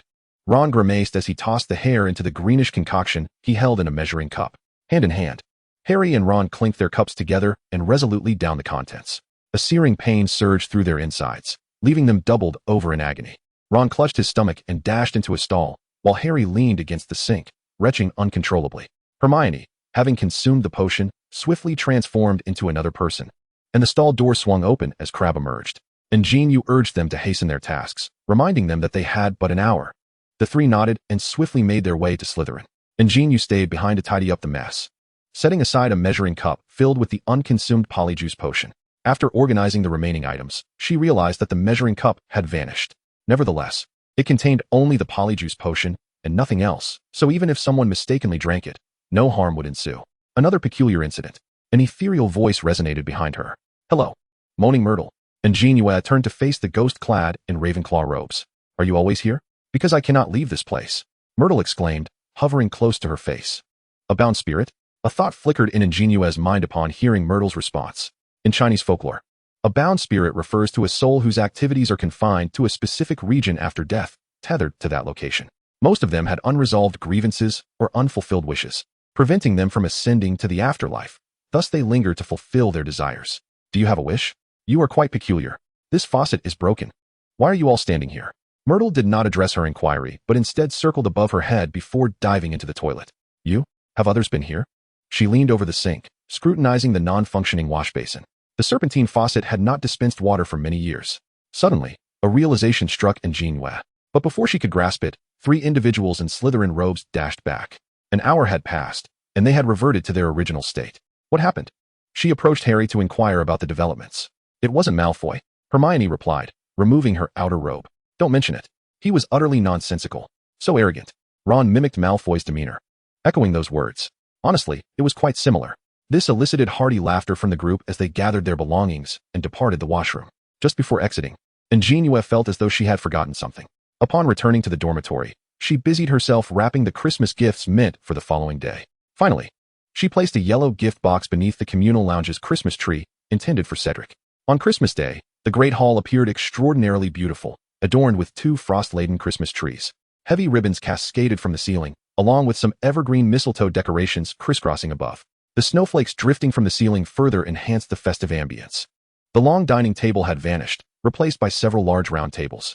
Today, An JinYue donned a bright orange embroidered top paired with a blue-printed skirt. Around her waist hung the gift from Cedric, a crescent moon tassel. She arrived early at the Great Hall, cradling several gifts. With only a handful of people scattered about as the feast time had yet to arrive. Harry, Ron, here are your gifts. Distributing the presents. She gifted Hermione her favorite travelogue, Harry a book about Quidditch, and Ron a new wand. You are truly wonderful, Ron exclaimed, standing in the center of the hall, waving his new wand. Ron, I merely asked Ollivander to find a standard wand suitable for most wizards. Unable to accompany Ron to select one personally, she opted to purchase a basic one as a precaution to prevent him from accidentally harming himself again. Ron waved dismissively, saying it was no issue. He had always used his brother's wand. Your necklace is stunning, and your outfit is lovely. Hermione beheld the exquisite necklace adorning her neck and the decorative piece hanging at her waist. Dressed in traditional Huaxiao attire, An JinYue was as captivating as a celestial being. From the moment she entered the hall, numerous gazes subtly flickered in her direction, including those of male students who openly stared in awe. At Harry's remark, he too glanced at the girl's neck, where a sapphire necklace sparkled brilliantly. This reminded him of last Christmas when she had received a new silver bracelet. Suddenly, a thought took form in his mind. Do you like it? I shall procure a set for you as well. The two girls exchanged chatter about clothing and jewelry. Merry Christmas. Cedric entered the hall, effortlessly taking a seat beside An JinYue. At that moment, Hermione sensed an electric tension emanating from both sides. Hearing this, An JinYue turned her head, a subtle smile gracing her lips, her obsidian-like eyes shimmering as they descended towards her. She anxiously tugged at her sleeve, her gaze falling upon a begonia-shaped brooch pinned to his chest. It was the Christmas gift she had given him, symbolizing yearning, akin to a heart's delight for its beloved. It was more than just a brooch. It functioned as a protective charm, capable of withstanding a single lethal strike. An awkward atmosphere enveloped the hall. Even the oblivious Ron sensed something amiss as he took a seat with his new wand in hand. You're all here. Hurry to the kitchen. I can't manage alone. An JinYue was covered in white flour, pulling one person after another along to the kitchen. Hermione, Harry, and Ron were summoned to invite the professors and retrieve items from the common room. The remaining group was ushered into the kitchen to make dumplings. As the twins and Cedric were unfamiliar with the task, they each took charge of one, learning as they went. Cedric, an exemplary student, not only excelled academically, but also mastered the culinary art with ease. He quickly grasped the skill of crafting dumplings, ensuring they were uniformly sized and beautifully neat, even developing creative variations. Meanwhile, the academically challenged group found themselves in disarray, with excessive filling or leaking wrappers. The dough they rolled varied in size, and the shapes were inconsistent. George managed to make dumplings as large as a box, while Fred's were plump and round. At this rate, the pot would turn into a soup. Ultimately, a flustered An JinYue, with rising blood pressure and a throbbing head, expelled the two from the kitchen. At 8 o'clock, the banquet commenced punctually. Chapter 57, Renewal from Withered Boughs. Lockhart entered clad in a striking white robe, his demeanor haughty, striding with an air of confidence. Beside him, Snape remained draped in his customary black robes, his face twisted in irritation as he distanced himself further from the flamboyant peacock. Dumbledore and McGonagall had already settled at the round table, smiling as they observed the guests taking their seats. The house elves timely presented the feast, signaling the commencement of the Christmas dinner. Old Dumbledore, shouldn't you say a few words at this juncture? An JinYue remarked as everyone prepared to dig in, directly suggesting that the headmaster address the gathering before the meal began. A few words? As Dumbledore prepared to indulge in the dumplings before him, he urged everyone to partake swiftly, dismissing any frivolous distractions. The individuals gathered at the table paused their dining to observe him, prompting a sheepish Dumbledore to set down his dumpling and address them. Well, in the past year, he began, but Draco, seated at the Slytherin table, scowled at Dumbledore's sudden interruption, expressing his disdain. I maintain that nothing could be worse than Dumbledore as headmaster. He forcefully pierced a dumpling with his fork. Crabbe and Goyle, engrossed in their feast, barely lifted their heads, fervently devouring the dumplings. Leave some for me, Draco exclaimed, noticing the dwindling number of dumplings on their plates, which looked as if they had been ravaged by the famished. These dumplings are decent, yet I still prefer the hot pot from last time. Then perhaps you should set down your dumplings. Gilderoy Lockhart interjected, nudging Severus Snape beside him. Snape shot him a glare before tossing a jar of garlic sauce across the table, which landed with a splatter on Lockhart's pristine white robes. However, Lockhart was too absorbed in his meal to care. Oh, these dumplings are simply divine, he exclaimed, reminiscing about his previous meals that paled in comparison. By the way, what is this hot pot they mentioned? I've never seen it at school. Professor McGonagall observed the verdant vegetables within the dumplings with a puzzled expression. At this inquiry, An JinYue hesitated, her hands stiffening as she avoided eye contact, her gaze shifting nervously. Cedric, aware of the source of the chives, also exhibited a hint of awkwardness. The group began to brainstorm rapidly, concocting plausible explanations. Perhaps they were brought over from China, Dumbledore casually responded to McGonagall's question. Snape, observing the small creatures hunched over their bowls, scoffed softly. Brought over? How much would one need to procure to sustain them from last year until now? He narrowed his eyes, scrutinizing Harry and An JinYue closely. After about an hour, the students in the Great Hall began to depart in waves. Are we still playing cards later? Dumbledore asked, wiping his mouth with a napkin as he set down his fork. Lockhart continued to gorge himself, his plates now empty. No, Professor, An JinYue replied with a dismissive wave. Producing 2 boxes from beneath the table and placing them atop it, he snapped his fingers, causing all the food to vanish. Oh no, Lockhart exclaimed, still chewing on half a dumpling, his fork still spearing 2 others. Ignored by everyone, Hermione turned her gaze away in distaste, reflecting on why she ever found him charming in the first place. What is this? Dumbledore observed An JinYue extracting numerous small square tiles from a wooden box, each adorned with a unique design. These were Mahjong tiles, a game with various regional variants across China, such as Sichuan and Northern Mahjong, each possessing distinct rules and tile configurations. As An JinYue neatly arranged the tiles, she provided a brief introduction to the rules. Given the limitation of 4 players per game, the initial round included only the adept An JinYue and An JinYue, accompanied by the comprehensively informed professors Dumbledore and McGonagall. The sound of tiles being shuffled echoed throughout the hall. Draco, who had not yet left the auditorium, was intrigued by the peculiar noise and approached the gathering crowd. The source of the sound became apparent as he witnessed a group engrossed in the game. 1 bamboo. Pong. 2 circles. A complete suit. I win. An JinYue triumphantly revealed her hand, showcasing a sequence of identical suit tiles for all to see. You, step aside. You already know how to play. Come on, Severus. Join in. Dumbledore insisted, shuffling the tiles and ushering the experienced players away. Thus, the professors and students formed 2 separate groups to engage in Mahjong. The students who remained in the auditorium, having watched a few rounds, were eager to participate. Seizing the opportunity, the twins began to advertise new Mahjong and playing cards available for purchase at the shop. 30,000. Eat. White face. Calm. Red dragon self-draw. The sounds of Mahjong filled the hall, creating a lively atmosphere. Time seemed to fly during this joyous occasion, and Dumbledore eventually took the 2 sets of Mahjong tiles with him. Meanwhile, Harry, feeling a bit unwell, hurried to a restroom, only to realize he had mistakenly entered the wrong place. This was, in fact, the location where they had previously concocted potions. Clutching his stomach and preparing to leave, his peripheral vision caught sight of a black notebook submerged in water on the floor. After a moment's contemplation, he picked up the notebook and departed. At last, An JinYue, having concluded her socializing, stretched languorously and unearthed a package from beneath her bed. This was the divination tool she had used during last year's Christmas. A year had passed, and she intended to consult it once more. As she laid out the contents on the floor, a folded piece of paper caught her eye. She did not recall placing a note here. Unfolding it, she discovered a set of birth characters. Recognizing the familiar characters, memories flooded back. After assisting Cedric with a reading last time, the outcome had been too disheartening to confront, so she had carelessly tucked it away, out of sight and mind. With a sigh, she set the note aside and picked up the divination plate to commence her calculations. As expected, she was unable to discern Voldemort's whereabouts. However, the results differed from her previous attempts. While the general trajectory remained unchanged, subtle variations had emerged. She recalled Cedric's words, when you learn the outcome, it is no longer the conclusion. Her gaze fell upon the paper beside her, and indeed, circumstances had shifted. Regardless of the initial feelings of pity and regret, or the current emotions of excitement and fear, her desire to alter these events remained unwavering, not only for the ones she cherishes, but also for the innocent students within the school. She gazed at the note in her hand, her right hand once again calculating. This time, the withered tree experiences the arrival of spring. Chapter 58, The Descent to Oblivion. You were indeed correct. Hermione, carrying a stack of books, settled beside her.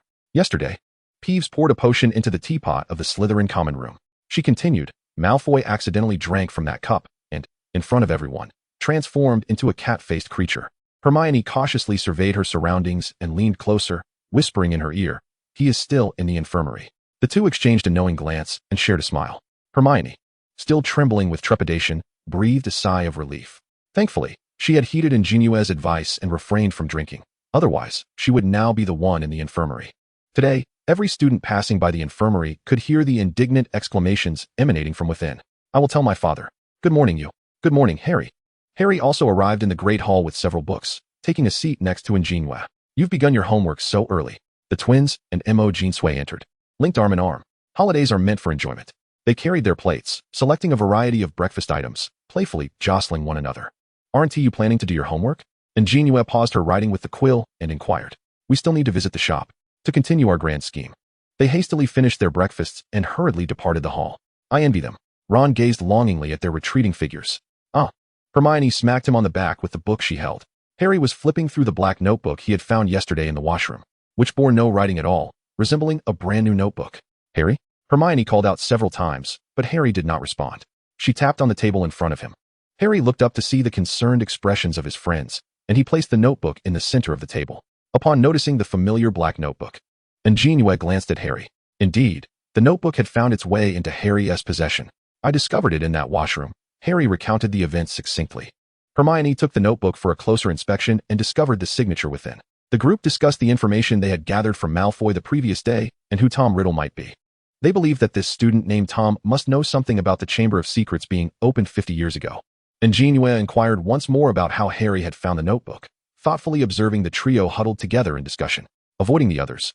An JinYue cautiously made her way to the abandoned washroom, a place she had become well acquainted with. The faucets in the washroom were all turned on, with water flowing across the floor. She carefully stepped over the water, surveying the washroom. It was much like the other washrooms in the school, with several wooden stalls and sinks. Moaning Myrtle? She did not see Myrtle, who was often found crying on the toilet, and attempted to summon her. Are you here to throw something at me as well? Myrtle leaped out from a toilet with the lid ajar. No, that's not it. I merely wished to inquire if you noticed who misplaced the notebook yesterday. An JinYue silently took a few steps back, realizing the chilling aura emanating from the Myrtle. No, Myrtle replied, shaking her head, before turning and floating up to perch on the high windowsill. It was quite terrifying. I sat in this very compartment while they mocked my spectacles. She scrutinized the room once more, muttering about her lamentable demise. He has arrived. Standing there with those enormous yellow eyes. An JinYue listened quietly, having heard the tale countless times, as she systematically turned off the taps around the basin. Yellow eyes? Where did you see those yellow eyes? She exclaimed, glancing urgently at Myrtle. Myrtle pointed in a direction before diving into the toilet. Following the indicated path, An JinYue's gaze fell upon a broken faucet, etched with snake-like patterns. It appeared this was the location of the fabled chamber. The night was as tranquil as a still lake, the moonlight cascading upon the earth, casting a serene tableau, while a gentle breeze rustled the leaves, producing a soft whisper. An JinYue quietly departed the lounge, only to encounter Cedric, who was about to enter. In the evening, the Hufflepuff Quidditch team held their practice session. Exhausted from the exertion, Cedric sought a midnight snack in the kitchen, only to catch a glimpse of a badger eager for a nocturnal adventure. Hey, Cedric, why are you back so soon? He asked, helping her to her feet, brushing off the dust from her clothes, and tidying her disheveled hair. After training in the evening, I felt quite famished and went to the kitchen for a snack, and JinYue replied with a nod, acknowledging that physical activity indeed consumes energy, especially at their age when nourishment is essential. They shifted slightly to allow for passage at the entrance of the corridor, yet neither moved, standing still as they exchanged glances. With a sigh, she handed Cedric a familiar piece of parchment, tacitly permitting him to accompany her. The two of them, cloaked in invisibility, swaggered past Filch and entered the washroom. An JinYue tore the parchment, providing Cedric with several pieces of parchment and various tools. Standing before the basin, she placed a pill in her mouth. Activate, she declared. However, what Cedric heard was neither English nor Mandarin, but rather an odd hissing sound. No sooner had she spoken than the faucet was engulfed in a blinding white light, beginning to rotate. Soon after, the basin began to rise, ascending higher and higher. Moments later, the basin sank, revealing a dark, gaping pipe wide enough for a single person to slide through. As the basin shifted, Cedric drew his wand, gripping it tightly, while his other hand clasped An JinYue's wrist, positioning himself protectively in front of her. Let us descend, she urged, brandishing her wooden sword and glancing at the pipe. Cedric nodded and leaped into the darkness, disappearing into the pipe. Acutely aware that this could very well be the lair of the chamber that had instilled fear throughout the school, despite the peril that lay ahead. Whether driven by the gallantry of a knight or the duty of a Hogwarts student, he would charge forward without hesitation. An JinYue quickly followed suit, gradually making her way into the pipe, then sliding down its length. The interior of the conduit was filthy and pitch black, revealing numerous other pipes extending laterally. The enormity of their current passage was overwhelming, twisting, turning, and plummeting steeply downward. She had lost all sense of where she had descended within the school, merely continuing to descend endlessly, as if there were no terminus in sight. Faintly, she could hear Cedric's abrupt fall at a bend ahead. Just as her apprehension grew concerning what awaited her upon landing, the pipe leveled out. With a sudden thud, she was expelled from the end of the conduit, crashing onto the damp stone floor. The subterranean space was ample enough for them to stand, yet darkness enveloped them entirely. Chapter 59, A Game of Black and White. Cedric, who had reached the bottom before her, helped An JinYue up. They were both smeared with grime, their clothes soiled and reeking. An JinYue wrinkled her nose in distaste, holding her breath, and with a flick of her wrist, both of them were instantly pristine. They surveyed their surroundings, taking in the murky, sticky walls that surrounded them. Is this the hidden chamber? Cedric's voice echoed through the dark tunnel. It seems we have strayed far from the school. An JinYue scrutinized the passage ahead. Cedric muttered to his wand, which immediately illuminated. They advanced, their footsteps resounding on the damp ground. The underground passage was exceedingly long, allowing only a glimpse ahead. In the wand's glow, their shadows loomed ominously against the walls. Remember, if you hear any noise, close your eyes. The range of the luminosity was limited, and An JinYue pressed closely to Cedric, clutching his sleeve. Something lay ahead. She squinted her eyes as small as possible and cautiously moved forward. Cedric raised his wand high. Beneath the white light lay a serpent's skin, an abhorrent shade of green, sprawled empty on the floor. The serpent that had shed this skin must have been at least 20 feet long. Even though it was already late winter, the sun would not grace the horizon for quite some time. Around 3 or 4 in the morning, An JinYue and Cedric emerged from the underground passage, both wearied. They gasped for breath, collapsing onto the restroom floor. The night's events left Cedric with a lingering dread. He had never imagined such terrifying things lurked beneath the school. Had he not encountered the girl and followed her, everything that transpired would have been faced by her alone. Yet, he could not fathom why, upon discovering the hidden chamber, she had not informed a professor, nor why she had modified its interior. However, he kept these questions to himself as he turned to see An JinYue lying beside him with her eyes closed. Gently, he stroked her long hair, as if to dispel all her worries and fatigue. With the sun slowly ascending the horizon, the sounds of early students echoed in the corridor. They exited the castle. Embarking on a new day, she informed Cedric that he needed to visit the headmaster's office. Instead of returning to the dormitory, Cedric headed to the hall to procure some breakfast for her. Subsequently, we merely needed to proceed as usual. After listening to An JinYue's words, Dumbledore gently stroked the red bird. This was Fawkes, a phoenix. Is this truly a phoenix? It doesn't resemble one at all. Fawkes seemed to perceive her skepticism, alighting upon her head and grasping her hair. I have already commissioned someone to investigate the matter regarding the Horcruxes. Dumbledore carefully removed Fawkes, who flapped his wings as if eager to engage in a fierce battle with An JinYue. Professor Dumbledore, do you have anything else to share with me? He shook his head and escorted An JinYue out of the headmaster's office. Just as she was closing the door, he added, Mr. Diggory is quite brave as well. That cunning old man was plotting again. Upon returning to the common room, An JinYue discovered breakfast laid out on the long table, yet the room was devoid of company. She picked up the note accompanying the breakfast, instantly recognizing the familiar handwriting. Remember to eat breakfast, it read, adorned with a large, cheerful smiley face. Minerva, do you have a moment? We are currently 1 player short. Flitwick intercepted McGonagall in the corridor. They were assembling a mahjong game, only for Dumbledore to declare he could not join them. What were these 2 professors discussing? What did they mean by 1 player short? You didn't go to the hall yesterday. I heard there are toys from Huaxia being sold at the shop now. Should we take a look? Let's go. Mahjong had now surpassed hot pot and poker, becoming the new favorite among students. One dormitory acquired a set, benefiting several others and fostering camaraderie among roommates. Even the Christmas holidays could not quell the fear instigated by the Chamber of Secrets among the students. After the break, they had to return to a school rife with rumors, where Muggle-born students worried daily for their safety, while pureblood wizards gloatingly reveled in their misfortune. Even though the shop had begun selling new toys and novels, nothing compared to the popularity of protective charms and lucky talismans.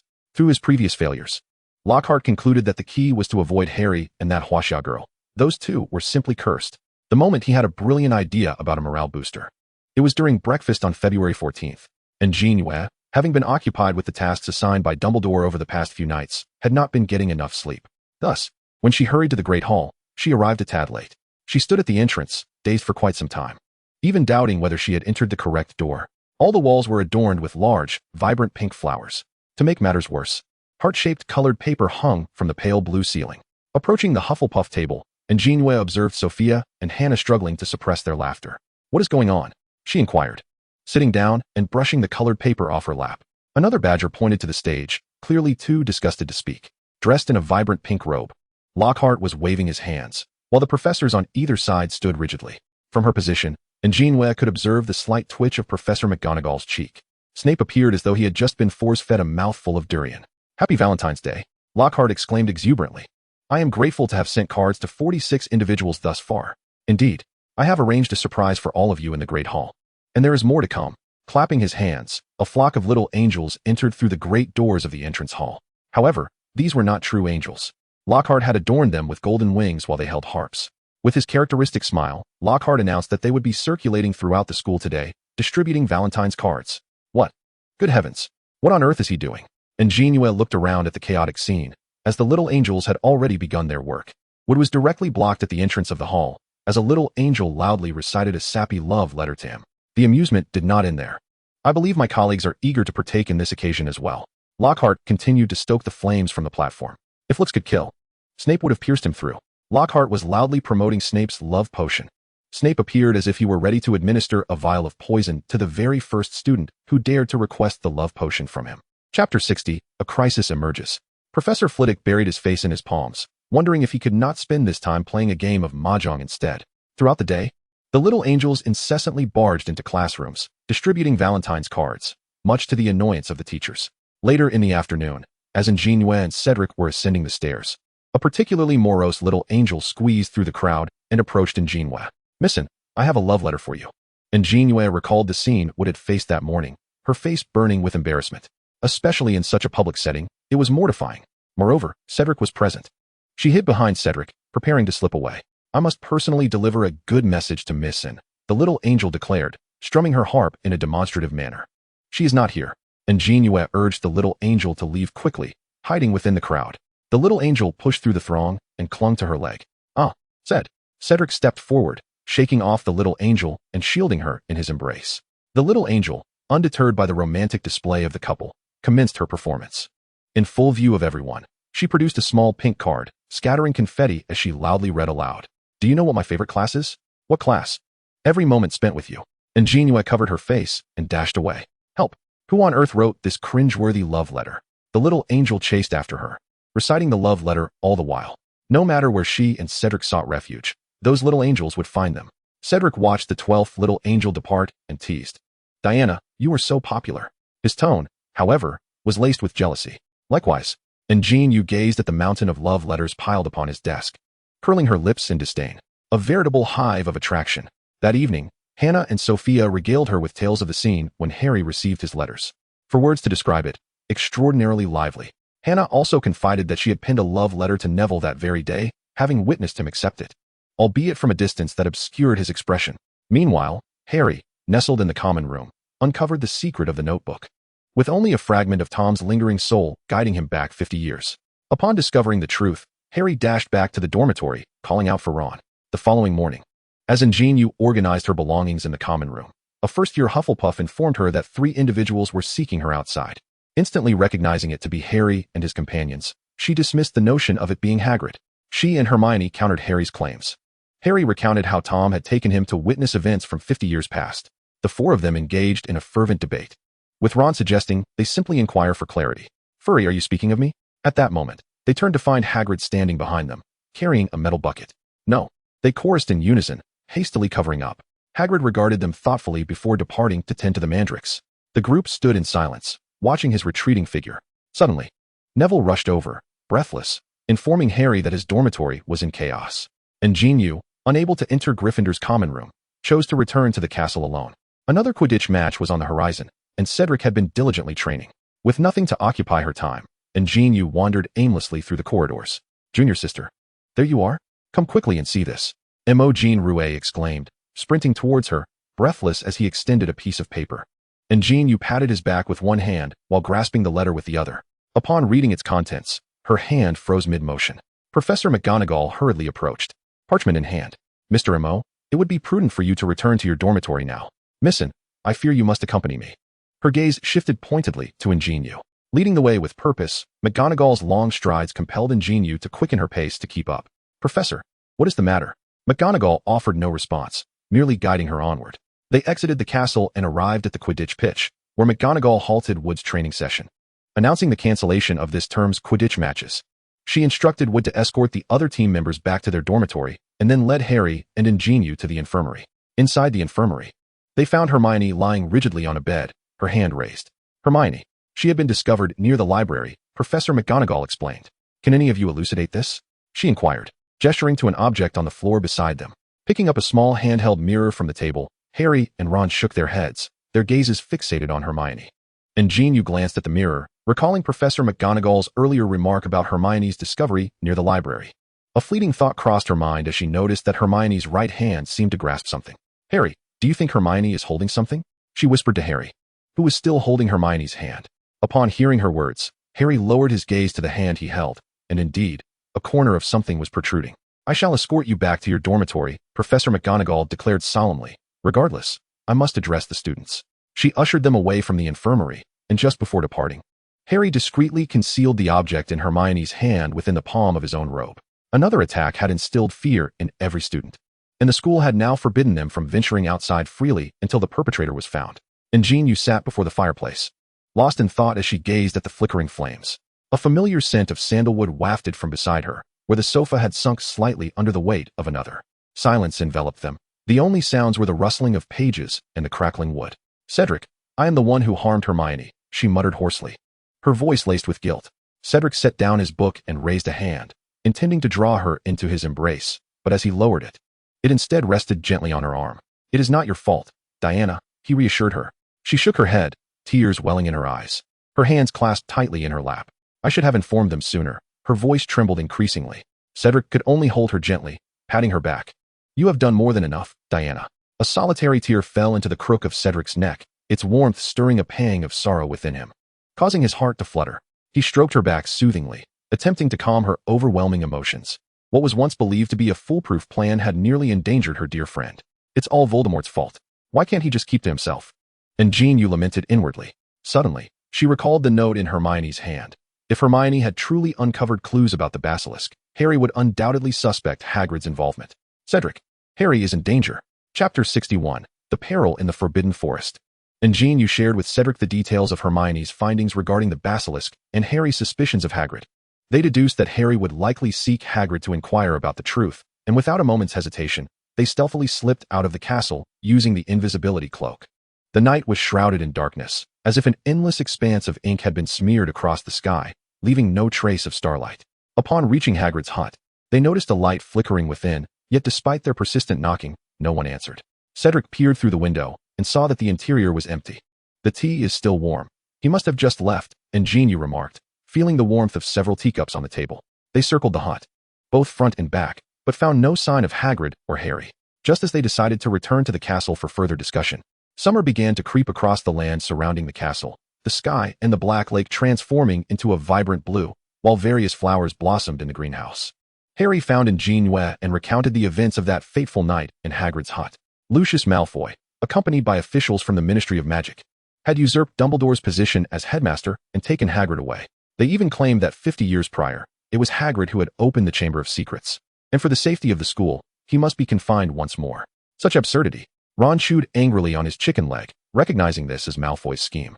Draco had even boisterously discussed in potions class how discontented Malfoy had always been with Dumbledore's ascendancy to headmaster, while expressing his support for his own house head, Snape, to take over as the new head of Hogwarts. Since Dumbledore's departure, an unprecedented fear had spread throughout the school, to the extent that the sunlight that warmed the castle's walls seemed to stagnate outside the windows. It was increasingly rare to see a carefree smile on campus. Laughter that echoed through the corridors had become sharp and affected, quickly dissipating into silence. Muggle students began to band together, often found in groups, attending classes and dining together. An JinYue and Harry attempted to visit Hermione, but all visitors had been segregated from the hospital wing. That day, a few students arrived at the nurse's office with gifts, hoping to bribe Madame Pomfrey for a chance to see Hermione. Unfortunately, their efforts were in vain. Harry stood dejectedly at the door of the infirmary, while Ron consumed all the items intended for Hermione. An JinYue and Cedric idly counted the spiders crawling on the ground. "What are you looking for, Moon?" Ron asked, puzzled by the two who were fixated on the floor. "Counting spiders," she replied. Hearing this, Ron grimaced and distanced himself from them. He detested spiders, and the mere mention of them caused him to involuntarily focus on the clusters of spiders scuttling about. "Why not go explore the Forbidden Forest?" Hagrid hinted at it before he left, and JinYue suggested, glancing at Harry, who seemed lost in thought. Ultimately, they decided that Harry and Ron would venture into the Forbidden Forest that night, cloaked in invisibility to seek the clues Hagrid had mentioned. Later that evening, while seated in the common room completing her assignments, An JinYue felt an inexplicable sense of unease as her right eyelid twitched. It seemed that all was not well for Harry and Ron.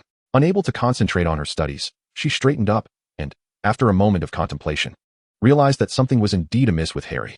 Cedric, noticing her frantic demeanor, hurriedly stuffed an item into the hands of his roommate without explaining and dashed after An JinYue. "Diana, what is happening?" Cedric inquired as they rushed out of the castle towards the Forbidden Forest. "Harry is in trouble." Meanwhile, the Weasley twins in the Gryffindor common room had pulled out the Marauders map, intending to find a location for their new product experiments. Upon opening the map, they noticed the names of Cedric and An JinYue moving rapidly, and Harry and their brother Ron were also missing from the dormitory. "What are you looking at?" An JinYue asked, noticing the two leaning together with an odd smile on their faces. Fred and George shared their discovery, and An JinYue's gaze fixated on the closely aligned names on the map, recalling a letter recently received from Huaxia. Alas, a fateful entanglement. Harry and Ron stumbled upon the enchanted car in the Forbidden Forest, which had been concealed there since the opening day of the school year. The once blue vehicle had now transformed, embodying a wild essence. They also discovered Hagrid's pet, previously nurtured in the depths of the forest, and learned that it was not Hagrid who had opened the Chamber of Secrets 50 years ago. Rather, it was a fabrication spun by a student named Tom. However, Aragog seemed less than fond of Harry and Ron, as a swarm of spiders began to encroach upon them from all directions. Weary, Aragog slowly retreated to the center of his circular web, while the other spiders advanced inch by inch towards Harry and Ron. Ron emitted a silent scream, his eyes wide with terror. In desperation, Harry and Ron huddled with Hagrid's dog in the car, and with the roar of the engine, they escaped the encirclement. Yet, the car's thunderous noise provoked the spiders further. A spider's leg lunged through the rear window, and the vehicle collided with several more of the creatures. At that moment, a bolt of purple lightning descended from the heavens, striking the mass of spiders and sending them scattering. The scent of roasting meat wafted through the air. The car navigated a path it obviously recognized, nimbly leaping over ditches. It twisted and turned, branches brushing against the windows. Through the rearview mirror, Harry and Ron glimpsed a girl in white, trailing light as she landed on the ground. "Harry, it's Luna. She's come to rescue us," Ron exclaimed, brimming with excitement. In contrast to Ron's jubilant relief, Harry was more concerned for Luna's safety. He twisted his head with fervor, nearly straining his neck. As the car sped away, the fleeting figure in white quickly vanished from his sight. When Luna and Cedric arrived in the Forbidden Forest, they spotted a familiar blue car careening through the spider horde. Without a moment's hesitation, she cast a lightning spell towards it. Once she saw the vehicle, carrying Harry and Ron, distance itself from danger, she soared into the air, landing amidst the spiders.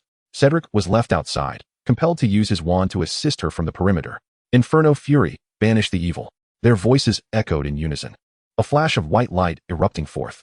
The children were scattered by the two strangers, and Aragog, enraged, descended from a thick tree trunk. Back to back, Luna and Cedric stood resolute, one brandishing a wand, the other clutching a stack of yellow talismans. "You are Hagrid's spider?" Luna inquired, her gaze fixed upon the colossal spider towering over them, roughly 3 stories high. "Are you also friends of Hagrid?" Aragog's furry visage loomed closer, speaking slowly. Without waiting for her response, he lifted his front legs and slammed them down towards them.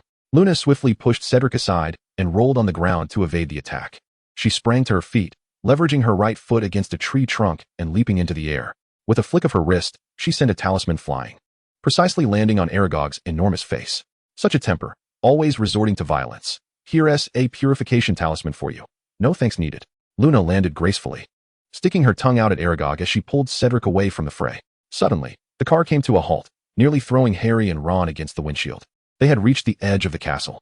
Harry descended first, and Ron's limbs seemed to regain sensation, yet he remained stiff-necked, eyes wide with shock. Filled with gratitude, Harry patted the car, which then clattered away with its battered frame, retreating into the forest and out of sight. At that moment, An JinYue and Cedric also hurried back. Chapter 62, The Curtain Falls. "Let us return to the dormitory. We shall discuss this tomorrow." An JinYue did not pause. Rushing past them towards the castle, they held their breath while passing by the patrolling professors. Safely back in their respective dormitories, they found the fireplace reduced to mere ashes. The following day, students resumed their lessons, despite the atmosphere of panic that had permeated every corner of the school. Nonetheless, Professor McGonagall announced that exams would commence on July 1st. After class, An JinYue evaded the teacher's attention and sneaked into the washroom they often frequented, just in time to hear Ron's lament. "What are we even studying for?" he cried. "It's just an exam." An JinYue entered and gently tapped his shoulder. "We will help you review." They formed a circle on the ground, and Harry recounted the events of the previous night to An JinYue in meticulous detail. The creature within the Chamber of Secrets was not raised by Hagrid, nor was Hagrid responsible for opening the chamber. "Harry, have you forgotten the hint Hermione gave you?" she reminded him, recalling the note he had once received from Hermione. Harry pressed his lips together. If not for her reminder, he would have completely forgotten about the note. He retrieved it from his trouser pocket and read it aloud with Ron. So that's it. It all makes sense now. Harry discovered crucial information about the monster in the chamber, rising in joy, eager to share it with the professors, only to suddenly remember that Dumbledore had been suspended. Unfortunately, there was no one left in the school capable of defeating the basilisk, with only 3 days remaining until the final exams. The matter of the heir of Slytherin had ceased to dominate the students' thoughts, and the corridors were devoid of strange screams and mocking laughter. As An JinYue and Cedric exited the library, Professor McGonagall's magically amplified voice echoed through the corridors, akin to a loudspeaker in an ordinary school. All students return to your dormitories immediately. All teachers please report to the second-floor corridor at once. An JinYue turned to Cedric, puzzled by the sudden urgency. He shook his head, taking her hand to prevent any rash actions. Fortunately, they were close to the second floor, and as they rounded the corner of the stairs, they spotted Harry and Ron rushing towards them.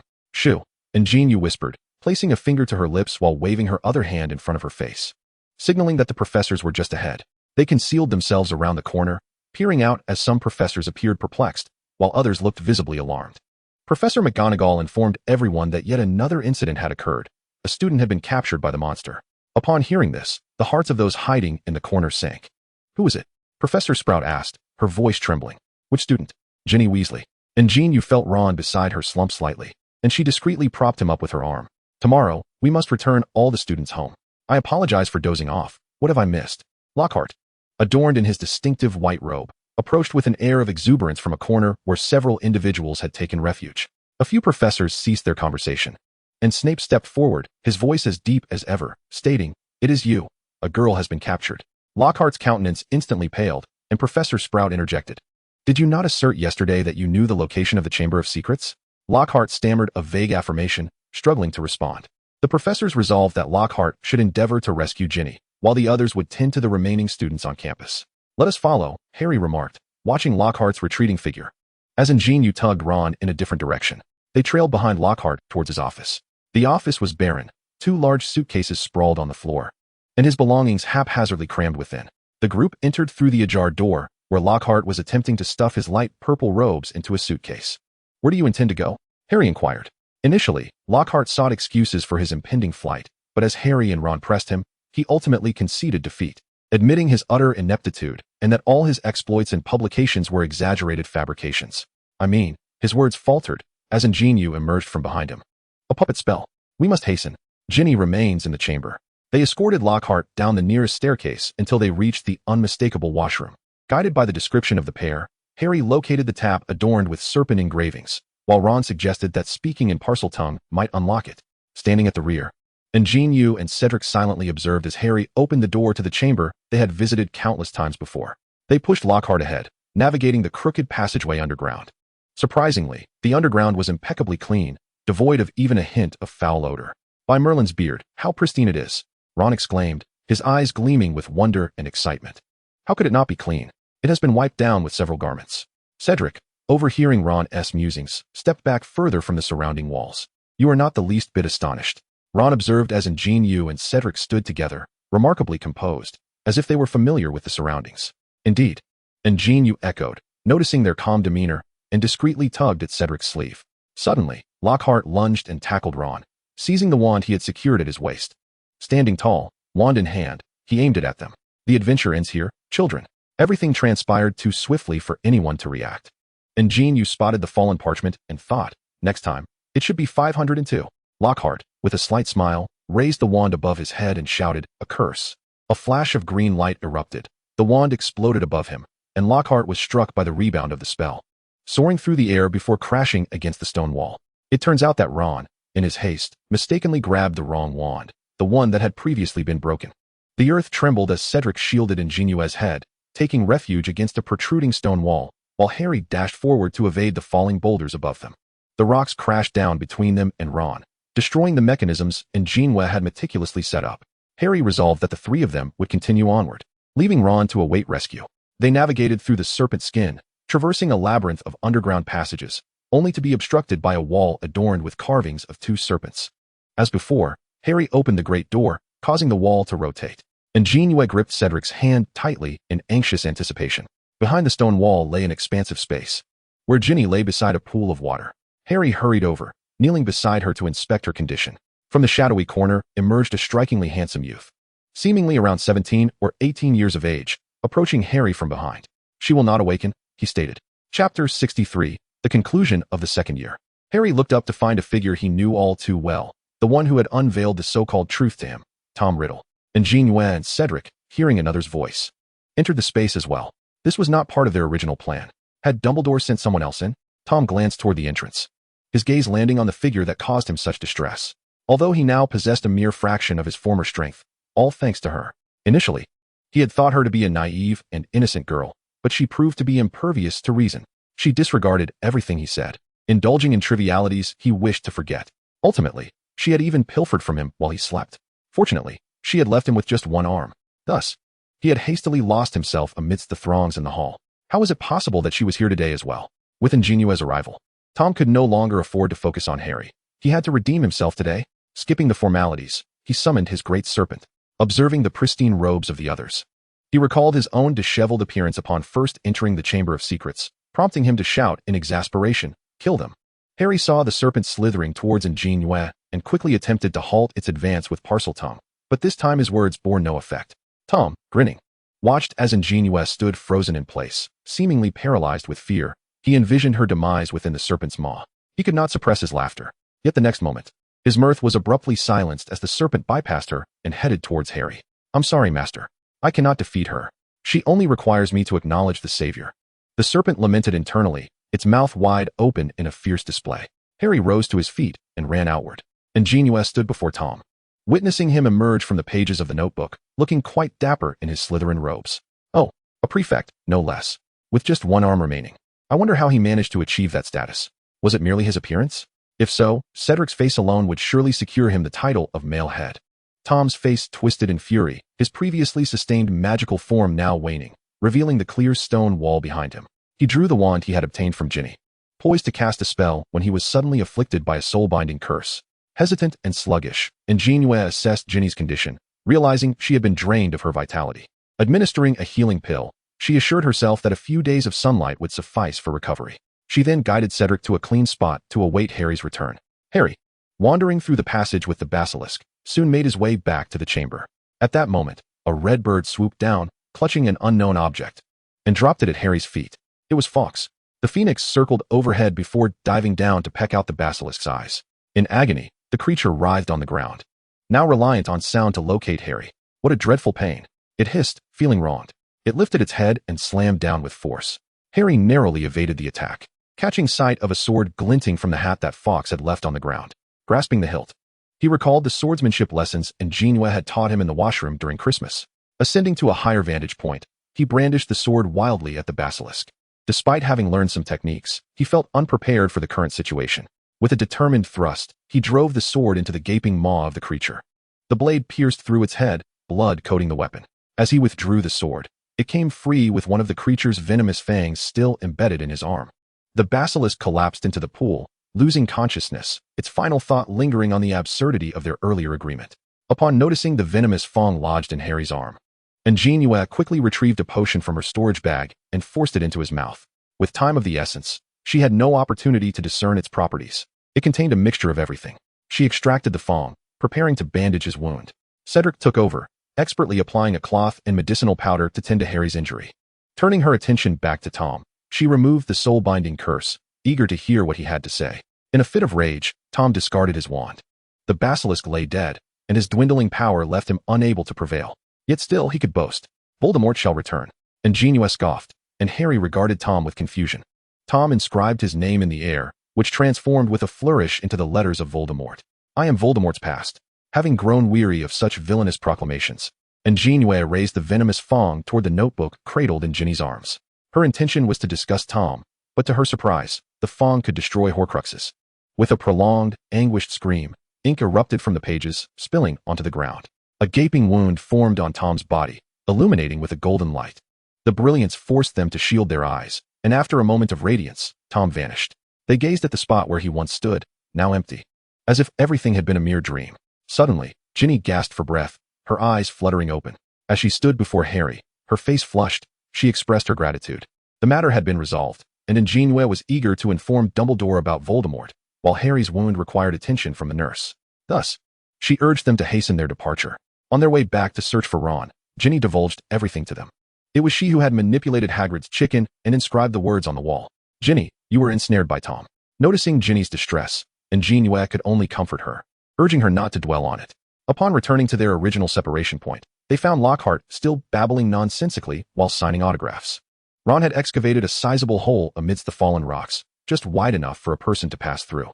Seeing Ginny safe and sound, Ron felt a weight lift from his heart and enveloped her in a warm embrace. Fawkes led the group out of the underground passage. Harry, wielding the sword and the sorting hat, followed An JinYue to the headmaster's office. Inside, Dumbledore and Harry engaged in conversation until Lucius kicked Dobby to the entrance of the office and, upon spotting An JinYue, derided her. "I thought Miss N was a woman of discernment, but it appears otherwise." Without awaiting her response, he forcefully swung open the door to the headmaster's office. Moments later, a quarrel erupted within, predominantly featuring Lucius's voice. Soon, the door swung open once more, revealing a furious Lucius as he stormed out. Harry pursued him, clutching the damaged notebook. But Lucius did not take it. Instead, he instructed Dobby to hold it. Consequently, Lucius lost his position on the board, was forced to relinquish a house elf, and was humiliated before all. The return to normal life came swiftly. The first batch of mandrakes had matured, and the petrified students were restored. The first thing Hermione did upon her discharge was seek out An JinYue for study materials, preparing for the final exams. Following the public revelation of Lockhart's actions, aside from a few disgusted fans, most had already become ardent admirers of Sun Wukong since the beginning of the semester. After reading The Master and his 3 disciples, one would realize that Lockhart's works were nothing extraordinary. Hagrid's 50-year-long grievance had been rectified, and he was permitted to wield his wand once more. The hurt inflicted by the scornful words of former classmates, the expulsion from school, and imprisonment in Azkaban could not be mended. Hagrid remained indifferent to such matters. He continued to reside in the school he cherished most. Chapter 64. Return to Huaxia. The rumors of Harry being the heir of Slytherin were utterly dispelled, and no one avoided him any longer. He was once again hailed as a hero. Harry had grown accustomed to the shift in his peers' attitudes, bolstered by the support of his genuine friends. He was no longer a solitary figure, but rather someone cherished, with family and friends. He glanced at the raucous group beside him, as the twins relentlessly attempted to persuade An JinYue to sample their new product, even at the cost of their own injuries. At the end-of-term banquet, Dumbledore announced that there would be no final exams this semester. Ron jubilantly danced about, while Hermione, visibly displeased, closed her notebook with a huff. She had prepared for so long. She had intended to surpass An JinYue this semester. In the final tally of house points, Dumbledore still awarded Gryffindor a considerable number of points, leading them to victory in the House Cup once again. That old man's favoritism has surely strayed beyond the galaxy. An JinYue observed Draco slamming his hat onto the table, foolishly believing he could outmatch Harry. During their student days, the end-of-semester break always brought the greatest joy. Even after enduring numerous terrifying incidents this semester, nothing could dampen their spirits about returning home. The Hogwarts Express arrived punctually at King's Cross Station, where Cedric spoke to her at length about his holiday plans, yet she had not yet shared her own news of returning home. The platform was bustling with people, and Cedric and An JinYue exerted considerable effort to reach the Diggories, but before they could utter a word, she spotted a very familiar figure standing nearby. Just as a year ago, Professor Umbridge was clad in a pink dress, adorned with a pink hat, and carrying a pink bag, a complete enthusiast for all things pink. "Mr. Diggory, Miss N, we shall take her now. Thank you for your contributions to the Ministry of Magic." With that, Umbridge whisked An JinYue and away from the platform, leaving not even a moment for farewells. "Diana," Cedric attempted to call out to her, perplexed by the Ministry's sudden actions. "Said, Huaxia has only collaborated with the Ministry for 2 years. It is time for her to return." Lena grasped her son's arm, revealing the news she had recently received. They had not anticipated that this exchange would last only a brief 2 years. They were reluctant to see An JinYue depart, especially since their son harbored deeper feelings. "There will be another chance to meet," Amos reassured, patting his son's shoulder as they left the station. An JinYue followed Umbridge back to the Ministry, where her return flight had already been scheduled for the early hours of that very night. She penned several letters to be sent out by the Ministry's owls after her departure.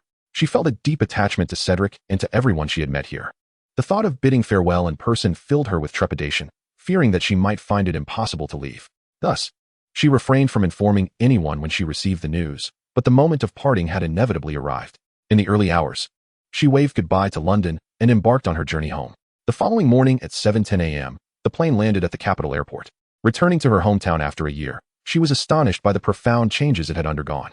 A gentle morning rain fell, and a melody she had never heard resonated throughout the streets and alleys.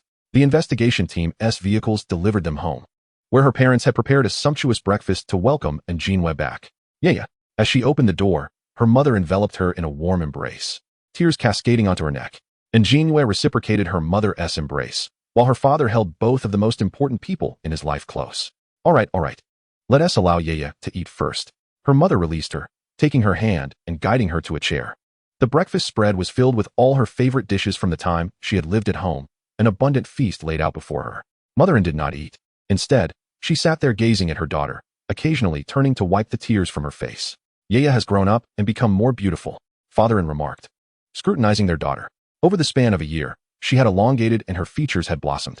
Although they often communicated through the mirror, it was not the same as touching her or engaging in conversation. During the day, father and mother encouraged her to rest at home, while in the evening, they took her out to dine. At night, she shared a bed with Motherin. In the first few days after returning home, they took leave from work and took An JinYue on a tour of the city, where they dined at the first Golden Arches restaurant in the capital. Eat up. Your grandfather is waiting for you. A child just returned home is a treasure, yet after a few days, they become a burden. Recently, the investigation team had been exceedingly busy, and father and mother decided to send their child back to the inn residence for a few days. Consequently, An JinYue became an empty nester child in the second week of her return. Grandfather, a veteran of the investigation team, was now retired, tending to his flowers and plants at home. However, during significant cases, he was still called upon to lend his expertise. The cultivators of the new era were no longer capable of commanding the elements as they once did. They had to rely on an array of tools to wield their powers. Naturally, they could not attain immortality. They were merely slightly longer lived than ordinary people, with the longest lifespan reaching just over 300 years. Yeye, use that glowing wand to shine it over here. Since returning to her hometown, Grandfather had been urging her to use her wand to cast spells, claiming he had never seen anything so remarkable. On a night where the moon and stars were sparse, the stars twinkled like flickering candles illuminating the darkness, while the moon shone like a lamp, casting a gentle glow. An JinYue and Grandfather reclined in rocking chairs, fanning themselves with a palm frond in the yard. This is the Ziwei star, the emperor among the 14 main stars. Grandfather explained as he fanned himself, teaching her how to interpret the celestial patterns. When you were born, I cast your fortune. He shared with her the long-buried divination, revealing the unfolding symbols and their corresponding fates. Yet ultimately, one must forge their own path step by step. The time was ripe now. Your destiny is one of great fortune, yet those who are extraordinarily wealthy must endure trials that others do not, and I suspect you have glimpsed a part of this. Grandfather Anne's words transported her back to that afternoon, after resolving matters in the secret chamber, where she had been planning the next steps with Dumbledore in his office. She contemplated that she would not return to Hogwarts, thus deducing several objects that could potentially be Horcruxes based on Tom's words and the Horcrux materials. However, Dumbledore spoke to her about a prophecy, not concerning Harry, but regarding her own. The wheel of fate turns, it is preordained. Grandfather, fanning himself, closed his eyes. After a moment, he rose and returned indoors. It is time to go. The divination holds its own truths. To defy fate is to change the stars. An JinYue sat in the courtyard, pondering the deeper meaning of her grandfather's words. Through the patterned window, Grandfather observed his granddaughter still seated on the rattan chair. Her head bowed. He wondered what thoughts were stirring in her mind. Fate is inherently an enigma devoid of resolution, yet it requires someone to discern the clues within. The dragon is not merely a creature of the pond. Some individuals are destined for remarkable lives. Chapter 65, A Fortuitous Surprise. After that night, Grandfather refrained from mentioning the incident again. He continued to instruct her in the art of merging spiritual energy with tools, elucidating the workings of the Yin-Yang Bagua and how to cast the hexagram, gifting her a copy of the I Ching. One day, upon concluding their daily lessons, Grandfather summoned her. Upon reaching the age of 12, the Scions of the Yin family would select a personal sword to replace the Peachwood sword. He proposed they venture to the back mountain to choose one together. The back mountain was a forbidden zone, accessible only to each generation's head of the family, who alone possessed the incantation to unlock the array. It was said to house the Yin family's artifacts and secret techniques amassed over centuries. As they traversed the winding path into the mountains, the air was refreshingly crisp, as if washed clean by recent rain, infused with the subtle fragrance of grass and trees, invigorating the spirit. Upon reaching a clearing, Grandfather performed intricate hand gestures, his speed rendering her momentarily dizzy. The mountains roared in response. As the mist dissipated, a grand stone cave emerged before them, its entrance sealed tightly by 2 stone doors, concealing its mysteries. Go ahead, Grandfather urged, and obediently, An JinYue advanced, pondering whether the door required pushing or pulling. The stone door, however, made the choice for her, swinging open effortlessly. Behind it lay an abyss of darkness. And with a cautious heart, she stepped inside, bolstered by her grandfather's encouraging gaze. As she entered, the cave illuminated with a brilliant light. Dozens of towering pear-wood shelves adorned with an array of precious talismans and tomes sparkled under the glow of luminescent stones embedded in the ceiling. Deeper within, a wooden ladder ascended, and just as An JinYue reached the center of the cave, she heard faint sounds swiftly approaching her. With a nimble sidestep, she evaded the oncoming threat, a silver flash arcing through the air. She formed a defensive spell with her hands to counter its assault.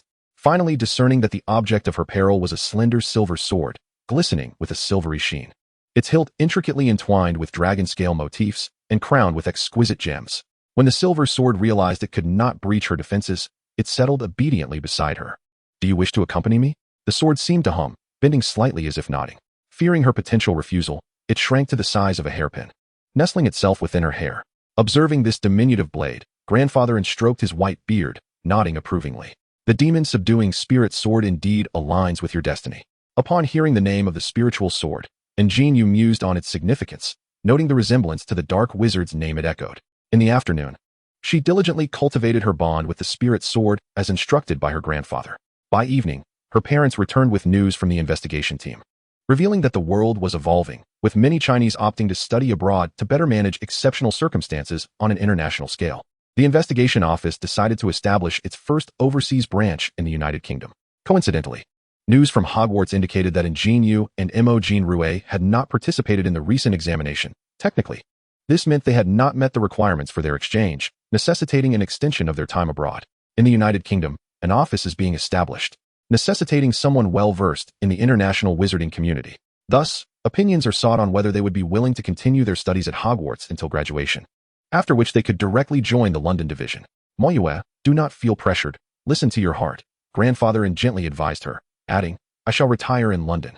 An JinYue chuckled. "Father, mother, I wish to return to Hogwarts for further studies." And father and mother were prepared for this response, nodding in agreement. "Very well. We shall also apply to work in London." Just a couple of days after deciding on her educational path, Hogwarts sent the list of required materials for the third year along with a consent form for visiting Hogsmeade. An JinYue and Mo JinRue resolved to return to London on August 15th.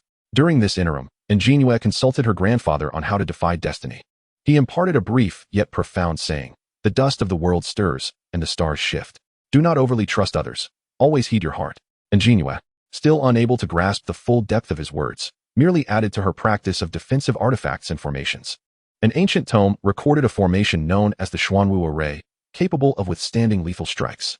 This array could be inscribed on any artifact and employed alongside defensive tools. However, its intricate design and numerous hand gestures required substantial spiritual energy. Given her current abilities, crafting it would take an entire year, a considerable duration. Yet, apart from this, she had not discovered superior methods of defense. An JinYue then visited the storage chamber, selecting various defensive artifacts. She even fashioned a pendant in the design of a heart not based on crafting instructions. An JinYue chose not to inform her friends about her return to Hogwarts, wishing to surprise them with gifts, hoping to offer her apologies then. During her month back in Huaxia, she deeply missed Cedric, often pondering what he might be doing, whether he was seated in the garden reading or practicing Quidditch. Regretting not having clarified her feelings when she thought she would never return to Hogwarts, she resolved that upon her return, regardless of his feelings for her, she would confess her affection, ensuring her youth would not be marred by regret. Upon arriving once more in London, the sun was setting, its golden rays gently caressing the earth, casting a shimmering hue over the city. Accompanying them was a representative from the investigation team, tasked with researching how to establish the London division. As customary, Deputy Minister Umbridge was there to welcome them, and they were once again residing at the Leaky Cauldron. The following day, An JinYue and Mo JinRue took the night bus, quietly making their way to Ottery St. Catchpole, while Mo JinRue was headed to their humble abode. An JinYue stood nervously at Cedric's doorstep, her palms sweating with anxiety. Taking a deep breath, she steadied herself and knocked 3 times on the door. "Who is it?" came a voice that frequently visited her dreams, resonating from behind the door. "Just checking the water meter," with a mischievous intent to tease Cedric. She deliberately responded in a coarse voice. Footsteps echoed from within, gradually fading away. An JinYue, her heart racing, could almost hear the thumping in her ears. The white wooden door before her swung open, revealing a handsome and familiar face. An JinYue beamed a sweet smile at him. "Cedric, I'm back." Upon seeing the visitor outside, Cedric was momentarily speechless with excitement. He enveloped her in a tight embrace, the warmth and sensation confirming that this was no dream. His Diana had returned. An JinYue placed her hands on Cedric's back, reciprocating his embrace. The scent of sandalwood enveloped her senses, allowing her to relax completely. In that moment of reunion, her heart finally found peace. They stood at the doorway, wrapped in each other's arms, as if time itself had come to a standstill. Ahem. A voice broke the spell from behind, startling An JinYue. She abruptly pushed Cedric away and turned around. It was the Diggory couple and An JinYue. Though the expressions on their faces varied significantly. Lena wore a teasing smile directed at Cedric. Amos smiled awkwardly at An JinYue. While An JinYue's eyes burned with barely contained anger, his gaze fixed on Cedric.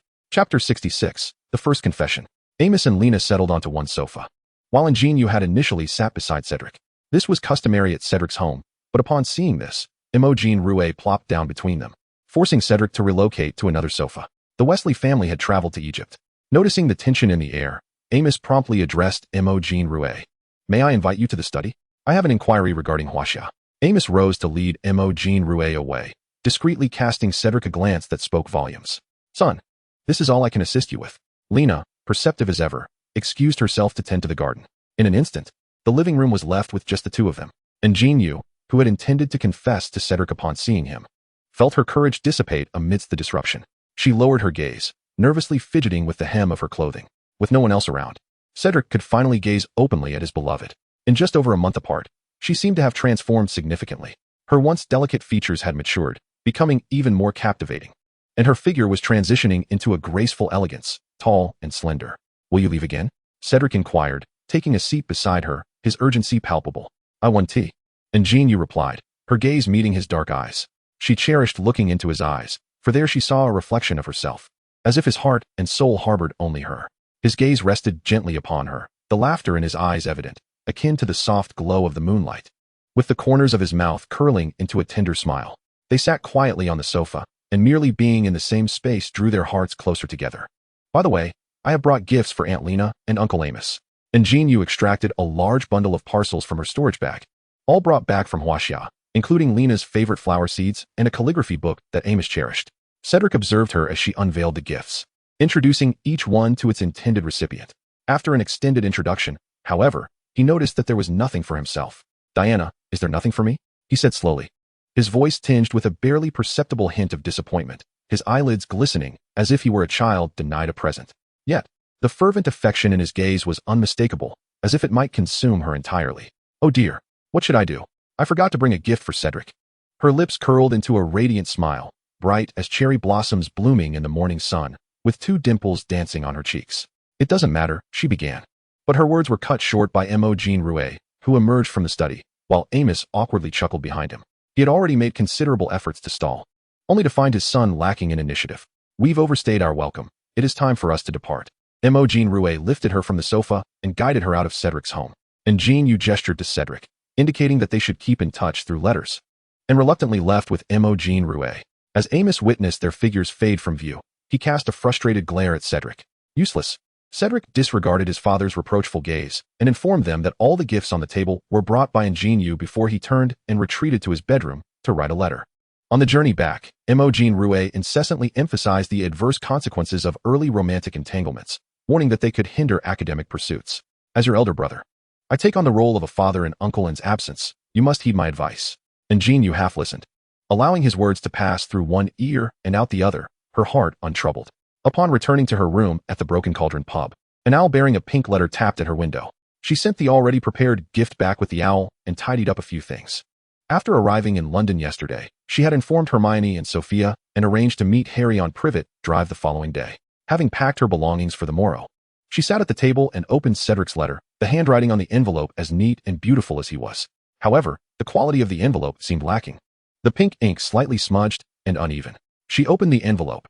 JinYue, plum blossoms in snow, pear blossoms in moonlight. All thoughts converge. Countless nights I gaze at the moon, each inch of longing entwined in a myriad of emotions. The moonlight falls in the darkness, as if you are beside me. You descend into my life like a lunar goddess, leaving me enchanted and entranced.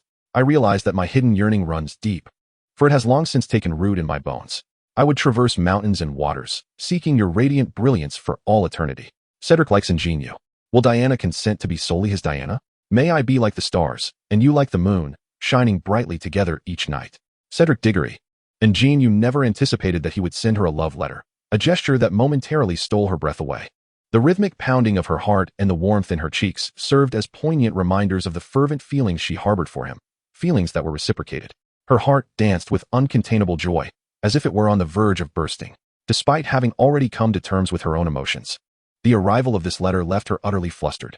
She grasped the quill, lingering over the blank parchment for an extended time, yet failed to inscribe a single word. The ripples of her inner turmoil were so profound that she could barely eat dinner, and even when she closed her eyes at night. Cedric's visage and his gentle voice reciting the contents of the letter haunted her thoughts. The following day, An JinYue arrived for their meeting, her eyes shadowed by dark circles. Merlin's tattered socks. What did you do last night? Hermione inquired, her voice laced with concern as she noticed the bags under An JinYue's eyes. I thought I would never see you again, Sophia exclaimed, embracing An JinYue, her voice thick with emotion. Merlin knew how heartbroken she must have been when she received that letter, choosing to leave without a word, thinking she would never return. An JinYue gently patted her back, soothing her distress. I'm sorry, I couldn't bring myself to say it to your faces. Hermione consoled Sophia, reassuring her. Don't worry, you will never leave again.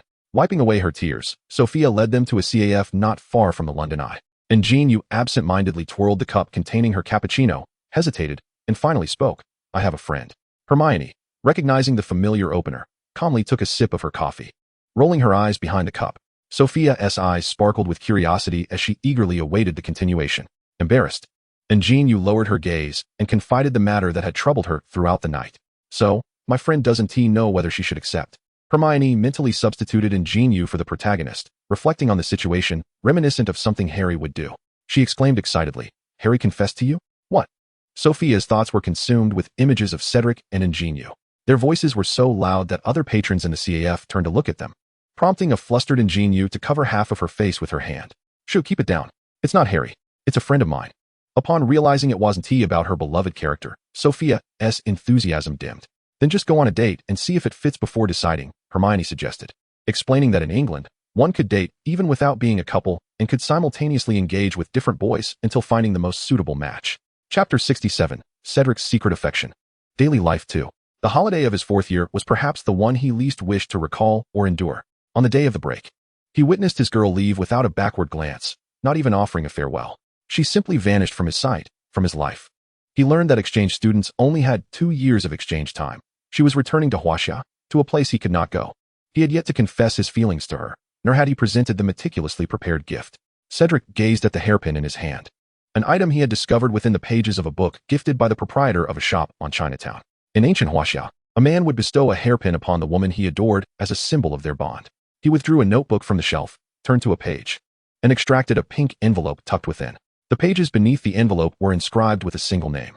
His fingers traced the letters of the name, as if etching it into his heart.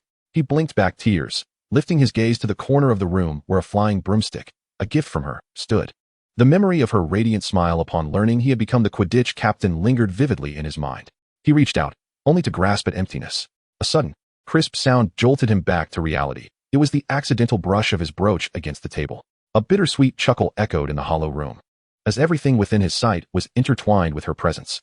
Clutching the unwritten love letter and the hairpin, he lowered his head, a single tear cascading onto the pink envelope. Lena lingered at Cedric's doorstep for a moment, ultimately deciding against knocking. Throughout the holiday, Cedric wandered in a daze. He often found himself in the room where An JinYue once resided, knocking on the door only to be reminded of her absence by the silence that followed. He would sit by the swing in the garden, her favorite spot, with a book in hand, yet not a single word would penetrate his thoughts. During training, there were no more cheers of excitement or compliments to uplift him. The Weasley family had traveled to Egypt with their winnings, and observing the somber Cedric, Lena suggested he take a stroll. Cedric shook his head in refusal. Every blade of grass and every tree seemed to whisper her name. On that particular day, he sat as usual on her beloved sofa, lost in thought. Suddenly, there came a knock at the door. A stranger's voice claimed to be there to check the water meter, an absurdity, for wizards do not require such a device. Likely, it was yet another prank by the Muggle children. However, when he opened the door and beheld the face he had longed for day and night, he could no longer restrain himself and enveloped her in his embrace. If this were a dream, he wished never to awaken. The warmth of her presence, the breath against his neck, the sensation of her in his arms, this was all real. His Diana had returned. Yet, he had not yet shared his ardent feelings. Amidst this joyous reunion, an unwelcome presence loomed, the boy seated beside her. What are you staring at? Have you never seen a young couple? Thankfully, his father had been supportive. It mattered not that he had no gift to offer, as long as she was there. This time, he would not leave anything to regret. He counted the moments until he finally delivered the long-prepared love letter into her hands. From this day forth, no matter what transpired, he would hold her hand tightly. Never to part again. Diana would forever be his Diana. Chapter 68, A Day on Your Road. This theory truly astonished her for a century. Hermione presented them with a gift she had purchased during her travels in France, while also sharing a light-hearted complaint about Ron's family encountering Egyptian wizards and Percy still being their prefect.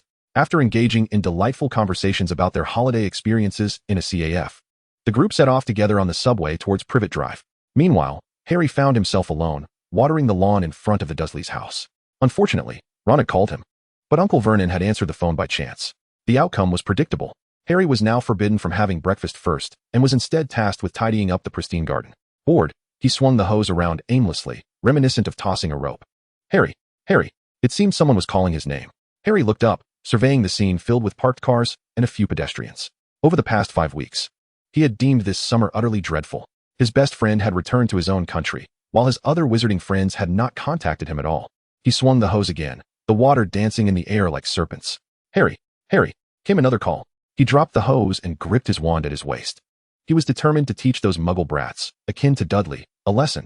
Suddenly, 3 girls emerged from a nearby thicket, all of whom were his friends, especially the one in the middle, adorned in a pale pink dress, with dark hair. You! Harry joyfully leaped over the gate and rushed to her side. An JinYue shushed him, pulling Harry aside while producing a small wooden figure, much to his bewilderment. With a flash of white light, a figure identical to Harry appeared before them. Friend, you must never let Ron know about this skill, Hermione advised her with an expression of calm. The other 2 stood there, mouths agape in astonishment. The wooden figure of Harry, with stiff limbs, walked to the spot where Harry had just been, picked up the hose, and stood in the garden like a fountain. It moved rigidly, unable to speak. Let us make haste. An JinYue explained the puppet's purpose, indicating that if Ron found out, he might not want to attend school at all. As the 4 departed Privet Drive, Harry was uncertain of their destination. Yet he preferred to wander aimlessly in London with his friends rather than return alone to his uncle's house. They arrived at Tower Bridge, where the 4 stood at the edge, gazing at the shimmering Thames River and the bustling traffic on both sides of the shore. In the distance, the Tower of London appeared to be draped in a delicate veil of color. For lunch, they chose a restaurant highly recommended by Sophia, famous for its roast leg of lamb, tender and juicy, leaving an unforgettable taste. After their meal, they boarded the London Eye to overlook the entire city, ultimately arriving at St. James's Park, where they sat on a bench, watching passers-by feed the ducks. Despite having lived in London for many years, Harry had never visited these places. Today marked the happiest day of his entire holiday. His friends were by his side, free from Aunt Petunia's scrutinizing gaze, without the torment of Cousin Dudley, and unburdened by the disparaging remarks about his parents. At 4 in the evening, An JinYue reluctantly bid farewell to Harry, ensuring he returned safely to his home on Mingjin Road, while also retrieving the puppet Harry, who was still watering the garden. Happy birthday, Harry. Though it comes a bit late, I hope you can forgive me. Before departing, An JinYue handed him a birthday gift. The day's itinerary had been meticulously planned in collaboration with Hermione, aimed both at making amends for her missed opportunity to celebrate Harry's birthday and at ensuring he would cherish joyful memories during the holiday. As Harry gazed at the gift wrapped in vibrant red and yellow paper, his heart swelled with emotion. He clutched the present tightly to his chest, a broad smile illuminating his face. Thank you, he exclaimed, bidding farewell to his friend before cautiously stepping into his room. The space was enveloped in silence. Devoid of light, it was evident that his relatives were absent. Returning to his room, he gently unwrapped the package to reveal a photo album. The first image he encountered was one of them at the Tower Bridge in London, followed by several pages filled with snapshots taken during their day of adventure. He had scarcely noticed when An JinYue had prepared the album. The photographs resembled magical wizarding images, with moving clouds and captured moments of their laughter. Harry's fingers traced the smiling face of the girl in the photograph, his eyes sparkling with mirth. He picked up the card nestled within the package, which read, "Fill it with your memories." He carefully tucked the card away and placed the album next to his parents' framed picture, gazing at it for a moment before resuming his studies with a spellbook. After watching Harry retreat to his room, An JinYue joined Hermione and Sophia as they departed. The setting sun cast a warm orange glow across the earth, leaving a golden warmth reminiscent of a dreamy fairy tale realm. Hermione and Sophia animatedly discussed the day's excursions and delectable treats, while An JinYue occasionally interjected with her thoughts. A rustling sound emerged from the nearby thicket, and An JinYue's keen senses detected it. She halted, cautiously scrutinizing the foliage. Noticing her pause, Hermione turned to inquire what was amiss. An JinYue approached the underbrush with care, where a tremor revealed a pair of gray eyes peering out, followed by the emergence of a large black dog.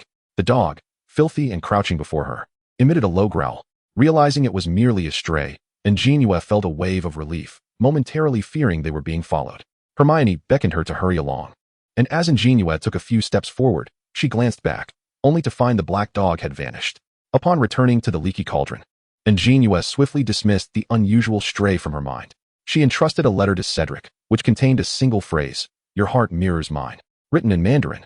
Whether he understood its meaning was his own concern. If he did not comprehend, that was beyond her control. After all, he was the boy she cherished. Cedric, who was anxiously awaiting a response in his bedroom, found it impossible to concentrate on anything else. A day had passed since he had sent the letter. Yet no reply had arrived. Perhaps he had caused her some distress.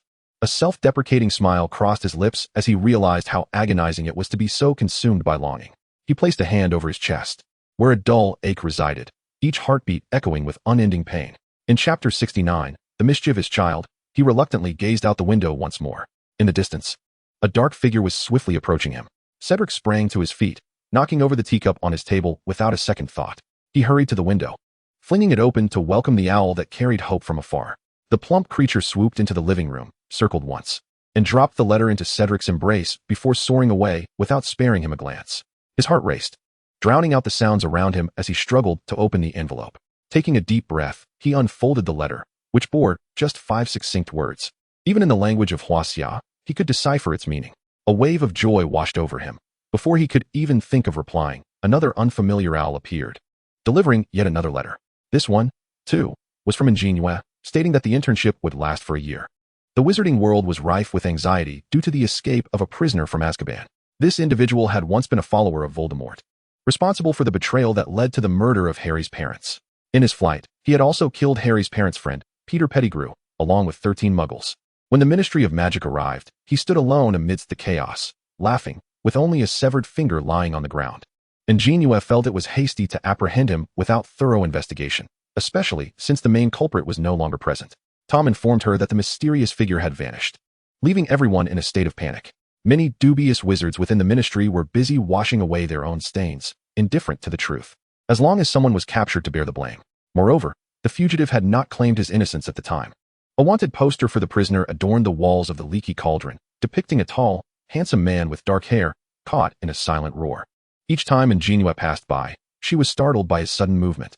The wizards in the pub were abuzz with discussions about the fugitive named Sirius, hoping the ministry would swiftly apprehend him.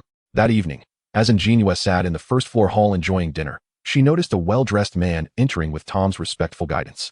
It was only upon entering the hall that he noticed her at the long table, starkly different in attire from the others. "Are you an exchange student from Huaxia?" he inquired. "Yes," she replied, turning her gaze toward Tom in search of assistance. "I am Cornelius Fudge, the Minister of Magic." Upon hearing his identity, An JinYue promptly rose to her feet. Fudge gently placed a hand on her shoulder, urging her to sit. He mentioned that he had been preoccupied with affairs of state and had not had the pleasure of meeting her before. After exchanging a few pleasantries, Fudge ascended to the second floor with Tom. A short while later, Tom returned to inform her that Harry had used magic outside of school, accidentally sending his Aunt Marge soaring into the sky, much to the astonishment of numerous muggles. Gazing out at the light rain falling from the overcast sky, An JinYue reflected that it was entirely uncharacteristic of Harry to act with malice. It seemed likely that Aunt Marge was not exactly virtuous herself. With the evening darkening and the rain falling steadily, she bid farewell to An JinYue and ventured out with an umbrella. She cast an invisibility charm over herself and soared on her broomstick to Privet Drive. Upon reaching a small park within the community, she noticed the gentle patter of raindrops, while the metal toys in the park creaked softly in the breeze. The tranquil night was punctuated only by the rustling of the trees lining the road, mingled with faint whispers. Clutching the handle of her umbrella tightly, she paused in the middle of the road, listening to the rhythmic sound of raindrops hitting the ground. Suddenly, a large black dog sprang into view. She recognized the dog immediately, bemused by the idea that even stray dogs had their territories. It seemed that this dog was fated to cross paths with her. Just the right companion was needed to guard the school's vegetable garden. A large yellow dog would do just as well as this black one. "Little Black, would you like to come home with your sister? I promise to give you a big bone." She squatted down, attempting to entice the black dog to follow her. Oddly enough, the dog merely sat there, motionless, without barking. Could it possibly have an owner? An JinYue examined its neck, but found no collar. "If you remain silent, I shall take that as your consent," she declared, extending her hand in an attempt to scoop it into her arms. At that moment, the distant sound of clattering luggage being dragged across the ground caught her attention. Fearing the dog might flee, She swiftly cast a binding spell upon it. From afar, Harry spotted a figure holding an umbrella by the roadside, its appearance strikingly unusual, resembling one crafted from paper. Harry, An JinYue waved at him as he approached, noticing the large black dog squatting beside her. What brings you here? Harry was astonished that news had spread through the wizarding community within less than an hour of the incident. He assumed she had come to play. Unaware of his current state of homelessness, he always seemed to encounter her during his most unfortunate moments. Lowering his gaze, he noticed his muddy shoes juxtaposed with her polished leather ones, prompting him to discreetly shift his feet. It's raining outside. I've come to fetch you. An JinYue replied, taking hold of his large suitcase and casting a cleaning charm. She sheltered Harry beneath her oiled paper umbrella. Fetch me. She informed him that the Ministry of Magic was already aware of his actions, and that Minister Fudge was presently at the leaky cauldron. Suddenly, a deafening roar echoed along the deserted road, as a blinding light illuminated their surroundings. A three-decker deep purple bus came to a halt before them, its windshield emblazoned with golden letters, Night Bus. A figure resembling a bus ticket collector descended from the rear entrance of the vehicle, his expression devoid of emotion as he read from a small slip of paper. Upon finishing, Stan lifted his gaze towards them and declared, "Ah, beautiful miss. It is indeed my honor to encounter you once more." His tone was excessively oily and affected. Harry stepped protectively in front of An JinYue, brandishing his wand at him. "Get on the bus." Stan exited the vehicle, proceeding to load their luggage onto the automobile. It was only as An JinYue approached the compartment that she remembered the large dog she had forgotten to bring along. "And my dog?" she shouted through the window at Stan. He cast a glance at the large black dog, which remained motionless on the ground, and begrudgingly lifted it into the vehicle. "Miss, does your dog not move?" She took the dog from his arms without offering an explanation. Stan produced an object to inquire about their names. An JinYue introduced herself as Ru Hua, while Harry opted to use Neville's name. "To the leaky cauldron. When did you get a dog, you?" Harry asked, observing her place the black dog on the bed within the compartment, filled with curiosity. She recounted the two encounters she had had with the dog. At that moment, the night bus jolted and sped away, and Harry's gaze fell upon a newspaper in Stan's possession. "Who is that?" He pointed to a photograph on the paper, whispering his question to An JinYue. Chapter 70, Truth and Illusion.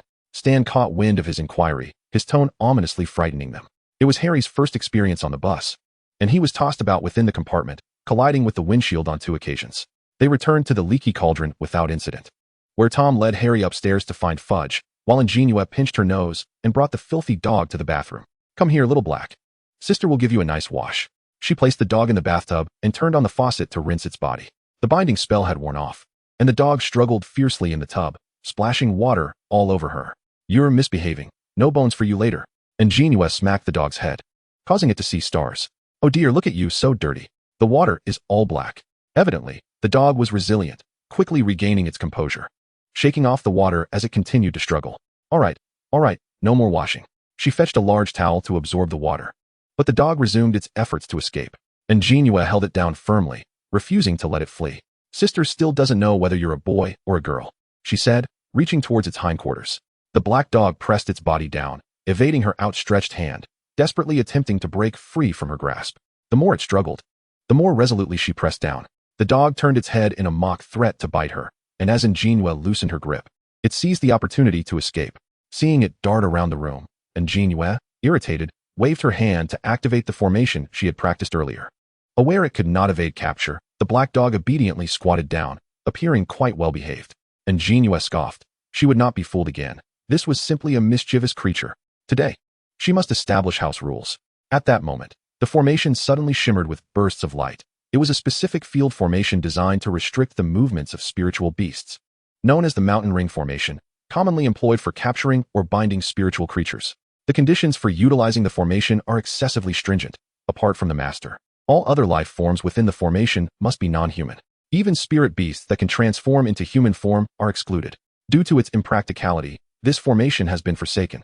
Coincidentally, I had been practicing with it just yesterday. The room was ablaze with radiant light as An JinYue stood at the center of the formation, squinting her eyes at the black dog squatting on the ground. "You are not a dog." The black dog remained oblivious, sitting there with a clueless expression, appearing to be merely an ordinary stray. Yet, the formation does not deceive. "Will you reveal yourself, or shall I compel you?" An JinYue threatened, holding a talisman in her right hand, though in truth, her current abilities were insufficient to force it to reveal its true form. But it was unaware of that. The standoff between the girl and the dog lingered, until eventually, perhaps out of a desire to escape its predicament, the black dog lowered its head in submission. The shadow of the dog on the wall gradually elongated until it morphed into the figure of a curly-haired man. The man was tall and slender, with a gaunt visage, his disheveled, long black hair cascading over his face. An JinYue took a few steps back, staring at the suddenly materialized middle-aged man, recalling that just moments ago, she had intended to bathe him. She had even contemplated his gender. Embarrassed, she averted her gaze from him. The man remained silent, seemingly awaiting An JinYue to dispel the formation, unaware that he could freely navigate within it. Just as An JinYue was about to dismantle the formation, her eyes once again fell upon his face, which struck her as familiar, as though she had encountered him before. A flash of memory surfaced, reminiscent of the photograph she and Harry had seen in the newspaper on the night bus. "Sirius," she exclaimed in astonishment, swiftly drawing her spirit sword to shield her chest. No one had ever mentioned that Sirius's true form was that of a dog. Forgive her for her lack of attention in class, for not recalling that McGonagall had taught about animagi, and for forgetting that Professor McGonagall herself was an animagus. Sirius had not anticipated being exposed before a young girl. It was true, his wanted poster was likely circulating widely by now. He merely wished to see his godson Harry before completing a task. He was also aware that this young girl was a friend of Harry's. Unfortunately, his judgment was rather poor. This friend was evidently quite peculiar. As fate would have it, An JinYue regarded Sirius with keen interest. Recalling that Fudge was just a short distance away in another room, she had not expected that a simple outing would yield a wanted criminal. "Are you a friend of Harry's?" Sirius attempted to breach her defenses, aware that the leaky cauldron was teeming with ministry personnel, and he had pressing matters to attend to. Unable to squander any more time. "What do you intend to do to Harry?" An JinYue inquired warily, suspecting he sought revenge on Harry on Voldemort's behalf. No wonder they had encountered him so frequently on Privet Drive. But he had returned with Harry just moments ago. There was no way she could allow him to exit through that door. "I intend to do nothing. He is my godson," he began, only to abruptly halt.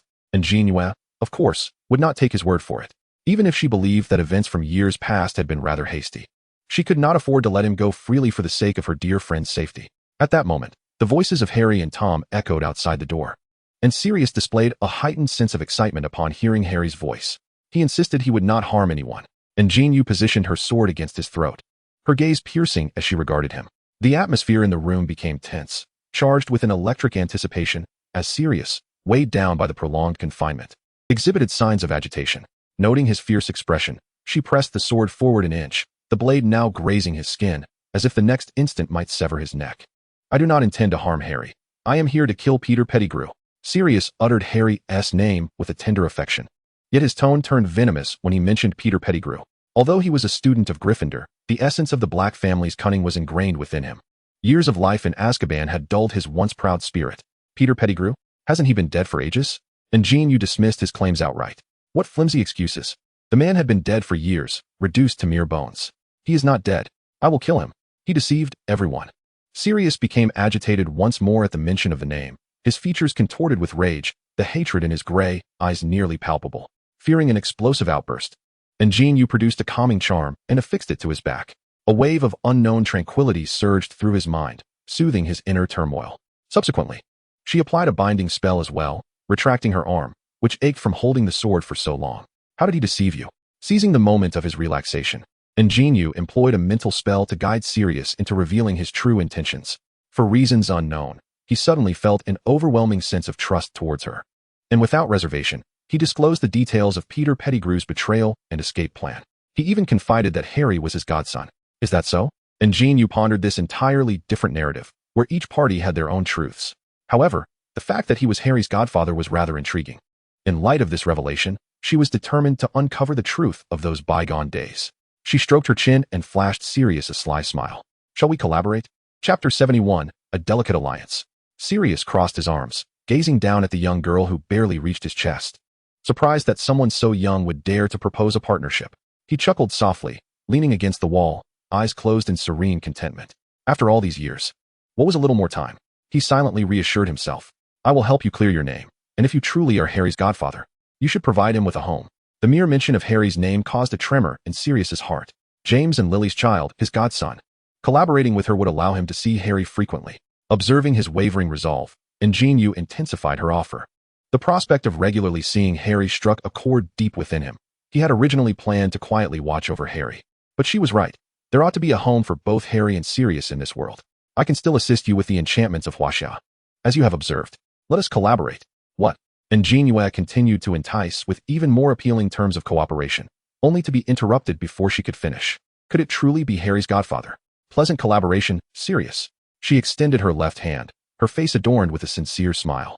Sirius gently clasped her hand, and thus, two individuals with ulterior motives forged an alliance. To guard against any unforeseen circumstances, An JinYue left a trace of spiritual energy on him, as a means to monitor his movements. Even though he had transformed into a large black dog, she could not disregard the presence of an adult male in her room. Sirius, aware of the awkwardness of the situation, voluntarily retreated to the bathroom to lie down. Throughout this harrowing escape, he had endured far worse conditions. Thus, under the pretense of being a stray dog found by An JinYue, Sirius remained at the leaky cauldron. As usual, Harry had risen early, and upon opening his eyes to an unfamiliar ceiling, he remembered that he was no longer at the Dursleys and had no chores awaiting him. After perusing a book for a while, he made his way to the hall on the first floor for breakfast. Listening to other wizards debate articles from the newspaper and engage in grand discussions about their experiences in foreign lands, everything appeared so harmonious. He could converse with An JinYue about the upcoming semester's courses and explore new shops in Diagon Alley alongside An JinYue. Even the large black dog they had rescued adapted well to life in the wizarding world. An JinYue often entrusted the care of the dog to him, yet she frequently vanished. After a few days of carefree living, during the day, he and An JinYue would take the little black dog to a CAF in Diagon Alley, enjoying their meals beneath colorful umbrellas while he completed his paper on the history of magic in the Middle Ages. Florin, the owner of the ice cream shop, provided him with substantial assistance for his paper, even treating him to a complimentary sundae every half hour.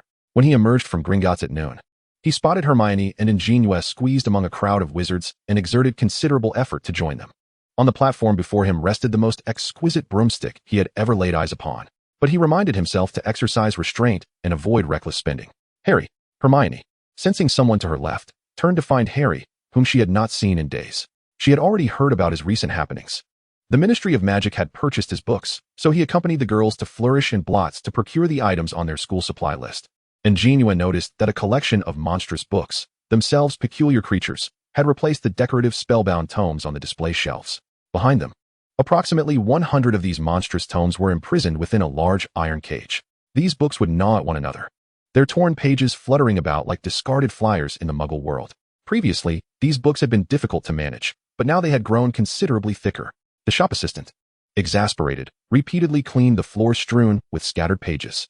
Upon seeing the trio enter, he rushed over, inquiring loudly, "Hogwarts? Here to purchase your new books?" Having spoken, he cast them aside. The fellow donned a pair of remarkably thick gloves and seized a massive hooked staff to engage with the monster book. "Hurry and take it away. I've already been bitten 5 times this morning." The man secured the monster book and tossed it to them. "I already possess one," Harry managed to say, his voice faltering as he gazed at the monstrous tome before him. An JinYue observed the distinct shift in the fellow's expression and promptly recited the titles of the other textbooks from the list. 10 minutes later, they emerged from the leaky cauldron, burdened with packages. Suddenly, her arm felt lighter. "Diana, allow me to assist you." Cedric had just arrived at their rendezvous point and noticed that her arms were laden with numerous new books. At 16, Cedric's strength had grown considerably, especially with his regular Quidditch training. These books were but a trifle for him. "Harry, Hermione, how was your holiday?" He greeted his two companions. Hermione, observing the intimate exchanges between the two, began to suspect something. She and Harry walked ahead, while Cedric and An JinYue trailed behind. Cedric yearned to take her hand but recalled the letter she had sent him regarding her internship, leaving him uncertain about whether to reach for her. His right hand fidgeted at his side, ultimately deciding to remain in his pocket. An JinYue caught a glimpse of his raised hand, mistakenly believing he intended to hold hers, eliciting a mix of shyness and anticipation within her. To her dismay, he merely placed it in his trouser pocket.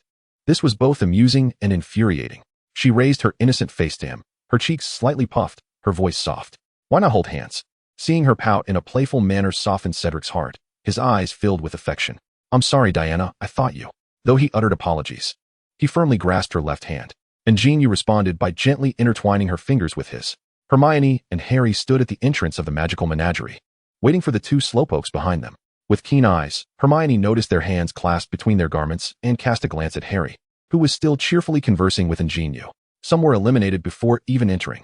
The bespectacled shopkeeper, wearing heavy black frames, beckoned them inside, where the store was bustling with a cacophony of animal sounds. An JinYue stood before a cage containing a fluffy kitten, seemingly transfixed. What could be more captivating than a kitten? Her eyes sparkled as she gazed at a white kitten curled up and sleeping within the cage. "Diana, we could adopt one," Cedric suggested, seeing her reluctance to move. Although they couldn't bring it to school, It could surely reside at home. Really? An JinYue exclaimed, wrapping her arms around Cedric's. Could it stay at your house? I can cover its food and lodging. Cedric ruffled her long hair and assured her that it could indeed live in his home. Not just this kitten, but even Diana could join. In the end, An JinYue purchased the little white kitten she adored most. Hermione also chose a ginger cat with a flat face and bowed legs. The distinction was that Hermione could bring it to school, while the little white cat could only be taken to Cedric's home. Chapter 72, Cozy Daily Life. The group made their way back to the leaky cauldron along the wall corridor when a mouse, noticeably whiskered and aged, scurried across the bar. The yellow kitten in Hermione's arms leapt out and chased after the mouse. Crookshanks. Hermione dropped her book and dashed after her cat. An JinYue and Harry picked up her book and, rounding the bar, spotted the Weasley family seated at the long table in the main hall. Sirius, disguised as a black dog, approached Harry, circling him and sniffing curiously. Harry, this dog has been waiting here for you to return. Mr. Weasley reached out to pet the dog's head, but it evaded his touch.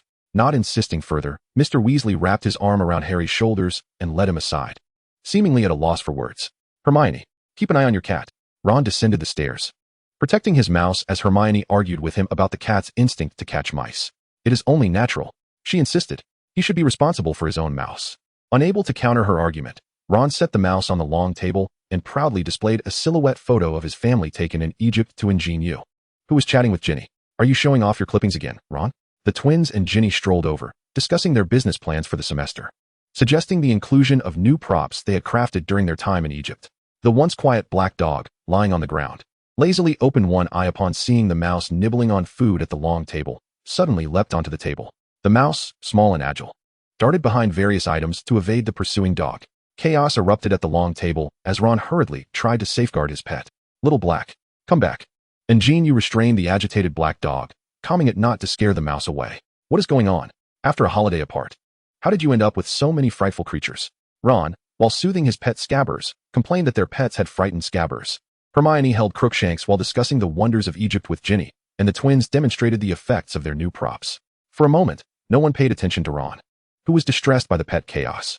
An JinYue and Sirius exchanged whispers, with Sirius revealing that the mouse was actually Peter Pettigrew, an unregistered animagus. Leaning against a pillar with her arms crossed, she absently tapped her fingers on her arm, her gaze quietly observing the mouse, Scabbers. She had encountered this mouse before. Initially a pet of Percy S., later given to Ron. Ron, how old is Scabbers? He seems a bit thin, An JinYue inquired, probing for information about the mouse. She could not rely solely on Sirius's account. Since she intended to help Harry find a home, she needed to uncover the truth of the past. I don't know. He has been like this since returning from Egypt.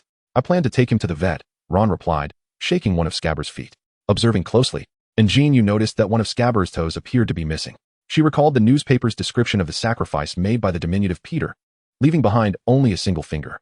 At that moment, Harry and Ron returned to the table, compelling her to note this troubling detail for further investigation upon their return to school. Lowering her gaze, she spotted the black dog lying at her feet. Contemplating how to bring Sirius back, Molly approached to inquire whether they had procured all necessary items for the upcoming term. Before discussing with the twins that Percy had been elected president of the Boys' Student Council, while they had not been appointed prefects. That evening, Harry sought out An JinYue to discuss Ron and the matters concerning Sirius. They want tea, let me find him. He killed my parents, Harry exclaimed, clenching his fists in fury while seated. The black dog approached him, nudging his leg with its head. Harry bent down slightly to stroke its furry head. Harry, Uncle Ron is right. Your safety is the utmost priority, An JinYue said as she handed him a talisman for protection. Harry grasped the charm tightly, nodding obediently, assuring her that he would take care of himself and would not seek out Black. Crouched on the ground, Sirius observed his godson, noticing the youthful infatuation evident in him, while also recalling the correspondence he had seen between An JinYue and that boy from the Diggory family. Shaking his head, he mused on the phrase, the king desires. Yet the goddess remains indifferent. Why did that thought cross his mind? He paused, rolling his eyes as he pondered where he had encountered that saying. The following morning, An JinYue awoke amidst a cacophony. The twins had inscribed arrogant boy on Percy S. badge, leading him to chase them through the hall. After packing her belongings, she affixed an invisibility charm to Sirius, instructing him to remain silent. Upon arriving at school, she planned to temporarily conceal herself in the Forbidden Forest to investigate the matter of Peter Pettigrew. I possess a unique spell to monitor your movements. Do not even think of acting independently, she warned before exiting the room, having already left a trace of her magic upon him. As Tom greeted them as usual, breakfast was prepared.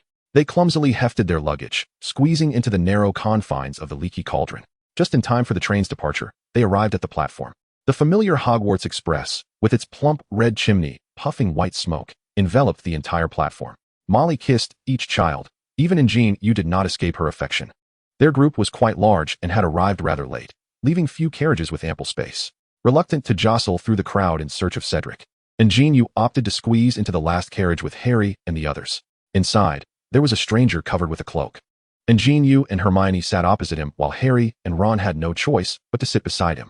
It was evident that he was socially anxious, as she noticed he had wrapped himself entirely in his cloak, leaving no gap.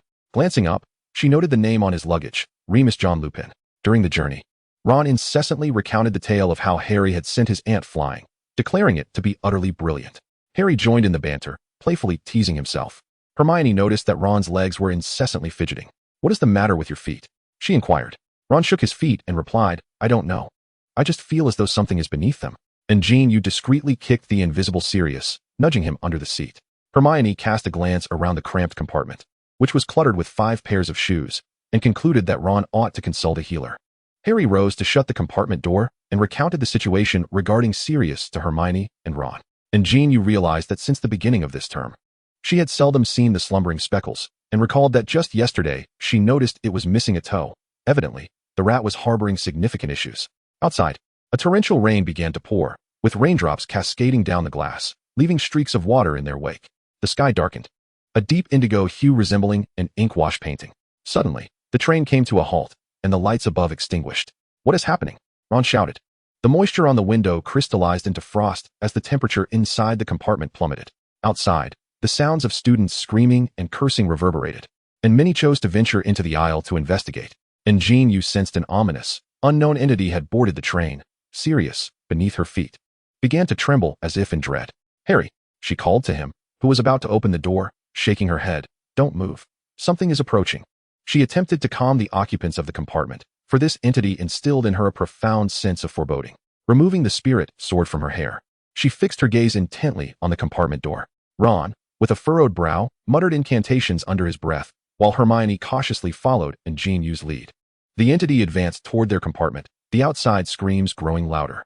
In a panic, Ron clutched Hermione's arm, while An JinYue gripped her sword tightly. A slender hand, resembling one adorned with black gloves and long nails, rested upon the door handle. Ron, terrified, buried his face in Hermione's shoulder, while Harry pressed close to a man named Lupin.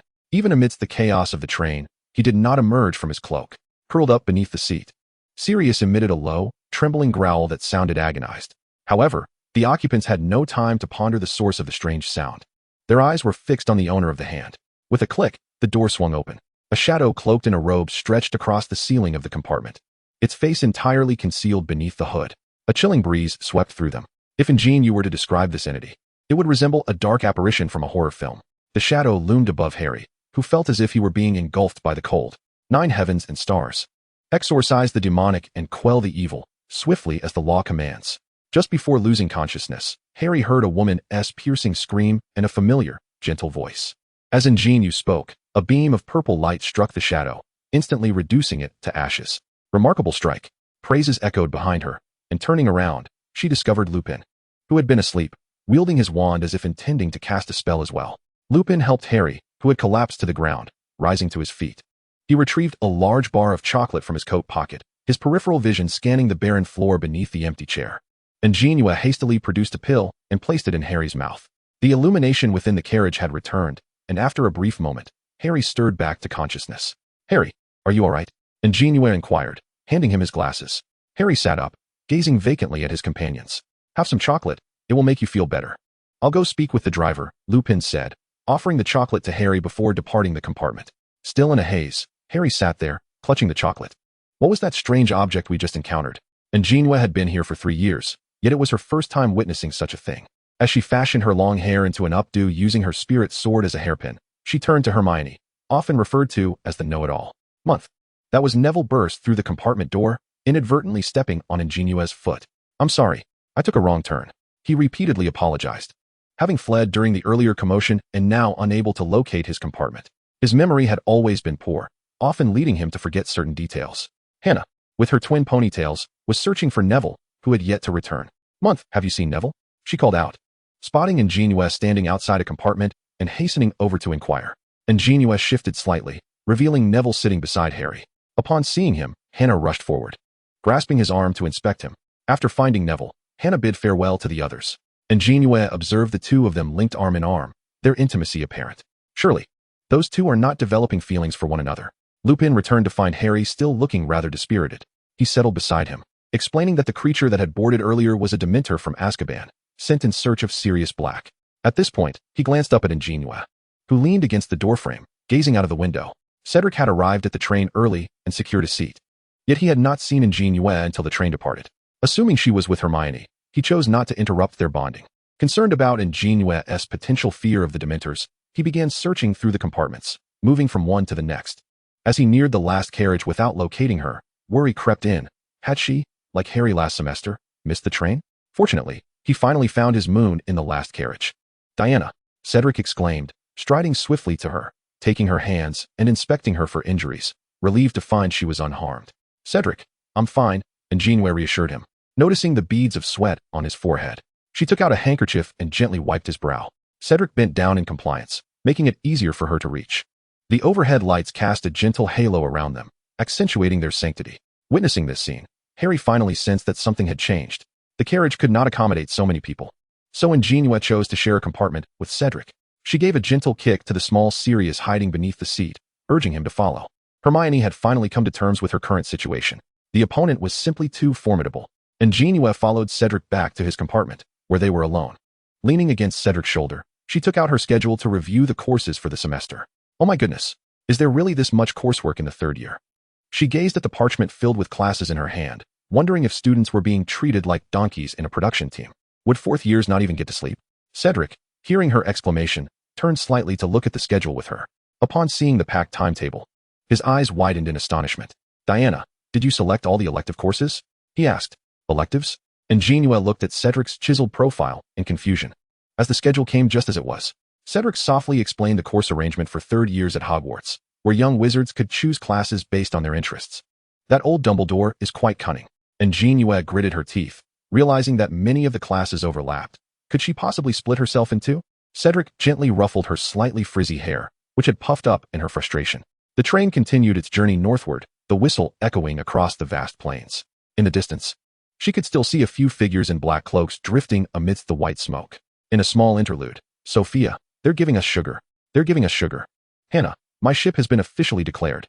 Hermione, mine. Who understands? We haven't even gotten any sugar yet. Sophia and Hannah, aren't you a Cedric and JinYue shipper? Hermione, did I ever say that? Sophia and Hannah, glaring. Why didn't you say sooner that you're not? How annoying." As An JinYue passed by, she saw the three of them wrestling together, shouting, "Mine is the real deal." So, what exactly were they shipping? Chapter 74, The New Teacher. As the last whistle sounded, the train slowly rolled into the Hogwarts station.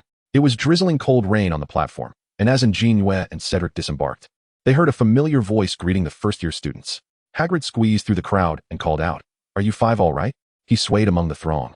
But there was no opportunity for them to converse, as the crowded platform separated them. Cedric held An JinYue's hand, carefully shielding her from the press of the crowd. They walked along the platform with the other students toward the waiting carriages. The carriages clattered as they transported the returning students through an iron gate, where two thestrals stood guard on either side, emanating an eerie chill. Upon disembarking from the carriage, An JinYue could hear Draco and his entourage mockingly discussing Harry's fainting episode on the train from a distance. "I suppose Mr. Malfoy wouldn't want to experience what it truly means to be unlucky again," An JinYue said, gently patting his shoulder from behind and whispering in a low voice near his ear. Draco swiftly recalled a particularly unfortunate period during his second year. Prior to that time, he had indeed spoken disparagingly about a student named Granger. It turned out she was the source of his misfortunes, reflecting on that cursed phase of his life. Draco suddenly shuddered. He elbowed past Hermione and Ron, accompanied by a few cronies, laughing as they ascended the castle steps. The grand doors of the great hall stood wide open, and An JinYue glanced over the many heads in front of her to behold the enchanted ceiling, which today mirrored a cloudy black sky. In just 2 months, his classmates seemed to have grown significantly taller, as if under the influence of a growth potion. Hannah and Neville stood arm in arm with Ginny, while Sophia's whereabouts were unknown. An JinYue tiptoed, straining to peek into the hall when a gentle voice resonated from behind the crowd. "Potter and Granger, I wish to speak with the three of you." Startled, she turned to see Professor McGonagall, adorned in her pointed wizard's hat and flowing robes. As the head of Gryffindor House, she was a rare sight for An JinYue. Apart from their encounters during Transfiguration class, although she often saw her when Harry found himself in trouble. Cedric watched as Professor McGonagall led An JinYue and Hermione away from the throng, traversing the corridor. Madame Pomfrey awaited them in McGonagall's office, tending to a student who had fallen ill on the train. Upon their entrance, she eagerly approached and examined the three, ultimately focusing on Harry. After the examination, McGonagall ushered Harry out, leaving An JinYue and Hermione behind. You both have chosen a full course load this year, and I am pleased to see such enthusiasm for the study of magic. I haven tea. An JinYue mumbled, lowering her gaze in guilt. McGonagall paused, moving behind her desk to rummage through a shelf, finally retrieving two star-shaped pendants adorned with shimmering rings. You must be wondering how two classes can be attended simultaneously. This is a time turner. With just a gentle twist, it works wonders. An JinYue accepted the time turner, observing the gently swirling translucent rings. Can any time be altered? When they returned to the Great Hall, the sorting ceremony had concluded. An JinYue settled into the seat Cedric had saved for her, relishing his attentiveness. After the ceremony, he had ensured her favorite foods were prepared on her plate, kept warm by a charm. Dumbledore's white beard glimmered in the candlelight as he stood, tapping his silver fork against his goblet. I have a few announcements to make before we indulge in this splendid feast. Clearing his throat, he continued, First, I would like to welcome our new defense against the dark arts professor, Remus John Lupin. Lupin rose from the staff table, smiling and waving at the students.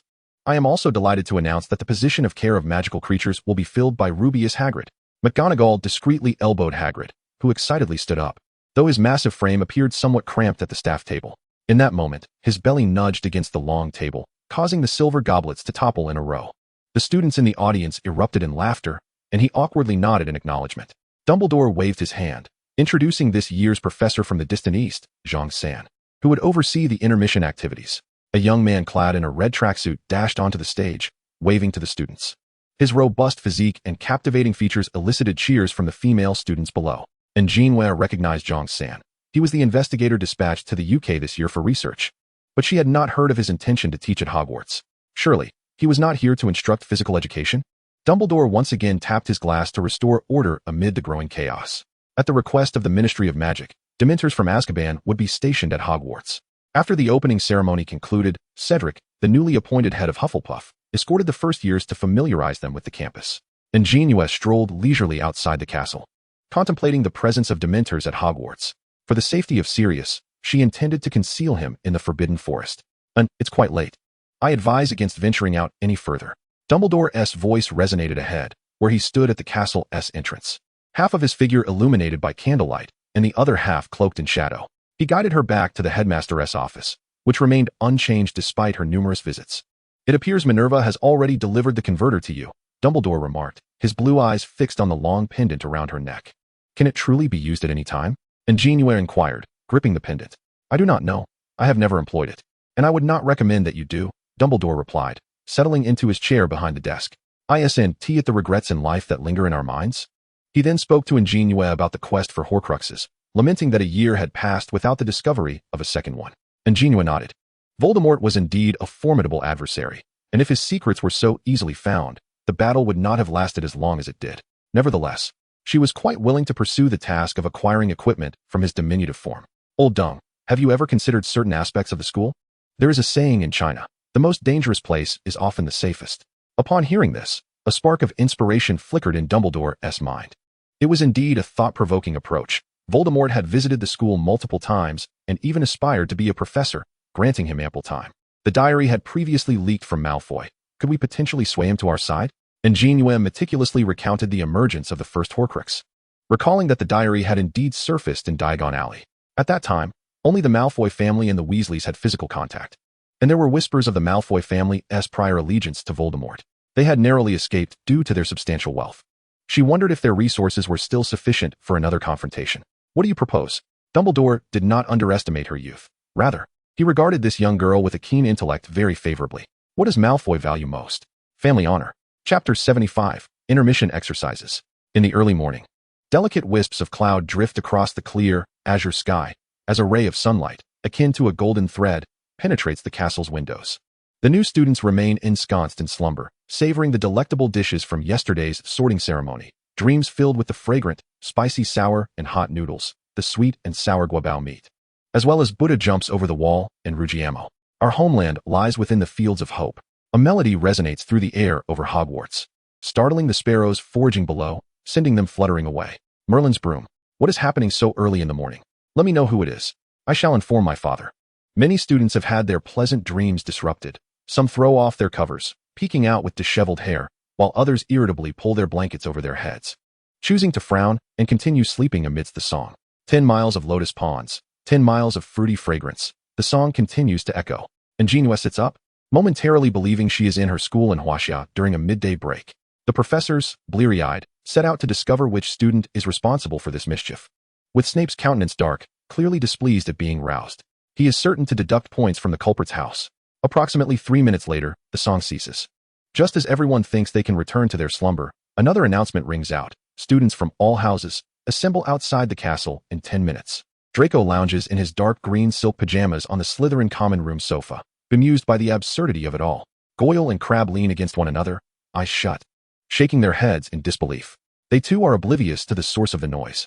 Students are instructed to line up by year, in the order of Gryffindor, Slytherin, Hufflepuff, and Ravenclaw, with shorter students at the front and taller ones at the back. Despite the persistent echoes of the announcement throughout the campus, only a few students heed the call to gather in the open space outside the castle. The professors convene in Dumbledore's office to inquire if he is behind this, to which Dumbledore replies that he has just learned of it. An JinYue dons comfortable athletic attire and, with Cedric in matching apparel, strides towards the common room's entrance. Most of the Hufflepuff badgers, clad in pajamas, sit together, bleary-eyed. Upon seeing An JinYue dressed and ready to leave, Hannah, still groggy, queries in confusion, "Moon, where are you off to?" "Running drills." The little badgers exchange glances, bewildered. "What? Running what?" 5 minutes left. Hurry to assemble. The last to arrive will lose 100 house points. A piercing whistle echoed through the sky like a death knell, compelling the students to hurry, fearful of becoming the pariahs of their house. In a flurry, they rush to the open area. Many students, confused about the lineup, struggle to find their place. Draco saunters towards the Slytherin position, and upon his arrival, others silently make way for him. Zhang San, still clad in yesterday's red tracksuit, sports a whistle around his neck, one hand clutching a clipboard, while the other cradles a megaphone under his arm.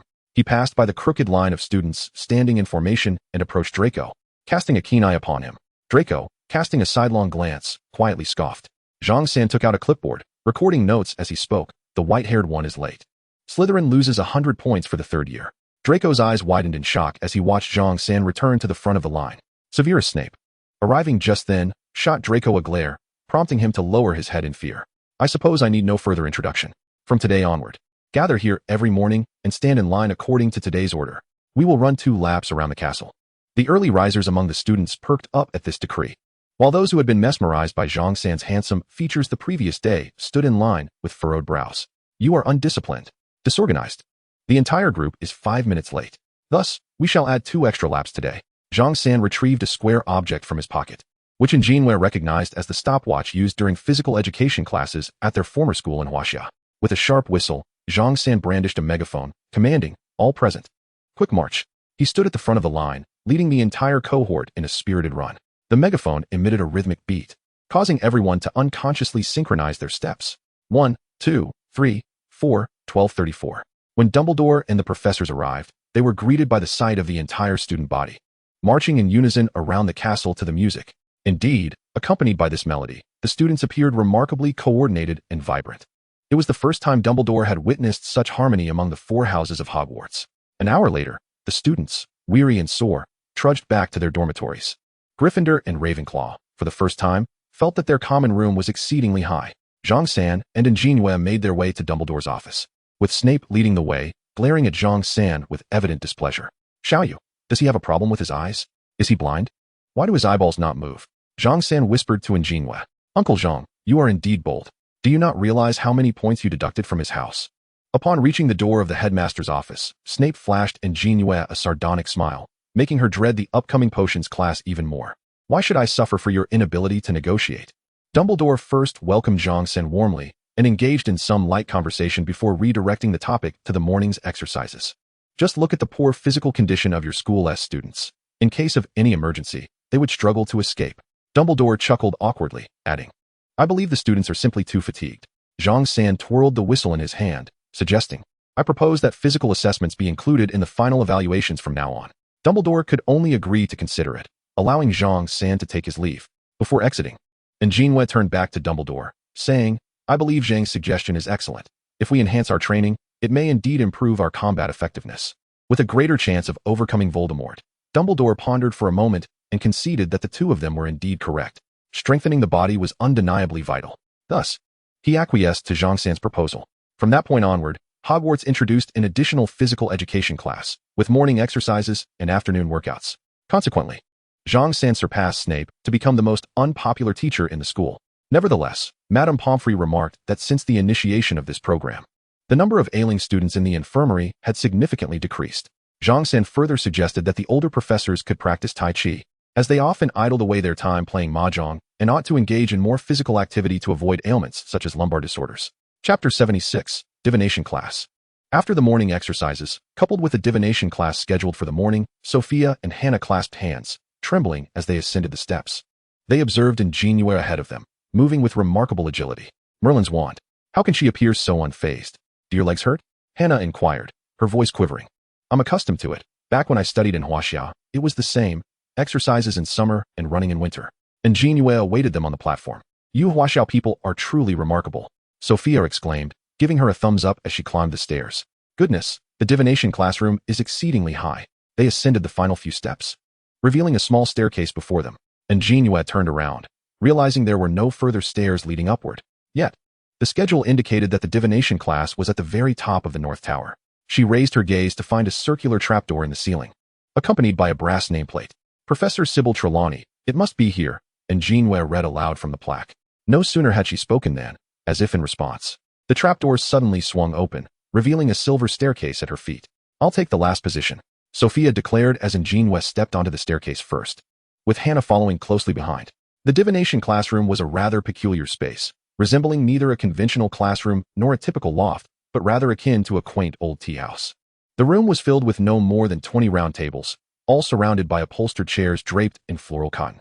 Each object emitted a dim, crimson glow, while the curtains were drawn tightly over the windows, and numerous lamps were obscured beneath dark red fabric. Shelves encircling the circular walls were cluttered with dust-laden feathers, broken candles, and a myriad of tattered game cards, alongside countless crystal spheres and an assortment of teacups.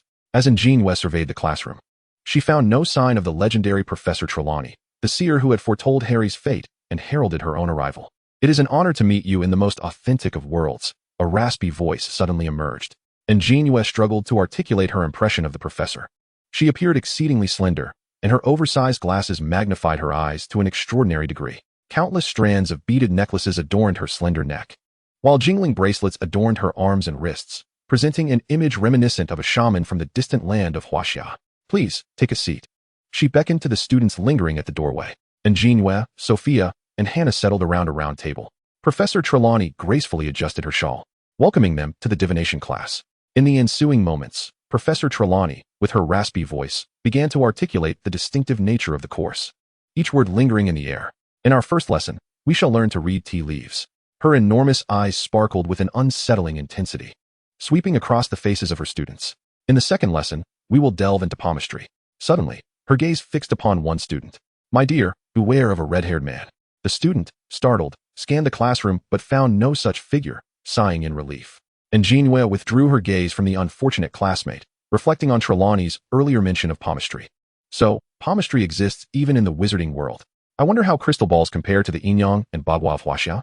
Perhaps divination is the only class where one does not go hungry. Furrowing her brow, An JinYue downed her fourth cup of tea, feeling queasy.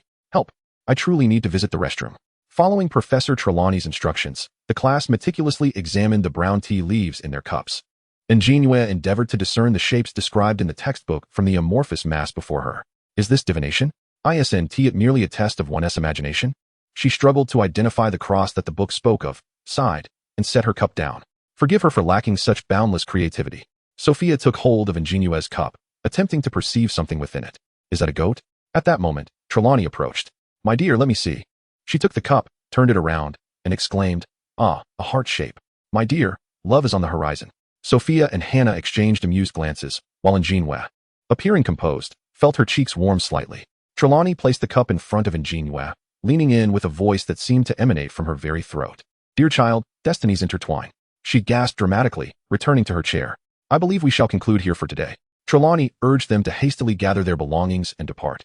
I think she is a fraud, Sophia vented as they exited the classroom, descending the silver staircase. An JinYue remained lost in thought, pondering the implications of Trelawney's final words. At the staircase's corner, she encountered Harry and Ron, who were also attending divination. How was the class? A complete mess. You'll see for yourself. Hannah pulled the pensive An JinYue past them, while Sophia shook her head at the boys. Perhaps the shock of the divination class was too profound, for in the subsequent Muggle studies lesson, An JinYue's mind wandered aimlessly. Bang! In the auditorium, An JinYue raised her head and noticed Ron sitting across from her. Visibly agitated, she was merely speaking nonsense. Ron took a hefty bite of the chicken leg in his hand. Trelawney said Harry is doomed. At that moment, An JinYue, who had just arrived, sat down beside her and snatched the grilled cold noodles from the side. An JinYue glanced around and indeed found no trace of Harry. Only Hermione had shared everything that transpired in divination class. Hermione was worried that Harry would be in even greater danger because of Sirius. I have an idea. An JinYue waved her hand, and the others leaned in closer. In the evening, the students of Hogwarts discovered that a wooden table had appeared beside the Black Lake, along with a flag hanging beside it. What does that say? Students passing by inquired of the twins selling items in the small cabin. The twins glanced at the table surrounded by a crowd, exchanged smiles, and chose not to respond. What a joke. They would never reveal what it was. Otherwise, how would they make money? Within a mere half hour, the news of the inexplicable wooden table by the Black Lake spread throughout Hogwarts. Ron dragged Harry out of the common room, declaring they should join the excitement. Fortune-telling. Fortune-telling. Just one galleon. Do you wish to know your zodiac sign? Do you wish to know your fate? One galleon. You can't go wrong. No fee if you're unsatisfied. Chapter 77. The Fortune-telling Stall. Fred and George stood by the wooden table, calling out to passers-by, while An JinYue, donned in round black sunglasses and fanning herself, sat behind the table. Students were drawn in, gathering around to witness the spectacle. Neville, would you like to know if fortune smiles upon you next? Fred pulled Neville from the crowd, pressing him into a small chair at the table. Neville, blushing, flailed his hands like a pendulum, stammering that he didn't want to. George, grinning, held him firmly in place. Hannah is watching you. Meanwhile, Fred leaned down to whisper in Neville's ear. Turning back, Neville indeed saw Hannah with her pigtails waving at him from the front of the crowd, causing him to shyly turn back and sit obediently. When Harry and Ron arrived, they beheld this scene. Ron tugged Harry through the throng, standing beside Hermione, while An JinYue, fanning herself behind the table, cast a knowing glance. Receiving the signal, An JinYue snapped her fan shut with a flourish, adjusted her glasses, and inquired, Neville, what year were you born? Neville glanced at An JinYue, then at the twins flanking him, curled in on himself, and quietly replied, 1980. Ah, monkey. Your fortune this year is not particularly favorable. Engaging more with those born in the year of the rat or the dragon will be beneficial. An JinYue gestured mysteriously as she spoke.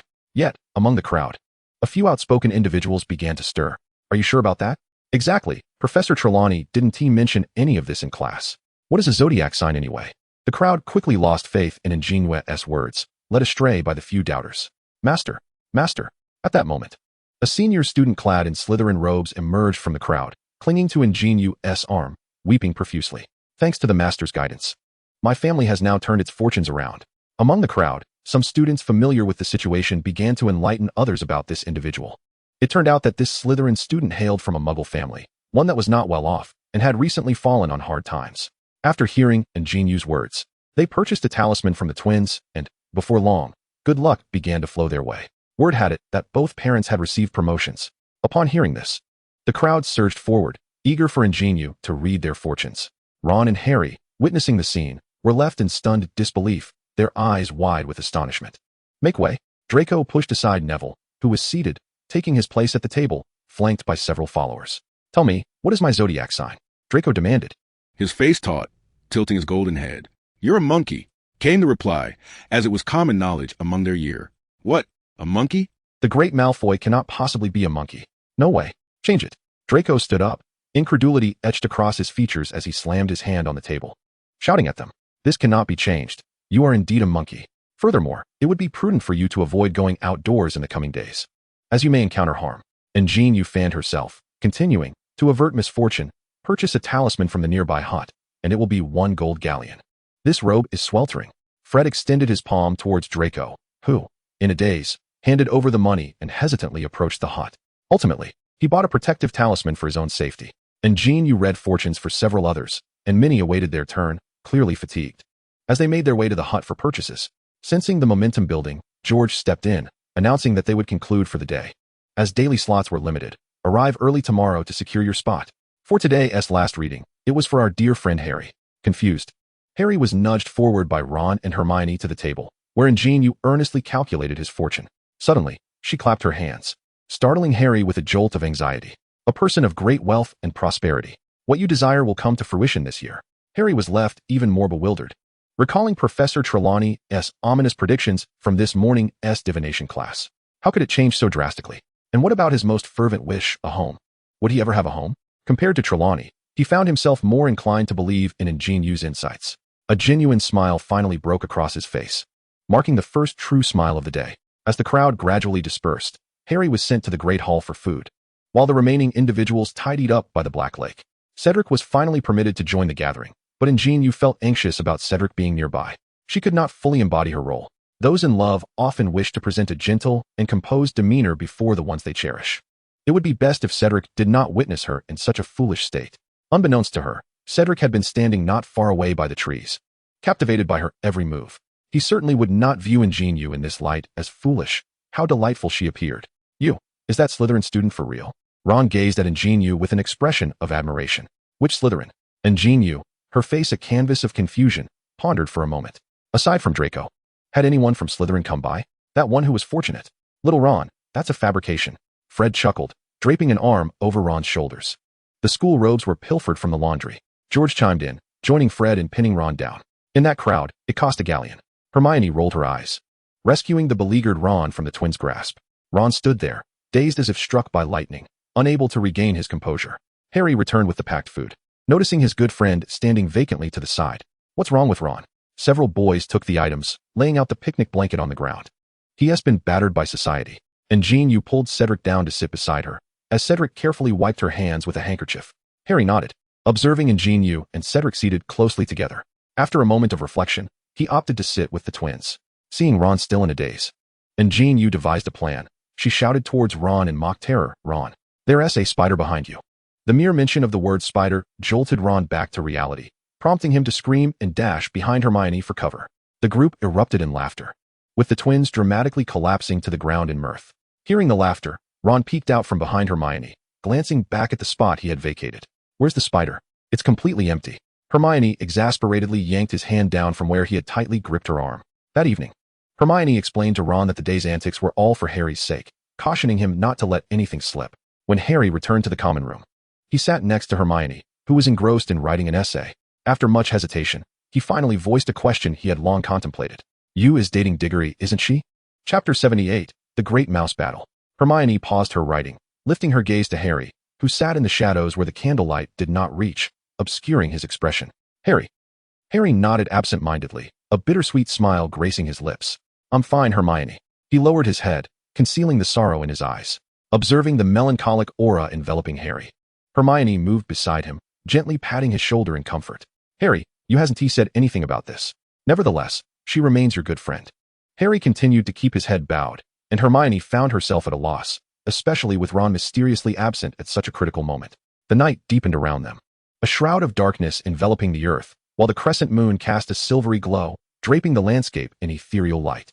An JinYue, accompanied by Cedric, ventured into the forbidden forest garden under the cover of night. Having returned from China with a bounty of precious herbs, she faced a scarcity of soil in the garden. With no alternative, she resorted to transplanting the vegetables into the school's flower beds. Fearing discovery, she planted a potato here and a corn seed there.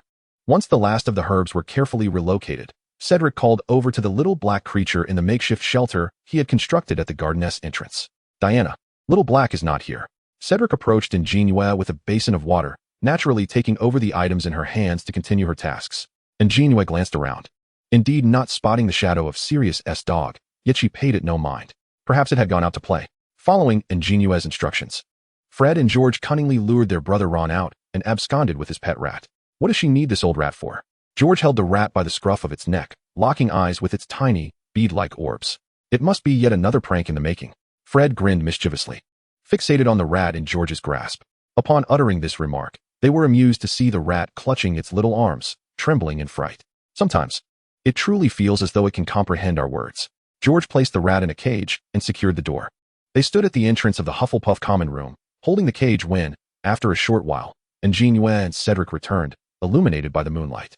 "Does our good sir also venture out for late-night rendezvous?" Fred and George teased, their eyes darting between the two. Do not digress. Have you brought what I requested?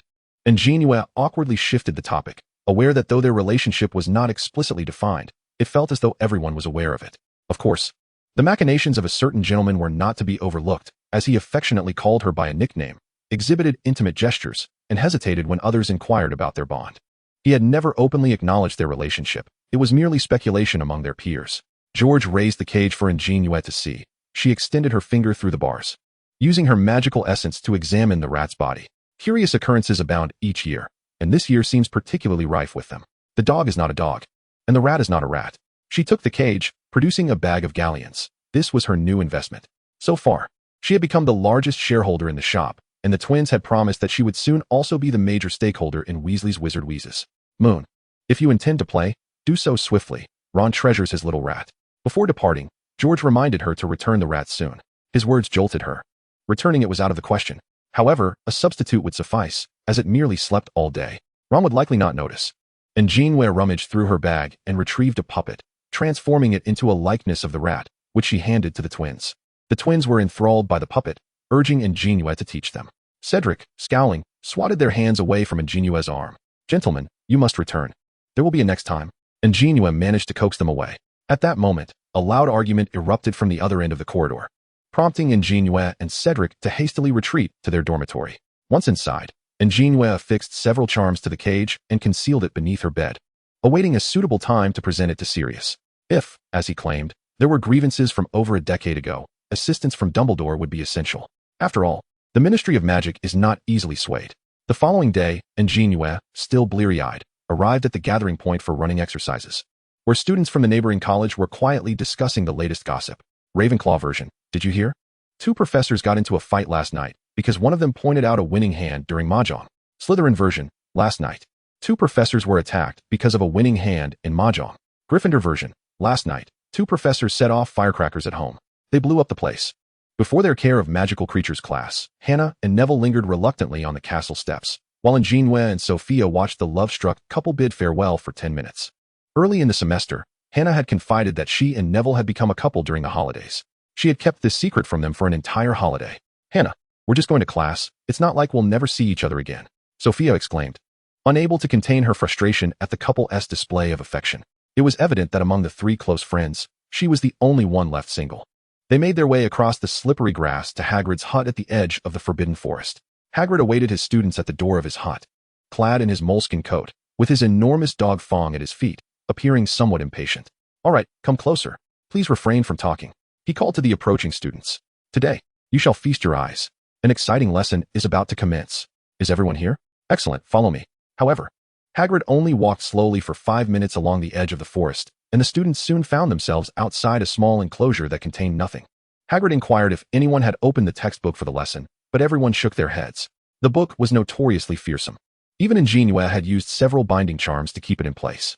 Hagrid assured them that a gentle touch on the spine would suffice. Following Hagrid, the students hastily moved a few more steps to discover the most peculiar creature An JinYue had ever seen. It possessed the body of a horse, with hind legs and a tail, yet its front was adorned with the massive claws and wings of a giant eagle. Its head featured a beak as hard as steel and bright orange eyes. The claws on its front legs were nearly a foot long, looking as if a single swipe could send one to another realm. Buckbeak, Hagrid exclaimed joyfully, waving a hand at them. Isn't it magnificent? He beckoned everyone to come closer and feel the creature, yet nobody seemed willing to approach. An JinYue, however, was keen to try.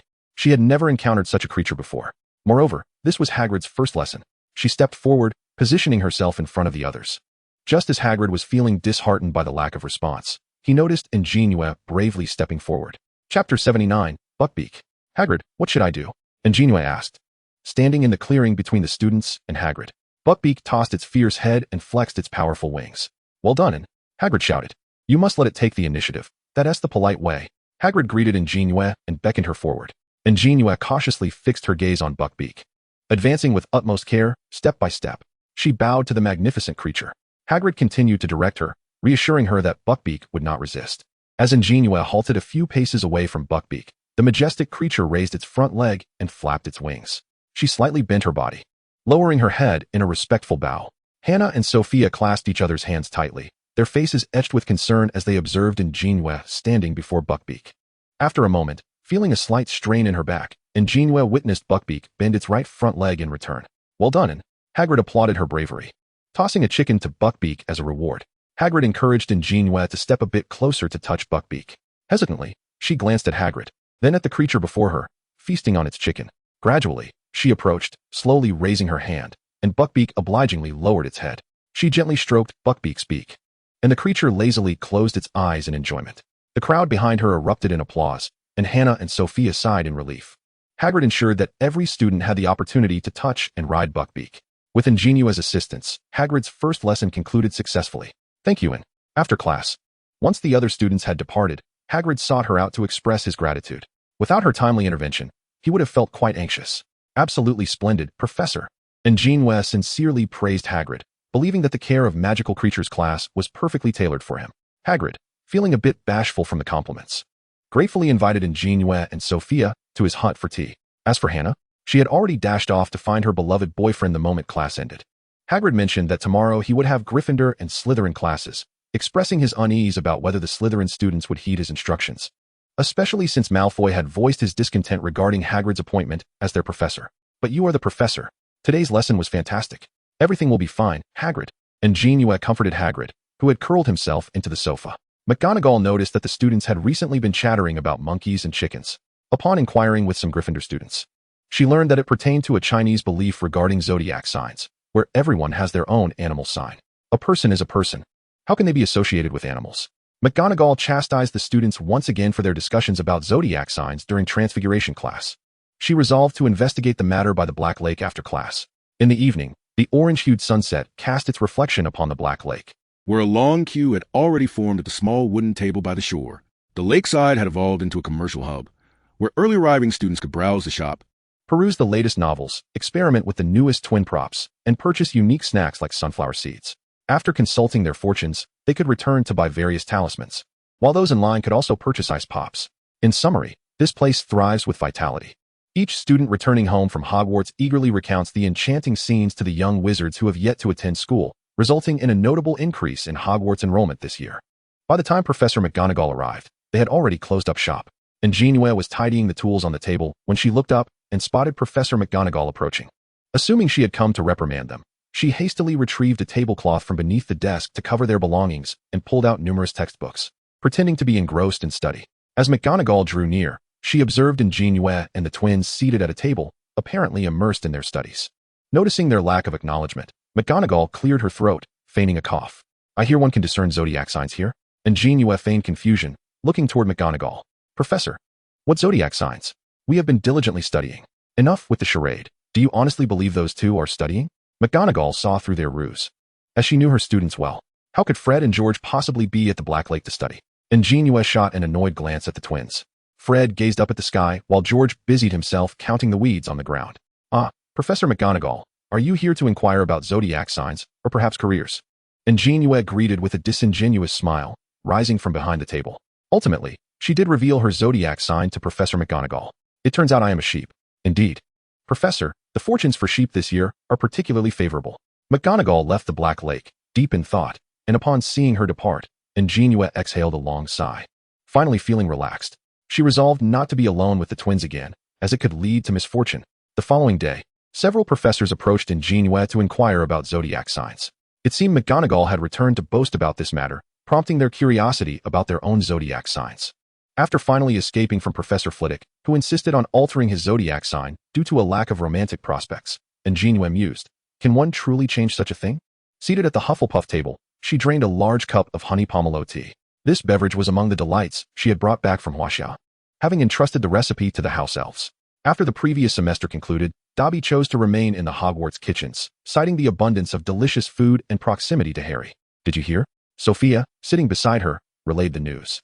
Malfoy was injured in Hagrid's class.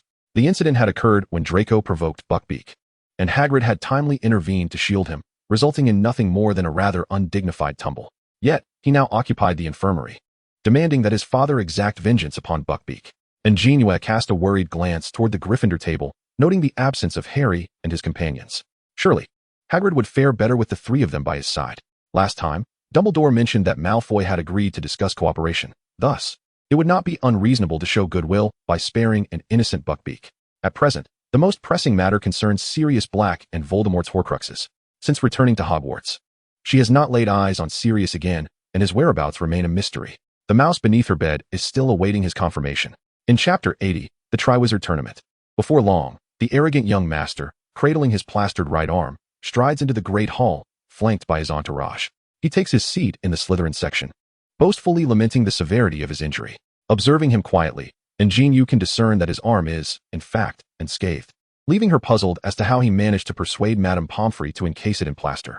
Madame Pomfrey, quite exasperated, is primarily keen to avoid any interaction with his father. Setting down her cup, she approaches the young master, who continues to moan pathetically. An JinYue, standing behind him, feigns an accidental bump against Draco, causing Pansy, seated beside him, to inadvertently spill hot tea onto Draco's plaster. The atmosphere instantly thickens with tension. Pansy, taken aback by the wet plaster, is momentarily at a loss. Meanwhile, Draco holds his arm aloft, appearing utterly oblivious. "Oh dear, my sincerest apologies. I didn't see." An JinYue exclaims, feigning contrition as she turns to pat the plaster dry. Draco, momentarily forgetting his act of injury, sits there in silence. "Fear not. I possess a remedy that will ensure your swift recovery, as good as new." An JinYue's lips lift in a barely contained smile as she rummages through her belongings. She produces a charm paper, casting a reassuring glance at Pansy, before directly affixing it to Draco's arm. A faint green light flickers. This is the resurrection of all things. There you have it, young master. Any ailment you suffer shall be rectified, from fractures to hemorrhoids. An JinYue skillfully removes the plaster, revealing his immaculate, unblemished arm. At this moment, Draco finally registers that his pitiful charade has been disrupted by this Hufflepuff from Huaxia. Angrily, he turns his head, his platinum hair tracing an arc in the air. "What are you doing?" An JinYue, with arms outstretched, replies, "I'm restoring you. No need to thank me." She playfully pats his arm. "Who permits you to address me so informally?" Draco exclaims in frustration as he watches her retreating figure. He had intended to feign injury to elicit concern from his father, only to have his plans thwarted. The other students, who have witnessed the commotion, are abuzz with speculation about how An JinYue accomplished such a feat, considering that Mr. Malfoy appeared severely injured by the time Harry and Hermione arrive. The lively atmosphere of the Great Hall has already begun to dissipate. On her way to fetch Cedric, An JinYue encounters Colin, who is sprinting with a newspaper in hand. "Ah, it's the little fan from last semester who wanted to take a photo with Harry." "Colin," she calls out to him. "They saw him," Colin exclaims, rushing towards An JinYue with the newspaper. "I must tell Harry." After exchanging greetings, he hurried towards the auditorium. Though his pause was fleeting, An JinYue's keen eyes caught the content of the newspaper. Someone had spotted Sirius Black in Dufftown. Indeed, Sirius had not been seen for several days. But what could have drawn him to Dufftown? An JinYue was perplexed. However, she could not leave Hogwarts just yet, and could only wait for Sirius to return on his own before addressing the matter of the mouse beneath her bed. A veil of mist enveloped the campus, cloaking it in an air of mystery. The light on foggy days was particularly gentle, rendering everything soft and indistinct, including the Dementors drifting far above. An JinYue tightened the scarf around her neck as Cedric utilized the midday hours to intensify the training of the team. This year, Hufflepuff aimed to rival Gryffindor, the youngest seeker, undefeated against any opponent. This provided considerable motivation for the Hufflepuff players, who were accustomed to leisurely training, even for what seemed to be an unremarkable match. As Cedric soared on his broomstick, he spotted An JinYue approaching the pitch and waved to signal his teammates to land. After succinctly summarizing the training results and outlining the subsequent plans, Cedric concluded today's practice. The players, initially bewildered by their usually aloof captain's early dismissal of training, soon realized he was greeting a girl with a broad smile. It turned out to be his girlfriend, which explained everything. Those teammates who shared a closer bond with Cedric playfully urged An JinYue to visit more often, so they could escape the icy demeanor of their captain. Cedric draped his scarf over her slightly flushed cheeks and wrapped her in his long robe. Amidst the playful banter, they departed from the Quidditch pitch. "Diana, have you encountered any troubles?" Cedric observed An JinYue's silence as they walked. She gazed up at the boy who towered over her, the sunlight filtering through the mist to cast a golden halo upon his dark hair, his gray eyes reflecting her image. They were initially two disparate lines, yet her selection as an exchange student had intertwined their fates unbeknownst to them. At first, her attention was drawn solely by his striking appearance and peculiar destiny, never anticipating that she would become enmeshed herself. At the beginning of the term, she had mentioned granting him a probationary period, which was merely an excuse to facilitate the evolution of their relationship. In truth, she had already resolved that he would be her future boyfriend. Dumbledore's words resonated deeply. Everything was preordained. An impulse surged within her, urging her to confide everything to him. Just as the words threatened to spill forth, she restrained herself. The time was not yet ripe. An JinYue nestled her head against Cedric's chest, listening to the steady rhythm of his heartbeat and inhaling the lingering scent of sandalwood. She gradually recounted the events concerning Sirius Black. As Cedric comforted the girl in his arms, his brow furrowed deeper with each word she spoke, the creases on his forehead growing more pronounced. Diana, he interrupted the girl, who was still speaking incessantly. It was perilous indeed. Cedric's tone was far from pleasant, verging on fierce. This was the first time he had addressed her in such a stern manner. An JinYue was taken aback, her mouth silenced, as a sense of grievance welled within her, causing her to unconsciously pout. As his words hung in the air, Cedric realized his tone was rather harsh, yet he deemed it necessary to ensure she understood the gravity of the situation. Sensing the change in the atmosphere, he softened his expression, reluctant to be too severe with her. Cedric grasped her shoulders, gently extracting her from his embrace, bending down to meet her gaze, and spoke softly. Diana, should you encounter such a situation again, please inform me. Do not place yourself in danger. It worries me. An JinYue observed Cedric's furrowed brow and reached out to smooth the crease between his brows. I understand, said. She clung to his arm, her fluffy little head nuzzling against his shoulder. This time it was my fault. Please don't be angry. Cedric was nearly amused by her playful demeanor, but he resolved to maintain a serious tone for a while longer, wanting her to grasp the seriousness of the matter. Merlin knew that when he heard she was with Sirius, his heart nearly stopped. That ordinary dog was none other than Sirius. Cedric. Seeing Cedric remain unmoved, An JinYue elongated his name, calling him in a drawn-out manner. Chapter 81. Gossiping. Cedric could no longer contain himself, reiterating that there should be no next time. And if there was, she must be with him. He tidied her tousled hair, wrapped her scarf securely, and placed one of her hands in the pocket of his robe. The night resembled a deep blue canvas, adorned with countless twinkling stars, evoking a sense of mystery and tranquility. As An JinYue worked on her potion assignment in the common room, she felt a familiar surge of energy. He had returned. Cedric keenly sensed that An JinYue, sitting beside him, had diverted her attention from her book. What is the matter, Diana? An JinYue raised a thick tone to shield their conversation, turning slightly towards Cedric as she whispered, Sirius has returned. He is in the Forbidden Forest. Subsequently, An JinYue informed Cedric that at midnight, she intended to seek Sirius for some inquiries. All right, I will accompany you. Cedric affectionately ruffled her hair, then gently turned her head back towards her studies. For now, focus on your work. At midnight, An JinYue, carrying a cage containing a mouse, led Cedric to the garden in the Forbidden Forest. The black dog-shaped Sirius lay with his eyes closed in the little wooden house An JinYue had made for him. Upon catching a familiar scent, he began to twitch his nose, inhaling the air laden with a mixture of familiarity and distaste. It's that person. He abruptly opened his eyes, fixating on the cage placed before him. The brown mouse scurried within the confines of its cage, the rattling sound echoing loudly through the stillness of the Forbidden Forest. An JinYue stood at a distance, arms crossed, silently observing. The truth would unveil itself this very night. Sirius fixed an intense gaze upon the cage for a full half-minute, his shadow on the ground stretching before transforming into a tall, slender man. This was Cedric's first encounter with the legendary Sirius, the second Agamones he had seen, aside from Professor McGonagall. Sirius picked up the cage, where the trembling mouse cowered in a corner. He erupted into a fit of maniacal laughter, exclaiming, I've found you. It is you.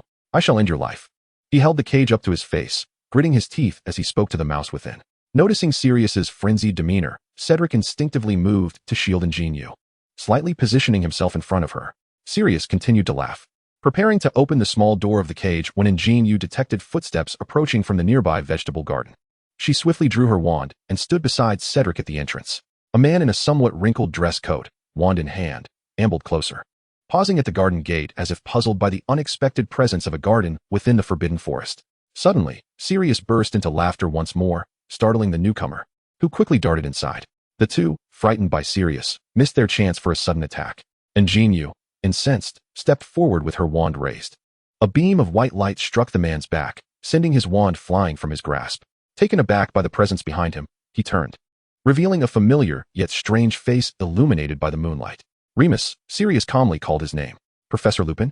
Cedric, upon recognizing the man, found himself perplexed by Sirius's familiar tone, as if they had known each other for ages. How splendid! A somber voice suddenly interjected from a distance. Severus Snape, draped in his flowing black robes, approached with arms crossed.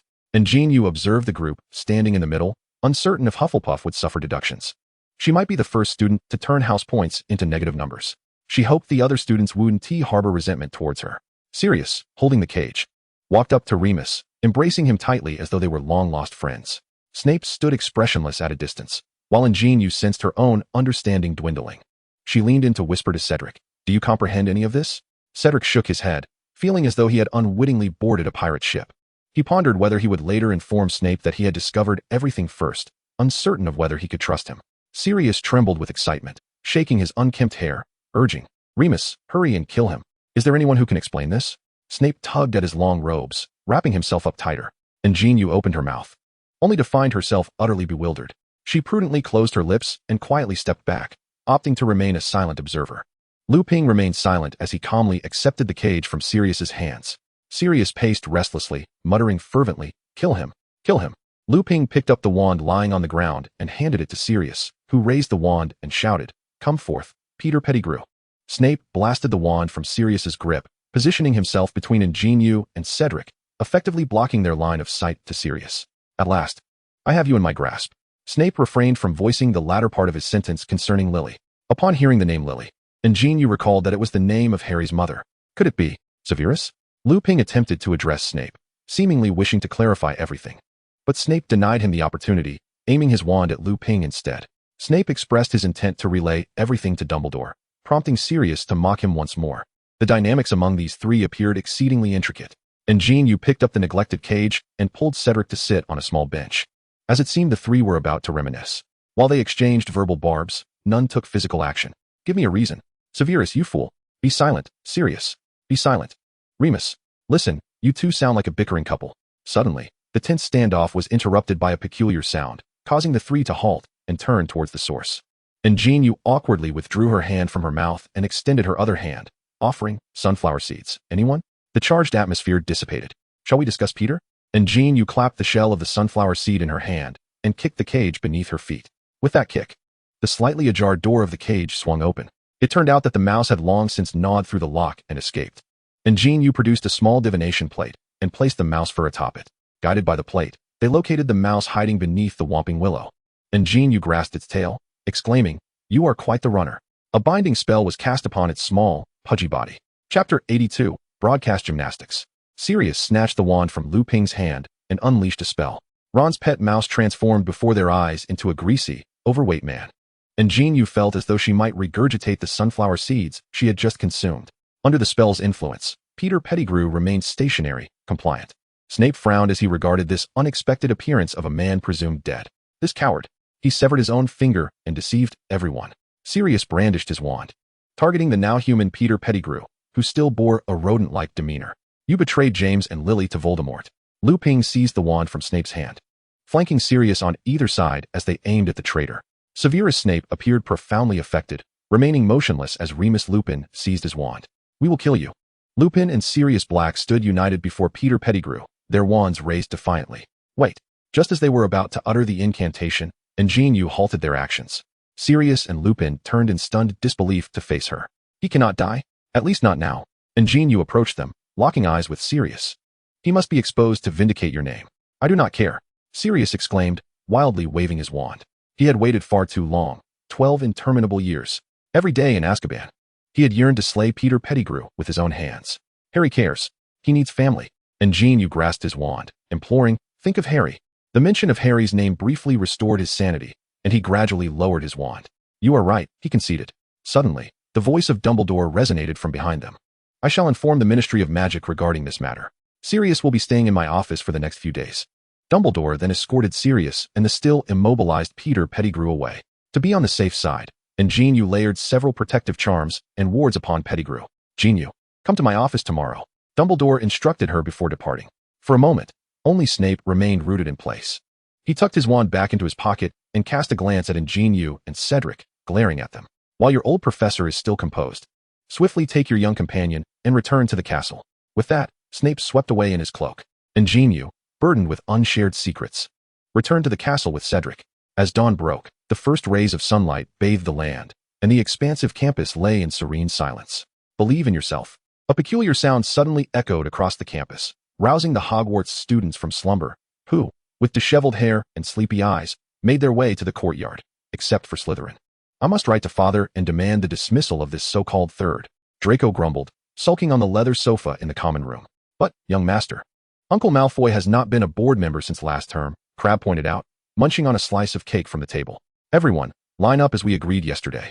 Quickly, another sharp whistle sounded, and Zhang San stood atop a makeshift platform, holding a black rectangular object. Once the students were assembled, he placed the object down and fiddled with it. Bluetooth mode connected. The late-arriving professors exchanged puzzled glances at him. While An JinYue wondered why he could use a mobile phone at school. Wasn't it said that Hogwarts blocked all Muggle signals? Before she could ponder further, a familiar announcement rang in her ears. The third set of the National Student Radio Aerobics, Dancing Youth, is now beginning. She knew it. It was a Bluetooth speaker. Leg kicks. The students, arranged in a square formation, observed Zhang San's movements on stage and instinctively began to mimic him. It soon became evident that some students were out of sync with their movements. Students on the left and right occasionally nudged each other. Dumbledore, standing at the back, joined in with a few movements, exclaiming, "Minerva, I must say, it feels rather invigorating. I feel youthful again. Severus, do join us." Snape, watching Zhang San's exuberance alongside the students, mused that Hogwarts would inevitably be overwhelmed by these newcomers from Huaxia. Alas, one cannot keep up with such energetic activities in old age. Supporting his slightly injured waist, Dumbledore leaned against Snape as he watched the vibrant youthfulness of the students. Youth is indeed a delight. After the calisthenics concluded, Zhang San informed everyone that if the weather permitted, they would engage in exercises. If not, they would run. Following the dismissal, An JinYue made her way directly to the headmaster's office, where she found a once disheveled Sirius now looking rather dashing. She admired his well-groomed appearance, remarking, "Sirius, the ministry has been informed about your situation, and Peter Pettigrew has been apprehended. However, they are still verifying the details." An JinYue nodded, content that the truth would prevail and that Harry would have a home. In the meantime, Mr. Black decided to remain at Hogwarts to assist in nurturing Harry. Observing Sirius's radiant smile, An JinYue realized that his idea of training might not be entirely virtuous. "I never expected you to be this sort of godfather, Sirius. How fortunate Harry is to have you." Thus, she requested that he refrain from divulging this matter to Harry until the ministry released an official statement. Understanding the implications, An JinYue watched him standing there with a silly grin, clearly having been charmed by Dumbledore yet again. "Pray tell, has the Dementor consumed your intellect?" Everything remained unclear, and the ministry had yet to remove the Dementors surrounding the school. Speaking of Harry, An JinYue realized it had been quite some time since she last saw him. "Moon, do you have time on Halloween? A gentleman wishes to pay a visit." It seemed Malfoy was amenable to discussing a collaboration, intending to meet on Halloween. As An JinYue exited the headmaster's office, she turned the corner to find Hermione and Ron embroiled in a debate in the corridor. "Moon, you're just in time," Ron exclaimed. "I saw Hermione in 2 classes at the same time." Hermione winked at her, and An JinYue immediately retorted, "Ron, no one can be in 2 places at once." Clearly, Ron had begun to doubt whether he misread Hermione's schedule. "By the way, how is your pet doing?" With Pettigrew now caught, Ron remained unaware that his rat had been switched long ago. She hoped he could bear the truth when he eventually discovered it. "Scabbers has been sleeping a lot lately. I advise you to keep your cat away from him." As Ron continued to bicker with Hermione, An JinYue observed them. Recognizing their playful dynamic suggested that their trio might need to resolve some internal matters. Poor Harry would have to play the role of the third wheel. Noticing that Hermione's curls partially obscured her cheeks, An JinYue retrieved a hairpin from her bag and neatly secured Hermione's hair at the back of her head. Standing directly before Hermione, Ron was taken aback by her sudden revelation, Merlin's beard. He had never realized Hermione possessed such beauty. His heart raced uncontrollably. Hermione, noticing Ron's sudden blush, ran away in confusion. "Thank you. Chapter 83, Boggett. What does it feel like to choose all subjects?" An JinYue and Hermione strolled along the tree-lined path of Hogwarts, sunlight filtering through the leaves, creating a mosaic of light upon them. Occasionally, fatigue would set in. Hermione clutched her books, rubbing her temples with one hand. An JinYue rummaged through her bag and produced a white porcelain vial, offering it to Hermione. "This is a revitalizing elixir. Take one daily, and it will ensure you feel refreshed, with your complexion glowing." Before Hermione could respond, her thoughts were interrupted by a familiar voice. With a hint of red and a touch of black. How intriguing. An JinYue, passing by, couldn't resist interjecting upon hearing a familiar term. "Look, a mischievous little badger has something new." The twins emerged from nowhere, fixated on the porcelain vial in Hermione's hand, their eyes gleaming with mischief as they glanced at An JinYue. "Last time's fake rat. Little Ron still hasn't discovered it," they remarked. "Indeed. You haven't revealed that marvelous contraption to us, you. What sort of mischief have you and that gentleman been up to?" Fred and George positioned themselves on either side of An JinYue, intent on extracting a confession. "Dear sirs, this truly cannot be shared with you," An JinYue shrugged, adopting a demeanor of nonchalance. "By the way, how are your exam preparations coming along?" She knew precisely how to strike at others' vulnerabilities. "Oh, Merlin's sticky toffee. You is a naughty child," Fred exclaimed loudly, pretending to tickle her. Let us discuss something more delightful, like the near future. Pardon, could you return Diana to me? Before George could finish, Cedric appeared, whisking An JinYue away under the pretense of being late for class. Could they possibly share the same lesson? Hermione watched as the fifth-year Cedric led her dear friend away. Emo, does that thing in your hand belong to you as well? Fred asked, draping his arm around Ron's neck with a grin. Meanwhile, Cedric safely escorted An JinYue to the door of the Defense Against the Dark Arts classroom. Said, thank you for your timely intervention. An JinYue exaggerated her gratitude towards Cedric. Otherwise, the twins would surely have swindled me out of many things. So, Diana, do you have any rewards for this valiant night? Cedric leaned slightly, bringing his face closer to An JinYue's. In a moment of impulsivity, she leaned in and placed a gentle kiss, fragrant with the essence of lotus, upon his cheek. Both were momentarily stunned. An JinYue was at a loss, bewildered by her own audacity. She quickly straightened her posture, unable to meet Cedric's gaze, and lowered her head as she pushed open the classroom door. The loud bang of the closing door jolted Cedric from his reverie. He had merely intended to tease An JinYue, yet was unexpectedly met with a delightful surprise. A smile involuntarily crept across his lips, and he could still feel the lingering softness on his cheeks, prompting him to unconsciously touch his face. Alas, she had regained her composure too swiftly. If only she had lingered a moment longer. With his thoughts in disarray, Cedric returned to his classroom, where his roommate noticed his beaming countenance as he took a seat, his book untouched. Ah, love, it renders one blind. When An JinYue entered the Defense Against the Dark Arts classroom, Professor Lupin was absent. Before long, Sophia and Hannah arrived, settling down with their books, quills, and parchment, engaging in cheerful conversation. Moon, are you going to Hogsmeade in a few days? Did Diggory mention anything about a date? Sophia eagerly inquired about her best friend's budding romance. Hannah intended to accompany Neville, which would likely leave Sophia alone that day. An JinYue was unaware of Cedric's plans for that day. She merely assured that she wouldn't abandon Sophia. Sophia, however, was indifferent, hoping that they would all be paired off, lest she lose her bet with Hermione. Eventually, Lupin entered the room, offering a vague smile as he placed his well-worn briefcase on the teacher's desk. He appeared as disheveled as he had that evening, yet there seemed to be a semblance of health about him, suggesting he had managed a few proper meals.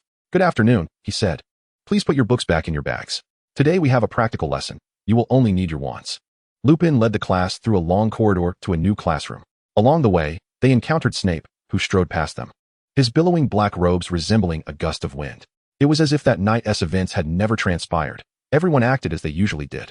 Upon entering a room devoid of furnishings, save for an old wardrobe meant for teachers to hang their excess robes, Lupin stood before it, causing the wardrobe to shake violently, crashing against the wall with a resounding thud. How intriguing. Can anyone guess what lies within? A boggart. A Ravenclaw student answered promptly as Lupin had just posed the question. Excellent, he replied, proceeding to share insights about boggarts. This was the first Defense Against the Dark Arts professor since An JinYue arrived at Hogwarts who truly engaged in teaching. At least Lupin appeared genuinely knowledgeable. She hoped he would continue in his role. Now, please refrain from using your wands for the moment and practice the incantations with me. The students followed Lupin's pronunciation, practicing the spells in unison. Very well, Moon, would you please come forward and demonstrate for everyone? Lupin beckoned to An JinYue, who stood at the back of the crowd. The students in front instinctively parted, revealing her hidden figure. An JinYue does not fear confronting her own anxieties. She simply has a tendency to sit at the back during class. After all, Defense Against the Dark Arts has always been perceived as the most ludicrous lesson. Yet, she remains oblivious to any fears that might lurk within her heart, believing herself to be one of the happiest children in the world. With a loving family, friends, and a romantic interest who reciprocates her feelings, she does not consider herself capable of fear. Confidently, An JinYue stands before the cabinet, gazing into her reflection in the mirror. Calmly, she retrieves her wand, awaiting the emergence of the boggart. With a click, the cabinet door swings open, releasing a swirling mass of black mist that flows forth. It dances before her, shifting rapidly. The classroom is eerily silent. Every student holds their breath, fixated on the dark cloud. An JinYue mentally rehearses the motions of wielding her wand and the incantation. At last, the black mist halts its transformation, gradually revealing an image. Chapter 83, The Eve of the Date. The fog begins to dissipate, and the boggart unveils the deepest fear within An JinYue. It manifests as a graveyard shrouded in darkness. The students and Professor Lupin at the back unable to decipher the inscriptions on the tombstones, yet she perceives them with clarity. The gravestone closest to her bears the name Cedric, followed by Fred, Dumbledore, and Snape. Trembling, An JinYue raises her wand and recites the spell aloud. In an instant, the gravestones morph into fluffy clouds, drifting through the air. Feeling a twinge of hunger, she wonders about the sensation. How delightful. Sometimes death is not so terrifying. Lupin reassures her, patting her shoulder. Everyone line up. He leans against the desk, directing the students to form a queue for practice. The classroom resonates with laughter and joy. Yet An JinYue stands alone in the corner, oblivious to the merriment surrounding her. Since the moment she resolved to alter these fateful outcomes, she had never entertained the notion of failure. Perhaps, deep down, she had been evading these truths. Ultimately, her greatest fear lies in the realization that the predetermined conclusion may still come to pass. After class, Sophia and Hannah continue to discuss the wonders of the Boggart.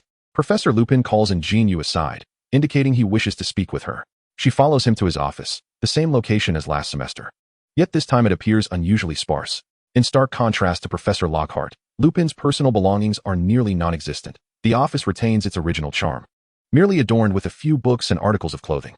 Apologies, but all I have is red tea, Lupin says, rummaging through the cabinet until he uncovers a canister of tea left behind by a previous defense against the dark arts instructor. An JinYue accepts the tea, surveying the room but finding no extra seating, ultimately choosing to sit upon a box. Professor, what is it you wish to discuss? Lupin approaches the bookshelf opposite her, leaning against it with his hands in his pockets. Thank you for harboring Sirius and assisting him in locating the traitor. He reveals that even on the train, he recognized the girl's audacity and keen perception, as Sirius had discreetly passed him a signal, indicating that Sirius was indeed aboard the train. Harry is my friend. An JinYue's decision to assist Sirius Black stemmed solely from his claim of being Harry's godfather. Harry, having never known his parents and enduring unfair treatment while raised by his aunt, evoked in An JinYue a desire to believe in Sirius. She yearned for him to truly bring the affection of a family to Harry, a sentiment no number of friends could ever replace. It was a stroke of fortune for Harry to have a friend like you. However, the lingering words of Remus were shrouded in ambiguity, leaving An JinYue perplexed about what he lamented. Was it a realization that came too late? Dumbledore had mentioned teaching her a spell. Remus shifted the conversation to the true purpose of summoning An JinYue. They arranged their inaugural lesson for the evening following their return from Hogsmeade. Departing from the office, An JinYue was filled with questions. Initially, Dumbledore had presented himself as a kindly old man, and the admiration and reverence from the wizarding community and Hogwarts students led her to trust him wholeheartedly at first. Yet, since the last semester, An JinYue had discerned that Dumbledore was not as straightforward as he seemed. Every action he took and every individual he esteemed appeared to have ulterior motives. Was he nurturing Harry, or was he ensnaring Voldemort in an elaborate web? Regardless, An JinYue could not fully trust him now, at least remaining cautious with certain information. Remember, a visit to Hogsmeade is a privilege. On a crisp autumn day, students were granted permission to venture to Hogsmeade Village, provided they carried a signed permission slip. That morning, An JinYue was spirited away by Hannah and Sophia, who rifled through her wardrobe to select her attire. Sophia even produced her makeup from the Muggle world. You must look stunning for your first date, Hannah exclaimed, holding up a short skirt against An JinYue. She cast a glance out the window, where the wind was still blowing. She certainly did not wish to freeze while looking beautiful. All right. Who said I was going on a date today? An JinYue retorted, removing the bow that Sophia had found for her and swatting away the clothing in Hannah's hands. You're the one who should focus on your appearance and prepare to dazzle Mr. Longbottom. An JinYue tossed Hannah a dress, seizing the opportunity to tickle her as her view was obscured. The three of them frolicked for most of the day, ultimately agreeing to prepare independently. An JinYue crouched before the wardrobe, meticulously selecting a pale lavender long cheapao adorned with a fur collar. To stave off the chill, she affixed several warming charms beneath her attire. She styled her long hair into a bun on one side, allowing a lock to cascade over her chest, and adorned her head with 2 jade hairpins embellished with lotus flowers. Just before stepping out, An JinYue wrapped herself in a white plush shawl, leaving a disarray of clothing in her wake. Upon arriving in the common room, she spotted Cedric clad in a black turtleneck sweater, topped with a gray over-the-knee wool coat. In his hands, he held a pink and white checkered scarf, revealing the intended recipient of his thoughtful gift. Sophia and Hannah, with laughter, playfully nudged An JinYue forward. Before she could react, the two of them dashed out of the lounge, giggling. An JinYue found herself standing face to face with Cedric, both of them lowering their heads in silence. She fixated on Cedric's shoes, recalling the awkward kiss before the defense class, a memory she was on the verge of forgetting, now resurfacing with only the two of them present. Cedric, momentarily captivated by An JinYue's attire, was momentarily lost in thought. Her graceful figure was accentuated by the fitted cheapao, which added a touch of youthful innocence, making her appear like a lotus bud ready to bloom. Diana, I brought you a scarf, Cedric said, shaking himself from his reverie. Awkwardly holding out the scarf he intended to drape around her neck, only to realize her ensemble didn't quite need it.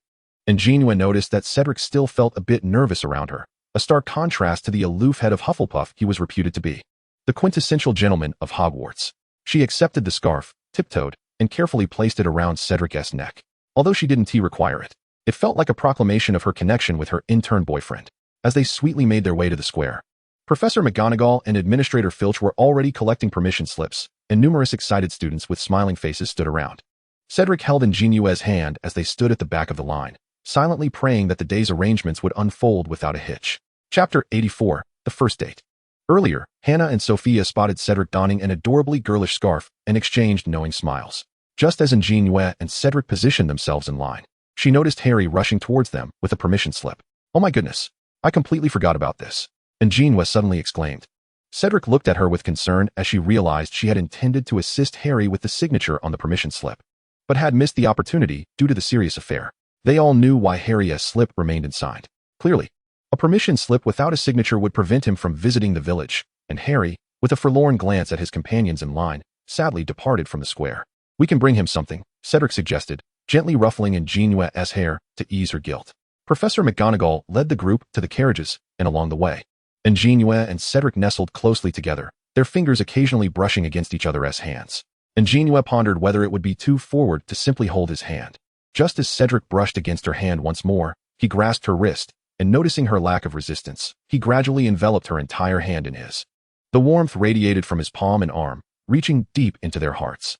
Although it was not their first hand-holding, this moment transcended mere physical contact. It was a connection of souls. She felt their bond growing more intimate. An JinYue lowered her head, using the fur collar to shield her slightly flushed cheeks. Throughout the journey, they remained silent. The carriage came to a halt at the village entrance, where Cedric gently assisted An JinYue in descending from the vehicle. Hogsmeade was a remarkably unique and picturesque village, adorned with charming cottages and shops topped with thatched roofs. During the holidays, the trees in the village would be adorned with magically enchanted candles. An JinYue gazed in wonder at this quaint village. It was her first visit to Hogsmeade, and everything appeared extraordinarily fascinating to her. Cedric held her hand as they walked along the winding cobblestone path, their destination clear.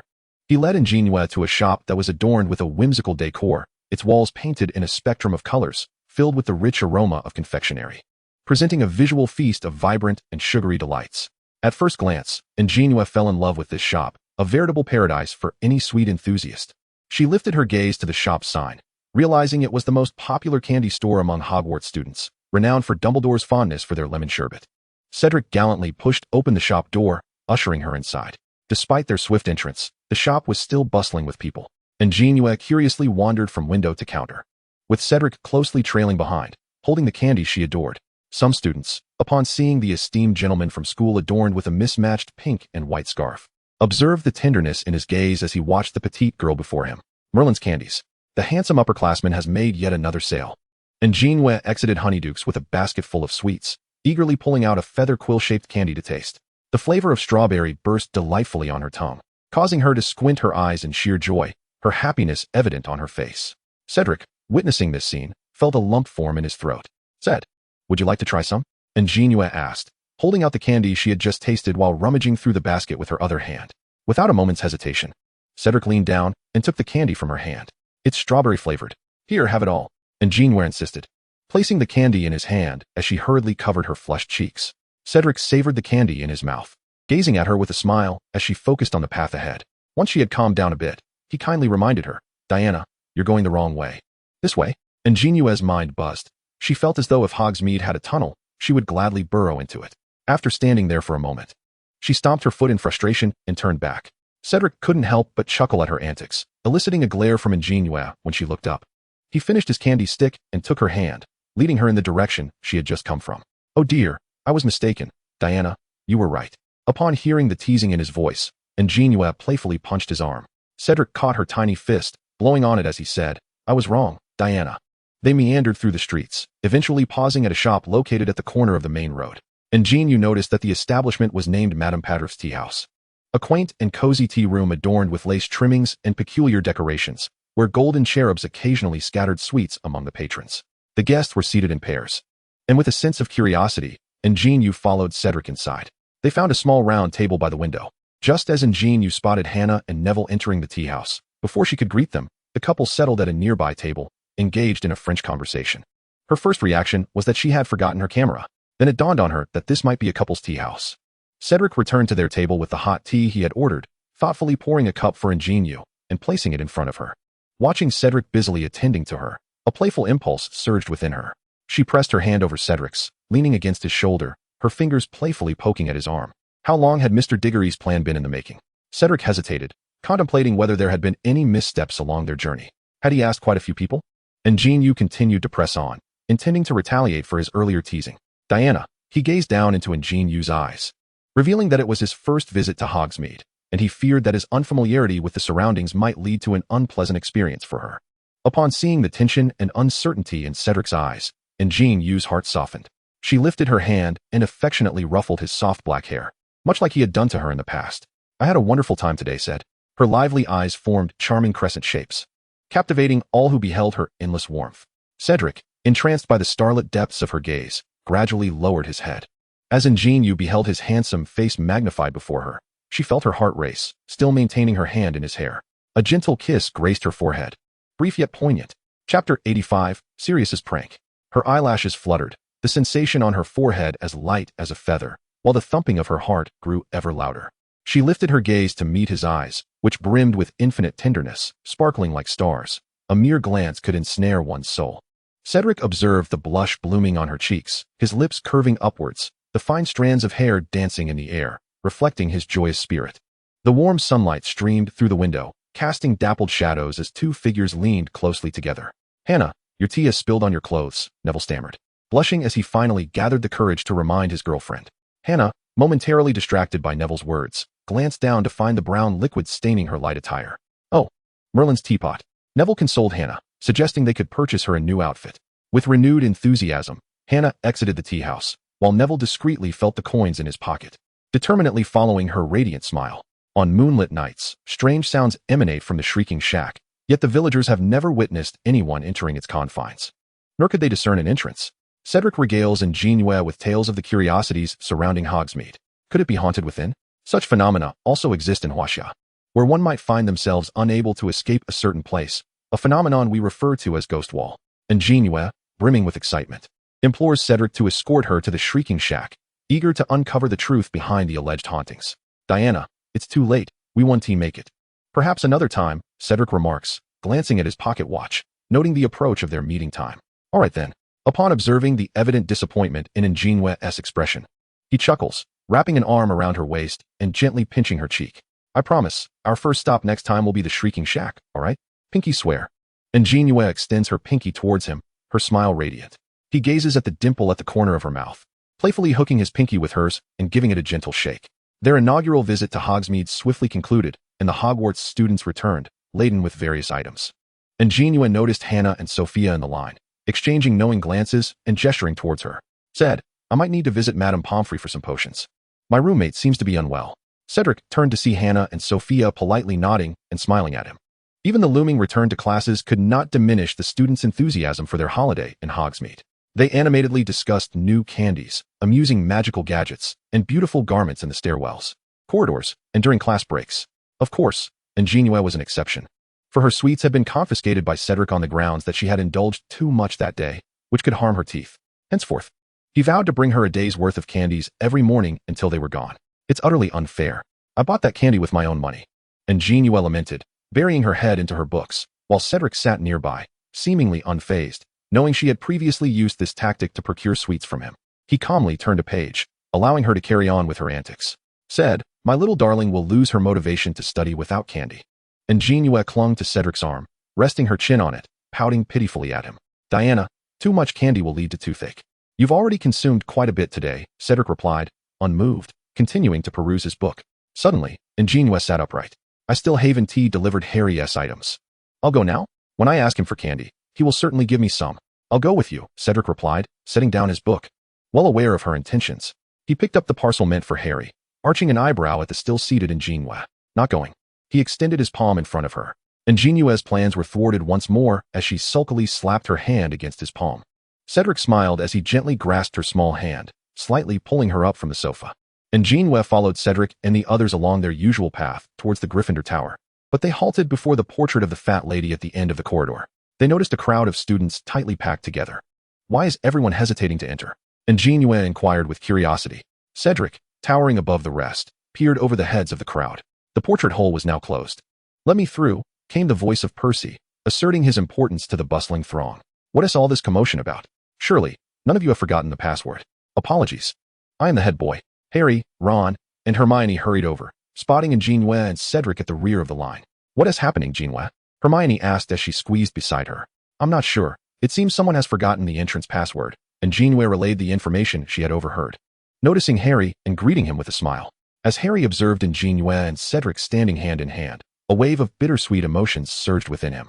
After exchanging pleasantries, he lowered his gaze to evade An JinYue's eyes. Harry? An JinYue called out to him in confusion, but he appeared not to hear, avoiding her stare. Puzzled by his behavior, she handed her parcel to Hermione, instructing her to pass it to Harry. Hermione intended to explain, but upon seeing Cedric, she swallowed her words. Just as An JinYue and Cedric were about to depart, a wave of gasps erupted from the crowd. They heard Percy's sharp voice exclaim, "Someone go fetch Professor Dumbledore." Quickly, the fat lady vanished from her portrait, the maliciously torn canvas falling to the floor like refuse, marked by a large crack. Dumbledore swiftly picked up the damaged portrait and turned around, his expression somewhat dim as he noticed Professors McGonagall, Lupin, and Snape approaching him. An JinYue observed the scratch on the portrait, reminiscent of a dog's claw marks. It seemed to be a prank by Sirius. Dumbledore turned to her, winking and shaking the portrait in his hand. In any case, their plan has succeeded halfway. Look at these frightened and flustered students. One cannot help but feel pity for them. Cedric pondered in confusion. Wasn't he Sirius already found? Who could have done this? He had never heard of Sirius having any siblings. Chapter 86, the third-year Quidditch match. On the way back to the Hufflepuff common room, An JinYue recounted Sirius's intention to frighten his godson to Cedric. To her surprise, he bore such a countenance, shaking her head in disbelief. She mused how he appeared to be a steady and mature figure, yet still possessed an air of childishness. She had heard her parents mention that he was a close friend of Harry's father and had a penchant for mischief during their school days. Cedric recalled the conversations he had with his father about Sirius, embodying the haughty pride of the Black family and the courageous spirit of Gryffindor House. He was indeed a mischievous troublemaker, yet it was undeniable that he was also a clever and talented wizard. This was his father's assessment. It was hard to imagine how Harry would coexist with him in the future. An JinYue returned to the seat they had occupied earlier, subtly reaching into the candy bag under the pretense of retrieving a book. As she rummaged, her fingers brushed against something soft and warm, which promptly grasped her hand. Looking up, she found Cedric smiling at her. Diana, Cedric called her name in a playful exasperation, holding her hand and drawing it to the table. After glancing at the book, he indicated a general area with an enticing reward that was hard to refuse. Out of her own desire for treats, An JinYue begrudgingly picked up her book and began to study diligently. Hermione handed a package to Harry, who sat quietly in the hall upon entering. "This is for you from you." Hermione and Ron sat across from him, with Hermione stating bluntly, "You two are not suited for each other." Harry didn't even glance at the package nor respond to Hermione's words. "You is mature. She needs a steady partner, not a clumsy boy." Hermione voiced the truth directly, while Ron anxiously tugged at her sleeve. "Please, Harry is already upset enough. Let us not make it worse, shall we?" Hermione rolled her eyes at the two foolish boys. "What a hopeless case." "Ahem. Hello, can you hear me?" Dumbledore's voice resonated above Hogwarts, capturing the attention of the students across all houses. "Today, a significant incident occurred at the school. For your safety, all students will be resting in the Great Hall tonight. I repeat." Dumbledore entered the hall, his wand weaving a wave that flew over the long tables, cascading near the students standing by the walls. Another wave formed, covering the floor with hundreds of purple sleeping bags. The ceiling of the hall was adorned with stars, mirroring the celestial sky beyond, a tapestry of colors and lights that was dreamlike. That evening, An JinYue and the Hufflepuff students arrived in the Great Hall, selecting their sleeping bags according to their house placements. She laid out her sleeping bag in a corner, then crawled inside, noticing another purple sleeping bag had appeared beside hers. Propping herself up in her bag, she discerned a familiar figure in the darkness. After Cedric settled himself, he slipped into his sleeping bag with the agility of an eel. He turned towards An JinYue, his eyes glistening in the moonlight. "You're not supposed to be here in 5th year," An JinYue remarked, suggesting he had taken the wrong spot. "I know, but as a prefect, isn't it permissible to indulge in my privileges once in a while?" He mimicked her posture, propping himself up as well, whispering in a teasing tone. On the opposite side of the aisle was Gryffindor, and in the stillness of the night, An JinYue could hear Harry and his friends discussing Sirius. "Good night," said. An JinYue lay within her sleeping bag, her back turned to Cedric, pondering whether she possessed any unsightly habits while slumbering. What if she ground her teeth in the dead of night? Cedric observed her as she shifted to lie down, a resigned smile gracing his lips. "Good night, Diana," he said, facing her direction. They were in such close proximity that a mere stretch of his arm would allow him to embrace her. After gazing for a moment longer, Cedric slowly closed his eyes. Dumbledore, estimating the time, made his way once more to the Great Hall. He stood before Harry, observing his slightly quivering eyelids, before addressing Snape, who had accompanied him, stating that no professor in the castle would assist Sirius in infiltrating their midst. This intrusion ended without a single clue to be found. As the day of the Quidditch match approached, the weather grew increasingly foul. Hufflepuff was set to face Gryffindor, and An JinYue felt it best to refrain from attending. Wood had begun to regard her with suspicion akin to that of a spy. Merely exchanging pleasantries with Harry would summon Wood from any corner to whisk Harry away. She held 3 bronze coins in her hand, realizing that sometimes divination was unnecessary, as the answer became apparent the moment they were drawn forth. She fervently wished for Cedric to triumph in the match. "Oh, let me fall gravely ill," she lamented. Alas, it seemed the whims of fate did not govern her abroad, for she was in excellent health, even fit enough to participate in the contest. Wood placed undue emphasis on the outcome of this final match at school. Once again, he led Harry away from An JinYue, leaving Hermione to elucidate the situation to her. "I know, Hermione." An JinYue hesitated before inquiring, "Is Harry all right?" "He's fine. Merely heartbroken," Hermione replied nonchalantly. When had Harry ever been in love? She had missed a significant piece of gossip. "Hermione, may I ask about his ex-girlfriend?" An JinYue queried, both hesitant and intrigued. "He had a crush that didn't pan out," Hermione answered while jotting down her Muggle studies homework. "You truly didn't know?" An JinYue shook her head in confusion. Should she have known? Even friends needn't be privy to such intimate matters, did they? "Harry fancies you. But he's already out of the running." Hermione paused her writing, locking eyes with her to reveal the shocking truth. "Oh my goodness." An JinYue was taken aback, unsure how to respond. She had never entertained the thought that Harry would. This must have been the reason for his avoidance. However, with the match set for the afternoon, she resolved to wait until it concluded before broaching the subject with Harry. The rain had poured relentlessly throughout the day, and as they arrived at the Quidditch pitch, distant thunder rumbled ominously. The atmosphere was charged with the roaring wind and the torrential downpour. Such darkness necessitated enhanced lighting in the corridors and classrooms, lanterns flickering to life. Cedric, clad in a canary yellow robe, approached the entrance of the pitch just as An JinYue and Hermione arrived. "Diana, the weather is dreadful. You should head back," Cedric said, producing a folded raincoat from his robe and draping it over her shoulders. An JinYue insisted that she would certainly attend his match. In the end, they had no choice but to make concessions. Cedric urged An JinYue to take care of herself. Chapter 87, Heart to Heart. The wind on the field was so fierce that it caused them to stumble as they walked. An JinYue and Hermione parted ways at the stands, returning to their respective houses. Sophia and Hannah had already reserved a spot for An JinYue in the front row, offering her a broad view of the match. However, she appeared somewhat anxious. "JinYue, you look rather pale," Sophia inquired with concern.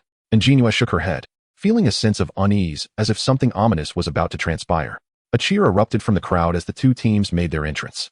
An JinYue immediately spotted Cedric in the Hufflepuff team. He always managed to capture her attention first amidst the crowd. Cedric confidently approached Wood for a handshake, and with Madame Hooch's whistle came the first flash of lightning.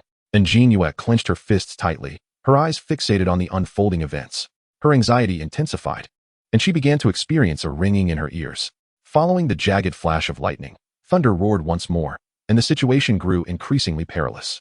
At present, Gryffindor held a temporary lead of 50 points. The adverse weather made it more challenging for Cedric and Harry to locate the golden snitch.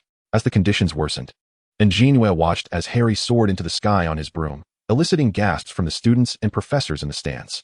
After a few minutes, Harry plummeted from the sky, just as Cedric caught the golden snitch, concluding the match. Madame Pomfrey rushed to carry the unconscious Harry to the infirmary, while Cedric discussed a rematch with Madame Hooch. An JinYue dashed down from the stands to stand before Cedric, examining him closely. Aside from being drenched and looking disheveled from the exertion, he bore no other injuries. "Diana, this isn't fair. I only caught the golden snitch after Harry fainted." The other Hufflepuff players were already celebrating their victory, yet Cedric was still contemplating a rematch. "Didn't you catch it yourself?" An JinYue retorted. Cedric nodded, holding the golden snitch. "Did you snatch it from Harry?" She pressed further. "Diana, of course not." Cedric quickly grasped her hand, eager to assert that he had not stolen it. "Calm down." An JinYue placed her hand on his shoulder to comfort him. "Did you knock Harry out?" Cedric shook his head vigorously, resembling a woeful little puppy. "Then what are you so troubled about? Your victory is completely justified." An JinYue shook the arm that held her hand. "Harry fainted, and I caught it." "Cedric, let me ask you this. If two armies were to battle, would they cease their attack simply because the opposing general fell?" An JinYue released his hand and inquired seriously, feeling that sometimes Cedric's chivalrous ideals were overly excessive. While such notions were not inherently flawed, they seemed somewhat naive in the context of reality.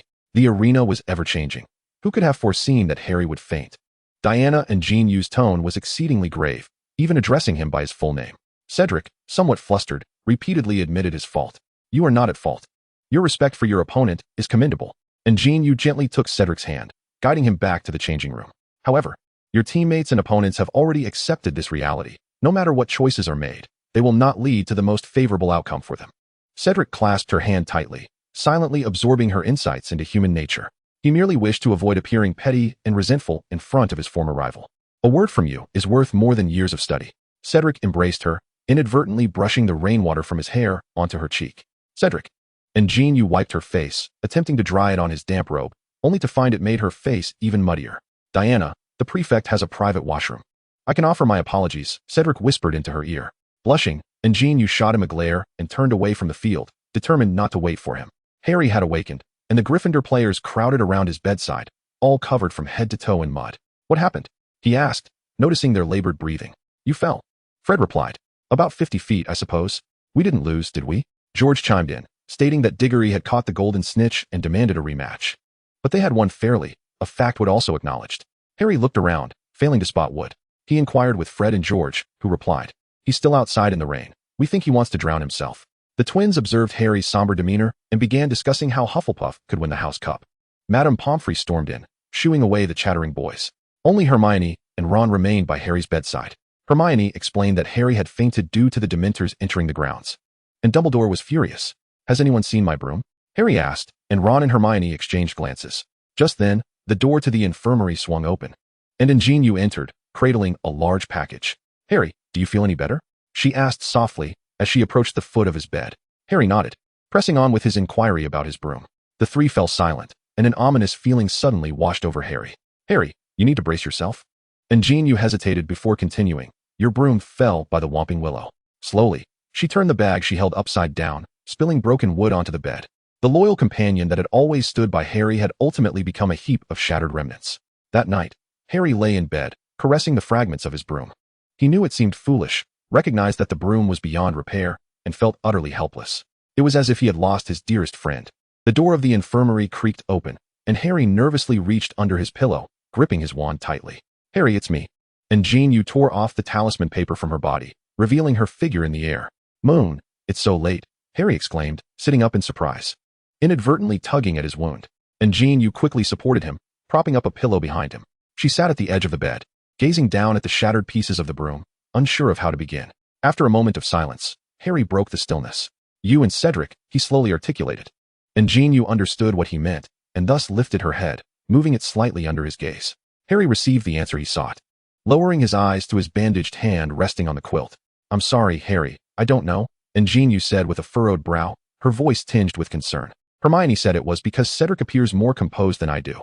Harry, that's not the case, and JinYue interrupted him. Chapter 88, Collaboration. To enjoy a certain feeling. Possessing a good character might be a prerequisite, yet it is by no means a determining factor. She paused for a moment, sitting beside Harry on his bed. Harry, thank you for your affection. And JinYue gently reassured her friend, hoping that this would not impact their friendship.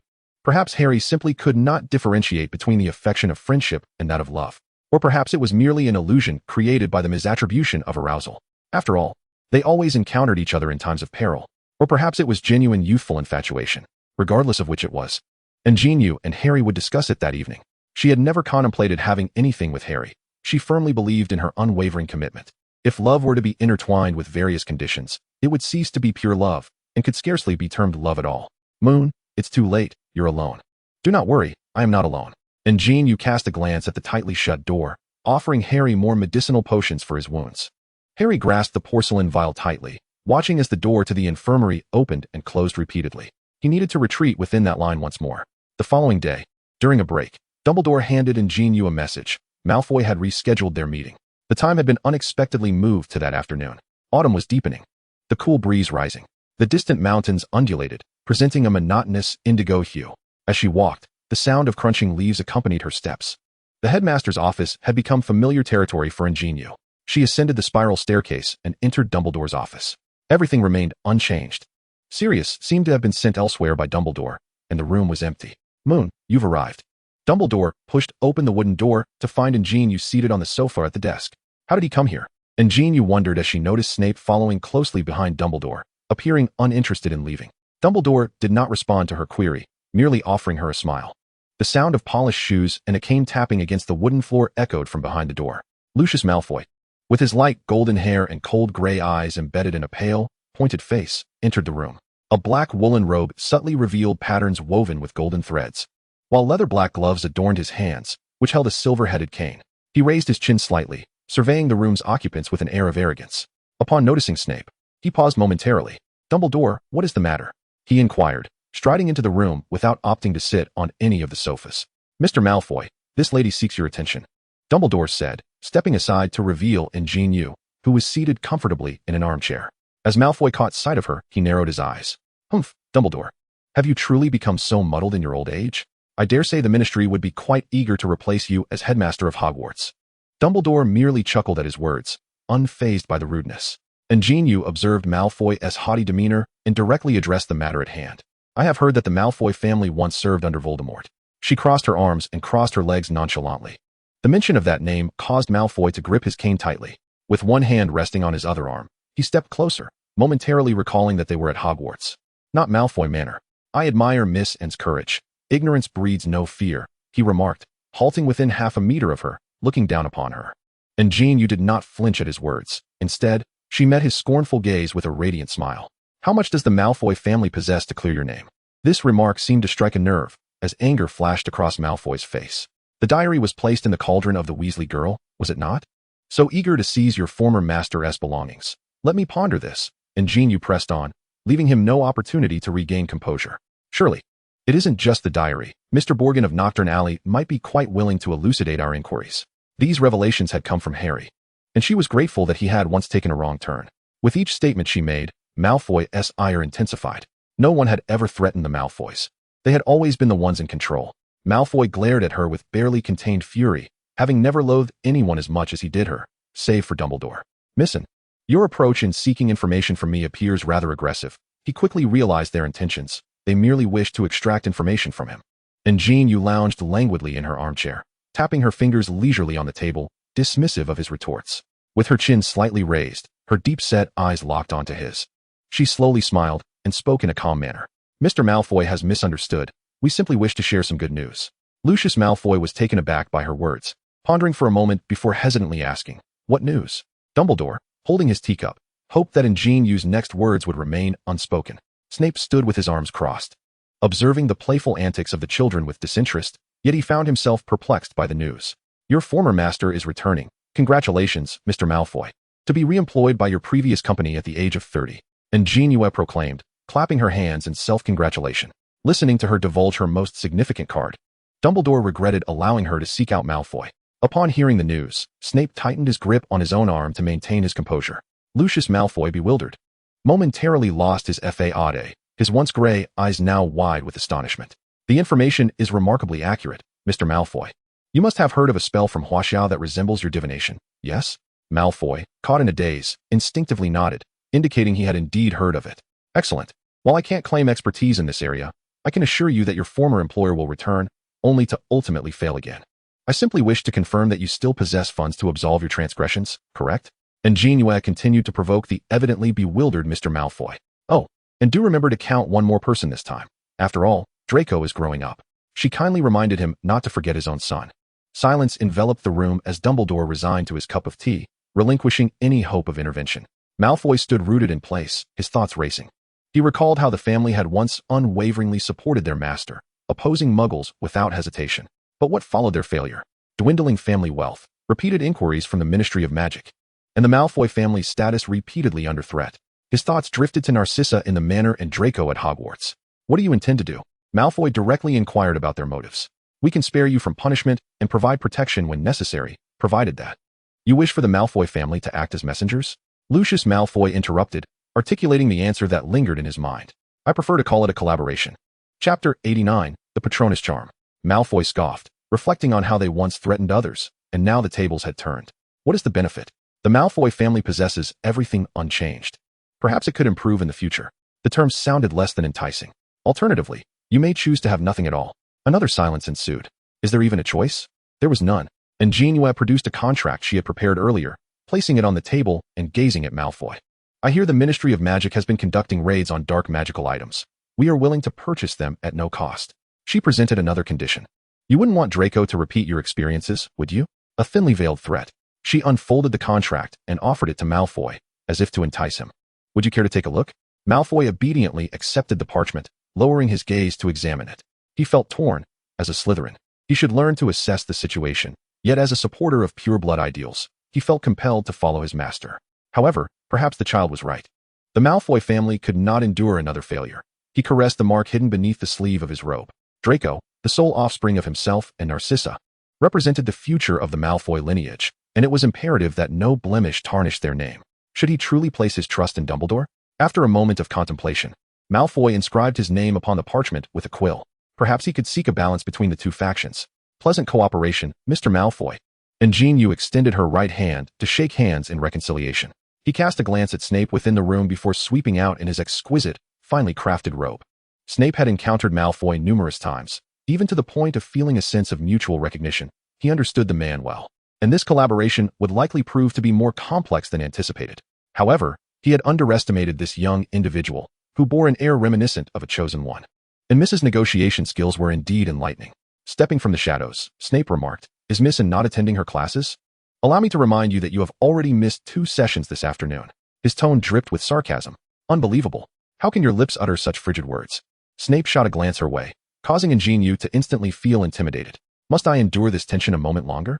Ultimately, Snape escorted her out of the headmaster's office. She arrived at the designated spot to meet Cedric, idly flipping through the books on the table. Suddenly, a slip of paper fell from a spellbook, and An JinYue turned it over in confusion, revealing a message advising her not to fully trust Malfoy.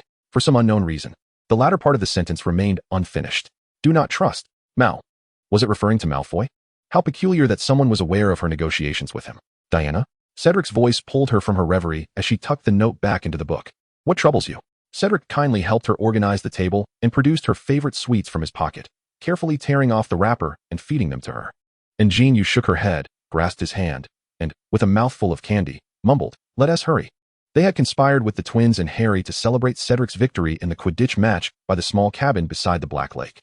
It was uncertain how it would react upon discovering that his team members had forsaken their responsibilities for a celebration. Harry, with a support brace around his neck, sat on a chair in front of the cabin. Madame Pomfrey had permitted him only an hour outside. Yet, in reality, they reveled until curfew. Sometimes, letting go of a feeling proved challenging. Harry observed An JinYue and Cedric nestled closely together, a wave of melancholy washing over him. "Harry, how is your injury?" He glanced up at the sound of Ginny's voice. He remained oblivious to the reason why Ginny always blushed and stuttered upon seeing him. "Much better, thank you, Ginny," Harry said with a smile. Ginny, her cheeks flushed, sat not far from Harry, observing the interaction between An JinYue and Cedric. They appeared to be a perfect match. "Love truly is a beautiful thing," Ginny mused softly. Harry nodded in agreement. They indeed complemented each other, allowing him the grace to let go. "Oh dear," Cedric suddenly exclaimed. "What is the matter?" An JinYue inquired, perplexed. "I forgot to inform you that Professor Lupin wishes to see you this evening." "How could I have forgotten to tell you?" Cedric felt a wave of guilt wash over him, his head drooping, neglecting even the skewers in his hand. "It's fine. You can go tomorrow instead," An JinYue reassured him. Yet, Cedric still felt he had erred. "No worries," said. "I'll explain the situation to Professor Lupin tomorrow. It's perfectly normal to forget." An JinYue embraced Cedric, gently patting his back.